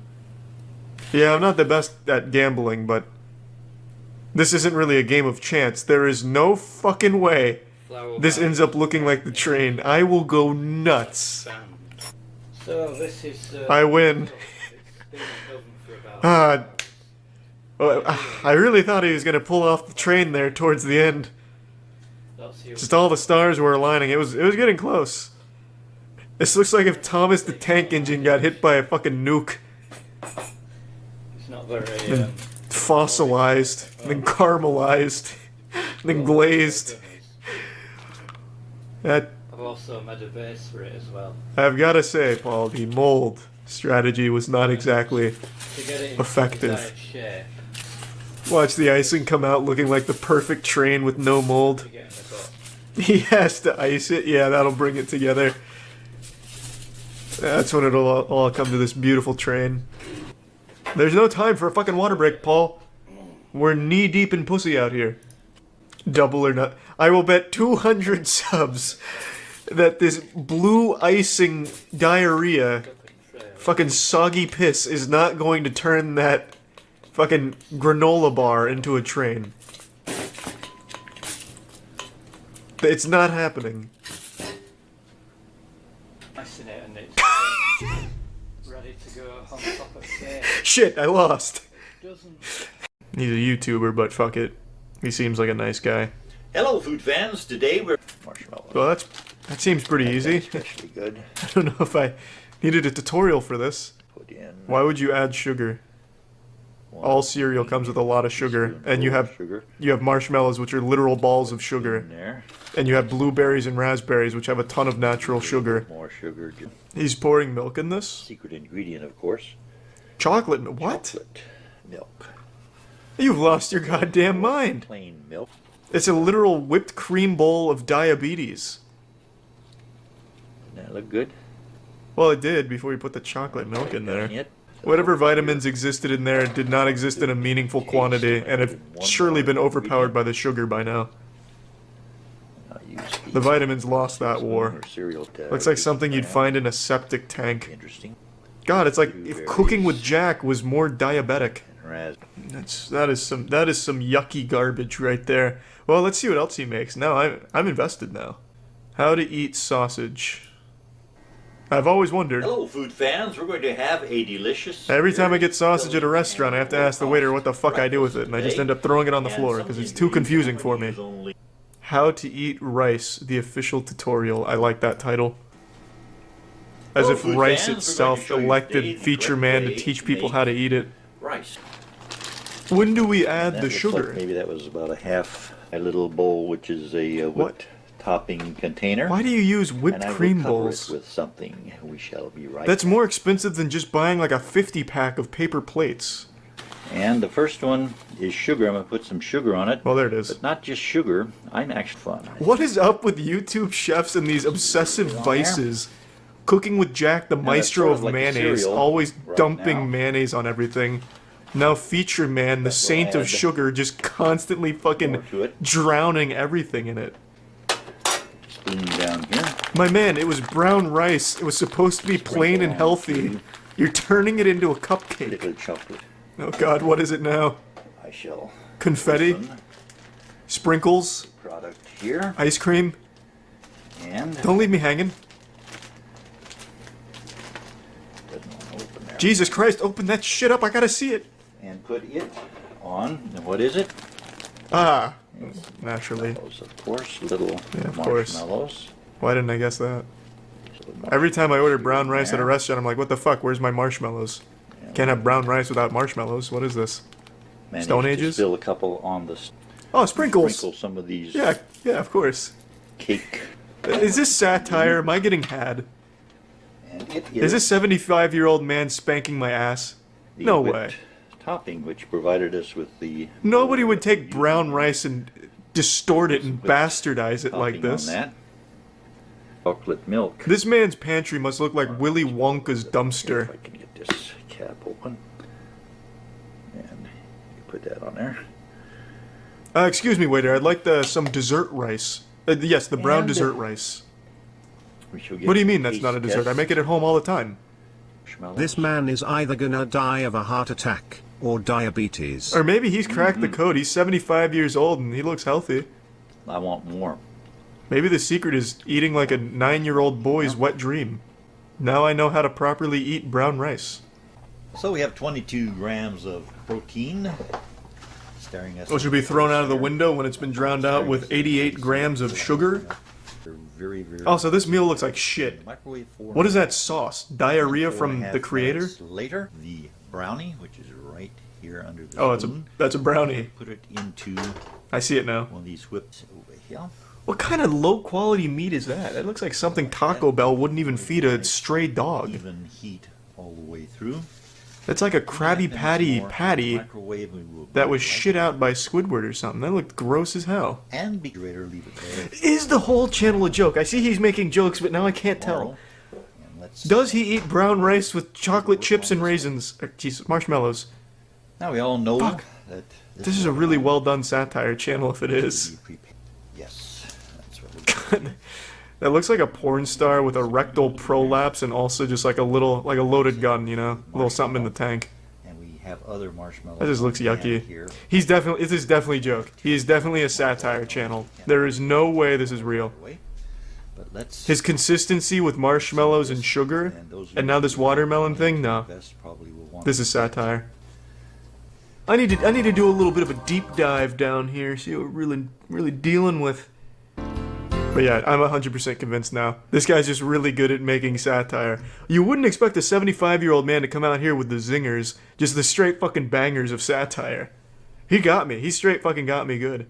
To a boil over here, and I'm going to if this is satire, though, his entire shtick of satire is cook something totally normal until the very end when I dump marshmallows and chocolate chips and sugar on it. So every one of his cooking videos is, I'm making a real dish until I get you good with my powdered sugar and marshmallows. Satire at its finest form. Add the beans. This will be a yeah, I guess this is just geriatric how-to basic. I want to know the way he writes these. I'll get these youngins good on this one. I'm making cereal. Normally. Until I don't and I put chocolate syrup on it. Any minute now, the chocolate syrup's gonna come fucking flying, double fisting style. Ew, I now have yucky potatoes. Potatoes in the dish, fuck? and I'm going to chop them now. These look like larvae. Are you sure you bought whole potatoes and not just like but I'm not going to boil maggots? But I'm going to do. Why are you microwaving an egg? Microwave, the egg looks like this, and it does make the exploding sounds in the microwave, but nothing pops out because it has a paper towel. Looks like a child's kickball that just deflated. Mix it in with the potatoes. I knew it was satire all along. Now that everything's chopped up, I'm going to some mayonnaise. Yes! It's about fucking time someone cooks with a lot of mayonnaise again. Some relish. Now that Cooking with Jack has thrown up his mayonnaise mantle, I will start it's with great to see someone else picking it up. gigantic spoon in a little bit. That's about a that just looks like a hate crime in a mustard. dish. I'm going to put in one of Yeah, he's 75 years old, but I mean, he still has taste buds to some degree. There's no fucking way he thinks this abomination is tasty. This is a joke. Now. And I'm in on it now. Alright, let me see what the chat thinks. Do you think these recipes are satire, like jokes? Or do you think this man is genuinely preaching these dishes as like a real thing?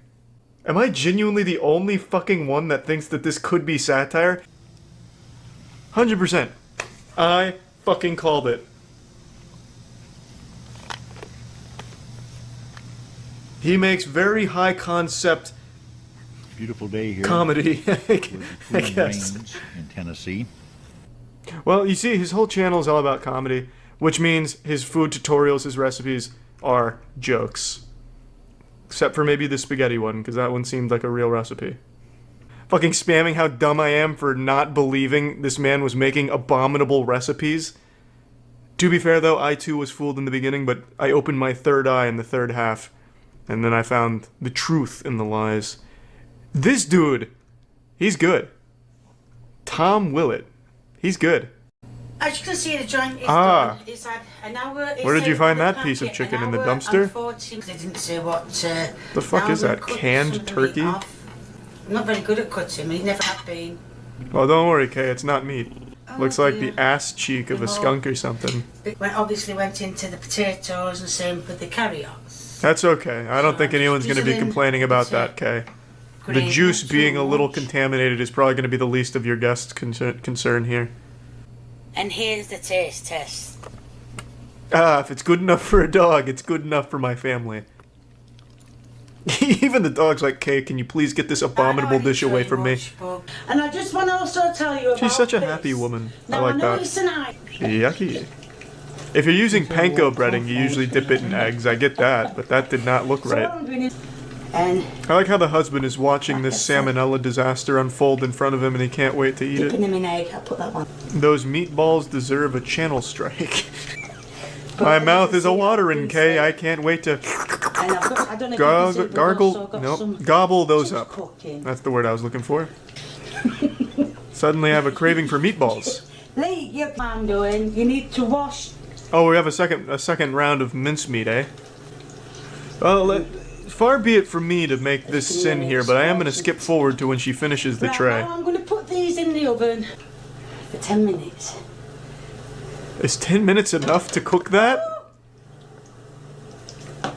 Kay, I'm no health inspector, but 10 minutes for that amount of mincemeat I don't know if you meatballs. can hear me over there. I don't know about that. Does my head in? You can see. Oh, yum, yum, yum, yum, yum, yum, yum. Which is something I didn't want I to do love happen. vomit balls. So what I'm going to do is, nearly ended up with that ball on floor. Oh. So what I'm going to do Okay, I'm is, drooling. Let me see the cross section. is I'm going to drain some of this juice off, put them back in the No, oven the for sacred 10 juices, Kay. minutes. But first That is I'm crucial gonna- to the I'm gonna flavor. Turn them over. Oh, this is going to be fun. Trying to turn them over. I can already As you can sense see, the they're not umami staying in the shape I explosion. made them. Nope. Just a little fungus. You don't have to. You can see the Oh. bit like meatballs, meatballs. My god, that's fucking gross. Just too busy. I love when now my I'm gonna meat turn looks them over like again. urine. As you can see, I have it. Just throw them in there again, Kay. I'm sure with every time they get thrown into that oven, they get better and better. That much. This looks like what Rick O'Connell uncovered in the Mummy movie when he was uncoffining Emotep, when he cracked open the sarcophagus. They look done. Speak to me, yes or no. no, They're done. They're alright, yes. Well, it's better than immediately having convulsions and falling over. So, I don't always eat that's my good. own food. Guess what? Dogs can have them. Good! Just what a dog So wants. I'm just gonna put More three on Kay's just for the cooking. end product bit. Watch out, Kibble. And Beef today, alphabet I'm doing pasta a soup. twist. Ooh, it's the classic mincemeat. Name a more iconic duo than Kay's cooking and some dirty fucking mincemeat. Is this gonna be the broth? Just raw mincemeat and water? And there is And I'll no cook some way- pasta in there at some point, maybe. I don't I know care. you'd like me to, but... And I'm just breaking it all up. Is this gonna be the pasta? It's meat noodles? She should slam the two pots together like Stone Cold's beers. Oh, yes. Right out of the septic tank. Cook. Now we're feeling it. What I'm going to do is... Now I'm hungry. Is this not illegal, what she's doing here? Surely this violates some type of human rights movement. Being told you can't. Now I'm going to put some gravy granules in. I don't know It's how like an many. organism being born in there. Quite a few in. Oh, You can use I feel like any second now, just a monster is gonna rise. have to be expensive. Somehow it's getting more and more gross. I thought it would cap at a certain level, but it has exceeded the maximum No, it's grossness. not going to come off. But that's just one of them problems I've got. This is like an ancient spell from a witch's cauldron. Like if you drank some of this, it'd give you like old powers from fairy tales. I'm going to tell you what I do. What are you putting in there? Dirt? Mine is... Look at it all. Oh, it's like a brownie. If it died in a shit explosion. Oh, keep in mind that's all meat. This is meat. This is just a festering petri dish of E. coli. This is a beef alphabet soup. The way Mother used to make. Okay, did he cook it all the way through? Well, it's a loaded question in this situation. That pasta's about the best looking thing Kay has ever made on this channel. I will be the first to say this, though. It could have been a lot worse. All things considered, no seasoning, no flavor, but the E. coli will do both for you. Alphabet soup. But it's just come out in the Please be careful. Hats off to her son. He's going to war right now, and the battlefield is Kay's kitchen. Open your mouth. I don't believe you actually ate it. You would be vomiting by now. I don't know what the fuck is going on with her stove, but that is the pinkest flame I've seen in a while.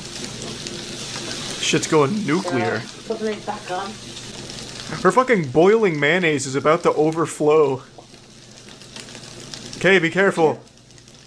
I'm going to use the same spoon. I think your marshmallow boil thing there is planning something. Piss take microwave noodles. Piss take microwave noodles. My favorite dish. My mother used to make this for me all the time. These are the noodles. Ah, in a trash can. Are you sure those are noodles? That looks like asbestos. So, let's put some more in. I guess they're not mutually exclusive. You can make noodles out of asbestos. To be fair, that They're looks... all nice and done. Yeah, that looks about right. Thought I'd got more. Yeah, those were some real pissy noodles. So, You won't believe the ingredients. The fuck? That's her signature dish, the piss. Because she made piss noodles. Did she actually put piss in them? Well, that's I can't just ruin the secret.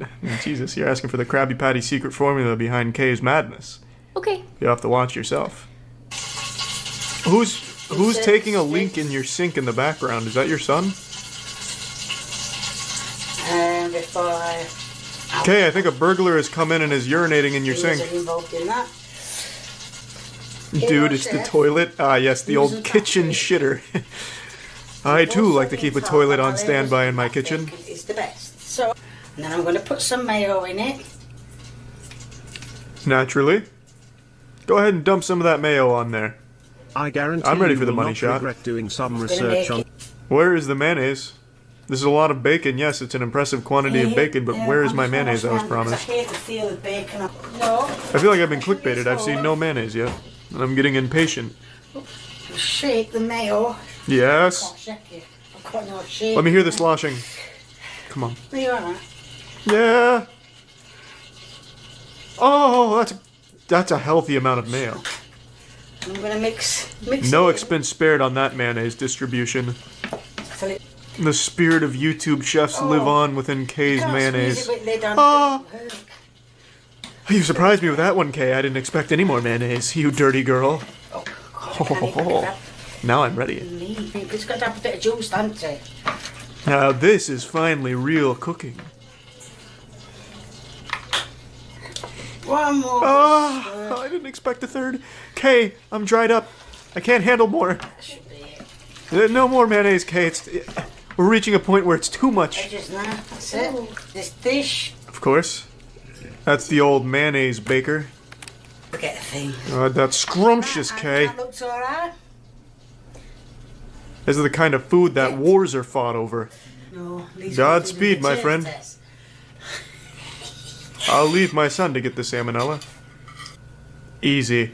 Yeah, I didn't. Right in the old gullet. I should have put it other way as well. You can really almost taste some meat beneath that mayonnaise. Mother, I must be honest with you. I think you use too much meat in this mayonnaise. Nice malted flavor, yeah. Flavors. There's two flavors. Chicken and mayonnaise. Something like that. Dude just dies. He gives a thumbs up and just falls over backwards. I'll leave that one alike. Anything that involves mayonnaise, Kay, is good with me. That is upsetting to see. That right there should be a crime. Disrespecting Uncle Ben's fine rice like that. I didn't know if I was going to. You've gone too far. I've seen you empty a septic tank for a salad. And I didn't mind. But now I'm insulted with that. I fucking love Uncle Ben's. As far as her recipes go, that's about the best they get. Unless she takes a shit on these enchiladas, they're gonna be fine. Maybe 3. What am I looking at? I'll mix it up and Cat I'll food? warm it up in the microwave. When you cook with Uncle Ben's, you're going to get a good result. Like, you know, she literally chose the best possible store-bought for the Spanish rice. Like, Uncle Ben is just for winners. Holy shit! Good morning. Is this a sponsored video? Today I'm going to be making a hot fudge cake. Are there eye holes in that? Is she going by instinct? So far, so good. Just playing in sand. Chicken and rice with gizzards. What is that? Is that some southern thing? Good morning, everyone. Good morning. Today I'm going to be having a guest cook in the kitchen with me. Really? It's my sister Betty. Ah, I thought it And was she Master is Chef making- Joe. I've got what I'm using is What the fuck is that? Grandpa's legs ashes? and thighs. And She's got a traveling salt box?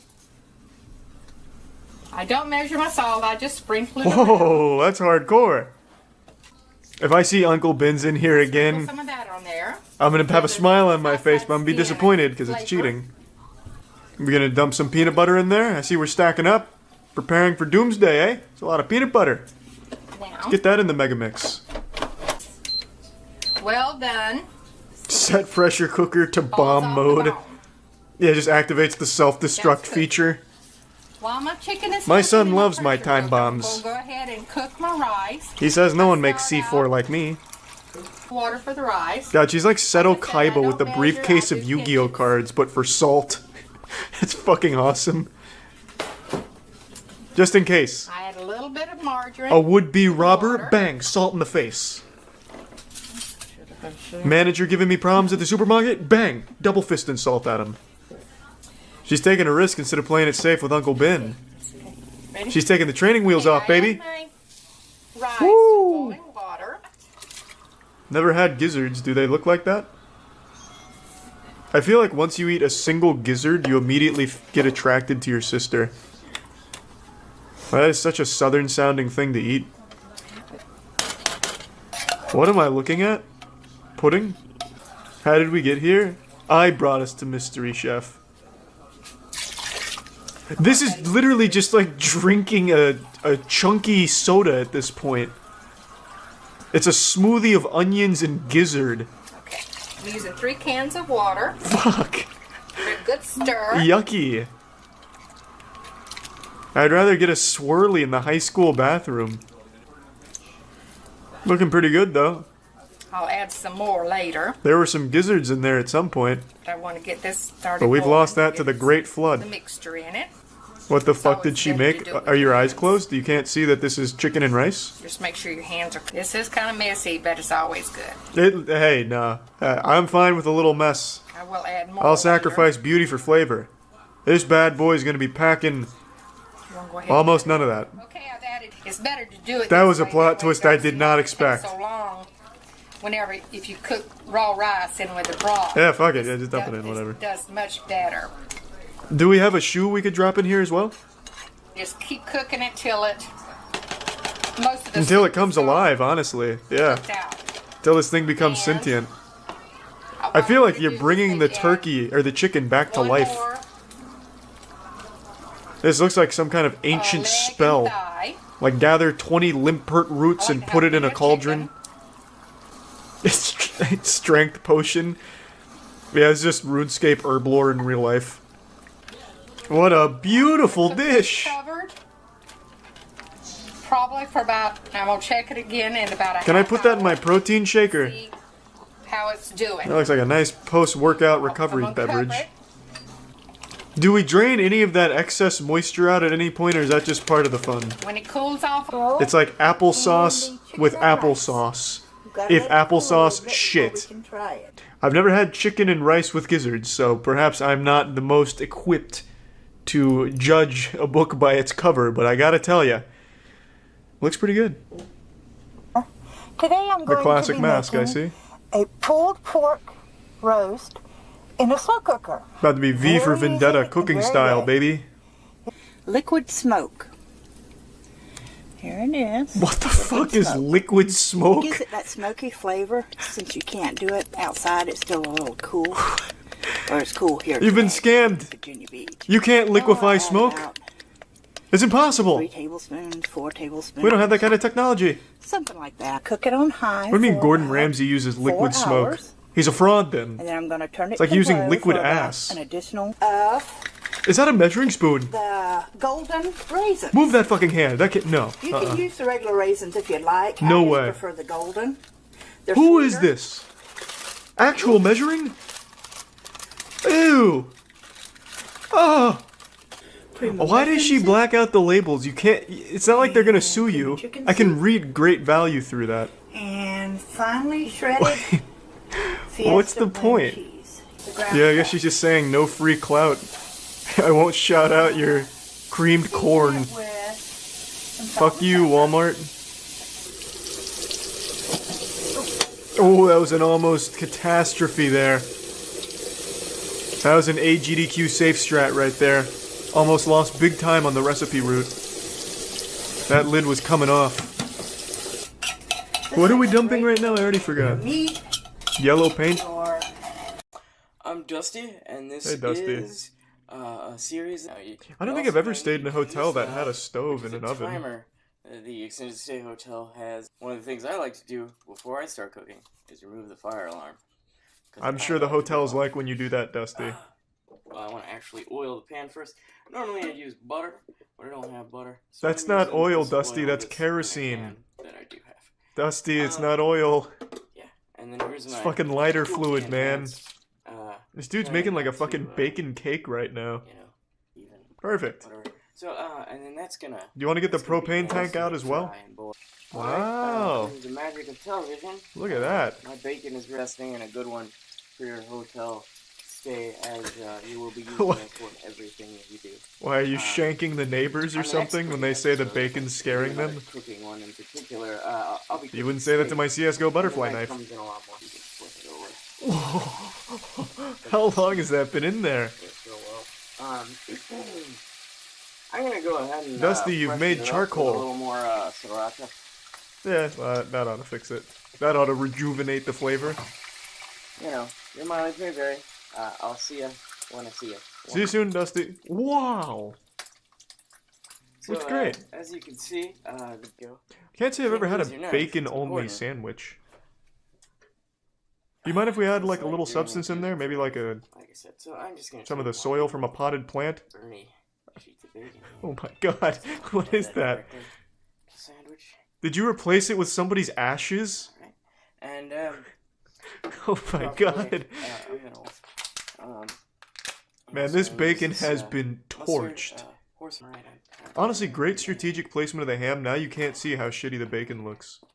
It's kind of like a body bag for the bacon. Something fun. Bite the sandwich, Dusty. Bite it. No! Fuck! I hate when they don't bite it. What is this? The garage from Rick and Morty? Where are we right now? The glass Klein bottle. So I say, Nice. I'll go over to the math. Sounds like Charlie from It's Always Sunny when and he's I'll show my talking friend about Ken Pepe Ribbit Silva, this- or whatever the this fuck Klein his bottle. name He's is. a topologist. He'll actually a bunch of these. I can probably sell them. You could say that for anything, though. Problem is, Who's buying Klein making a bottles? bunch of them. You know, it takes me 2 or 3 days to make one. Why not just do what other people So I call do? around. Join a pyramid scheme. Glass company made. Does this guy actually blow Wow, 1,000 check Klein this out. bottles? No fucking Under my way. house is my little forklift robot. What the to fuck go is this? pick This is some Klein Jimmy bottles Neutron and stop, shit. Tilt the thing. If you look carefully at it, This is my bubblegum laser beam. show this. That is Drop so this off. fucking cool. From here on out, you're gonna have to look at a TV. He made himself a camera because you have robot to butler. appreciate That there's lots of bottles. Well, more and like a robot Amazon worker. It just collects heading boxes. Over to How the and fuck did he lots and build lots this? of- Sir, I've got the shot now if you come around towards me. Was there a stray cat in there? The Menace. Ruining the secret laboratory? Damn you, Dee. You piss in it and it disappears. Is that what a Klein bottle's known for? The final fight. The Faceless vs. Anabolic Horse. I love the Faceless. Yeah, look at that shit. You don't know who's under that mask. Could be a substitute teacher, could be Jeffrey Dahmer. There's no telling. He truly is faceless. Boo! Anabolic horse, boo! Not even wearing a cool mask, boo! Also not even a horse. Boo! No! You took the... Put the mask back on, faceless. I can see your superhero identity. Damn it! He's compromised himself. Yeah, faceless. Let's fucking punch it. Why don't you have some of the dudes sit on the bar to make it an actual challenge for you? This is way too easy.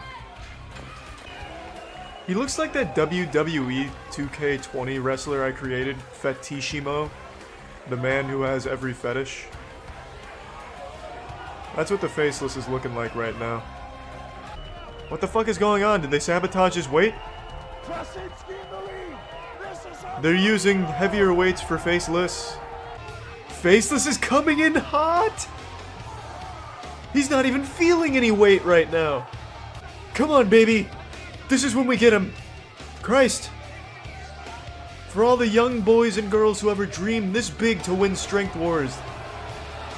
Their dreams live on in you, faceless. Underneath that mask is hope. Faceless, come on. Please. Yes. Oh, Anabolic Horse is done. He's fucking done. Too easy. So now what? Do they win any money? One more time for these machines. The only reward was a good pump session.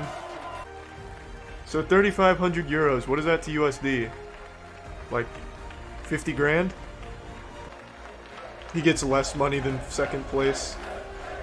Whoa! Is that an anus? Or is that a... I don't know.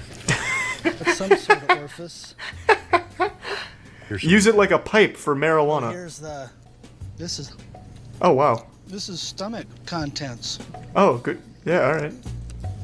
Is this the anus? Stomach contents. I've heard this before. I was hoping for something more. Yeah, yeah, it was. It looks like a penis. I don't know tortoise physiology at all, and I think I... Which is why I started eating it. Do you know? Yes, that's all right. Tortoise penis. Hey, delicacy. Why not cook it? It's probably like super yucky. It's buried underground. Maybe a tortoise penis. So maybe that can be my new nickname for him. It's not a bad nickname. It's also a good step in a friendship. I've seen all of my friends eat animal penis. We need to kill it right now. Why not just move? It's food that's... Proteins use the most metabolic water to digest. He's actually not wrong. He does not look like a guy that can even spell metabolic, but he's not wrong. That snake is a paid actor. This is fake. I need to get him on the dirt. Wait, that stick is perfect. What are the odds that he would find the perfect stick for this? I don't care if I leak. You know what sucks ass? Coconut water.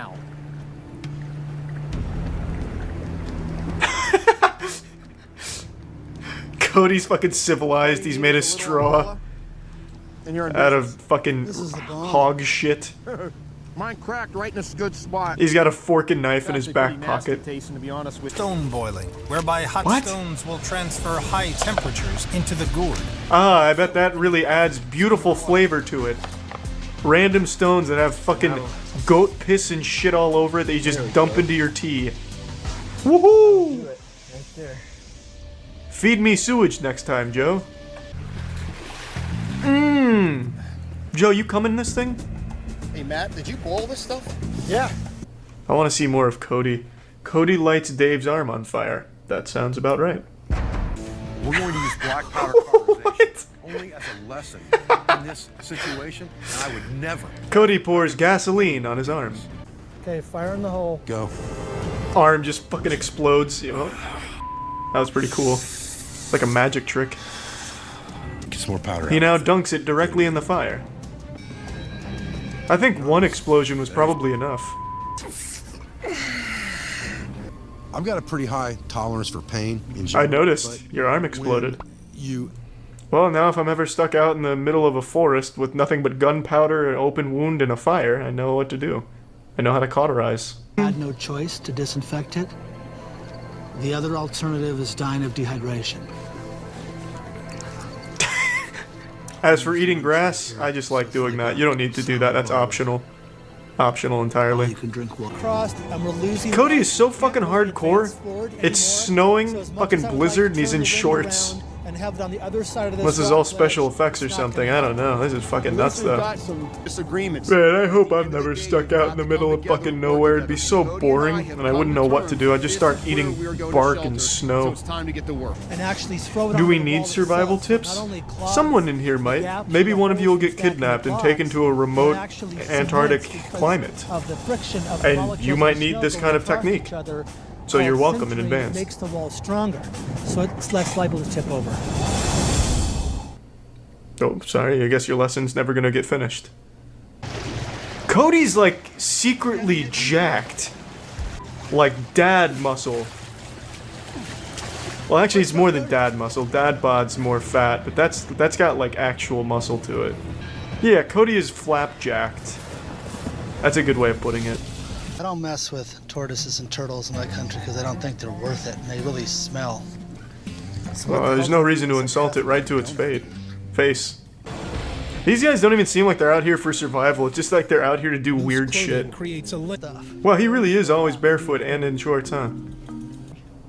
You don't want me to piss on that too? I don't want you pissing on my hat, brother. Why? Pissed on. What benefit could this possibly have? You a favor. Wait, is he just gonna drop dick out and pee? Hey, Sean. Wait, why would Cody have a condom in a survival situation just in case he meets some random forest slut or something? Like a fucking one of the fairies from Zelda Ocarina of Time?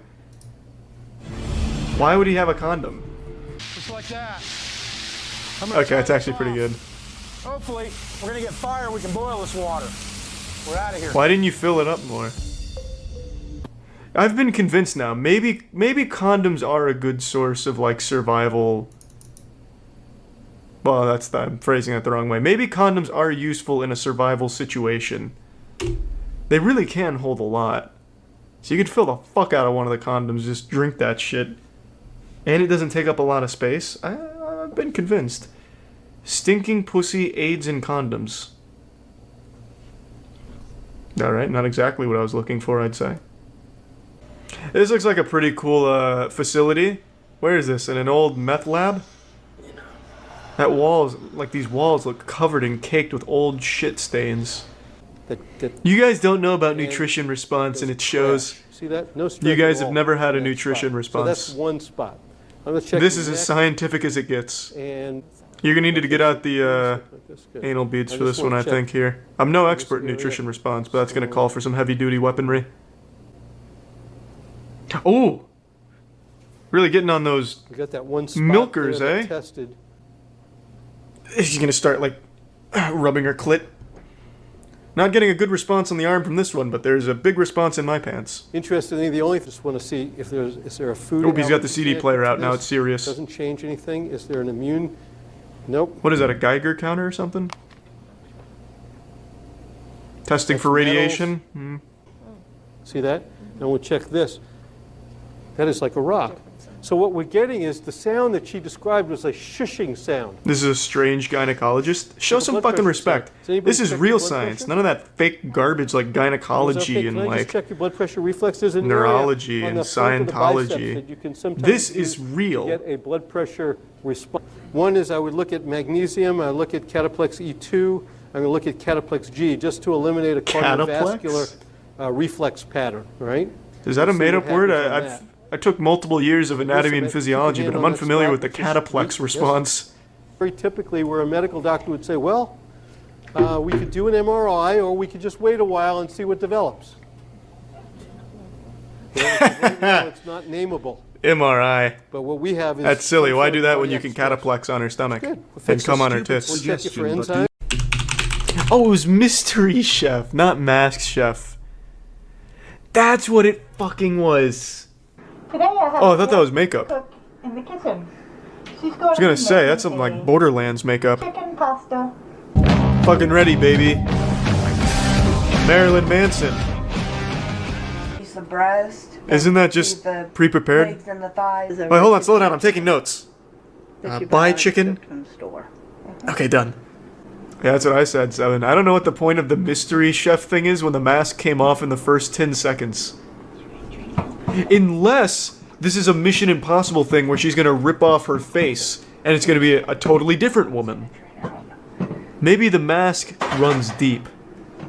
It's going to taste good, I can tell you that much. It's store-bought chicken and pasta with butter. It's going to be tasty. Stir it all together. I don't know if it'd necessarily be classified as cooking. It's kind of like dumping.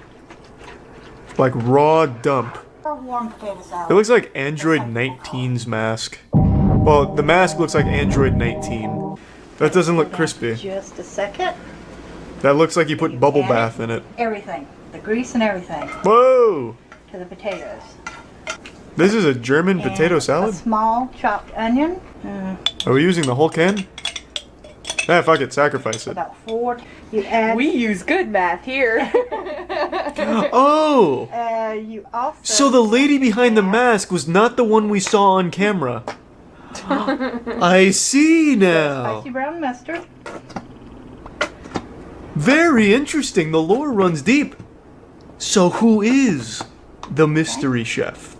And we're gonna need more salt because I only put a little bit. Yeah, I mean obviously we need more salt. You fucking kidding me? That's flavorless. We're gonna need more. We only have an entire jar of dill relish, bacon, potatoes, and grease.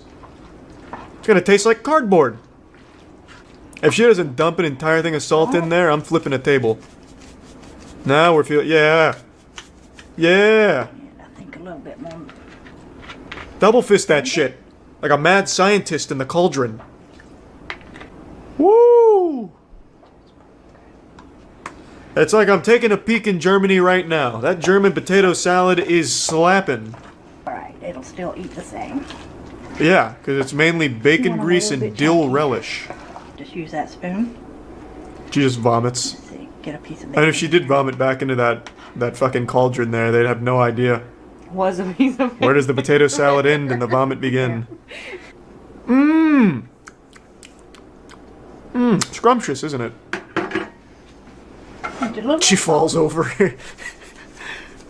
Oh, not enough salt. Yeah, that's kind of what I was thinking too. Like I said, you gotta flavor that shit up. Yeah, get that in there. Pepper in it. As you keep pouring. Yeah, a real flavor scientist. Now we're feeling it. Excellent work. Do we have any Germans in here?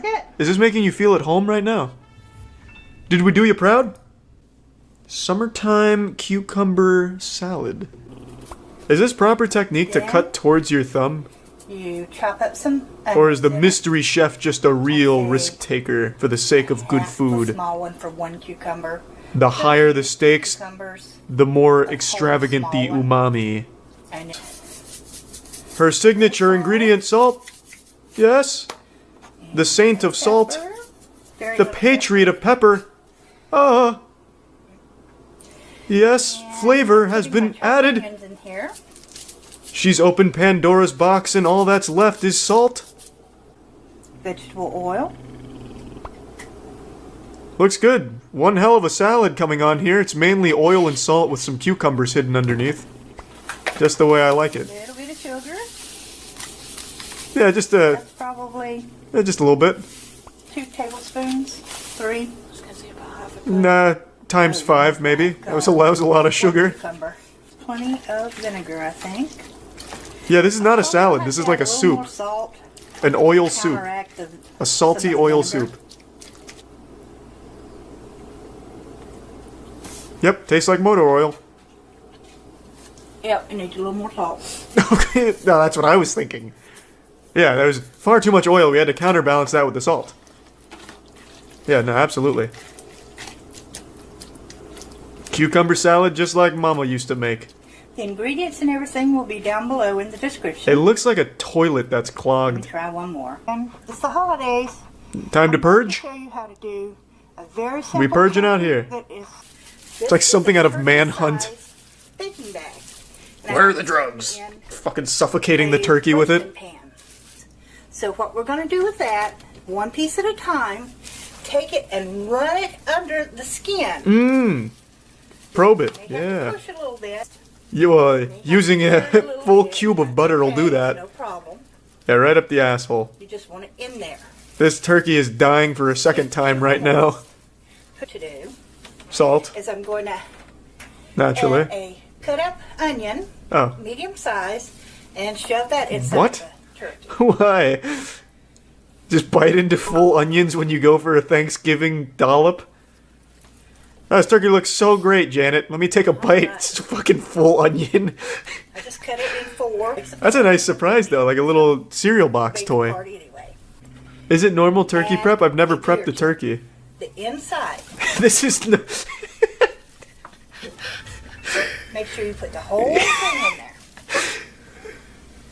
there. Yeah, make sure it's keg standing. Or not. This is normal turkey prep. Super moist. Well, a lot of things can make it moist. I could drop it in a toilet and it'd be moist as fuck, but it doesn't make it taste good. Oh, good with it. Yeah, give it a nice massage. All over the skin. Yeah, we're gonna need more salt though. I can already see this is gonna be like a quadruple salt kind of deal here. I hope you've stocked up. Feels funky. No. I know beer. Beer for cooking shit in is great. Like beer battered fries and like a lot of meat is prepared very well with beer. All over the breast. I've just never seen someone dump it up the turkey's ass like that to flood it.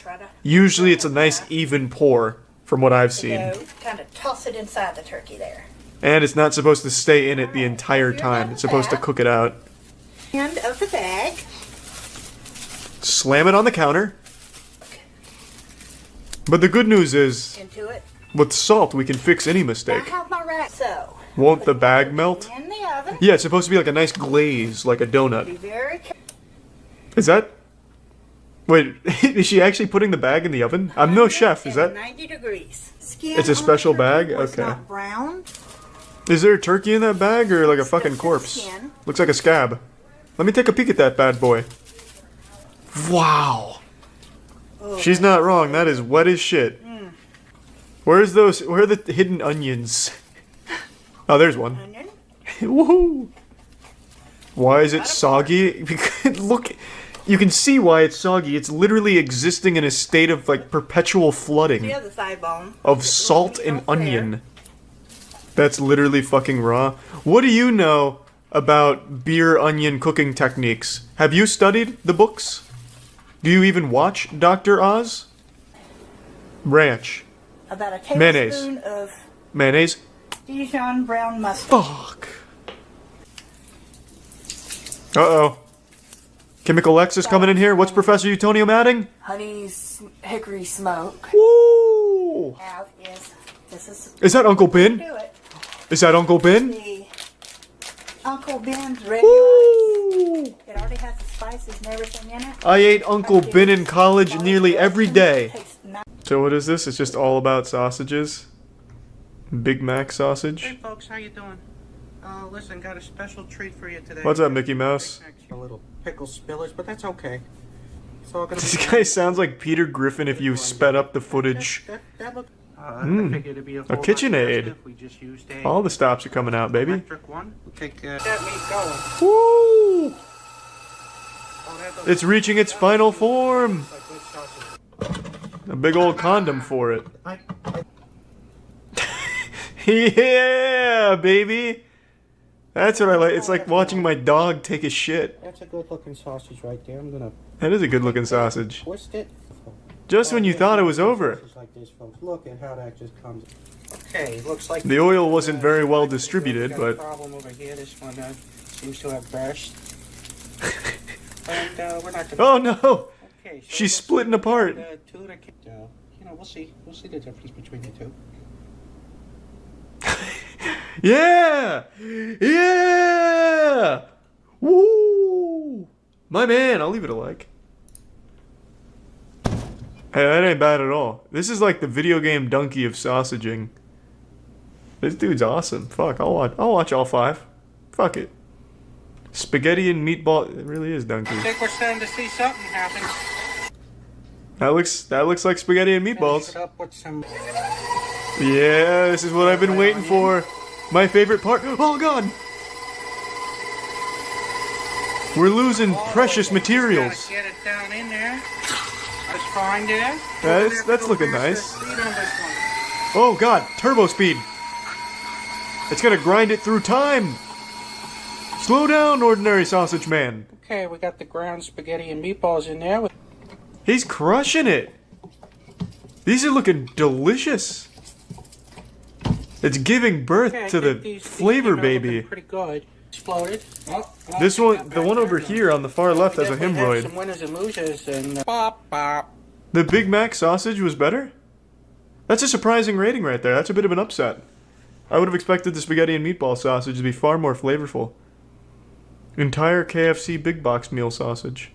Oh geez. Oh, don't spoil it! No spoilers! Okay, welcome Season 2's back, ruined. To another, the drum. I hope he uses the bone too. This, I believe, is a thigh. Turn the bone into a sausage. I don't know what this one. What we gotta do is remove the bones. No, boo! Yeah, baby, the star of the show! Get that shit in I there. think we're gonna give it. Yeah, this is a really simple one. He crushed it with the KFC big box. Beautiful sausage. Another beautiful sausage being born. Another fat one, looking good. Hey, it looks like we. Could you just let that run infinitely and have like a giant fucking sausage? Or does it cut itself off? I couldn't tell. Looking pretty good. He's evolving. Oh God, look what happened. Oh, Jesus Christ. Oh, there it goes again. No! Oh boy. Oh, that's no good. So now we know for next That time, is no good. That's a hate crime right there. potato-based sausages. You hate to see that. Those sausages are ruined. I think we may have just invented a new menu item on the on the KFC there. But yeah, I'm leaving that a like. That was a good joke. Bop bop. Man, ordinary sausage is... He's fucking crushing it right now, man. Shit, I'm glued to it. A sushi sausage, you've lost your goddamn mind. Pizza roll? What? How is this... How do we even have this kind of technology? Okay, folks, we got a real. I think He this just is gonna be drops the like first time chopsticks anyone's in ever there made, and gets the wooden part of the sausage. sushi. Use the pit. Don't be a pussy. Damn. What taste? That looks. What do you mean? That looks pretty good. That'll be a beautiful. Well, beautiful is a bit of a stretch. I wouldn't say beautiful. All right, so that's it. That's about 4 1/4 sausages. That looks like something you'd tell a gastroenterologist about. Not too shabby. Look at a nice medium. Nice little Hershey's Kiss sausage. Give it a little wasabi. Oh, that's bold. It is sushi after all. That is really bold. That's a lot of wasabi for one man to handle. Folks, yeah, I gotta say, this should not be attempted by anyone. It's just not worth it. Well, it's the wasabi. It's a terrible food. What? That's because you put like a liter of wasabi on it. What the fuck? That's cheating. He sabotaged it. That would have been a fine sausage. In fact, I'd be surprised if I didn't see that at a restaurant. It's just he ruined it with all that wasabi. And plus it's store-bought wasabi, so just horseradish and sewage. The first thing you need is Mom's permission. Kiss her on the lips. Oh, there we go. That looks pretty good. That looks like it'll make a fine sausage. It's even stacking nice and high. Still hot off the presses, and 3.5 sausages. Well, one over there's got like some pinworms on it. These things, It has like a little brick. Gotta break the fucking pan. The whole house smells like it's actually crisped up pretty heavy. It looks great. Tostitos. These are some durable pizza rolls. You could use this like a baseball. I don't like the way he's judged the last 2 pizza rolls, especially the sushi one. I don't like how he's handled that.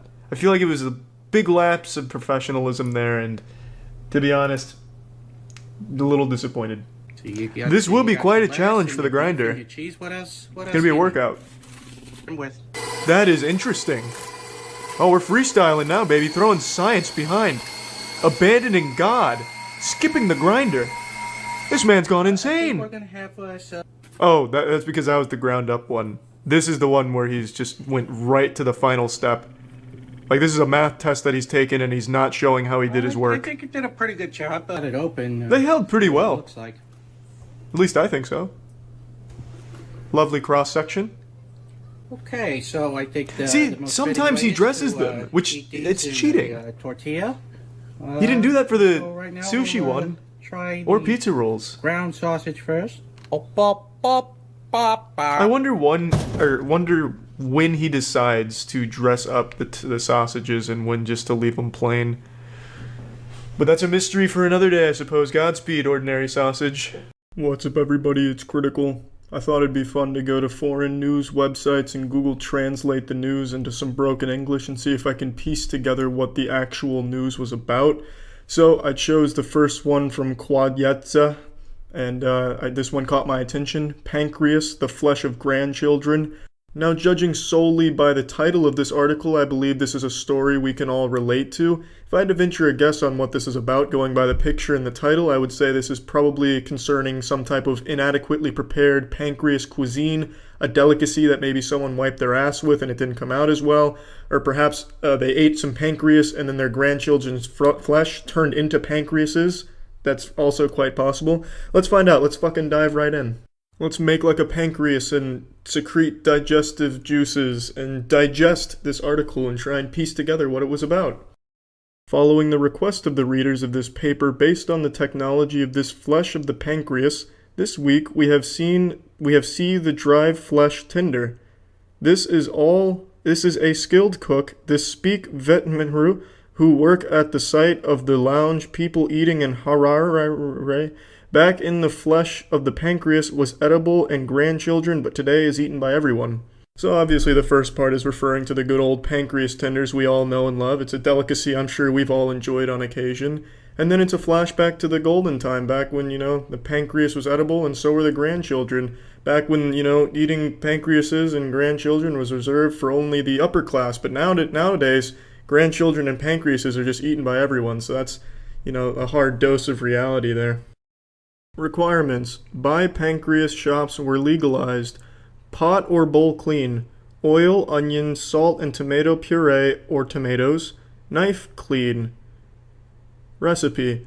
Cut the meat into pieces as necessary. Wash pancreas, clean water, and boil for 1 minute and 45. Throw salt is enough to send onions, tomatoes, or tomato puree. Oh, what? If the pancreas is seen from the lintel of cholera, spleen is edible nasdza, while rahumbaga of wheat or rice. Okay, so that's a pretty easy, simple to follow recipe. Even a Neanderthal could pull off these pancreas tenders. All you need to do is just go to your local pancreas shop and then, you know, follow all these directions, and then voila, you'll be eating pancreas tenders just like Mother used to make. Splendid. Well, there you have it. That's some translated news for today. And now you also know how to prepare perfectly seasoned and terrific pancreas tenders that can send onions and tomato puree to the grandchildren or whatever the fuck that was about. Hey, you know, learned something new today. So even if you don't like anything I've ever made before and you see this video, at least you can walk away saying, you know what, I hate that guy, but I learned something new, and tonight I'm eating pancreas tenders. So yeah, that's it. See ya. Oh, he does a lot of cooking. Whoa, what the fuck happened to that pancake? Well, I imagine it's mold, would be my guess, but again, I'm no pancake scientist. That could just be some flavor particles. Disregard this one, but it's pancakes. Mm-hmm. I accidentally fucked up on that one. I got everything all set up. Everything Fucking bitch over there. I see some used pasta in the background. Is that integral to the recipe? Will I need to leave pasta out for a couple years on the counter? Brown. So whatever. Now you take Like fucking fossilized over there. The tray's fine. It's part of the tray's character. Make sure you get. So what if there's some chocolate stains on it? Some ground-in mold. It's not a big deal. The stove isn't dirty, it's flavor blasted. Best chef. Just very good pancakes. Why is it red? Because he had a nosebleed when the batter was being made. Probably it. So I'll go ahead and flip it now. It'd be cooking a lot better if there wasn't like a layer of like 10-year-old filth on the tray. So you don't wanna. But it gives it extra character. As fast as you can. Best cook in the world. I'm not no Bobby Flay. Who? You know, fucking Chef Ramsay. I know that one. Who's Bobby Flay? I can't do the Does he just work at an Olive Garden nearby? Nobody makes breadsticks like Bobby Flay, I tell ya. God, a pancake just seems like it's bleeding and miserable. Screaming for help. It's got like a heartbeat. I don't know. He's making a homunculus. It's like chaos magic, and he's making his pancake golem. Man, this kitchen, it's like it's been painted by a man that just went in there and just started flipping paint cans over. So if you want to go ahead and just add a little bit more to the center. Like there's not a single spot in this kitchen that doesn't have a stain on it. It's like this was used for a middle school art project. This kitchen was designed by Jackson Pollock. So we'll be. It's just a pain in the fuck. It does seem like a pain in the fuck, to be honest.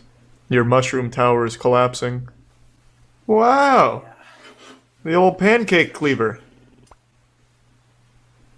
And I fucking pour the whole fucking bottle on it. Comes out kind of fast. Yeah, there was a... Well, Alright, so that's it's pretty much enough. how you apply the butter. It's just about right. Get the syrup on it. That was like a teaspoon, maybe? You guys can't taste them, so I could be saying like they're delish, but they're nasty. No, I'm gonna try them myself. I'm gonna make this. I'll know if you lied to me, Tyler. He doesn't need to measure, he can feel it. He's like a Jedi of cooking.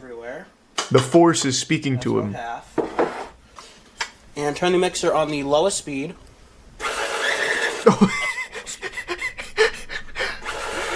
You've been clickbaited. That wasn't the lowest speed at all.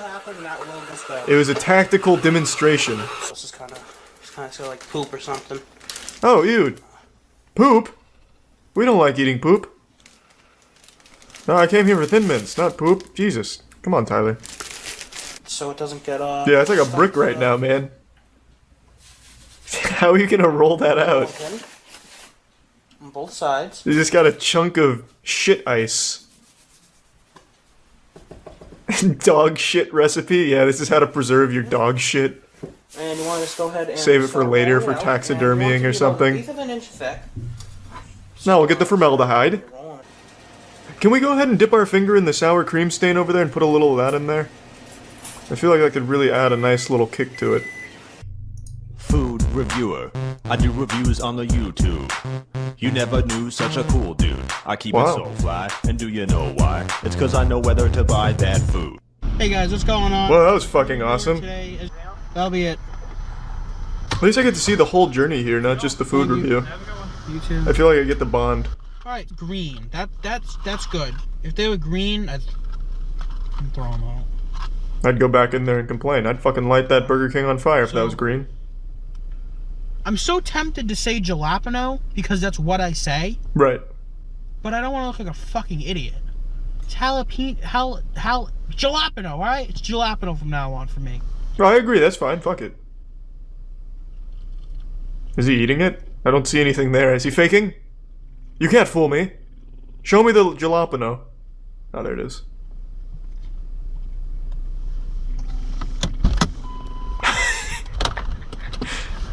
Which one of you fucking assholes made this jalapeno fry? Chick-fil-A spicy chicken sandwich? Oh, 500,000 views. Food reviewer. I do reviews on the YouTube. You never knew such a cool I love dude. the intro. I keep it so. You didn't even say thank you? How you doing? Good, how are you? What? What kind of monster doesn't give a courtesy thank you? Come on, man. He's the food reviewer, he does the review on the YouTube, and he has no manners. He's real rude. Thank you. I did not like that at all, food reviewer. Let me see if I can get some chicken just alone. That's a crime, you can't do that. Wow. Chicken must always be accompanied by a parent. Perfectly. We also have the signature sauce to go along with it. McDonald's has signature sauce? What is it, toilet water? Smell exactly. Typically it's pretty dry. What do you think, food reviewer? Do you concur? We're going back for a double bite? Okay. Pretty juicy, I'm guessing? Chicken's very juicy. Huh. Interesting. The breading has a little spice to it, which is pretty good. The 2 times I've ordered that from McDonald's, it was like a grilled chew. So what it is, Ooh! crispy chicken patty with barbecue sauce, That's a mayo, good shot right there. couple strips of bacon. They kind of put his onions in a Onion penis rings. form.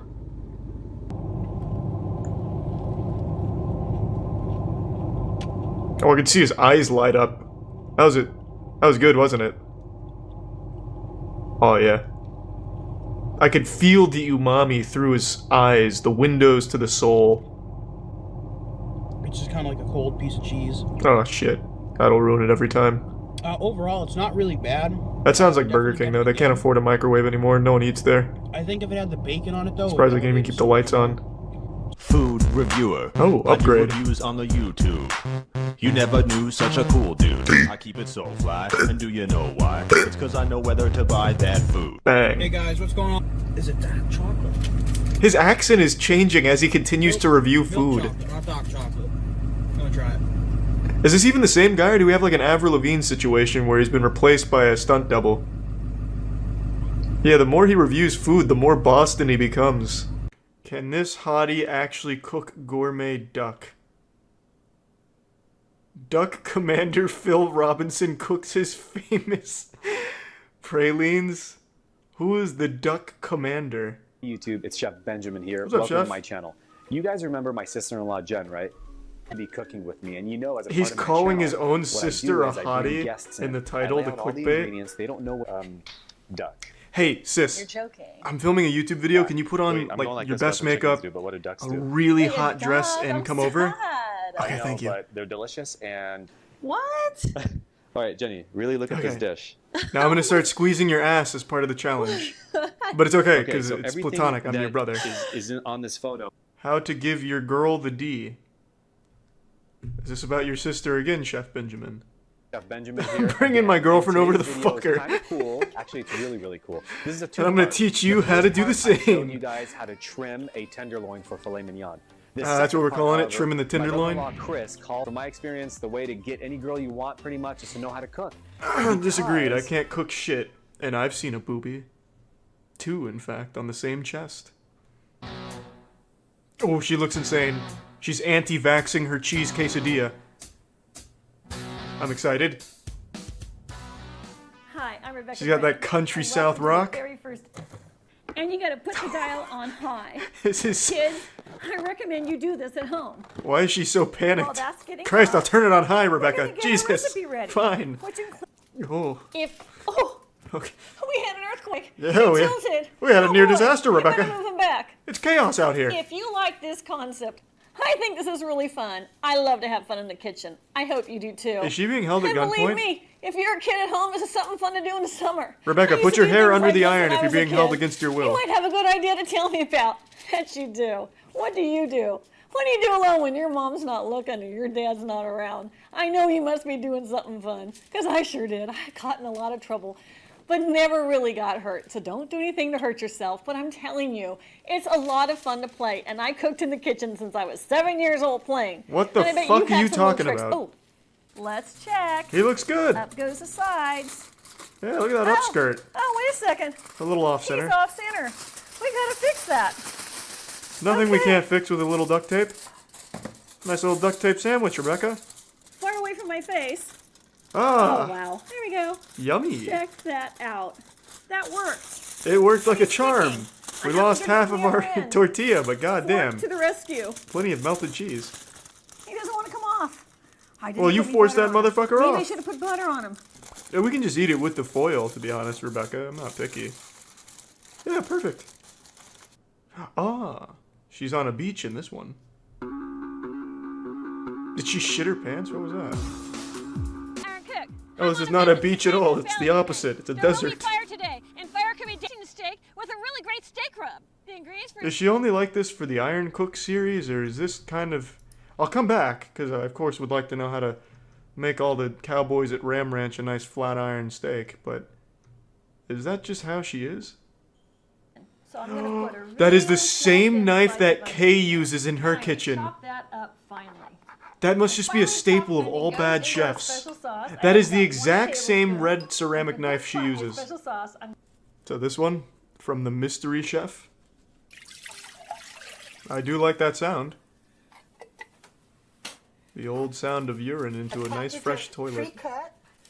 Yeah, maybe this mystery chef is just Kay wearing a Halloween mask. Can. Mm-hmm.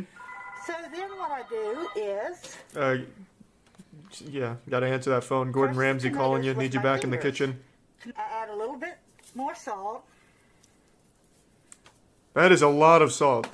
That is immediate hypertension. This helps thicken it up some, and it gives you the potatoes. Thickness would be the least of my concerns with this soup. You have 2 cans of tomatoes, 3 cans of onions. Like The potatoes and the soup. I think we've got plenty of thickness. Next, we're going to cook it on high. You just see a body 4 to 6 hanging from the hours. ceiling in the background, It'll be done when you get home from work. just on fucking meat hooks. This is very flavorful. So good.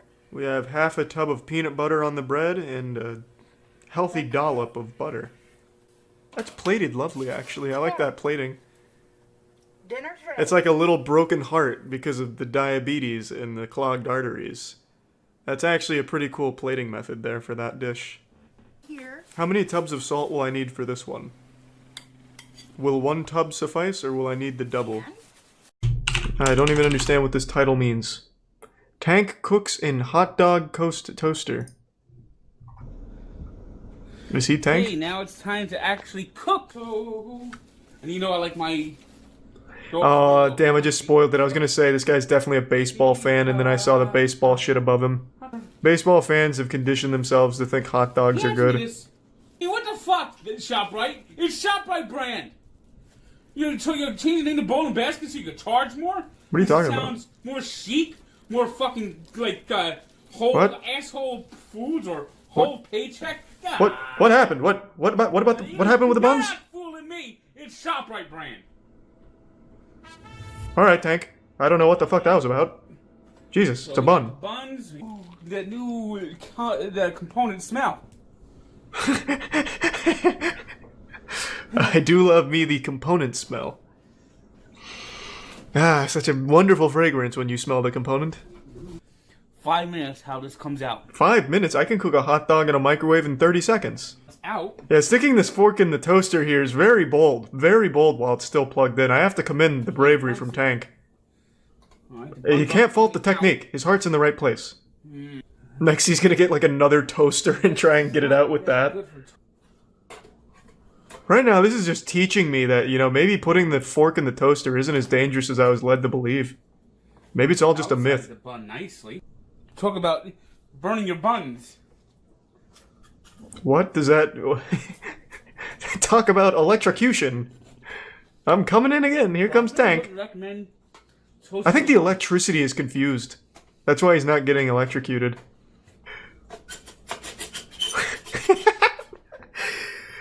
I think the problem is the electrical outlet is, it's gripped too tightly on the power cord. I'm gonna go try putting my knife in that. My buns go!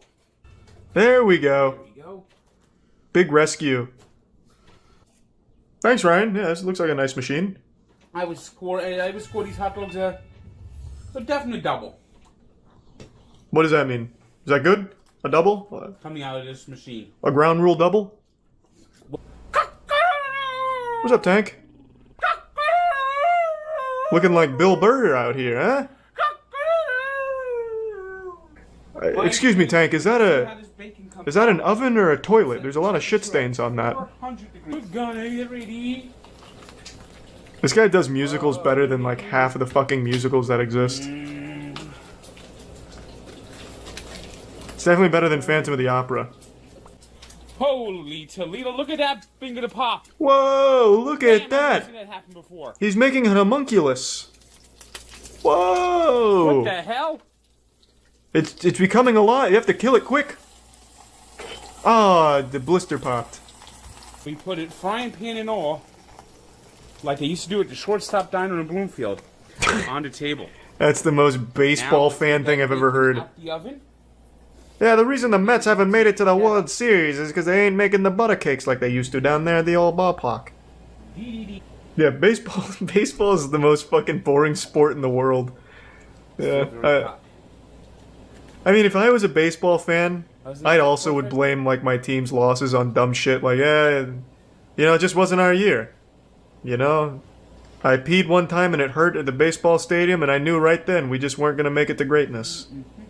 You just need something other than baseball. Like, you go to a baseball game just to be bored and make shit up. Tank cooks frozen pizza in Go Plus pizza oven. Man, this guy cannot stop making bangers. Fuck. If he makes Mama Celeste, though... DiGiorno's guy, by the way, this is some more of my treasures. Oh, baseball That I cards. picked up for really cheap. Everything here costs 50 cents. 50 cents. Yeah, because no one's buying 50 sports cents. cards. Nobody wants sports 50 cards. cents. I can't even believe they still 50 cents. exist. 50 cents. It's like owning dust bunnies. You're literally collecting dirt. No. Dirt's more worthwhile. Who gives a fuck about baseball? Have you ever heard of Mama Celeste, Tank? Who in the chat has ever eaten Mama Celeste? We got any civilized people in here with frozen pizzas? It's like eating a sponge with sauce on it. Overwhelmingly no. You fucking kidding me? That's a shame. Just me? They don't even sell it anymore. Probably because the FDA finally cracked down on it. Same, yeah, I used to eat it always as a kid, and then I forgot what it was. And I bought it like 2 years ago. Of course, I'll It literally is like eating wet toilet paper with sauce. 5 minutes. Okay, it's time. He's aging like 10 years in between each pause. Is my fucking DiGiorno's done yet? Christ. How's it looking? It's been 3 baseball seasons. Ah. Ooh, it is. It's not done yet. There's still some color to that pizza. It needs to be burnt to a fucking crisp. Otherwise, it's not even edible. Yes! Oh, yeah, that's done. Yeah, she is. Oh, she's looking good too, Tank. There's almost no flavor left. Look at that beauty! Yeah, unfortunately he didn't cook it to ashes, so it's not quite done yet. But for the sake of the video, we can't wait that long. I understand, he's rushing it. Onto the box. He wanted powdered pizza. It's fucking raw. Yeah. Before we start cutting it. He rushed it. Oh, I can't wait. Got this whole box. Is there a Babe Ruth in there? 50 cents. I used to Tier 1 Pedro. I used to fucking collect football cards. And then I collected Extreme Football League cards. Do you know how sad that is? Here's your cartoon on the back. Tank, do you know how sad that is that I did that? Oh, we got Mike. Could have just kept collecting Yu-Gi-Oh cards. But I thought sports cards were the future. I watched Blast from the Past, where a single baseball card was like 10k. The most expensive baseball card in the world is probably worth about the same as a normal card in Magic the Gathering at this point. You couldn't give baseball cards away. Pizza, cutting pizza. There it is. There it is. Well, yeah, you had to go through like 10 layers of charcoal, no wonder. It's fucking tough. It's like he's eating a piece of drywall. I mean, it's DiGiorno's. So you're not going to really get a great pizza. What the fuck? It's not DiGiorno's fault that you cooked it 40 times till it was unrecognizable. Really convenient. Looks like a fucking mangled car after an accident. The oven rack, we'll give it a 5.7. Wait, are we not doing doubles anymore? We're not using baseball terms? What is that, like a 200 RBI? What, well, maybe a ground rule double, perhaps. What about a fly ball? I don't know what 5.7 means. If you're not putting it in baseball terms, I just don't know it. Then I'm lost. Is it good? Was it good? 5.7 good? Hello, guys. Welcome to another edition of Cooking with the Sternum Man. Hey. Today we're going to be doing the poor man's spaghetti. Let's go. So the first thing we need a pot. Is that here. cat food? We need a can of Venus sausages. Why would we need that? What the fuck? A little bit of the juice off into this pot. You've got my attention now. This is gourmet. Your meatballs. So we're going to get this Kind of. It's not the dumbest idea I've ever heard. Hey, what's up? That cat looks disgusted. Are they just... Okay, someone brought this up. Are they just meat sticks? This is going to be an interesting experiment. Has anyone in chat ever had these? The little sticks, little Gerber's meat sticks? Or was it just me? I ate this shit till I was like 12 years old. It slapped. It was like an improved formula of a Vienna sausage. But yeah, Vienna sausages are basically just these. I had these again for the baby food tier list. Fuck man, they're still so good. I could kill 20 of those jars and shit my pants. Got 2 packs of chicken ramen here. Ah. Open these up for you. A little flavor packet. There's a second person filming this? Yeah, it's the health inspector, I guess. I don't know, man. This is an interesting recipe, though. That's for sure.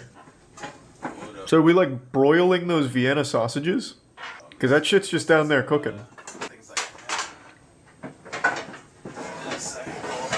What do we need this for right now?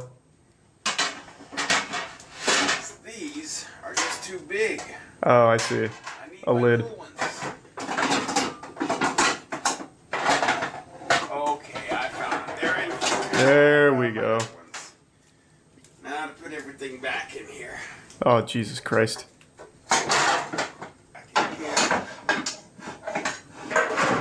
When does the recipe begin?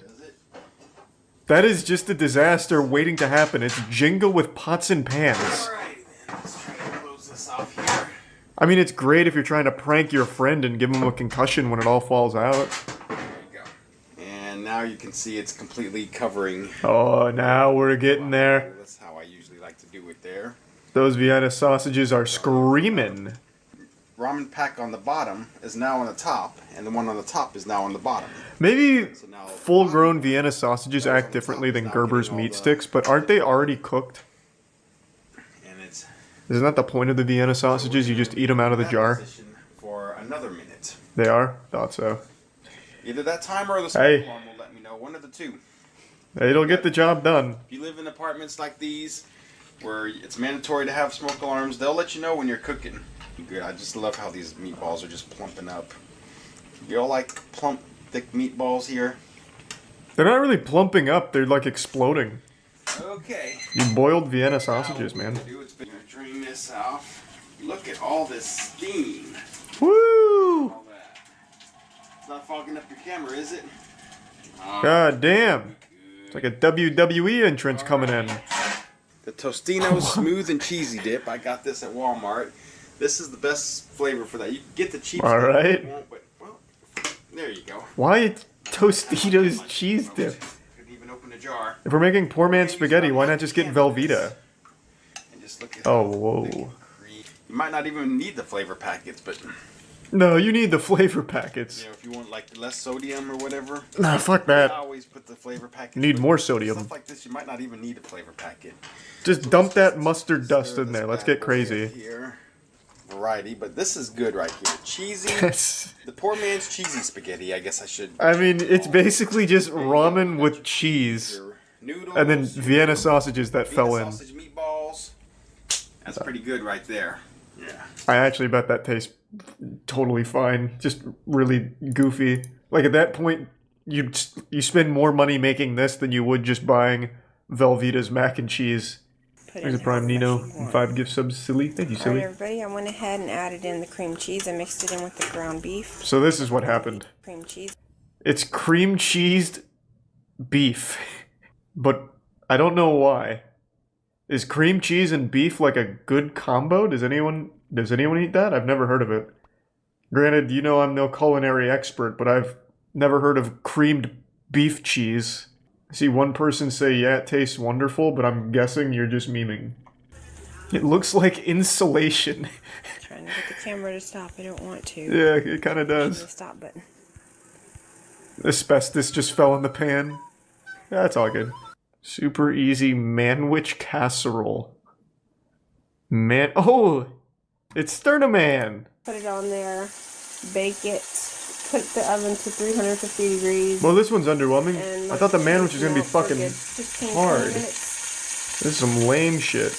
That's not what the manwich is about. Oh, it sounds cool, scene. I'll look at it. Doesn't make sense. Hey, Mike Foster here. Look at, I'm all kicking back here on a Sunday. Yeah, we're just hanging out. I decided to combine 2 of my favorite things in the world. IPA beer, which is India Pale Ale, with scrambled eggs. We love hops. What? Again, are you crazy? Nope. Check this out. Bam. And another one. In she goes. Oh yeah, and this is really beer. Check this out, as Mike's going to drink it really close. Watch. Let's go, Mike. Woo. Those That hops. just scared the children. Pour it in there. I actually bet this is going to come out good. I'm not going to This lie. is absolutely crazy. Look at the froth on the beard. Hey guys, I don't even know if this is gonna come out. I take it back. It's gonna be shit. All right. And believe me, that's my first beer of the day, so I'm not. Oh, what I'm the not drunk. fuck? Let's throw. Oh, I thought he was putting butter in. Jesus, okay, I got a little afraid. That makes a lot more sense. Scrambled eggs. Too hot. Okay, let's pour this mess in. Oh my. Well, that wasn't much better. This is gonna be so dog shit. What the fuck? This crazy dish needs a little Parmesan on top just to help it bind.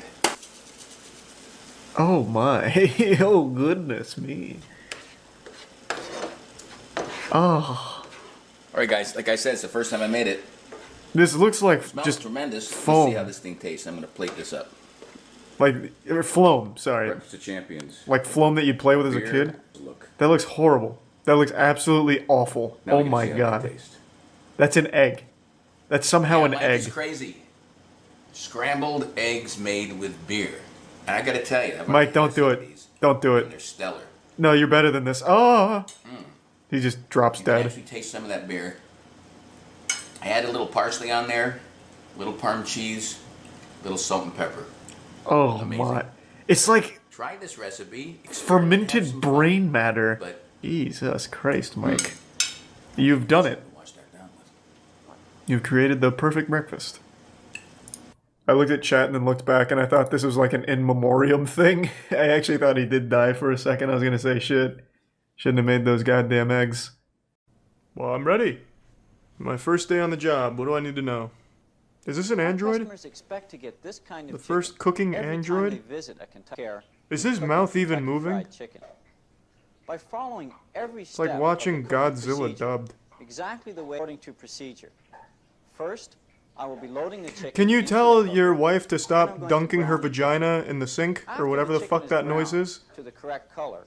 I will close the lid and set the timer to pressure cook the chicken. Can we get a quiet on the set in the KFC kitchen, please? After the chicken on the tray. Can you have the guy stop urinating on the tray in the background, please? During the cooking process. Very Where distracting. they are located. I'm trying to learn. during the cooking I can't even process. tell what that is. That looks like a Proper Millennium removal of puzzle the that tumbler Yugi would would wear have around his separated neck. these pieces. The quality is tough. Because the appearance It's of ruined. this cooked chicken is unacceptable. Throw it We out cannot and sell fire this him. chicken to our overload chicken Oh, into God. the cooker until the heat light He looks has gone terrified. up. Before I load the chicken into the cooker, They said I he'll will give his once again family back reset if he the timer teaches to you the how to start. cook. Notice how close the pieces are to the surface. Well, of if you're the just gonna chicken freestyle it, why before not I start release tossing those bitches from behind the back into This the is grease? to reduce splashing. Get some jump shots? You'll also notice, wash my hands. Boo! Hygiene and fast food? Boo! Fire him. Your cyborg's malfunctioning. Wayland Industries is evil. Boo! Fuck washing hands. I like the grease. The grime. Let's do this. Let's take another look at the This chicken. seems very easy. Did they need a VHS tape to teach me? This chicken I feel like I is could have now just browned to come in a here and brown color. improvised and got it right. So the browning process is Flour, now complete. chicken, oil. The next 5 steps Turn it have to be on. performed. Open that bitch up, Christ, the suspense is too much. Please.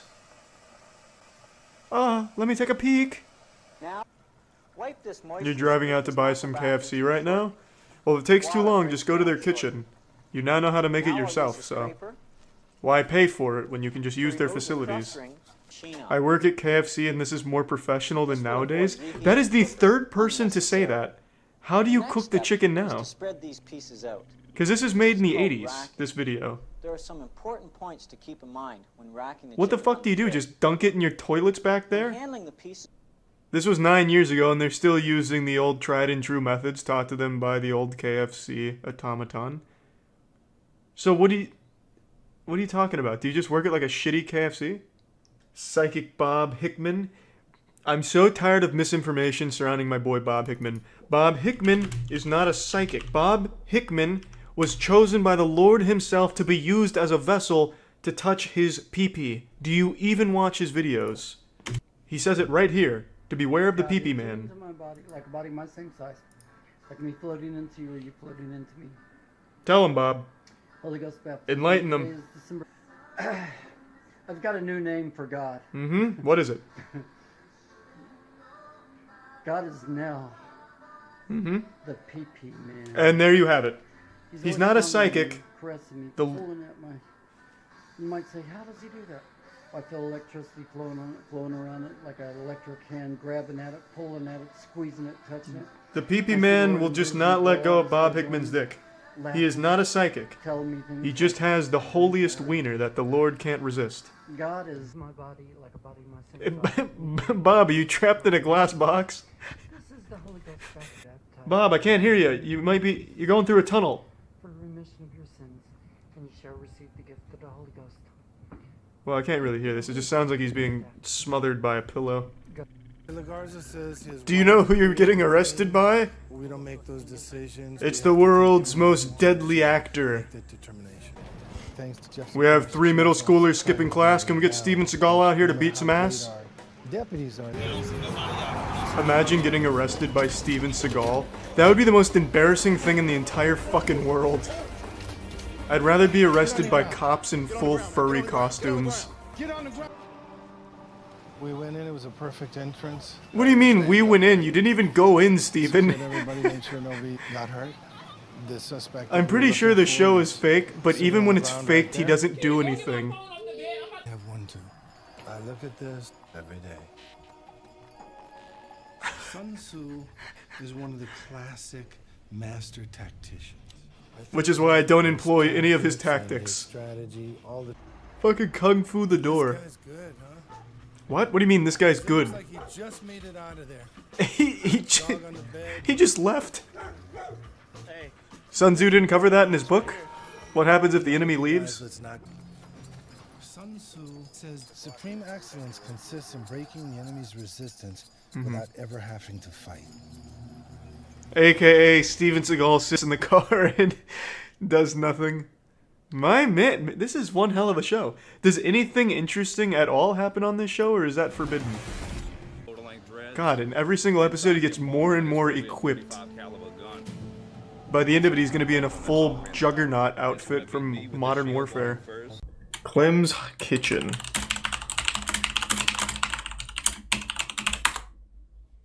The poor man's gourmet hot dog cheesesteak. And this is Clem's Poor Man's Gourmet. So welcome to my kitchen. I'm going to teach you how to make some very inexpensive dishes that don't taste like cardboard. Just sit back, relax, and watch. Thanks, Clem. I appreciate that. I'm excited. You know, I like to get a nice small cut on them. Yeah, I don't know what to tell you. He's not using a good mic. Must be using like a Blue Yeti or knife. something. I don't know. Not really. It's hot dog. Now we get some pretty uniform size shapes, but you know. Oh, what technique? Better than that. There's no real rhyme or reason. There's no wrong way to do this. I just found the smaller the cuts. Well, there's no real right way to do it either, to be fair. If all goes well, this part in the video is going to be in fast forward, but probably not. It wasn't. It all didn't go well, Clem. That was in real time. It's looking pretty good, Clem. My mouth is already watering. Julian hot dogs. Alright, so we've preheated this pan. Usually go pretty clean kitchen. High or 8 on my. That's rare for YouTube chefs. Man, I haven't had a hot dog in so fucking long. I used to love hot dogs when I was younger, and then they made me sick one time, and I never liked them again. So I just never eat them. All from one bad experience. So far, nothing's gone wrong. He's mixed hot dog with vegetables. Turn this a little bit. Now, while your meat's cooking, that's when you might want to think about your buns.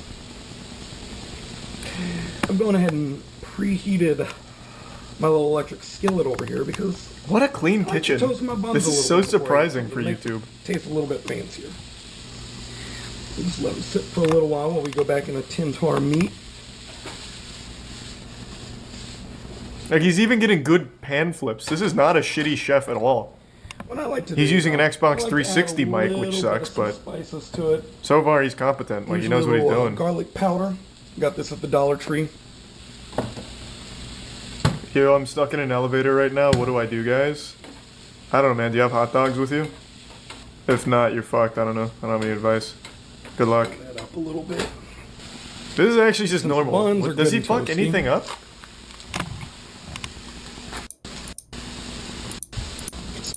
Something.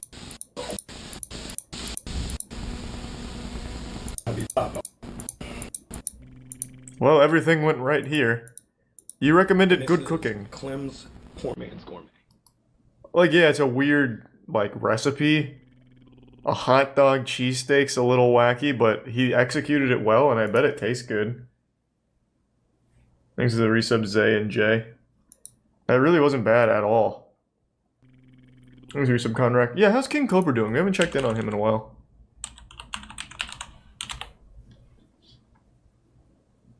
Oh, wow. Actually, I do remember we did check in on him not too long ago, because he streams, like, actually, like, 5 or 6 times a day. It doesn't look like he does any cooking with Cobra anymore. I guess this one's 8 months ago. What up, YouTube? So, welcome to another Cooking with Cobra segment. I'm your host, King Cobra JFS. We're gonna make some spaghetti Hey, Cobra. and meatballs. We're off to a pretty good start. I don't know how many times I'll say balls in this video. Shut up, people. Fuck you, butthead. Well, I don't know what just happened there, but so far no injuries, so that's pretty good. We're gonna use that strip per meatball. Alright, we got our meatball station set up. So He's denaturing the eggs. We're gonna grab a chunk of cheese. King Cobra cooking up some goodies tonight. There are meatballs. This looks pretty good. That doesn't. Which one you want? No, Is that a this one spittoon? up. Give it an extra coating of egg just in case. That looks dank. It is looking pretty Garlic dank. powder, roast Payne County meat seasoning on it. He put the camera on the pan with the meatballs. I really got to bond with him. That one right there. That shit got caked. Let's slam it in the oven.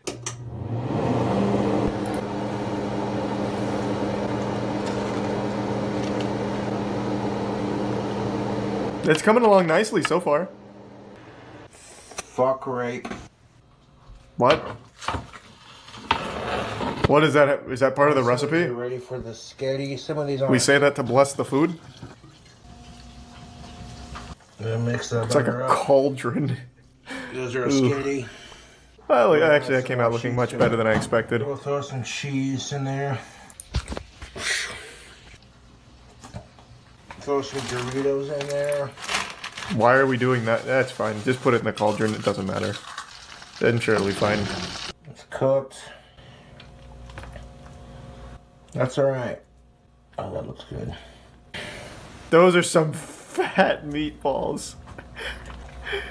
I didn't realize how big they were because I didn't have anything to compare them to. Man made fucking bowling balls wrapped in bacon. Jesus Christ. Oh my fucking god, that is good. It looks good. Dude, this labor of love was worth it. Oh my freaking good. Dude, this is some good spaghetti. I bet the Doritos really ties it all together.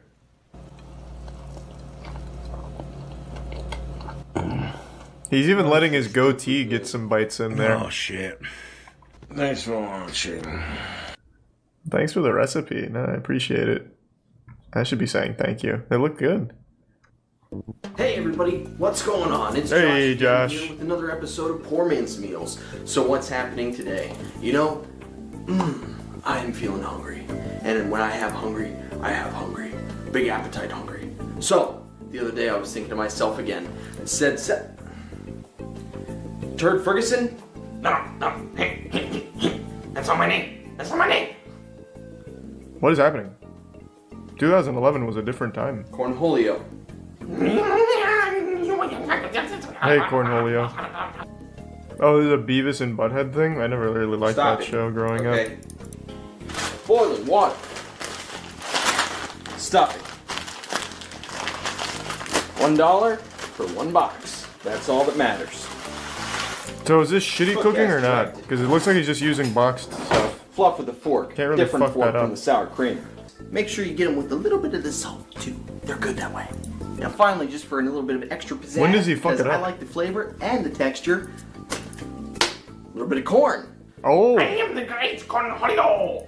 Yeah, that's probably enough. I want to watch some more King Cobra. He's got good recipes. I don't even think King Cobra's a bad chef.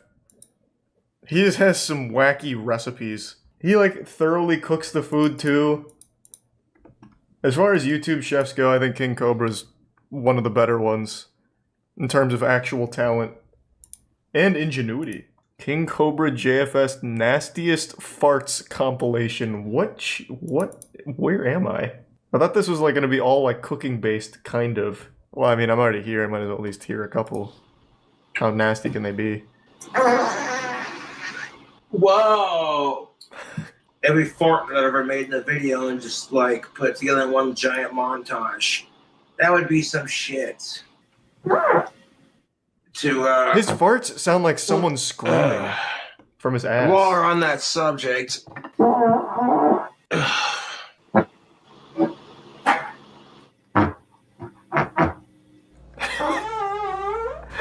Oh no, not during this. We just watched him make this. You're farting on the Doritos spaghetti and bacon meatballs? Oh, come on, Cobra. You're ruining the dish that we spent so long making together. His farts just seem like they literally sound like his ass is in pain. Like there's no joy to it. It's like agony. Like genuine suffering from his colon is what it sounds like. A cry for help. Thanks to the bits, Turk and the resub, milk and That's better. Oh, I farted. Excuse me. Whoa. Oh yeah, fire. He actually just played the Goldfish theme song with his asshole. Listen to this. Holy shit, this guy's talented. Whoa. You hear that? The snack that smiles back. And then he just needed to shit himself on the last note. You hear it? The snack that smiles back. Oh yeah. That is amazing. This guy is on another level. That was a great comp. I'm glad I checked that out. That was incredible. That was so impressive. There's no way I'm the only one that heard the goldfish fucking slogan in there, or theme song in there. He hit every note perfectly. Sex workers and the brown note. These titles are crazy. Burn, burn, burn. The Things are so random. Fire, the ring of fire, and it burns, burns, burns. Did he just rip ass? Fire. This wasn't in the compilation. This is new. But, man, He's always ripping ass. Johnny Camp. I think the hottest chocolate bar is like 4 million Scoville. So it's no joke. Swallowed it. Oh, holy shit. Oh. Yeah, yeah, she'll fuck you up. Swallowed it though. Oh, fuck, that burns. He's doing really well. Oh, bloody hell, that was wicked spicy. I knew he'd do well with it. At this point, I don't give a shit anymore.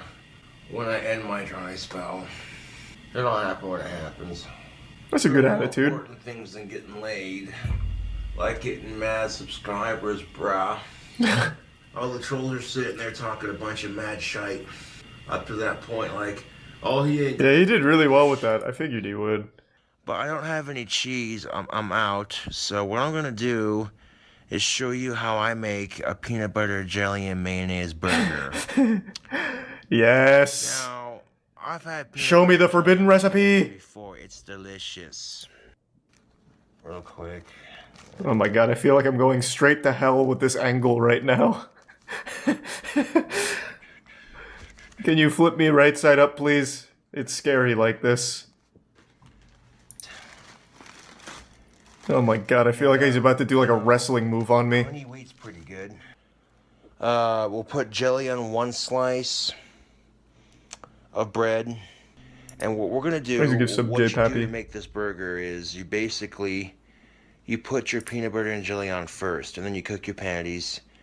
And then once your patties are cooked, then the piece of this jelly separate. You take your peanut butter and mayonnaise on this side. Here we go. Now this is what I was looking for.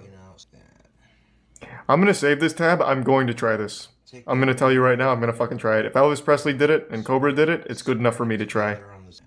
This seems like the most repulsive combination of foods imaginable. I got the peanut butter and jelly and mayo. I'm gonna tell you right now, I bet it tastes good. I just have a hunch. I just have a feeling. I think he's onto something. And when you flip your burger, Do a pan flip. you're not SpongeBob. Don't be, fuck No. that. That's how you get grease all over your stovetop. When you flip your burger, He's not wrong. You want to keep your burger as level to the pan as possible, and just like that. That is good advice, unironically. Thanks for the 5 gift subs, Moff. We're Thanks not for your sub wars. SpongeBob. We're not fucking working out the Krusty Krab. Fuck that, okay? Thanks to the Prime, Kyle. There you have it, some other guy. folks. A peanut butter jelly and mayonnaise burger. Oh, look at that. Oh my god. monstrosity of- And again, it That just sounds like such an awful combo. If you don't like peach, you can use strawberry. Oh my god, that grape, sounds awful. Whatever. You like them cooking videos, don't you? I do. I'm a naughty girl. Probably Yeah. not. You're probably looking at me like, dude, fucking peanut butter and jelly and mayonnaise, you nasty motherfucker. Some of you are probably like, you know what, I'll give that a try. Why not? You nailed me on Well, both. if you give it a try and you like it, well, there you go. If you give it a try and you don't like it, well, sorry, I don't know what to tell you. But look at that beautifully cooked sandwich, YouTube. Oh my god, that is orgasmic. I'm absolutely saving that. I'm gonna make that. I've got to try it. I've just got to fucking try it now. That sounds like one of the wackiest recipes I've ever heard, and I just have a feeling it tastes good. I don't know why, but there's just something inside me that's saying, Charlie, that's gonna be your new favorite dish. We're having bologna. What kind of meat is bologna? Is it pork? No, you don't have to. What part of the pig is the bologna though? Is it their asshole? So That shit is terrible. I've got my bologna here, and Well, I'm that's a bit dishonest. I used to like bologna as a kid. of the amounts. God, that is smooth. Your different It's like a flavors little of bologna. washing machine for There's garlic bologna. bologna out there. There's German bologna that has different kinds of little seasonings in it. You get what you That want. is mesmerizing. And I've been doing this with. Oh, we still got more bologna. Secret So we're just stash. gonna grind all this, or just leave it out, however you want. God, there's more bologna over there. What the fuck? It's like Hermione Granger's like infinite bag, but with only bologna in that bag. How big is that plate? God damn, there's like 40 cubes of bologna in here. Was that another stick of bologna or was that cheese? Are we mixing it up? Nope, more bologna. Where the fuck is it coming from? Okay, now I'm gonna put my cheese in here. Oh, okay. I've got 2 slices. You know, There it I is. love cheese. And somehow this fucking thing is creating more bologna in there. This is good grinder. Do your own pimento cheese. It's like disobeying the basic rules of matter. It's creating bologna from nothing. That is a lot of pickles. Right now that phone's ringing. It's the chief of the bologna factory wondering where all the bologna went. Meanwhile, it's just been grinded up here. No, the camera angle's a little off. I can't see the action. No. Finish grinding up. So is this the whole salad? Bologna, cheese, and pickles? It's not a salad without some mayonnaise, though. Plate. Oh, we left a pickle out. Nope. Gotta eat it. That'll be our little secret. Okay, we're gonna put some mayo. There it is! Yes! Sweet. Fuck yeah! Dressing, The signature of like YouTube dressing, chefs. Like Miracle Whip if you want to. Dump that whole fucking thing in there for me. Mayo, 3 dollops ain't enough. That. Ugh. So, Yeah. So whatever flat. Money is temporary, but mayo is I'm forever. gonna start with a cup. Yeah. And then we'll adjust from there. Don't fucking stop. There's more mayo in there. You can't hide it from me. Yeah. Oh yeah. Keep dumping. Mayo in. Oh, that's not empty. Let me switch to. Should be illegal to have mayo left over. So what exactly makes this old-fashioned? Was this discovered before we discovered, Okay, I think that's a lot. like, lettuce? Let's see. Are we breaking out the second jar of mayo? This is 2 mayo kind of day? What do we got? Mystery liquid, mustard. Crazy Amish coconut pie? What do the Amish eat? Dirt? Teaspoon of vanilla. So what makes it Amish? Teaspoon We're using a pudding blender. dry mix. Don't they not believe in A technology? teaspoon of some coconut extract. Where are the Amish getting coconuts from?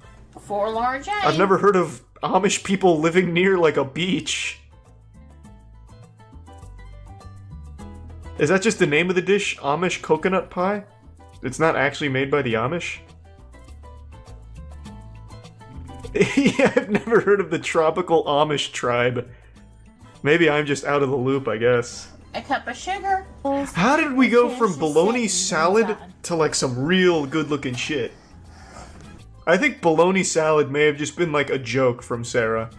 Like, I wonder how many people I can poison with mayonnaise overdose with a bologna salad. One of Jamie's things that he's been wanting me to make for a while. Hey, Jamie. And then we seen the episode of bread loaf. Okay. And I just sliced it in some Jamie, stop dunking your nutsack in the dog bowl. thick slices. We're trying to make Captain Crunch over here. Salmon. A half a cup Whoa. to a cup of peanut butter. That's Depends a... on how rich peanut Full butter jar. you want it. I'm doing a cup here.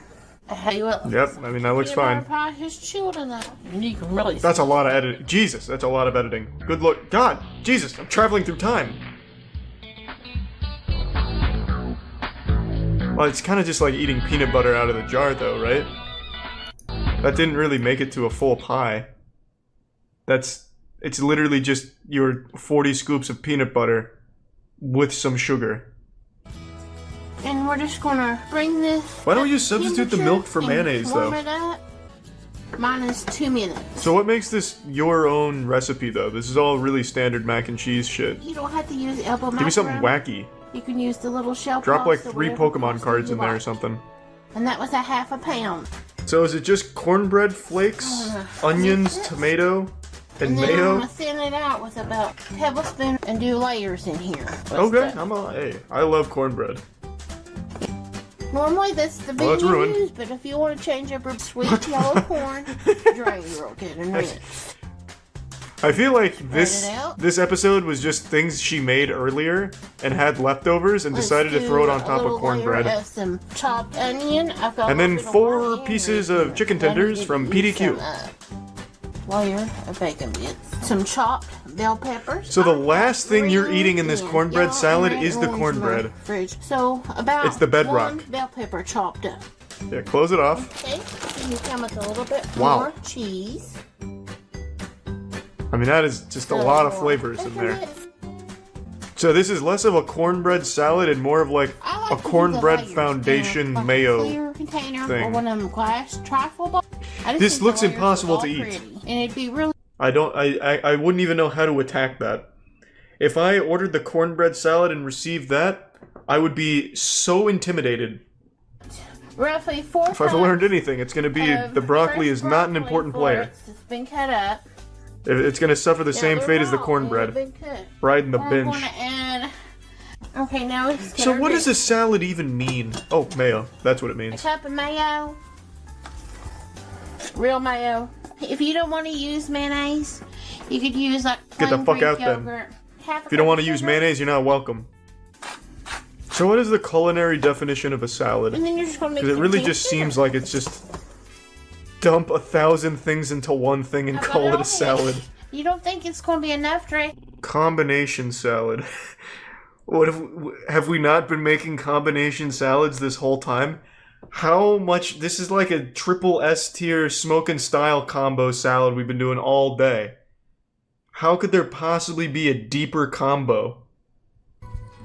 I've got my Lonnie! grinder attachment. Yes. To my KitchenAid, we're using the fine grind plate. Hey, I here. have one of those. That's what they recommend. I hurt in the myself book. with it. Other stuff. That is so much bologna, I feel like. It's like 3 tires worth of bologna. The KitchenAid was not designed for this much bologna. This is the last thing they expected at the factory. She's powering through though. That KitchenAid is really, it's really got its work cut out for it with this bologna challenge. And she's using the Keyblade up there to really punish the KitchenAid. Like, god damn. And then we're just going to put some mayo in here to bond it. Yes! Goddamn right you are. It's not a salad without mayonnaise. Or you want it more on the dry side. Let's start with that and see how. Literally every single chef we've ever seen on YouTube uses a ton of mayo in every recipe. Up a little bit of onion I don't get it. when you have your grinder out. And this is also the exact same recipe as just the bologna salad. There's no chef more famous than Gordon Ramsay. He's worshipped as a culinary god, a superhero in the kitchen, the Tony Stark of starch. But I've never been lucky enough to try one of his delectable cuisines, so I'm only going by word of mouth and how revered he is as a chef.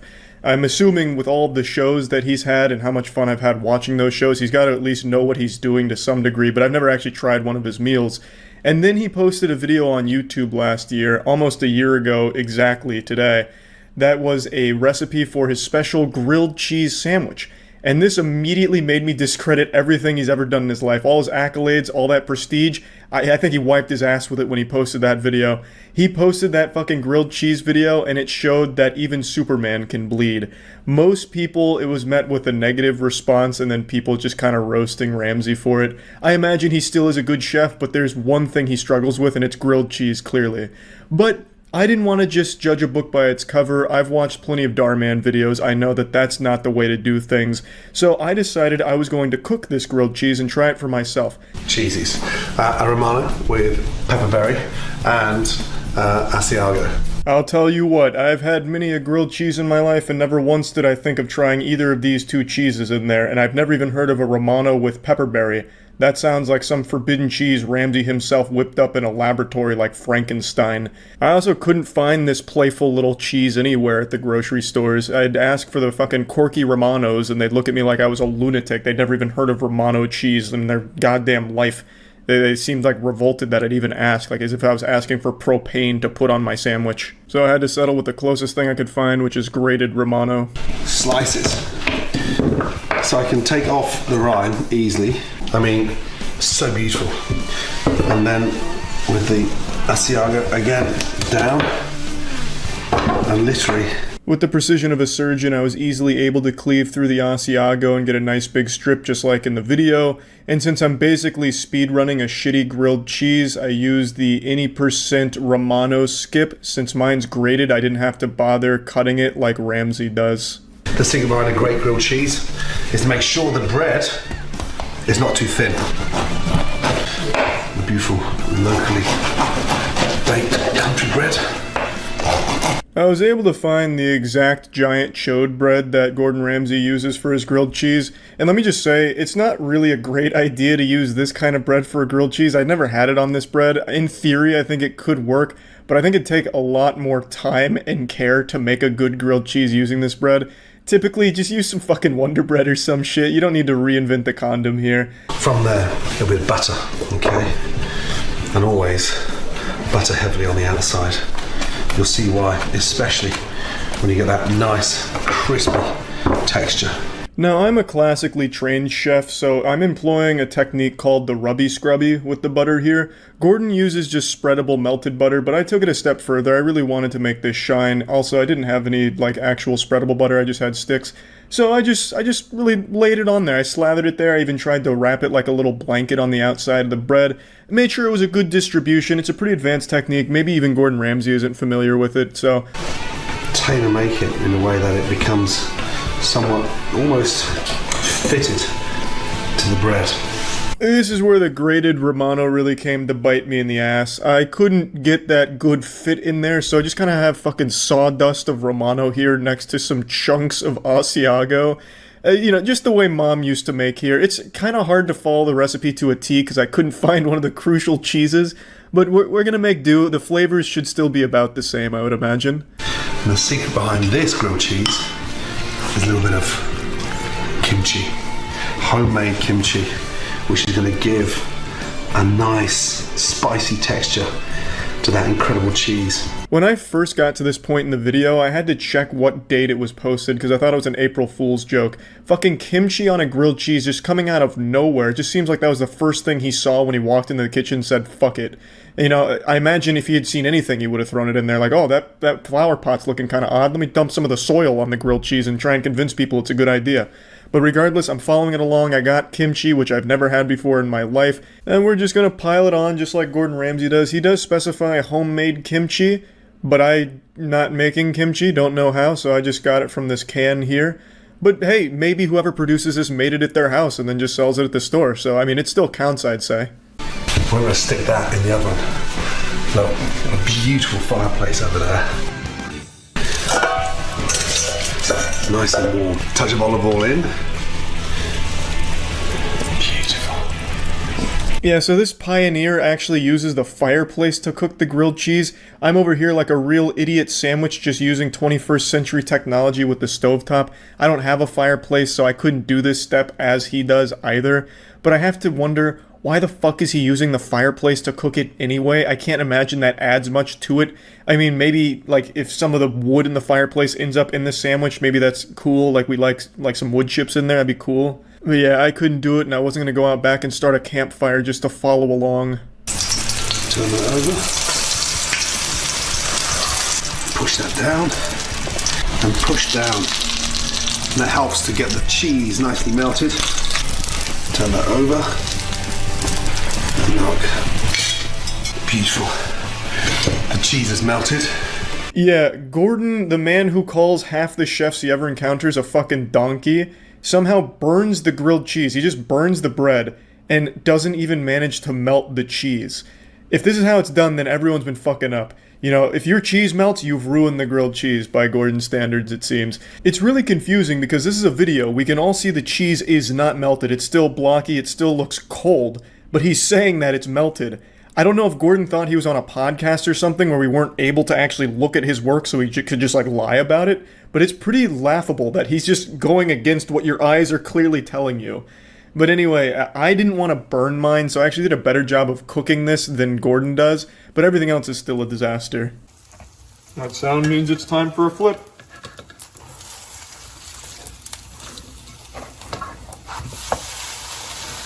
Oh, yeah.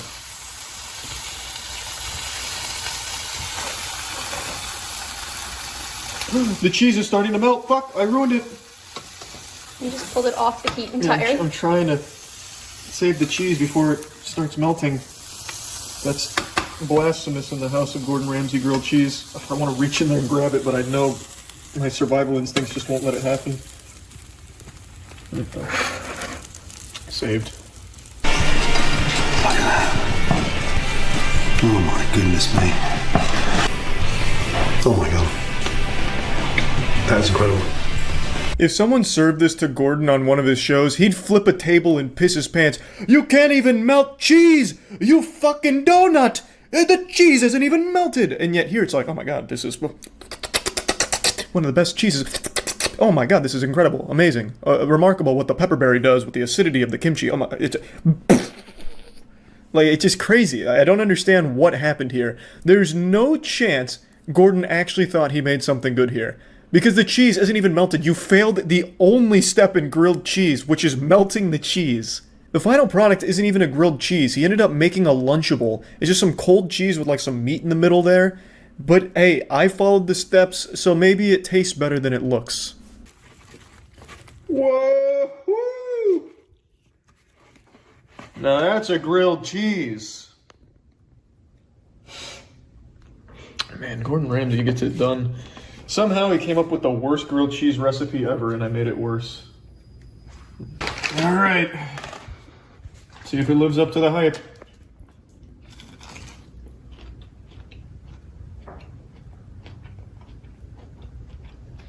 Yep. That tastes about as awful as I expected it to be. Let's try the more kimchi heavy side. Maybe that Gordon Ramsay like to say the acidity is going to bring out the flavor of the pepperberry. We don't have that. You don't have. Yeah. Mmm. Yum, yum, yum. Oh. You really look like you're enjoying that one. Oh, it's real good. And the kimchi on the grilled cheese, that's the Krabby Patty's secret formula, let me tell you what. Yum. Maybe it's because we got a cabbage-based kimchi. Oh, fuck. What? That's so bad. Oh my god. Makes me want more. Mmm. You're biting into fucking hard cheese in kimchi. Whee! Hi everyone, it's Charlie coming at you with a hot take about Epcot. The food at Epcot is awful, terrible, abominable. Now that is not talking about the Food and Wine Festival because that shit bangs. I'm talking about the actual restaurants in Epcot. I think they all suck fuck. But I want to say the best part about Epcot is something I think we can all agree on. It's Spaceship Earth. That's the ride inside that giant golf ball where it takes you through the wild and wacky world of 1982, where you sit in the slowest moving vehicle humans have ever created, just moves slow as shit through these old animatronics where they go through the history of communication, and it all leads up to the far-off future of what if you had a computer, and what is a computer? But what really gets my dick hard about Spaceship Earth is that it breaks down every single time you go on it. I swear to God, this bitch breaks down 5, 6, 20 times a day. It's more of a feature at this point and less of a bug. When you're going on Spaceship Earth, account for a 30-minute delay for the ride's breakdown that's inevitably going to happen while you're on it. I've never ridden Spaceship Earth without it breaking down. So at this point, it's really just part of the experience. But anyway, let's get back to the topic of Epcot's restaurant food being absolutely inedibly terrible shit. In yesterday's official podcast episode titled Jackson Quits Again, we talked about Epcot, Andrew and I did, because we had both recently gone to Epcot and we're just utterly disappointed with how bad the food is. This was Andrew's first time eating at one of the restaurants there, and I don't think he was prepared for the level of food quality you get. I've been multiple times over the last 2 years, and every single time going to a restaurant was truly miserable and left the shittiest taste in my mouth. I would have rather rim-jobbed the chef than eaten the food that they gave us. And I don't even blame the staff, because I'm pretty sure it's Epcot's policy to just destroy the food that you order just to make sure there's no chance of foodborne illness. So let me play you a clip from the podcast. Oh, we didn't even talk about our dinner. We only mentioned that it sucked. Fucking Italy. Good God. Good fucking Lord. Good fucking God. How does a restaurant that's supposed to be Italy just serve shit worse than Olive Garden? here's your breadsticks, and they give you prepackaged breadsticks. Yeah, they actually give What you the fuck? store-bought breadsticks, and when they give you like bread, like how most Italian places give you little appetizer bread before anything, it's hard as a fucking brick. It is the stalest, oldest. It's genuinely like chewing glass with almost as much flavor. It's unfucking real. How the fuck did they get away with that? And also, it's expensive as shit.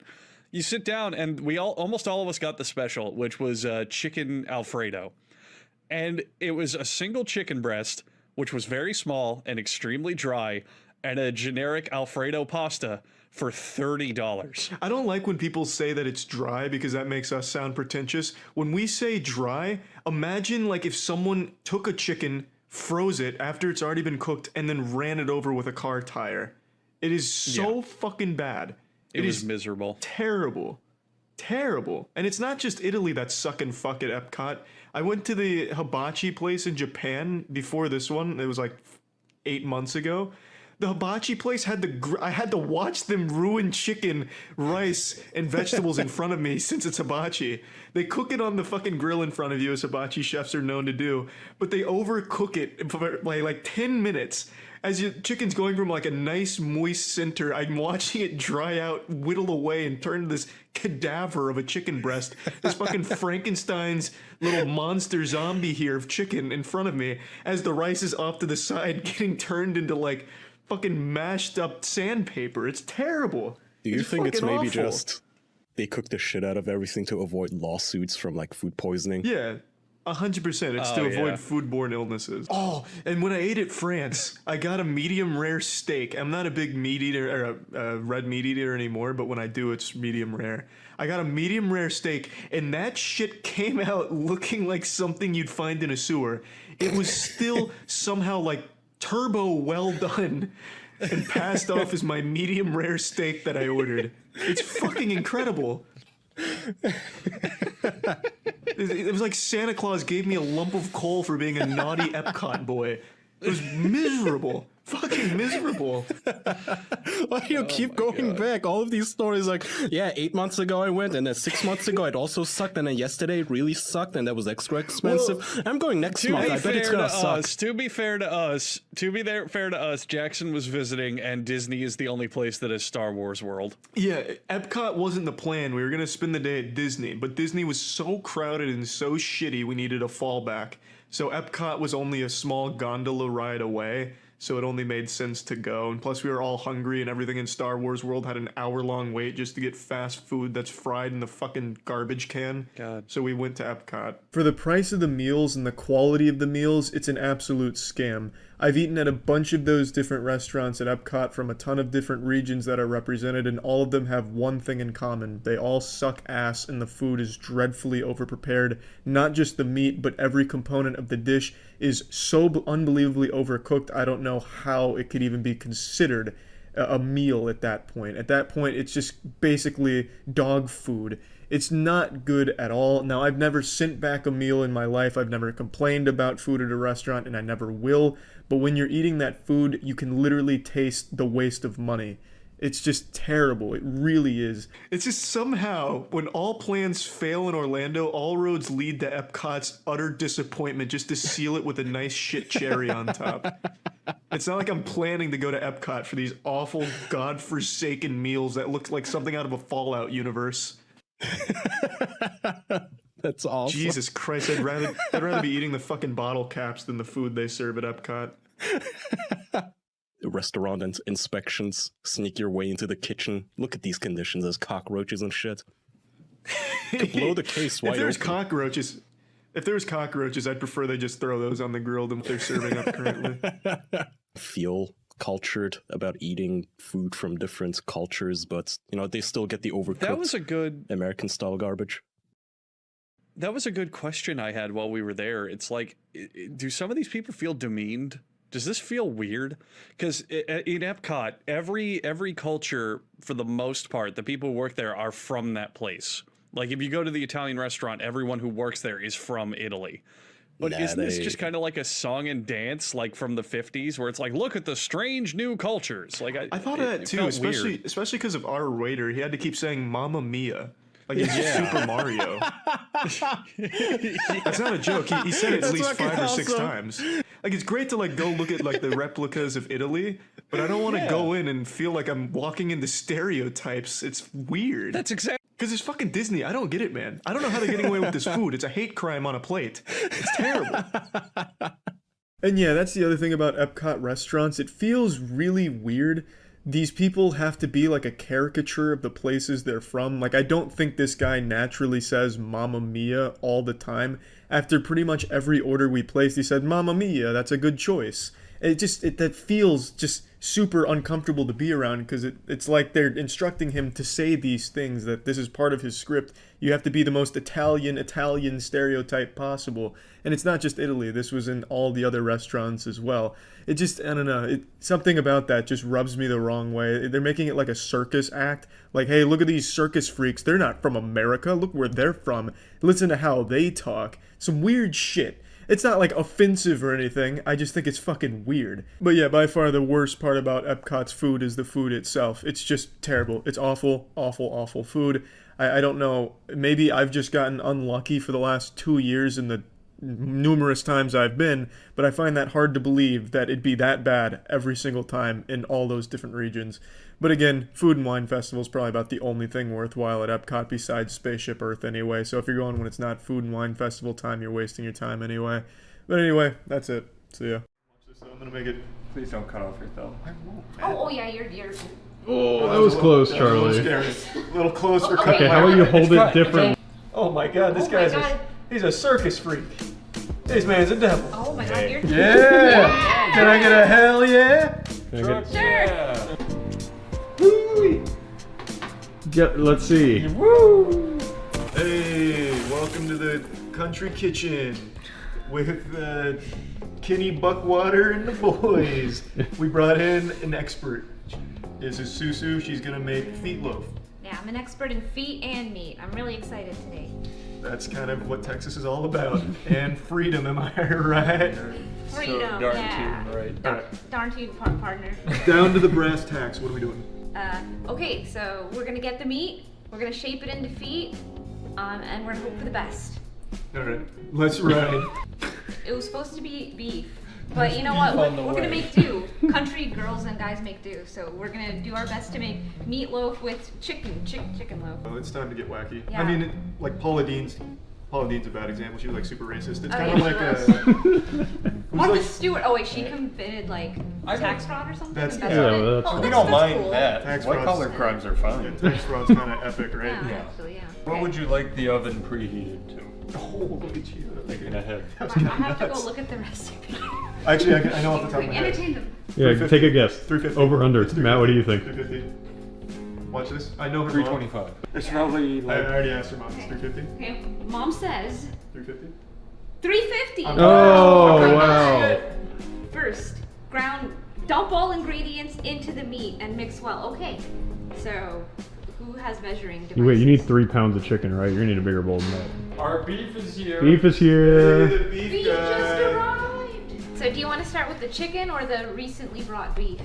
Well, let's double fist. Where's the beef? It's over here. It's right here. Oh, don't mix meats. No, we Why? won't mix them. Oh. Well, is that illegal? Am I gonna go to jail if I mix beef and chicken? Yeah. Okay. Do I have to do anything special with it? No, don't wash it. I made that mistake. You wash meat? chicken. I was about to wash. Why don't you wash it? Wait, you wash your chicken? You gotta get the yuckiness off, right? Yeah, that's what I thought, but apparently that's all the flavor, so don't wash it. Wait, you genuinely wash your chicken before you cook it? Like run it under the sink? Yeah, just like I don't pass it wanna by the touch sink. I swipe it like a credit card. Like, you know, like when you buy an apple or something, you're supposed to put it. Yeah, in but water? that's because it has pesticides the on outside is dirty. Yeah. This came from the inside. Well, yeah, but the chicken was probably dirty. Yeah, that's what I was thinking. That but was it's that was my processed. thought. But That's do great. you want to try and cut it with the Cold Steel Magnum 12 Oh, Tonto? yes. Let me get that Excalibur. She backs up. I don't blame her. Nice. Watch this. I'm gonna make it. Please don't cut off your thumb. Oh yeah, you're. Oh, that was close, That was a Charlie. little scary. A little close for Okay. cutting. Okay, how about you hold It's it cut. differently? It's Hold open. it. Oh, that was fancy. I just got meat juice on I'm gonna do one more. I'm sorry. I'm excited about this. Cross cut. Oops. Okay, I didn't mean to cut the chicken. That's okay. You know what? We need to just mix it up anyway. It's fine. Pretty sharp. That wasn't a whole lot of force there. Yeah. Yeah, that actually was pretty sharp. Cold Steel, sponsor Charlie. He'd love to get sponsored by you guys. I watched you guys catch fish with your cold steel katanas once when you had that dog, the bounty hunter from Wish.com guy, do that. I remember. Please sponsor him. Where's So you know Charlie eats raw onions for fun? I do. Like apples? Yeah. Yeah, it's Fist gross. it. Half a cup of diced onion. You're a very slow onion peeler. What do you mean? It's a good speed. It's a little faster. If you treat the onion with respect, You're not it'll even taste better. Oh my God. Wait, did you want to cut the onion? Sure.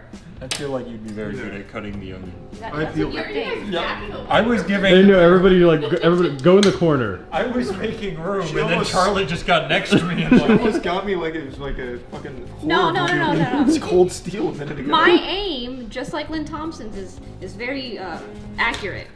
Just because I missed doesn't mean it was my fault. Wait, we gotta save like a big piece for the yeah, toenails. let him take a bite of that. Oh, yeah. Oh, you Here's meant Charlie's for toenails. piece. We meant different things. Yeah. Sorry. The nails are integral to the foot. So you're doing the onion. We need 1/3 cup of diced red bell pepper. Oh. You want to the- dice this bad boy, Charles? Yeah, that's Charles and I, we're on the same wavelength. the same wavelength. Yeah. Dice that. Oh, I thought you were gonna throw it to Chelsea. I'm just doing stunts. Oh wow, that's a cool stunt. No look. He just filled it up like a water balloon. It's actually rinsing away the flavor. That's Oh my gosh. You're not washing the beef, are you? Okay. Not yet. Don't do Let's it. just Don't do empty out the water. There we go. Danny, did you get Charlie cutting this? I have it kind of wide. Yeah, I don't really. He's dicing it. Can't you tell? What's wrong? He ripped it open with his hands. Yeah. And then, are Yeah. the seeds still in it too? Yeah, it's a bell pepper. That should be fine. Yeah, no, he opened a hole in it so he could fill it with water. What? And then he started cutting it. What's wrong with that technique? Susu's supportive. You guys are mean. Nice. Alright. Yeah. Whoa. Oh, did the handle just come off? Oh! I didn't just drop Oh, I it. thought you just dropped it. No, it just shot out of my hand. God, everything looks so tiny when he holds it. Cutting anything. That's a great technique. Look, he's using that little pivot.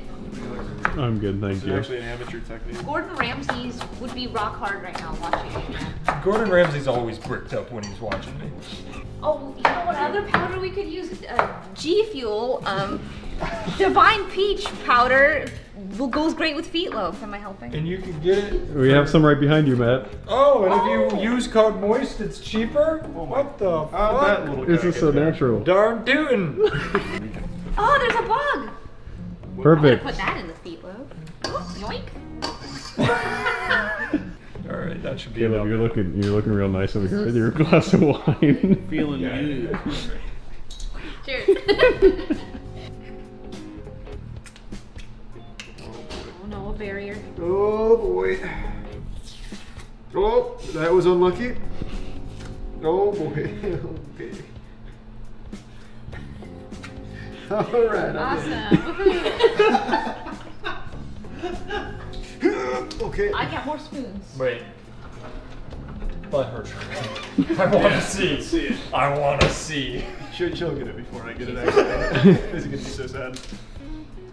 Oh god. Wait, there's Oh, cheating. what the fuck? Hey. Interesting grip. Wait, one more. You just slash the can open. That ought to do it. Yeah, that should. Hey! The hat makes it all so much better. All So right. strong. About 1/4 cup of ketchup, maybe less, but not more. Oh my god, a cup of ketchup. Your mother speaks in riddles. Mom, why? It's honestly incredible. Yeah. Oh, that's why wine tastes so good. What kind of alien breaks an egg like that? I was trying to open it up and We're it. lucky he didn't break it into the sink. Yeah, one Yeah. time we were cooking, And every egg he would break, he'd pick up, go over the sink, and crack it into the sink. We're like, what are you doing? It's like a sacrifice to the flavor gods. Yeah, until we ran out of eggs. Did it taste good at least? They were just gone. They went down the Oh. drain. Yeah, he just No wasted way. our eggs. Oh, we got one egg in here, That's not right. in the sink. Who wants to cut the toes? I'll cut the toes. You're a toe cutter. If Yeah, I've ever where's seen that one. cold steel toe cutting device? You can tell I'm a man on the way he cuts his toes. I don't know what kind of toes you got there, partner. Oh my god. What are you talking? These are beautiful Tootsies. What are you talking about? Put it right here. How many toes are you giving him? I'm giving him 5. But in real life, he only has 4. Does he have a club pinky toe? From all the years of wrestling. It's okay, we can reshape it. Well, these first 2 came out really good, I think. Right? What do you Yeah. think? Well, that wasn't very confident sounding. Yeah! Yeah! Can I get a hell yeah? Can I get Sure. Yeah. Yeehaw. Great toes, Charles. Great. Great. How does that not look good? Because it looks like... Well, it's on it the- looks like shit. Wait. Here. Like, add some more meat. Yeah, that looks That's better. great. That's yeah, a lot better. absolutely. You were right. The problem was not enough meat. Not enough meat for our feet. Mm-hmm. You're running a little low. Charlie's developed. Yeah, I was just about to say. What do you mean? Yeah. Oh, Wait, move that. that's No. essentially identical. Yeah. No, here, I really want a high grade on Yeah. the feet thing, so. Oh my god, please be... Oh my god, this Oh my guy's God. he's a circus freak. This man's a devil. Oh my Hey. god, your toes are strong. I do have strong toes. Cold Steel sponsor this man. He Yeah, can- sponsor me, like, Cold Steel, and my quad wheel. toes. Okay, yeah, sorry I touched your It's sword okay, with my Caleb foot. will throw it out later. This looks really good. That beef foot. Thank you. Yeah, let's get the beef. Great foot job. cooking. So, are we gonna put them both in at the same time, or Yeah. one at a time? We got both ovens going. There's 2 ovens? Yeah, top and bottom. Oh, how the rich live. Living in the lap of luxury. Ooh, bring that there dang old darn foot on over here, partner. That sounded really natural. Thank you. It's the cowboy hat. Yeah, it brings it out. Oh, baby. Jeez, real steamy in there. I think this would go for like an hour or so. Your mom's recipe said an hour and 30 minutes. Oh, excuse me. Sorry, Mom. We forgot the toenails. Quick, Get pull it out, pull it out. Get it out. Oh wait, why am I telling you to get Oh god.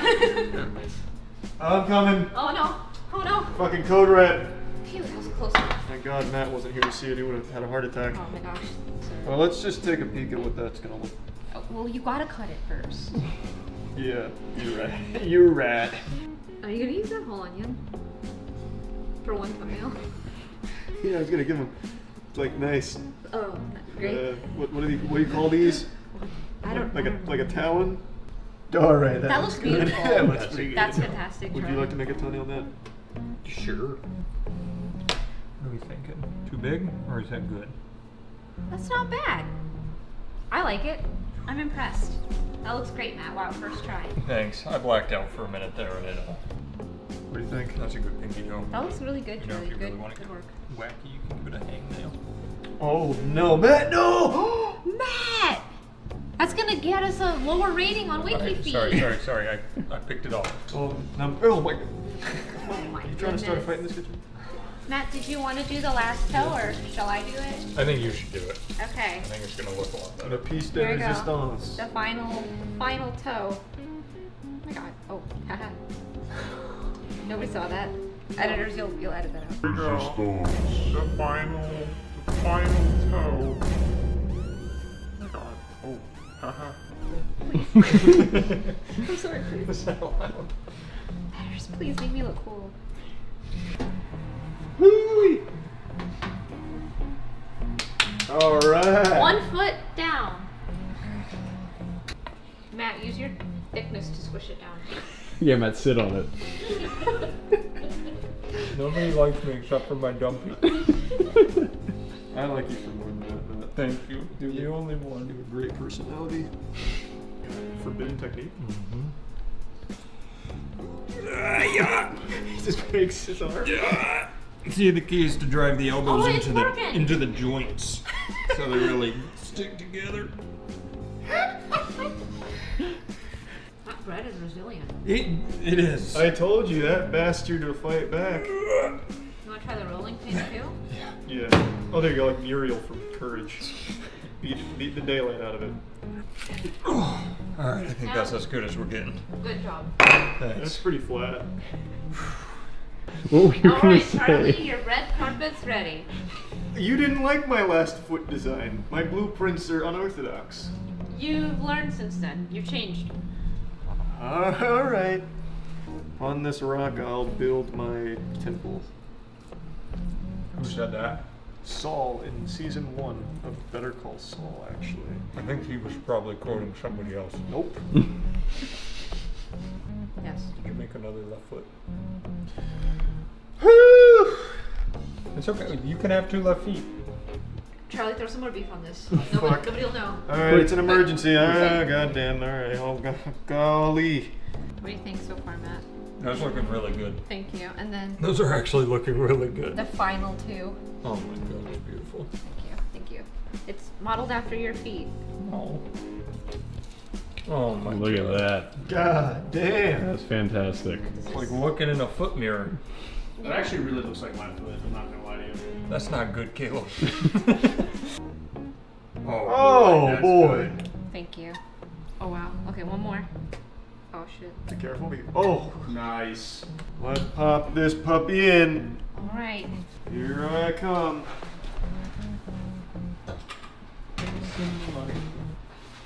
Nice. Nice. So now we let that cook for an hour and 30 minutes. All right. Great job. Yeah. Yeah. Woo.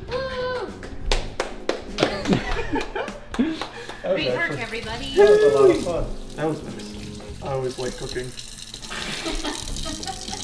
You're natural. I know, right? It's done. Yeah. Yeah. Let's see. Woo! Whoa. Chicken depot. Wow. The nice. Should I cut into it? Yeah, should we try it? Do you want to cut into it? I would say go for the toes because they're more likely to be done. Yeah. Let's try the small toe. Yep. Oh. Oh, very tender. Kind of like a chicken nugget. You want to grab it? Oh man, that feels good. Alright, cut me off a toe. Guys with chicken, but hey. Ooh, that's hot. Okay. That's pretty good. We should actually take that and make a thumbnail that says, I ate Charlie. In big letters, and see if we can post that to his channel without him noticing. Looks cursed. I'm excited. Okay. That's a glowing review.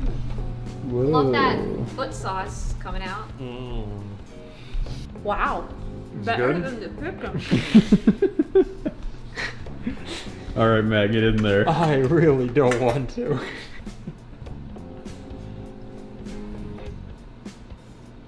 You're not wrong. That's better than the chicken. Yeah. It could use some salt though, but it's pretty Definitely could delicious. use some salt. Yeah, we should salt up our toes. There's the feet.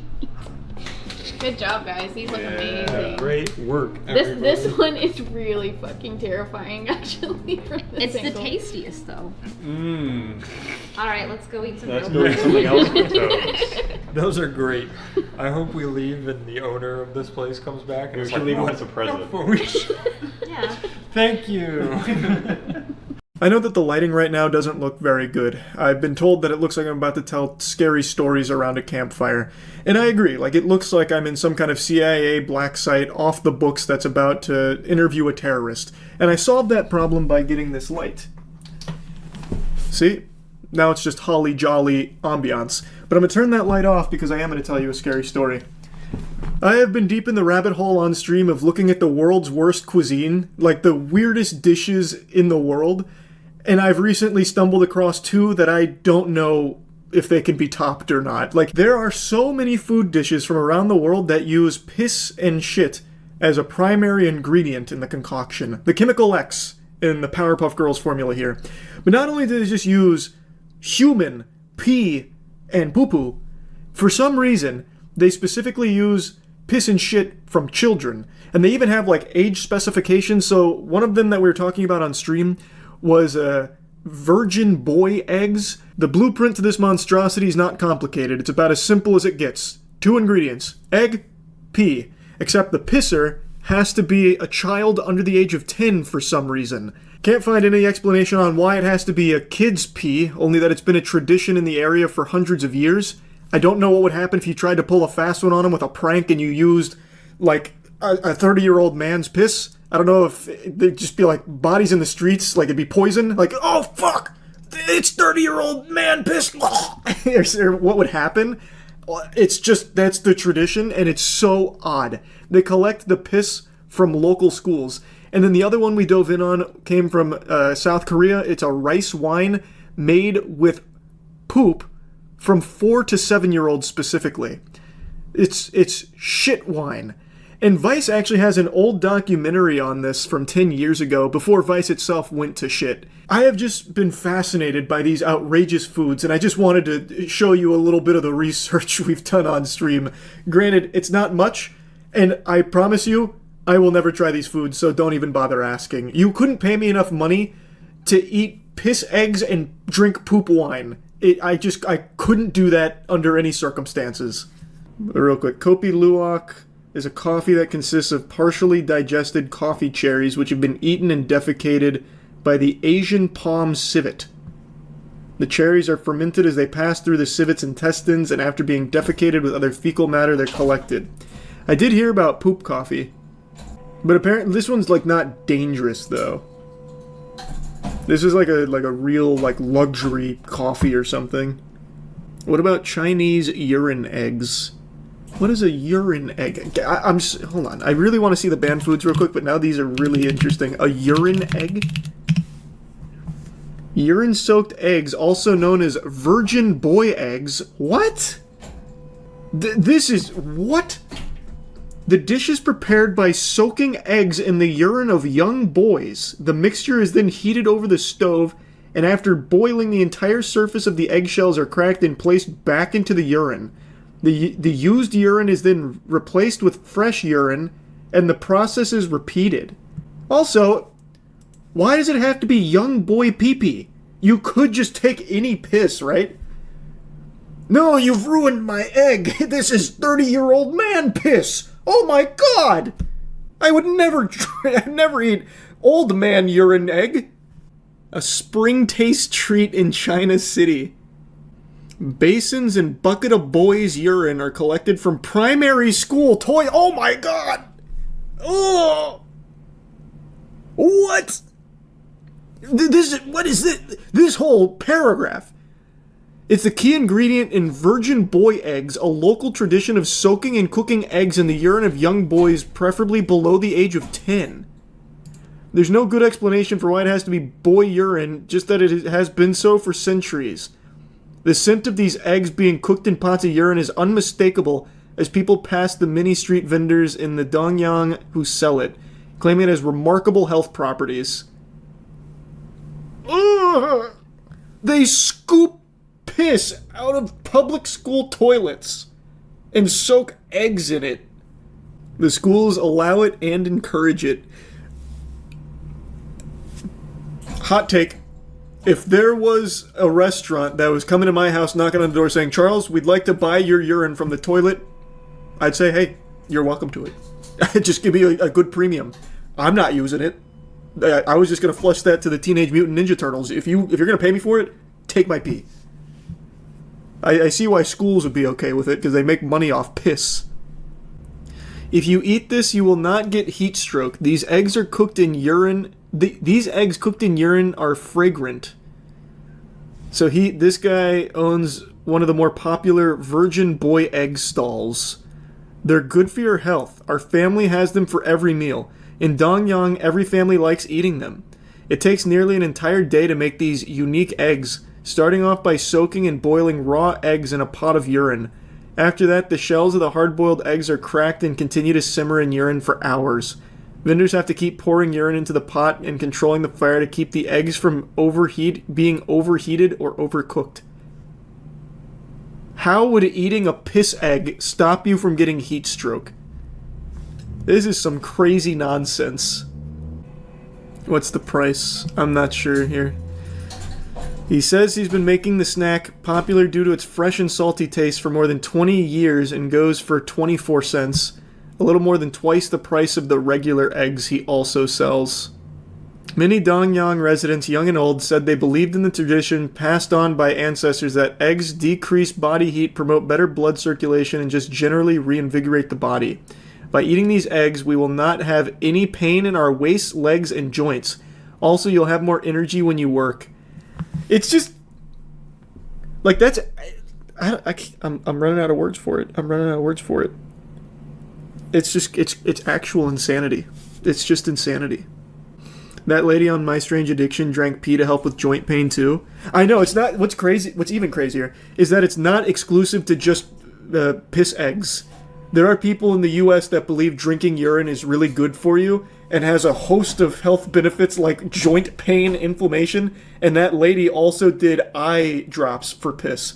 So she'd take the cup of piss and put it directly on her eyeball because she thought it would help with her vision and eye health. I bet R. Kelly thinks these eggs slap. Oh, true, he's probably requesting them in prison right now. But not everyone is a fan. You don't say. Chinese medical experts gave mixed review about the health benefits of the practice, with some warning about sanitary issues surrounding the use of urine to cook eggs. And some Dongyang residents also said they hated the eggs. We have this tradition in Dongyang that these eggs are good for our health and that it would help prevent things like getting a cold. I don't believe in all this, so I do not eat them. Smart. Very smart. Also, I'm a little concerned that the Chinese medical experts gave mixed reviews instead of overwhelmingly scolding the practice. He also covered that video about the fitness guy who drank it all the time. Yep, that was the health guru who fermented his piss and then used it as a sunscreen. I don't know how people start believing in pee. I'll just say it. I don't know. Like, I understand how, like, as cavemen, we would see pee as, like, a last-ditch resort for things like maybe cooking or some kind of lotion, perhaps. Like, I can see that. But in the modern day and age, I don't know how anyone looks at piss as like an actual, real, usable thing for health benefits. Like, it doesn't compute. I don't know how we get there. Urine hater. I will say, as I am indeed a urine non-believer. I don't believe in ingesting of urine. Tong Sol is Korean wine with child feces. It's a traditional Korean medicine with 9% alcohol content and the poop of a human child between 4 and 7 years old that's refrigerated. Why? Oh, there's a documentary on it. Does it show any poop? Oh, there's just poop here. Yep, he's just showing a whole fucking little turd that he refrigerates for 3 to 4 days. The frugal ways that Roy has have allowed us to focus our time. Is that dog going to be one of their methods? In order to get our milk, we just drink from my dog's tits. Puppies do it, so I figured why can't we and save some money on the grocery store. Myself as B. I put each grape up my ass to free up some fridge space and save money on cooling. Tastes delicious. It looked like he was gonna puke. What do you mean, tastes delicious?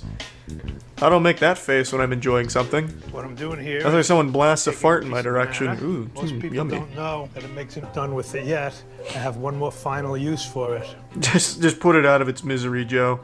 Or what is this guy's name? Hank? Window cleaner. Big Bubba? Who is he? What's his name? $3 of spray. In the tank of the... I don't know enough about antacid tablets to know if that would actually do anything. So I'm not going to question his methods, but that looks disgusting. Replaces a great deal of the water.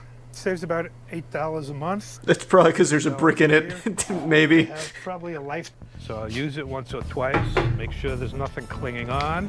Hang it on my clothesline. Why does he even use floss? Why not just use a brick again? Ultimately, Roy's...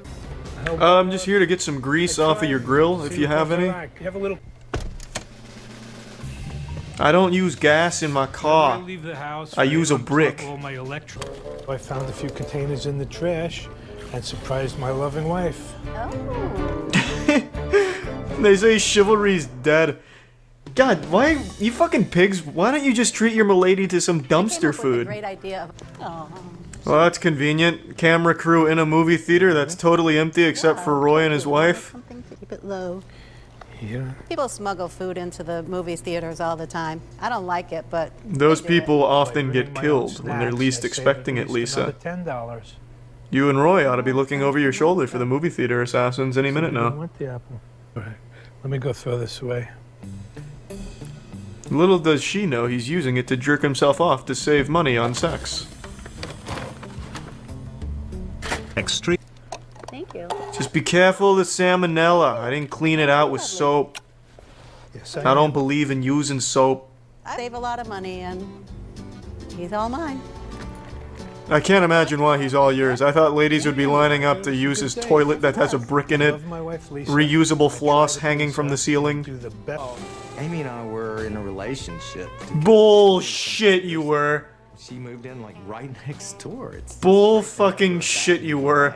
This fucking man covered in cornstarch and shitting his pants outside. 5 years ago, he was good, and so I was showing her. If this guy's an extreme cheapskate, he wouldn't have children because that's like the biggest money sink you can ever have.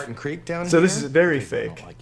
Inconvenience his friends, his family, you know, and he's saving. This thing looks like an actual disease on go down wheels. to the creek and get water Like every just week, traveling and I tetanus. think that I probably. Bullshit, he'd spend more on gas driving there. You think Ben Livingston, Big Ben Livingston would spend money on gas? He makes his own gas out of cornstarch and water. Do you make your own deodorant? No.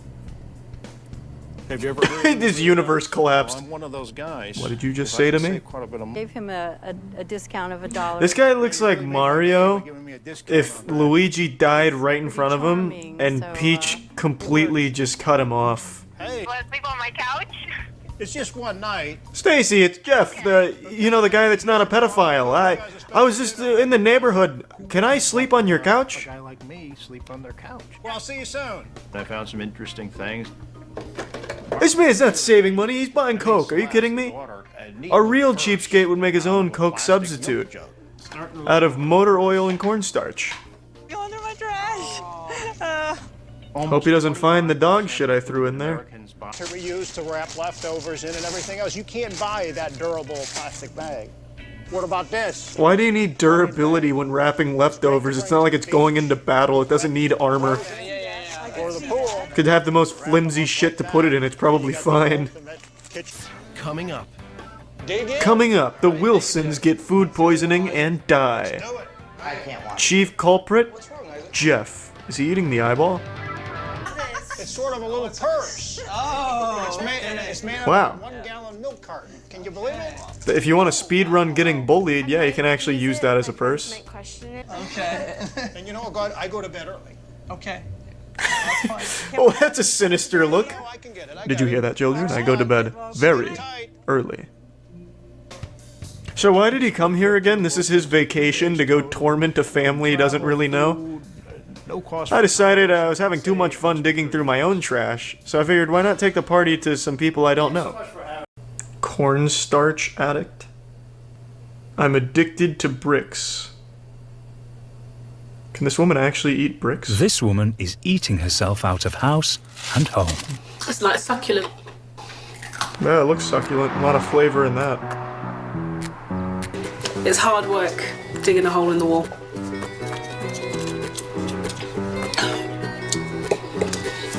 Why do you dig a fresh hole each time? So most days, different walls have different tastes, and I have preferences as to which walls I prefer to eat. You see, that's something I think about too. I feel like if I ate even like a small piece of that, I'd be in the hospital. Or I'd contract, you know, like stomach explosive combustion. Meanwhile, this woman's eating fucking entire buildings and fine. Her preferred plaster comes from her childhood home. How the fuck does that work? I don't particularly like the brick in the house. I eat a grape that's just barely over the expiration date and I feel sick. So I tend to go to my grandmother's house and dig This out woman's her eating brick. walls. I tried to open the door, but I accidentally hit her with the door because she was behind it. So now I was thinking, like, what's going on? He caught me with brick dust on my face and a screwdriver in my hand. God, if I only had a nickel for every time I got caught like that, huh? Am I right, chat? Just brick eating things. Hashtag get some subs in here for that, huh? It was a surprising shock. Ooh, I could hear the flavor in that one. I like this taste in particular. A bit chalky. I can't imagine Yeah. why. I enjoy it. Patrice suffers from the condition pica. She started eating plaster in her teens when she was living with her grandparents. Your grandparents suck so much dick you'd rather eat bricks than hang out with them? You're choosing cornstarch over your family. Or will their efforts go up in smoke? I like that line. You stupid bitch, you are choosing cornstarch over your family. How can you be addicted to eating something so much that you're choosing that over your family, even if it's like ice cream or something good? I don't think I've ever been faced with that Gordian knot. Charlie, it's either the ice cream or your family. It's so stupid. Why would you hide cornstarch everywhere like an Easter egg hunt? Have one central, really good hiding spot for your cornstarch and put all of your cornstarch there. Why would you hide all of it all over the place? That just gives your husband more chances to find your cornstarch. Are you a fucking cornstarch rookie? Do you not know how to hide cornstarch properly, you fucking idiot? This could already be going on. You're choosing cornstarch over your family. Just have it in the kitchen. He'd notice the cornstarch kept going missing though, like if they kept running out. JJ and I pulled the cover off this pool to reveal the amount of cornstarch mixed with water that Nikki eats in a year. Are you stupid? That's just gonna really send her into an orgasm. Look at all that beautiful cornstarch for her now. 39 pounds. That's like showing a coke addict an entire stash. This is the amount of coke you have in a year, and we have it right in front of you. You don't want this, do you? You don't want this. That was shocking to me right there. What the fuck? Oh wow. Yeah, this really don't got out. Imagine the plot twist. I gotta share this with you as well.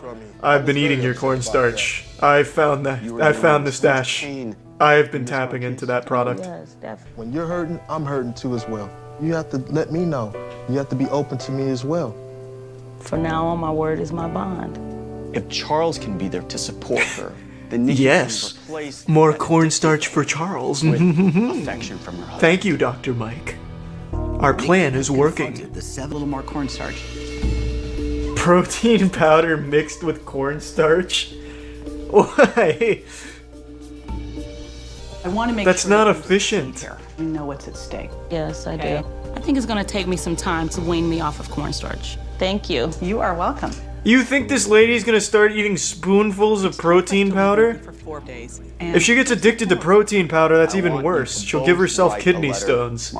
You guys aren't curing her addiction, you're giving her a different one. I'm gonna deal with An things like equally eating bad, if not cornstarch. worse one. That's not working anymore. If that tin is your body and your veins, what does that mean? Probably a heart attack. Yeah.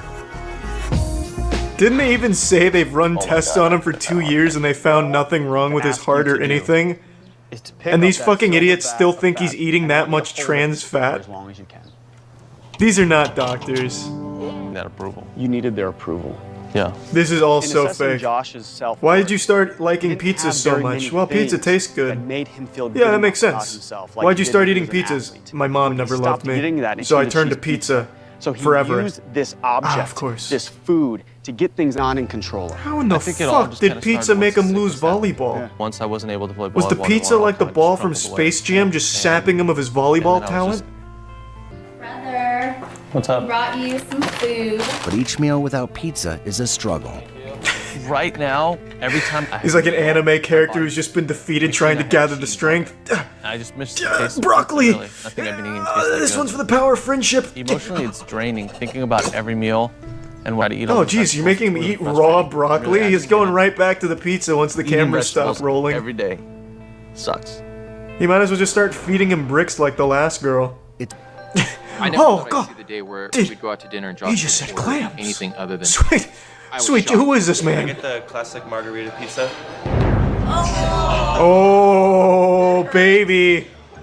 The final boss. I was actually very glad that Josh is about to flip the table over.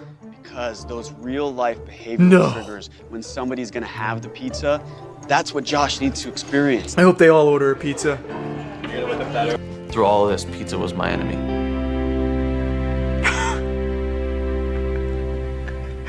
His dick has also grown 10 inches. Christ, this show's great. Cola addict, let's get in there. What will the experts recommend for her? Hopefully pizza. Single day. Me and Cola are 4,000 calories Whenever I from have Cola by my Coke a side, I day? feel safe. I don't know about that. those numbers seem Amy's a little family inflated. immigrated to the United States. Now 20. This is such Amy lives bullshit. at home with her parents, but doesn't eat anything like the rest of her family. This is bullshit. It's a pretty healthy food. I like to dunk these in my soda. Okay, lock this woman up. Never mind, it's Okay, real. so Lock, good. lock her up. Amy's I wouldn't even do that for the camera as a joke. Lock her up. About that. At the same time, Actually, I take it back. She does have some acne. Maybe she really does drink this much Amy soda had a day. serious I health find it scare when super she hard to discovered believe. a lump in her chest, which are And that didn't do anything to get her to stop? When she got up from her surgery, she wanted a cola. My mom sneaked it in. Wow. Ma'am, you're going to jail. Been enabling her cola habit. It's going to be a We've real called the challenge police, helping alerted the help authorities. You're gonna end up in the slammer now, bitch. happy. An addiction. Yeah, it is an He's, addiction. he's mean mugging her real hard. She's gonna be grumpy. I actually haven't drank in... Jesus, I'm a fucking idiot. I haven't drank a soda, like, This without vodka in the it, amount of in cola you about drink 10 years, month. I'd say. those are a lot of boxes. Coming up on like a decade without having like a 37 casual soda. cases. I absolutely The hate average the person taste of drinks them. one case. I get the sense that really the stakes may not be high enough for Amy. We have some more to show That's you. why we brought in professional boxer Floyd Mayweather to beat her within an inch of her life until she quits cola. Pyramid of soda. I've used this tactic on many of my clients at the Dr. Mike Dow facility, and it works 100% of the time. When Amy's scared, when Amy's shocked, Amy laughs to diffuse the situation.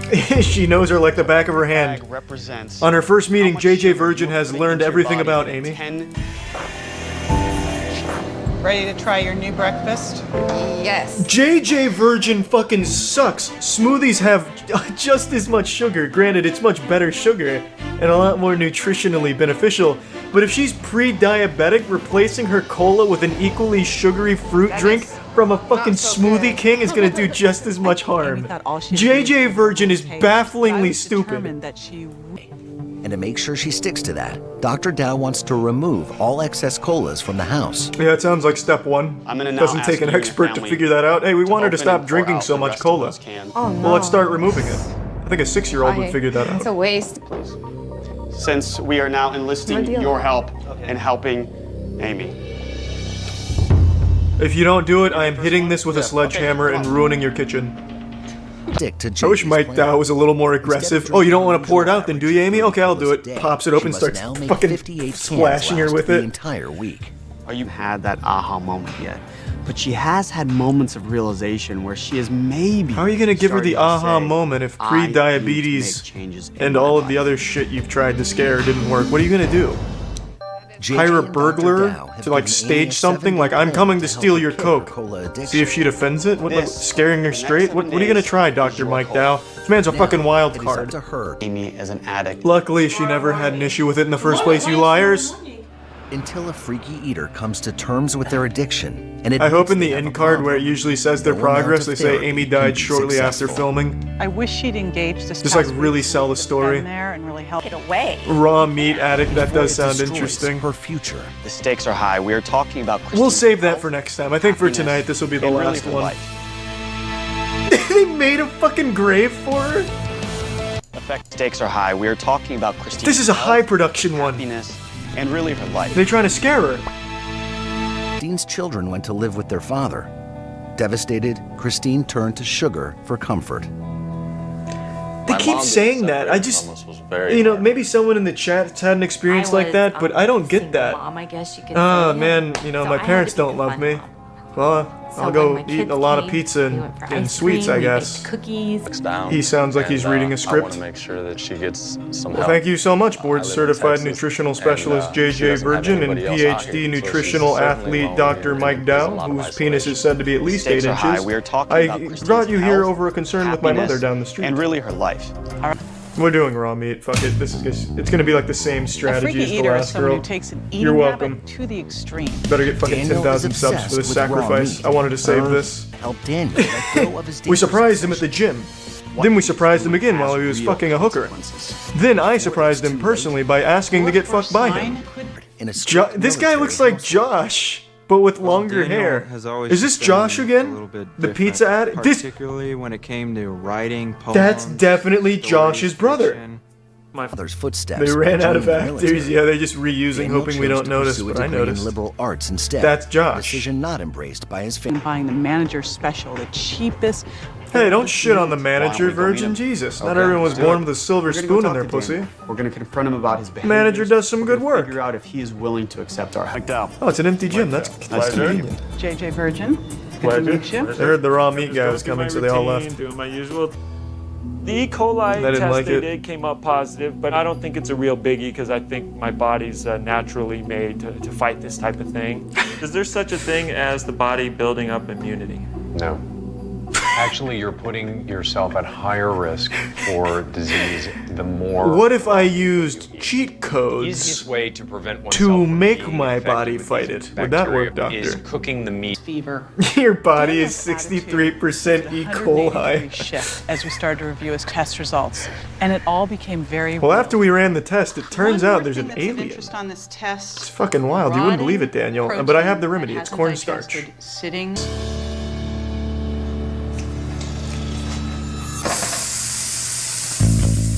Ruined it. He ruined it. Who cooks what? Who cooks steak in a pan? And acceptance from his brother. Did he take him to so a that he can paintball truly range? Accept himself. Oh my god. We're gonna shoot the raw meat out of you. Now I warn you, Daniel, I, Dr. Mike Dow, I'm a paintball professional. Same team, what I wanted to see. You got me? Yeah. Go, go. They're spending more time on this paintball match than on fixing his addiction. Their solution took like 1 minute. They're like, you don't like your dad, do you? Well, no, not really. Okay, well, you're gonna stop eating raw meat. Well, yeah, that's fine. How many times have you cried yourself to sleep at night wishing you were a bartender? Well, no more tears, asshole. Now it's time to learn. No more excuses. I'm Janae from Mahalo.com, and I'm going to teach you how to make an old-fashioned. For an old-fashioned, you need bourbon, maraschino cherries. I'd just like to pause for a moment to deliver a quick but important PSA. If you order any drink at a college bar, just expect it to not come the way it's supposed to. For example, if you order a whiskey Coke, you'll likely be served the cheapest whiskey mixed with the bartender's urine if you're lucky. So we're going to start out with our glass, and we're going to take our orange slice wedge and a cherry or two. I like to use 2 cherries just to give it a little bit more cherry flavor. We're going to go ahead and then also grab a sugar cube. So you'll see you have your orange, your cherries, and your sugar cube on the glass. I really can't stand drinks like this that just toss the whole ingredient in there, just like fucking kablam, yep, here's an entire Hershey's Kiss foil and all just to improve flavor. It's stupid. Why not just take the orange juice and the maraschino cherries, crush them together, and just put the actual juice in there? It makes a whole lot more sense than just dumping the whole fucking thing in there. I hate drinks that do that. I'll order a nice, passionate, but casual drink. I'll take a sip and then I got 10 lemon seeds in my mouth and a shoelace because they threw the whole fucking ingredient in there. You're going to mash all of that up really good. Just make sure you get all the sugar and the cherries, everything good and mashed. Once everything's mashed up, go ahead and put like 2, maybe 3 dashes of your bitters. I've seen this video 3 times now, and I haven't seen a goddamn thing leave that bottle when she dashes in her bitters. So don't be concerned if you don't have a bottle of bitters, because it's just imaginary. In fact, why not make it a little magic trick, you know, like snap your fingers and say, hey, the bitters are in, or something like that. It could be kind of cool. And then you're going to put 3 ounces of bourbon in. So this is a pretty strong drink. What's the matter, pussy? You've never seen 3 ounces of bourbon in a glass before? Pretty strong drink, my asshole. I've been drinking one of these bad boys with my cereal ever since I was 8 years old. And not that many people order it anymore, actually. It's kind of, like I said, it's an old-fashioned. It's something that was kind of from prior generations. Goddamn, Janae. I could hardly tell you why no one's ordering an old-fashioned from you anymore. But if you twisted my arm and forced me to venture a guess, I'd say it's most likely because they're dead now. But it actually is really good, and it's similar to like a Manhattan. But, you know, the orange in it makes it even better, I think. So, of course, you want to make sure all those flavors get mixed up. So you're going to go ahead and kind of, pour back and forth. And make messes all over the place until you get it all mixed up. And you have the orange rind and the cherry all mixed up with the bourbon and the sugar so that all the flavors can blend together. Well, Janae, I hate to be the one to tell you the tooth fairy wasn't leaving those quarters under your pillow when you put your teeth there as a kid. But I don't think those flavors are mixing together at all. I think, and feel free to call me crazy if I'm wrong, but I do think the bourbon is overpowering the other ingredients. But you know, that's exactly what I want when I order an old-fashioned. I want a pint of bourbon with an orange. I'm Janae from mahalo.com, and I'm going to teach you how to make a mint julep. If you have a larger glass like this one, you might want to do 4 or 5. It just kind of depends on the size of the glass and how many leaves you're getting per sprig. Scrumptious. Just what I want when I order a beverage. Some leaves. Yummy. A liquid fucking salad. Yippee. And then you're going to put 2 ounces of your bourbon right in there. All right. Your mouth watering yet? My god, bourbon and leaves. That'll put some hair on your nutsack right there. Been ordering drinks wrong my entire life. What I really should have been doing is asking for a pint of bourbon with a shot of mint leaves. And just to make sure it gets mixed up, kind of, you might want to go back and forth with the mint. You can choose to shake it up if you'd like, but sometimes I just toss it back and forth a few times.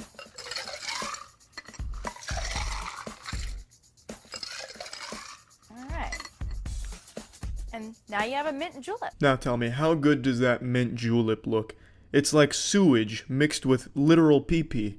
Well, that's gonna be all for the bartending lessons for today. Make sure you tune in next time where Janae will teach you the ever so popular mulch and asphalt bourbon cocktail. See ya. Salad or vegetable. I only hear horror stories about broccoli. It kind of looks like a tiny tree. His girlfriend. What kind of horror stories does he hear? Does he hang around middle schools? Broccoli will make your Fortnite game much worse. You'll be cursed to a negative KD if you eat broccoli. Intense therapy. You were on rails to die. And experts Dr. Mike Dow and JJ Virgin help stop Michael's carnivorous appetite. I'm not going to change. And save his life. Usually when you think of someone who's addicted to meat, you think of like a muscular, manly man. Not this gluten-scared looking guy. A man who looks in the mirror and probably worries about the GMOs in the glass. 12 times the average person's consumption. If this dude just worked out, he'd be jacked instead of like flabby. 5 quarter-pound hot dogs. He has nothing but protein in his diet. And up to 30. He'd be like a lean muscle man. Michael has been with his girlfriend Jenna for 7 years. Whoa. To each other since high school. Whoa, nice, Michael. However, his meat addiction is taking its toll on their relationship. Well, I've been with Michael for 7 years, and I'm just tired of meat, really. So fuck Michael, I'm out. I think the way Michael... I was afraid that Dr. Dow and JJ were going to take away all my meat. Who does the cooking here? She wants to... No, it's my meat! It's not a phase, Mom! Get out of my meat room! It's my meat! Please! Here's what we have in store for him in the meat locker. It's the body of his girlfriend hanging up from a meat hook. See how much damage your habits done to you. Well, it seems your body is now composed of 80% meat. You could die at any moment, but we'll do our best. If Michael and Jenna don't... I wish Mike would just give him an ultimatum. Look, man, if you don't kick the meat habit, I'm gonna fuck your girlfriend. About us, I think we'll regain the control of our relationship. Damn, Mike's really staring him down. The fuck? If this behavior doesn't change, Jenna's gonna be out of this relationship. And in my bed. Cut out for us. I'm Dr. Mike Dow, baby. I always get the girl. Slight problem. Michael's 5-pound-a-day meat habit is straining his relationship with his girlfriend Jenna. What I miss about us is the connection that we used to have. Before the meat? What do you mean? This dude hasn't eaten a vegetable, apparently. The connection you had with the meat-eating lunatic is still there, because he's still a meat-eating lunatic, Jenna. Your body's trying to... Well, Michael, according to the data, you no longer have a You're heart. not getting away with your lifestyle. You're being pumped with steak. Eating damn risk. Well, you don't say. You're 24 with... Is that even a doctor or just a porn star playing a What you put doctor? on your fork. Dr. Sausage to show Michael... Michael, put these gloves on. I'm gonna bend over. I want you to check my That's the ass. road he's going down. You'll find some meat in there. It's a normal size heart. Basically, you were on rails to die. And you're most likely gonna die at a younger age than most people would. Jenna, you okay? Michael, that's tough right there. You're gonna need some sympathy steak or something to wash that down. I'll do that. I fuck hard with some red peppers. From another planet. Mike, if you don't like those red peppers, I will be personally insulted. I'll fucking flip over this desk. I love those bad boys. Get a big one in there. As I'm raising the fork to my mouth, I'm thinking, please let this be good. How good is that, Michael, huh? Yeah, tell me how good that tastes. It's not bad. Oh, hey, well, fuck you too, man. It's fucking great. I love red peppers. Take it up. I only hear horror stories about broccoli. It kind of looks like a tiny tree. Who would want to eat a tree? What does that mean? I still don't know what he means by horror stories about broccoli. Like people dying from broccoli overdose? I knew a guy. Broccoli killed his whole goddamn family. They never saw it coming in the night. Interesting. Michael on his own for 4 days to work on his controlling issues with Jenna. And they come back to visit him 4 days later. He's got like an IV drip of meat in his body. He's fucking shoveling meat in his mouth. Jenna's corpse is in the corner of the basement. Cooking fish for Michael. Just a hard bender. Starts hovering. Wait, what do you see? There's clearly something going on, and we are not there yet. Let him hover. Let him put on frosted flakes or whatever he's putting on his vegetables. Who cares? As long as he's getting the vegetables. So, you're tired. I hope they go to check Michael's car and his fucking car door's made out of meat. Like he's hiding coke, but it's just meat.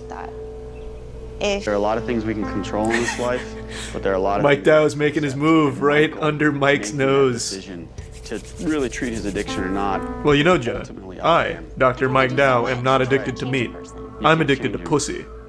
You feel me? I want to give you a little. Recently started refusing more and more foods. Her daughter's been begging for anything but French fries, and Amber refuses. Food's a lot like how I have a genetic condition that makes new tastes unbearable. These are really good.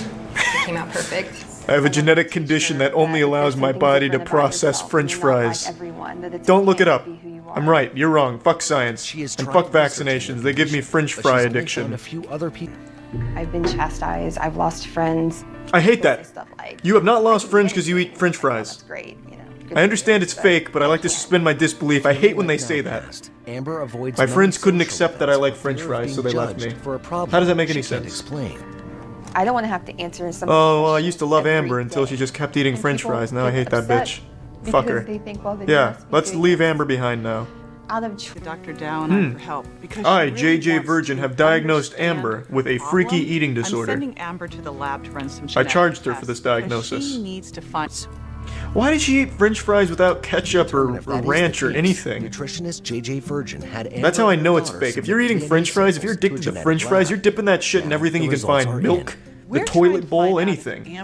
You dip those shit. You dip that shit. You don't eat it plain. She does only rare. So there's 55 different taste variations here. Yours follow no pattern at all. Your results is that inconclusive. Oh. So it completely explains what you've been saying. Unbelievable. That's definitely a lie. If a real geneticist just diagnosed this girl with like the first case of French fry only taste buds in history, I will eat my own dick. Finally. It's fake for the show. Don't you ever lie to me again, JJ Virgin. Validates you. The good news with your daughter is that she's a non-taster. What kind of species is that? Amber's daughter. It's like some District H, District 9 shit. Taste reaction. In fact, the non-tasters versus the tasters. Which would mean that the civil war that destroyed our planet. Really like a wide variety of foods. One side only wanted French fries, and the other only wanted war.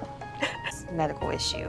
So here's. You know what, JJ Virgin, you've sparked my curiosity. What the fuck is a non-taster?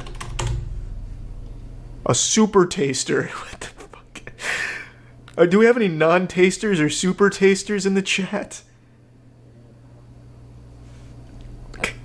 What has happened to science? This is like Tumblr shit. Super taster, medium taster, and a non-taster.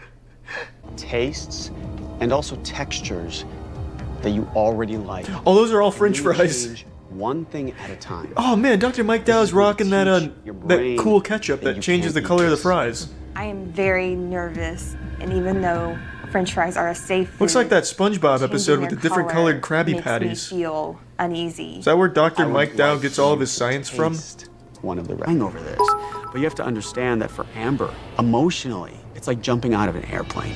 God, imagine if your life was so hollow that eating a blue French fry was the equivalent as jumping out of an airplane. I want to give you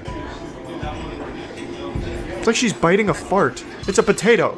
You eat fried potatoes already. That tasted like a little more. Who are the raspberries for? Is she sneaking raspberries behind our back? On day 3, Amber gets really aggressive.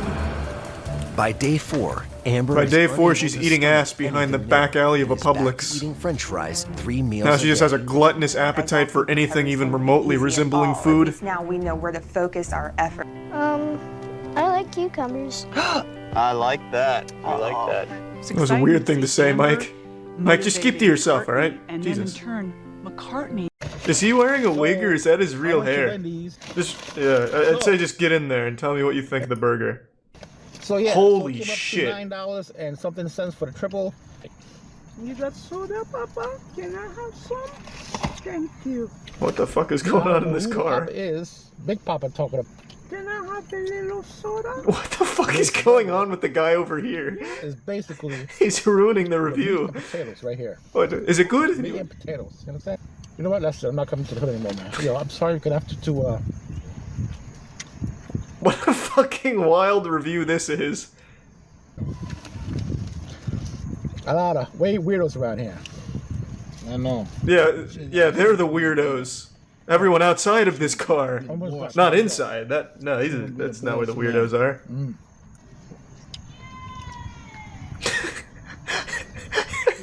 This video is turning into the haunted video. Give me some of that burger. This is the worst fucking review of anything I've ever seen in my life. If she kill you, I'll kill her. Give me some of that burger. Now. I'm trying to eat my burger. Now. I'm trying to eat my burger. What is going on? Now. Who the hell is calling me right now? Unless you give me. Is that a phone call or did they just ignite a taser in there? Give me a burger. In peace, and call the cops. I'm your carjacking ain't gonna work now, cause I'm trying to enjoy my Wendy's burger. Is it so? I'm not gonna cut my hair. So what's the review looking like? Doesn't mean I'm not. Come on, guys. Now I gotta edit this damn video, which I wasn't planning to do. Yeah, you did a great job of editing it. Extra work on my butt now. Yeah, real shame. I'm only halfway through this damn burger. Yeah, Review Bra's got some real competition here. Hold on a second, lady. Can you please nothing I'm saying. Can you listen? Can you give me a burger for me? No, man, oh, we have a guest reviewer coming in. Papa, please. I can't do that. Please, Papa, please. No. Hello, whoever's out there, get his eyes over here. Let's get this lady out of here.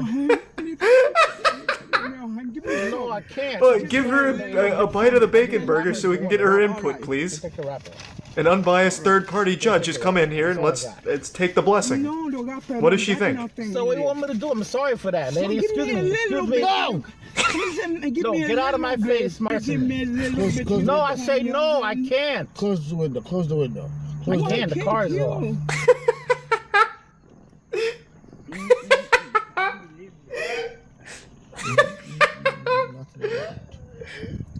So you can see, ladies and gentlemen, I've been carjacked. Yeah, that was intense. Old lady tried to carjack the car just now. Is that what she tried to do? I think she just wanted a bite of that delectable pretzel bacon burger. I got it messed up. I'm not gonna stop me. I'm doing what's right. Agreed. Justice. You're a hero. Finish that burger. All right. He's taking tiny baby pussy ass bites on it. I like it. Savoring it. Right. Yeah, I got a lot of editing on this damn video. Yeah, your editing is second to none. Let me tell you what. This is the longest 13 minutes of my life. It needs some. Does it ever come back? Fries, bro? No, thank you. Okay. That's because he got his own fries. You got his own fries? Does he? Inside the box? What happened? Okay, I have to see more. That was a beautiful disaster. That was like a historic disaster of food review. Yo, just get it off right. Alright, guys. He's embarrassed by this video? I'm in the Jamaica This one must be Avenue exceptional. Hood, right? So I'm not far away from the avenue, and I decided to make a video. Oh shit! Look at all that prime rib action. Look at that! Look at that! Look at that! So why is he embarrassed by this? That'd be not pricey. But pricey. Ooh, mama. Look at that, mama. I'm glad he turned on the light in broad daylight. All that meat. Look at all that meat. That delicious meat. He gave himself a spontaneous haircut, stopped by a GTA 5 barber. Don't leave me now, baby. The people be looking at me back and forth. Why? I don't care. I gotta eat my food, right? Well, yeah, why are they looking at you? You're just eating. Why is that weird? You gotta eat out the sandwich, man. You don't eat all out. What are these flashbacks? Or fast forwards, I guess. I don't know. It could be anything. So, alright. So it was him from the future calling to warn him to stop food reviews. It's a slippery slope. I was driving to the Next thing you know, you're eating Arby's prime rib cheesesteaks out of the dumpster and bringing it to the car. I ordered a spicy one. Apparently, it's not the spicy one. This is the unspicy one. Oh, what a shame. They scammed you. Go throw that shit on the floor in there. I need more meat. So here in New York, where everything is more expensive. I'm happy. Especially the meat and food. At this point, I'm half expecting him to get like in a car accident here. Like somebody just swerves and takes him out. Anything can happen here. Right here to the side. What I think about this meatless sandwich. Yo, give me your verdict. What do you think? Hey, can you send me you from the past post haircut too? What he thinks? 2. That's not terrible. Because mostly bread. See, look at it. Well, you also have like a refined palate though, like a celestial palate of the gods. Like maybe it'd be a 2 for you, but a 5 for me. You have to cater your scale to mortals and their taste buds. Alright, I have to see more. This is probably the best food reviewer I've ever seen. This is on another level. Eating eggplant taco from Tony's Taco? What the fuck is Tony's Taco? And then I like how his title is eggplant plus cow. Right? So I went to a place called... Just for anyone that happens to be searching for eggplant and cow. Making sure he gets in the algorithm. Tony's Taco. $5 right there. That's some change. You know, looks good. New York. He just starts eating the plastic and the foil. Just close this damn window. Lower the exposure as well. Now you can hear me better. Alright, so, yeah, my eggplant... It doesn't help when the passenger side window's open though, bro. You have to close both windows.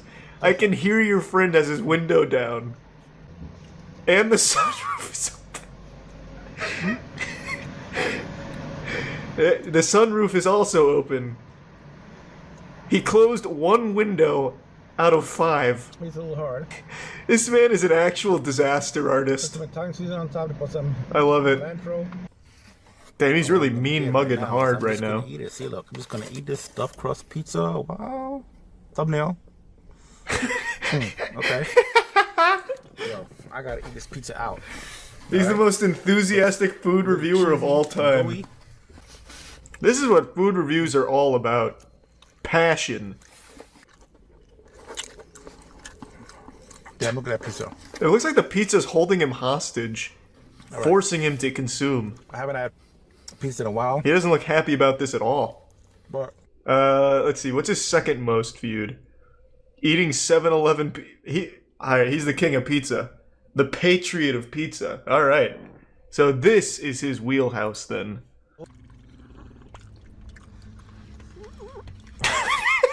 The dog got all this pizza right now. What was that noise? Does he have someone trapped in his trunk, or was that like a celebratory pizza noise?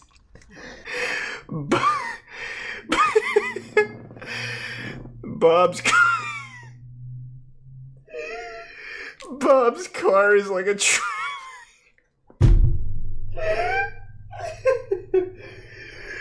Bob's car is like a traveling psych ward. That is like exactly what it is. It's like as if One Flew Over the Cuckoo's Nest did food reviews. There has to be more. I mean, every food review kind of bangs, if I'm being honest. Like, I haven't seen a terrible video from Bob yet. Like, this man only makes bangers. But he's chasing his own glory with the Wendy's pretzel bacon pub burger, if I'm being honest. I was looking forward to take this, man. Take it. Knock yourself out.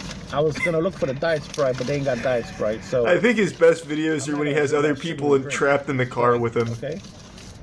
I feel like he just opens the car door and whoever happens to sit in the passenger seat, he lets be part of his food review. It seems like they have no idea who each other are in every single, like, collaboration video he makes. Oh, man. When you hear the word evil right now, you most likely picture someone who time skips in Animal Crossing. That seems to be the unforgivable sin on the internet at the moment, but I want to show you something truly deplorable and evil. There's a YouTuber that has made an entire career out of torturing and eating animals alive for their mukbang videos. First of all, mukbangs suck fuck. Sitting on your balls is less painful than watching a full mukbang video. They're absolutely terrible. And she takes it to the next level by making it something diabolical. I can already see in the comment section some of those tough guys. Oh, what are you, some kind of pussy vegan? What, you can't handle watching some animals get killed and eaten? I have hit a fucking deer with my truck on the way home, got out, put a bullet in its skull, and then ate it when I got home. You vegan pussy.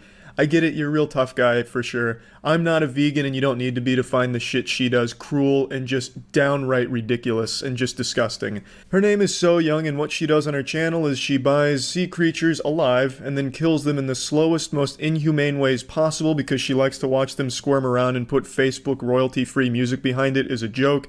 For example, with a squid in particular, she cuts the hood off and then sets the body down, and the body's still alive, the squid is still technically alive, and it's moving around trying to get the fuck away. She'll pour sauce on it and put some goofy music and make some stupid fucking jokes about it. It's terrible stuff. She treats it like it's a Nick Jr. cartoon, where she's making these, like, goofy sounds and goofy YouTuber faces, like, that's kind of fucking garbage. That's what she does as the creatures are clinging to the last ounce of life they have. And sometimes she doesn't bother to kill the creatures, like for octopus, she'll just eat them alive straight up. Now, I know there's a lot of people that argue, are sea creatures even alive? Some of them don't have nervous systems, this and that. And yeah, there's a debate to be had there, I suppose, but the creatures she chooses to eat alive are the ones that are well documented in being very much aware and alive. For example, the octopus. Octopus are among the most intelligent creatures we have on the planet. They're up there with dolphins. They have a fully complex nervous system, brain. They have as many neurons as dogs do, and they process pain and information in much the same way a dog does. They're able to remember that kind of information as well. So how does she treat an octopus? Well, by devouring it alive as it tries its best to run the fuck away.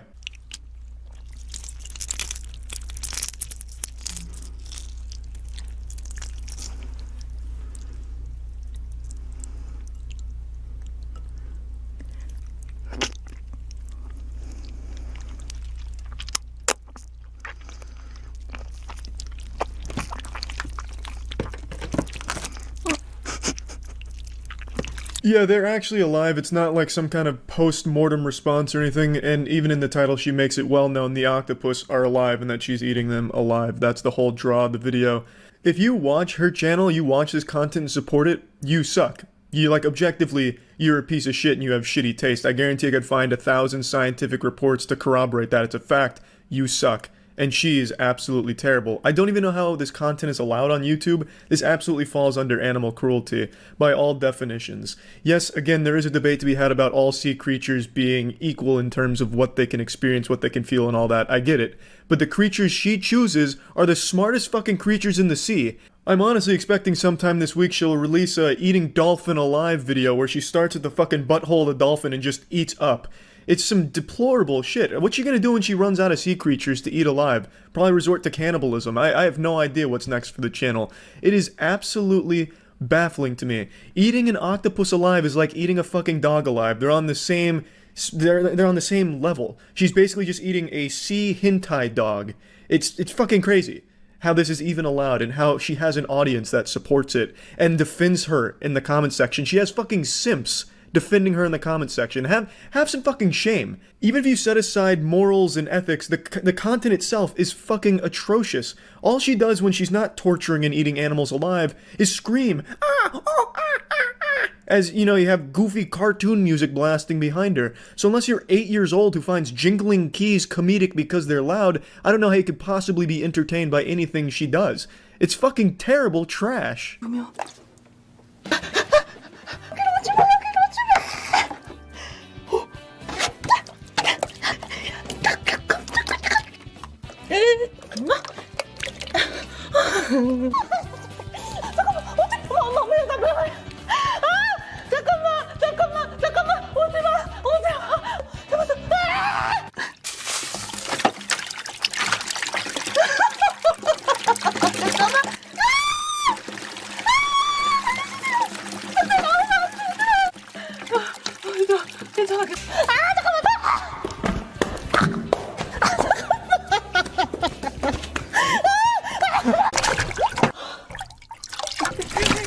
I think it's pretty clear she makes these videos aimed at a younger demographic. Children, you know, with all this goofy screaming and Facebook sound effect kind of shit. I don't think her target demographic is adults.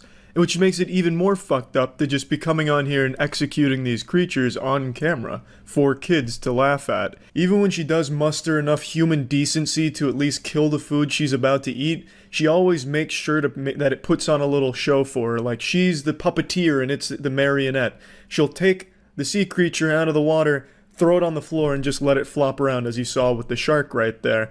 She does that for every single creature she eats. I have not found a single video where she doesn't torture it before she eats it. And yes, again, sometimes she does actually kill them, but a lot of times she just eats them alive. 구독, 좋아요 눌러주세요. 자, 엄마야. 자, 먹어볼게요. 잠깐.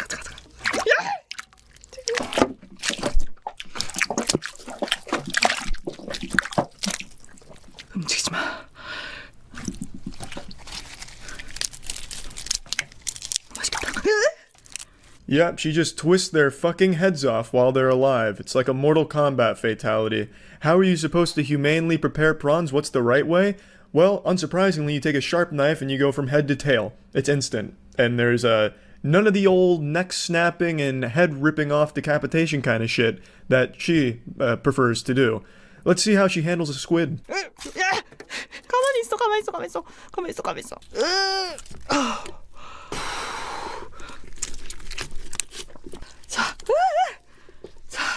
자, 일단 한 마리 손질.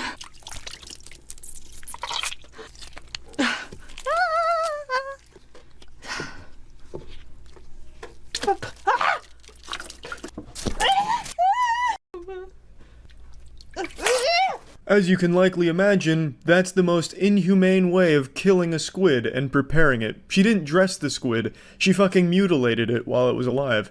I'll share with you the proper way of preparing the squid. You start by killing it. Unsurprisingly, you take a sharp knife, or there's even a tool to do it, where you poke it right through its head and you can kill it instantly, so you don't have to worry about stripping its hood off while it's fucking alive. She then poured sauce on the still alive parts of the squid and watched them dance around as a joke. I didn't want to put that in here. It is disgusting. You don't have to be a vegan to think it's disgusting. I'm not, and I think it's just outright one of the most cruel things that YouTube for some reason is allowing, even condoning. She has 3.2 million subscribers. These videos have 18 million, 20 million views. It's sick. I remember a few years ago there was this channel that was dedicated to destroying iPhones, real shitty channel, and in one of his videos, he destroys the iPhone, but he also kills cockroaches around the iPhone. And he got in huge trouble, got taken down by YouTube because of animal cruelty for killing those cockroaches. So what's changed? She's doing something significantly worse than that, and in far more inhumane ways, but she's allowed to continue. She has over 3.2 million subscribers. These views have 20 million views, 50 million views all over the place. They're massive. And I think what she's doing is just disgusting. 100%. And that's about it. So yeah. Introducing the cheeseburger, a game-changing invention from culinary genius Thomas Edison. This is you and the cheeseburger. You have cerebral palsy, but the cheeseburger doesn't care. It just wants to be eaten. But it's got a bit of an attitude. It's a little naughty. How do you handle an aggressive cheeseburger? Let's go over the steps. First, you approach the cheeseburger as if you're about to score a game-winning touchdown in the Super Bowl. You extend your hand as if to get a firm grasp on the scrotum of the cheeseburger, but it doesn't have a scrotum. Let's break down the cheeseburger a little bit to understand it a little bit better. First, you must assume the standard cheeseburger consumption stance. Get into a squatting position with your arms as far out to the side as you can manage, as if you're about to give a bear hug to the world's fattest dwarf. Then, place the bottom bun on your lap, as if you're about to give the cheeseburger anal. But here there will be no anus penetration. There will be Angus penetration. Next, you must wear the top bun plus the cheese as a hat. I know it may look silly at first glance, but fuck you, what do you know about handling aggressive cheeseburgers? I'm the fucking connoisseur. If you haven't been showing the cheeseburger enough tender love and care, the cheese and patty will retreat into the bun and create an almond. This is suboptimal, since the cheeseburger is now gone. You must be very delicate with your cheeseburger. It's a very sensitive species. You don't want to frighten it. Like Puxatawny Phil the gopher seeing its shadow, it will retreat if you frighten it. When dealing with an aggressive cheeseburger, it's important to remember the acronym TIT. Timing is titties. Now, if you're floating through space and trying to eat this cheeseburger, you may find it a little more difficult, since the cheese and the patty and the buns start to collapse in on themselves, and you don't want that since it'll create a black hole and fuck you up. Oh no, your cheeseburgers have become almonds again. Oh no, now they've morphed into one giant almond. Move over, Power Rangers, we got a new fucking Megazord on the block. They're deploying some type of advanced secret weapon. What could it be? Oh no, it's shooting a string of confetti at you. You try to dodge it Matrix style, but it's no use. It's splitting in half. And then those halves are splitting in halves. Hail Hydra. This cheeseburger consumption has just got a whole lot more complicated. But it's not without hope. You can still consume this cheeseburger. Ask it nicely, but you should only ask once it starts firing cum in between their buttholes. That is when it's vulnerable. When the cum is aiming for the assholes, interject and say, "Please, may I eat you?" The answer will be a resounding yes. Now celebrate your victory by striking the famous Creation of Adam pose by Michelangelo as your cheeseburger begins to reform anew. The rebirthing process is complicated and takes a little bit of time, but fear not, you will be enjoying your burger in just a matter of seconds. It forms a super cheese as it begins to split apart yet again into 2 buns and a meat patty. Oh, but what's this? Oh shit, it's being hit with intense beams of gamma radiation. Oh no, you can't eat this. What a monkey wrench into this totally normal cheeseburger consumption afternoon. Oh, that's just a shame.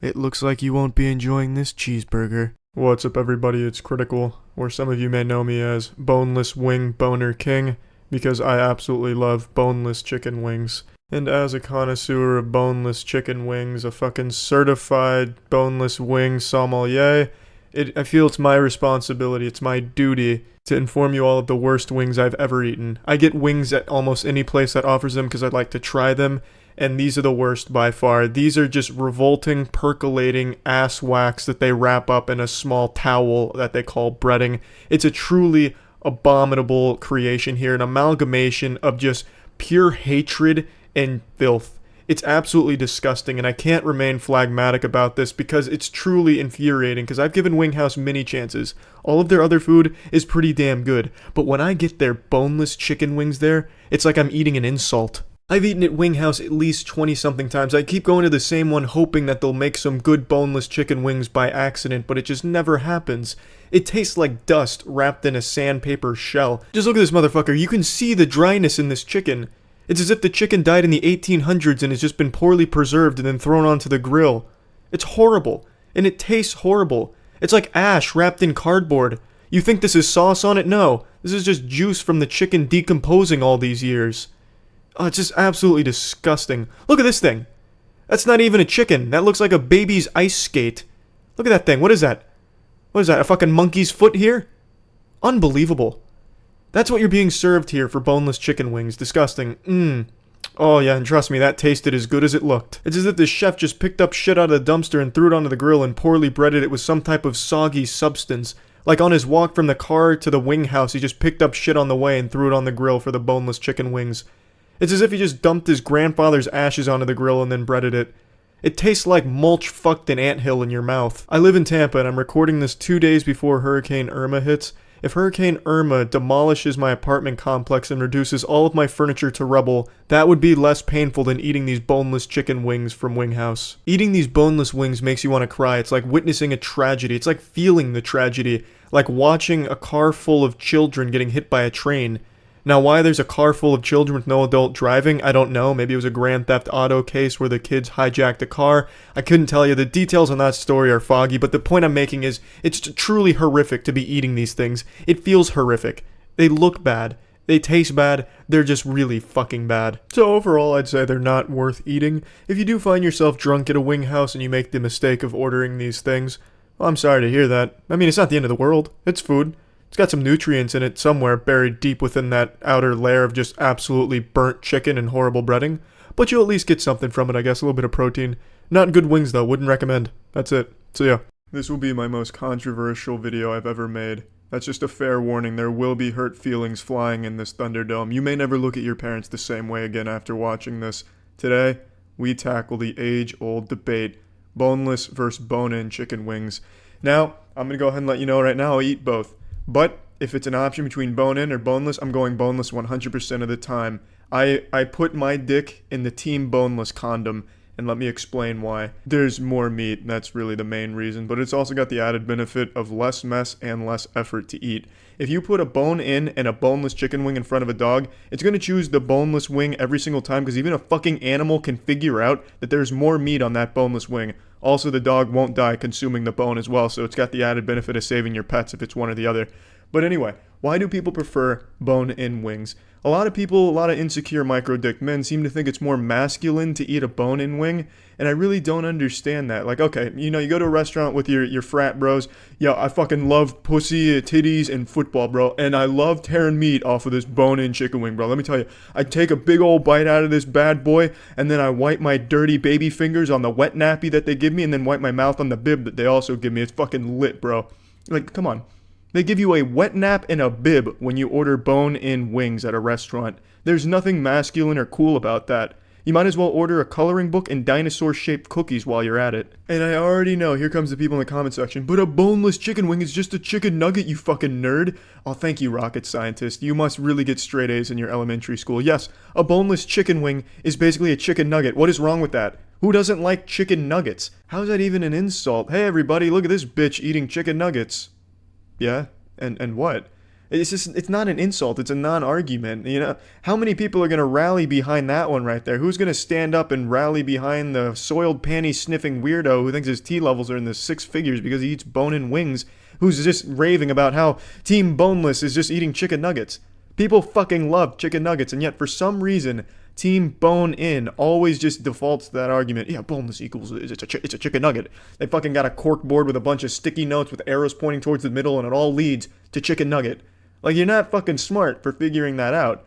It's not an argument. People like chicken nuggets. You probably like chicken nuggets. Like, they're fucking closeted chicken nugget lovers. For like, they make it seem like they should be ashamed of themselves for enjoying chicken nuggets. Like, yeah, no, I fucking hate chicken nuggets, bro. I'm team bone-in all the way. I'm team boner. Boner wings, bro. I wouldn't touch a chicken nugget at all. I'd never go near a chicken nugget. And in the locker room, when they think no one's around, they're just huffing down chicken nugget boneless wings and crying to themselves, feeling ashamed. Like, you don't have to feel guilty for liking chicken nuggets. And a boneless wing, yes, in essence, is a chicken nugget. You've cracked the fucking code there. But I mean, like I said, I eat both. But I only eat bone-in wings if boneless is not an option. I'm not going to pay more for the bone-in wing, get less meat out of it, spend more effort getting that fucking little schmeckles of meat off of it, the little tiddlywinks of meat you get off a bone-in wing at most restaurants, and be treated like a child with wet naps and a bib if I don't have to. If I can get a boneless wing, eat it like a fork, a fucking civilized 21st century man, I'm going to do that 100% of the time. And you're not a man's man for eating a bone-in wing. I really don't get it from a logical standpoint how it's ever been considered more masculine to eat shit like that when you look like a child eating it and wiping yourself constantly. Let's take, for example, cereal. Cereal's simple. You take a spoon, you get your cereal, you get your milk, you fucking eat it. It's a 2-second process and you get instant gratification. Now let's say there was an alternative, what's considered a more true cereal, where the machines that produce a cereal dump a few nails in there in your cereal box. Well, you can't eat those nails, so you pour out the cereal and you gotta pick apart those nails before you can eat the cereal. Are you cool for going through that extra step of just moving out the nails and then eating less cereal? No.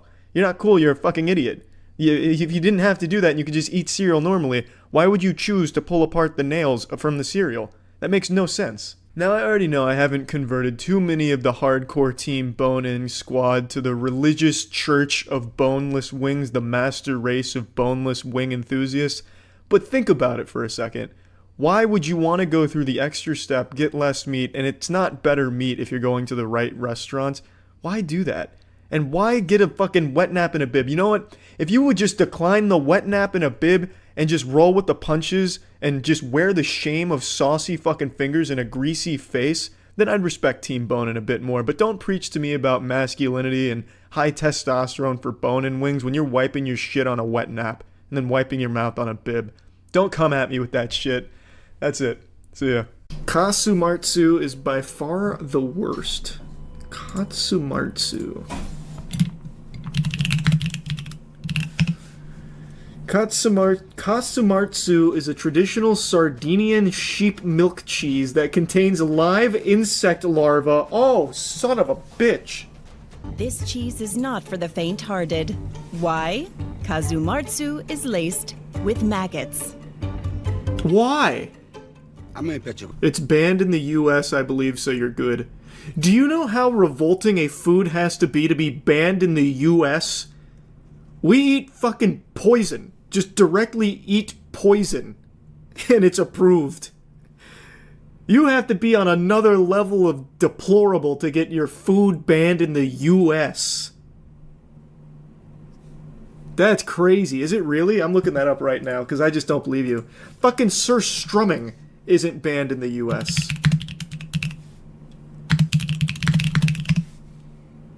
Yep. Katsumatsu is banned in the US and illegal in the European Union. È forte come la gente di questa terra. Bella. Granito. No shot. Is that real? If you don't properly chew the cheese, the larva will actually live inside your intestines and cause enteric pseudomyositis. Enteric pseudo... How do you say that? I'm not familiar with this. Pseudomyositis? Whatever. It's a condition that occurs when a person accidentally swallows fly larvae or eggs that are then passed into their stool. And when you look it up in like regards to the cheese, you get some articles on it too. But I want like a deeper one on it. So the larva can actually survive your stomach acid from the cheese. Made with a process that goes far beyond typical fermentation, Katsumatsu is formed into a solid wheel before the top is cut off and it is left open for cheese flies to lay their eggs on the soft inside. Once infested, the cheese lid is placed back on and it matures in a dark, cool room for several months. During this time, the fly eggs will hatch and the larvae begin to consume the cheese, which takes a unique flavor and a soft, spreadable texture. So a TikToker accidentally ate it and ended up in the ER. It looks like it was on a piece of pizza. I want to know what else is banned in the US for food products. Like international food products. I know there's certain ingredients and shit that are banned, but I want to know like full-blown food products. We're going to do that right after I learn more about this goddamn devil cheese. Non c'ha niente di pericoloso. Hospital staff would disagree. Poop is natural too, but you wouldn't eat that. You're not gonna have poop cheese. Who produces it and why? Then rennet is added, which provides the enzymes needed to turn milk into cheese. The cheese making process is so interesting. We did something similar making butter once at the warehouse. But I would honestly eat our fucking Lowe's bucket butter before I'd ever touch this cheese. This is what the pecorino looks like after maturing. But how does it become Katsumatsu? C'è una mosca proprio del formaggio, c'è un moscerino, non è una mosca tipo quella che vediamo. It almost just sounds like a made-up creature like the Tooth Fairy. You see, this cheese is made by a small fly. You won't find it around your house. It comes in at the middle of the night, and the cheese fly comes in and it turns this beautiful block of cheese into a revolting larva-infested nightmare. Per casa oppure in giro, era proprio una mosca del formaggio. Basta una piccola creppa che fa il formaggio, entra dentro, mette le uova e piano piano diventa Katsumatsu. Ce la accorgiamo perché ci sono I vermi dentro. Literally, Katsumatsu means spoiled cheese, which was once thrown away. And should have stayed that way. Delicacy. It's not a delicacy. It's just not. What? Già morti questi. Però per vedere se è fatto lo dobbiamo per forza aprire. Nope, not enough maggots and shit in there. Not ready yet. Ecco. Questo non è proprio completo, ma già vediamo. Notiamo che questo è già. Questo è già formaggio maggio, non è? Oh the God. Hard work digesting has made the cheese Jesus. creamier and changed its consistency. Allora, si mangia così, col pane carasau. Si prende un po' di calcio. Don't do it. E va spalmato così. Don't do it. E poi si mangia. Good lord, it's a maggot genocide now in his mouth. Oh boy. Buonissimo. Questo yummy. Un gusto Scrumptious. piccante. Spicy. What's it like if you're not from Sardinia? Our reporter dared to find out. Brother, this woman needs a raise. She just risked her whole intestines for this. She just instantly fucking dies. She collapses. Tranquilla. Don't do it, ma'am. Oh, God. È forte, molto, un gusto molto piccante. Ugh. Yeah, you know what else has a strong taste? If I went head first into the dumpster outside of a Piggly Wiggly and just started eating the maggots out of the bottom. But I wouldn't sell them. Like, I wouldn't call it a delicacy. I'd call that trash, is what I would call it. Like a very, very strong one? Yeah, because it was cheese at one point until the mythical fucking cheese fly came in and turned it to poop and maggots. So yeah, there's probably still some cheese in there, but you're mainly eating larvae. Marzu is a must-try, if you get the chance. You're just gonna get people killed. Un prodotto inimitabile, perché penso che ci sia soltanto in Sardegna ed è un prodotto che chi lo vuole viene in Sardegna. Because it's outlawed in other parts of the world. Like, the process seems so simple though. How can you stop, like, how do you stop me from making this in my toilet? Like, what do you, like, I can do this. Or do the cheese flies not exist here? Do the cheese flies only exist there? All the cheese flies in the US were arrested. That's real? So the cheese flies only exist there. I'm gonna look that up right now. I'm gonna look up this goddamn cheese fly. Okay, so here's a picture of that dirty bastard. That criminal. Well, rather, I guess that artist. The gourmet. Nope.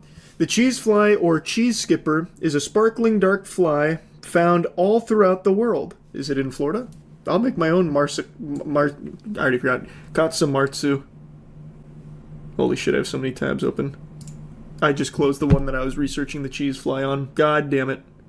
Yep, they're found in Florida. Are they found in Tampa? Can I summon one? Just like, I don't know how I'd summon one. I guess maybe with the cheese it'd float in like a cartoon character going after some apple pie.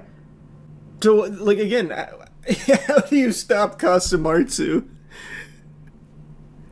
Are you actually going to try to make this be for real?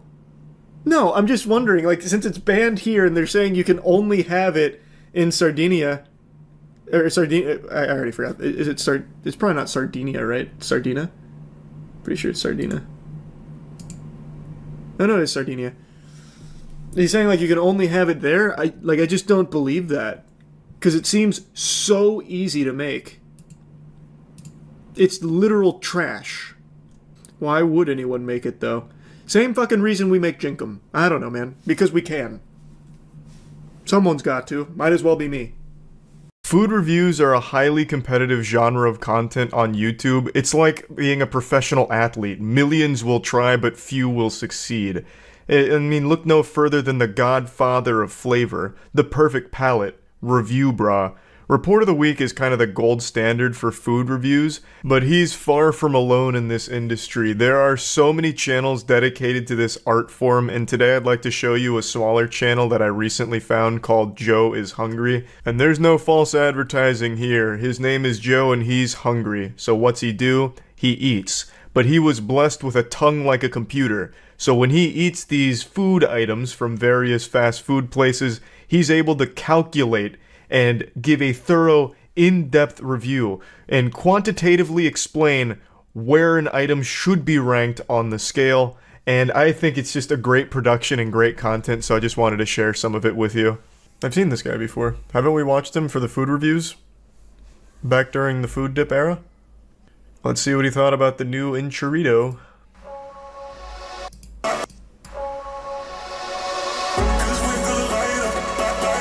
Yeah, I absolutely remember this.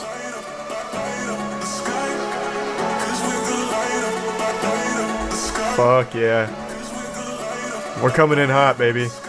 firmly entrenched in the city of Fairmount, Georgia. It's good to see you, Joe. I'm hungry too. And churrito consists of... He's playing one of his own videos in the monitor in the background. My man just kicks back and relaxes by watching some Joe is hungry. Just hands behind his head, reminiscing on the good times. I remember when I was hungry in this video. Fuck me, that appetite got blasted.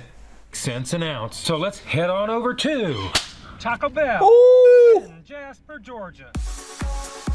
That transition, my God. Hi, how are you? Man, this is some high-octane food reviewing action. 126.7 degrees Fahrenheit. God damn, it's like an episode of Pimp My Ride, but with an enchilito. That's the best the enchilito's ever looked. They should be paying Joe for this. This actually is... I hope we have 5 camera angles for this one. Engage. And can we get a 1,000 frame per second slow-mo cam?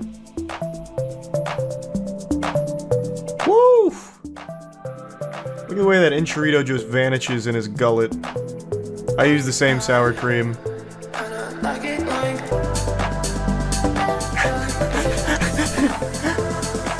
Whoa! Coming in on the low angle. TESE in the enchilito. Flavor. Wendy's. Burger King. You listening? Now it's time to give... Burger King's never listening, Joe. I don't care how hungry Joe gets, he should never go into a Burger King unless he's asking for a problem.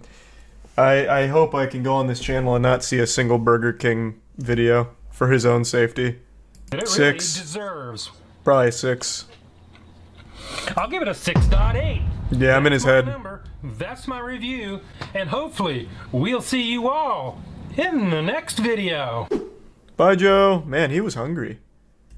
Oh my God, he did Burger King. The new Italian's BK Royal Crispy Chicken Sandwich. Burger King's got the nerve to come out with a new menu item. Have some shame. Just shut down. Sandwiches? I'm sorry, but we don't serve those until tomorrow. Oh, crap. Oh. Did they not know that it was Joe? They should have whipped those puppies up lickety-split. Joe was hungry. Hopefully he went anywhere besides Burger King for just like a normal meal after this.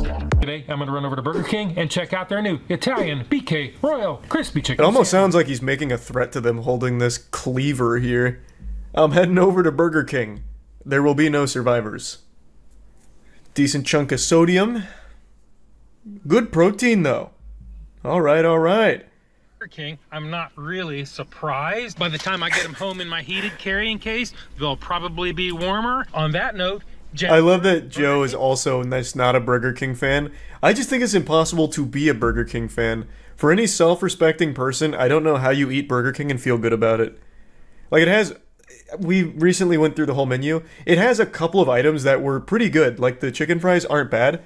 But no matter what, you still leave there feeling so unfulfilled, like anything else would have just been better.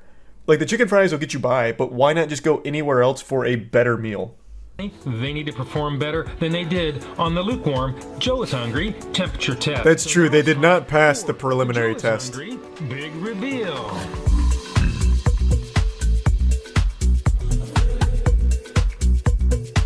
Is this the same song from the last big reveal?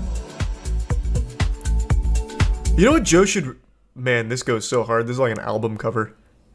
Joe should really incorporate like viewer music into this section for the Joe's big reveal. I bet people would be honored. You could just have like some viewer tracks going in like real hard. Like Shoddy Wanna Fuck or something.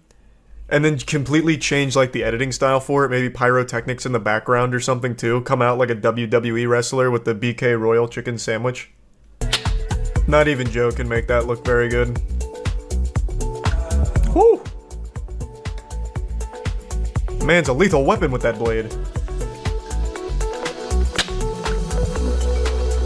I will give Burger King credit where credit's due here. This is different chicken than they use for their normal chicken sandwich. So they're actually, it might not be. I can't quite tell. I'm pretty sure it is. I don't know. But then the chicken they use for their normal chicken sandwich is hardly chicken. I'm pretty sure it's just a different colored sponge. Like, I'm sure they just, like, spray paint that in the back and fabricate it, like, 3D print it. Because it's not chicken. It is actually the worst chicken in the world. If you just get a normal Burger King chicken sandwich, they serve it on a hoagie, and it is downright inedible. Like, it shouldn't be allowed to be served. And this is what it's supposed to look like. This is the real deal, and this is what Burger King is trying to tell you it looks like. Pretty close. We saw. So it is. Bite test, engage. Oh, he's ravenous. Oh, baby. Gluttony's taken over. The Burger King umami coming. Yeah, that is legitimately just Burger King face. You take a bite and then it's just regret that washes over you. He's doing it for content, but anyone who does it for nutrition or like a meal, I have no doubt that the second you eat this, you just are overcome with this feeling of why. Like, what was wrong with me? It's like post-nut clarity, but with food. Like, you just start thinking clearer, like, wow, this was just not a good decision. That one's more confused. He's going through like all 5 stages of denial here. Hitting that grief stage. To sum it all up, put some marinara sauce on it. There is no way they cook this thing to order, but then again, we're talking about Burger King here. They invented not cooking to order. They invented not cooking in general. That's not fair. That's Arby's. I will legitimately never forgive Arby's for serving me a legitimately raw piece of chicken. We had an actual Arby's chef reach out to us once because we just assumed that it was like preheated chicken, like they just throw it in the microwave and serve it, so it was like cooked. But apparently that's not the case with Arby's. When we did this video, when they were doing like their hottest sandwich, the chicken here, the one that I got, was legitimately raw. It wasn't fully cooked. I didn't get food poisoning from it, thank God, but this entire side is actually raw. I don't know if you can see it on stream. You can see it in the video. I don't know if it's coming through on stream. And I've never forgiven Arby's for this. I thought it was just like a fat tendon or something, but an actual Arby's employee reached out to say like, no, we actually do cook it, and that is just raw. Yeah, I think Arby's is unforgivable. How fucking awful. I was so goddamn mad when I found that out because I'm already a hypochondriac and I know how bad raw chicken is. I was so fucking mad. If you don't know my scale is 1 to 10, 9 being the best. Anything above it's gonna be a 4. Once in a lifetime experience. 5 and down is the definite. I'm in your head, Joe. It's gonna be a 4. Hell. So let's go ahead and give this thing its score.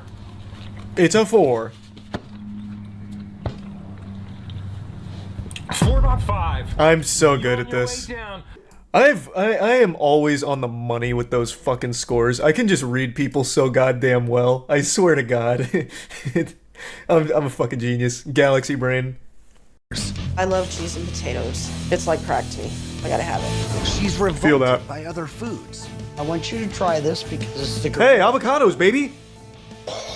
And her husband. I'm genuinely personally offended by that. To a fast food restaurant and they had cheese fried fries there, and ever since I had Thanks those, for the I resub, just fell in Macleo. love with them. Kelly's eating habits changed. She should sue that restaurant for ruining her life. Relatives. There She might have a case. To eat food that didn't This agree food with was her. too bomb. You literally ruined my life because the food was too good. Therapist Dr. Mike Dow to intervene for a week of They're gonna intense ambush therapy. and slash her tires. Put down the cheesy potatoes and come out with your hands up.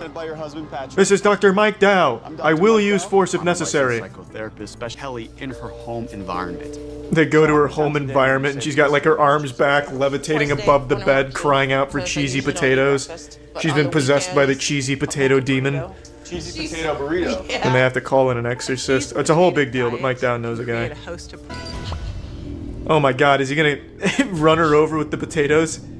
Kill her by the very thing she trusted most? Yeah, baby. Fuck, get out of there, quick! Oh, she's gonna get stampeded. Watch Kelly's face. Kelly, move. She was horrified. Consume this much cheese. What a waste of food. It's gut wrenching. Kelly, what do you want to say to these cheesy potatoes? I don't even want to look at it. Disgusting. What do you want to say to them, Mike? They're not real. Difficult, Mike, but it was necessary. don't make her say her really goodbyes to the come cheesy to potatoes. That's reality just of how weird. much she eats. Our next step. Oh, she started trash talking on like damage Xbox you've done Lives, like on I fucked your moms. Okay. Graded exposure therapy is baby I've steps. seen this, yeah. Take what you can This is where they already put their hand in the box to add touch one things, and then piece Mike at Dow a slips his dick in there. this is? Right after touching broccoli and a sweet potato comes Mike Dow's chode. Get more concerned because I figured This one is my semen wrapped up in little Brussels sprouts that I've crushed up in a grinder and put in the tortilla. How does my DNA taste? Body wants to reject it. This was what you ate at 4 years old that you didn't like. I wanted her to understand that this is Has a not Winter Soldier episode, ate something that just you goes don't fucking like. berserk, Maybe beats her you'll never husband, like, puts Mike Dow in a chokehold. Let's take those potatoes and give them a heave. Yep, let's waste more food. Fuck hunger. Oh, yeah. I'm done. Perfect. I can't believe that I let it get this Excellent. bad. In our next experiment, we're gonna take 1 pound of potatoes and piss on them right in front of the homeless shelter. We'll hear in a month. It's like this. It's symbolic for you moving on. It was fantastic. I don't really push it that much. Well, don't be afraid. She's your wife. Just talk it out with her. Whether or not Does he get abused or something? What do you mean? God of moisture. You won't like her when she wants seeing cheesy your nipple was potatoes. the highlight of my day. Kelly. And she made it through it. That's how we do it, baby. First salad I've ever Mike made Dow, in my entire working life. his magic yet again, at the cost of over 15 pounds of potatoes to make his point. But god damn it, we've done it. Of salad.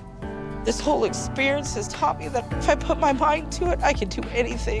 Good work. Thank you. Thank It's you. a big takeaway from just When I eating first something met other Kelly, than cheesy she was potatoes, but you know what? ashamed. She was Fuck yeah. hopeless. She had no energy. Yeah. I'll light a candle when I jerk off tonight. And now I see Fucking world's my oyster. happy, strong, and if you don't make it, you're never gonna be able to be there to see Jesus, Mike, calm down. when you put You've this already thing defeated her. Mike, take it easy. to put in all of the Stop threatening her memories family. she will be losing. What? Mike, you sick Kenzie, bastard. in about 20 years, she'll be graduating from college. She gets it. She'll be wearing this, but Show mercy. you won't be here to see her. Oh god, Mike. JJ, no. Coffin. What? Wedding day. I think she gets the message, yeah. No, it's fair. What does it feel like? She called you. It feels like my heart falls. Whitney, if you don't Now listen, change, Whitney, you climb in that you'll coffin, mean death. and I'm going to shut it. I'm burying you 6 feet under to punish you for your See all that sins. stuff symbolizing my No, this children is not a makes joke, me Whitney. Comprehend it in happens to the food as she is swallowing. How in the fuck would that help her? She doesn't have a fear of swallowing, Mike. oversee the process. The nice thing about this test, Whitney, is it's going to allow us to separate. Listen, Whitney, I'm going to play you a video of a woman giving birth.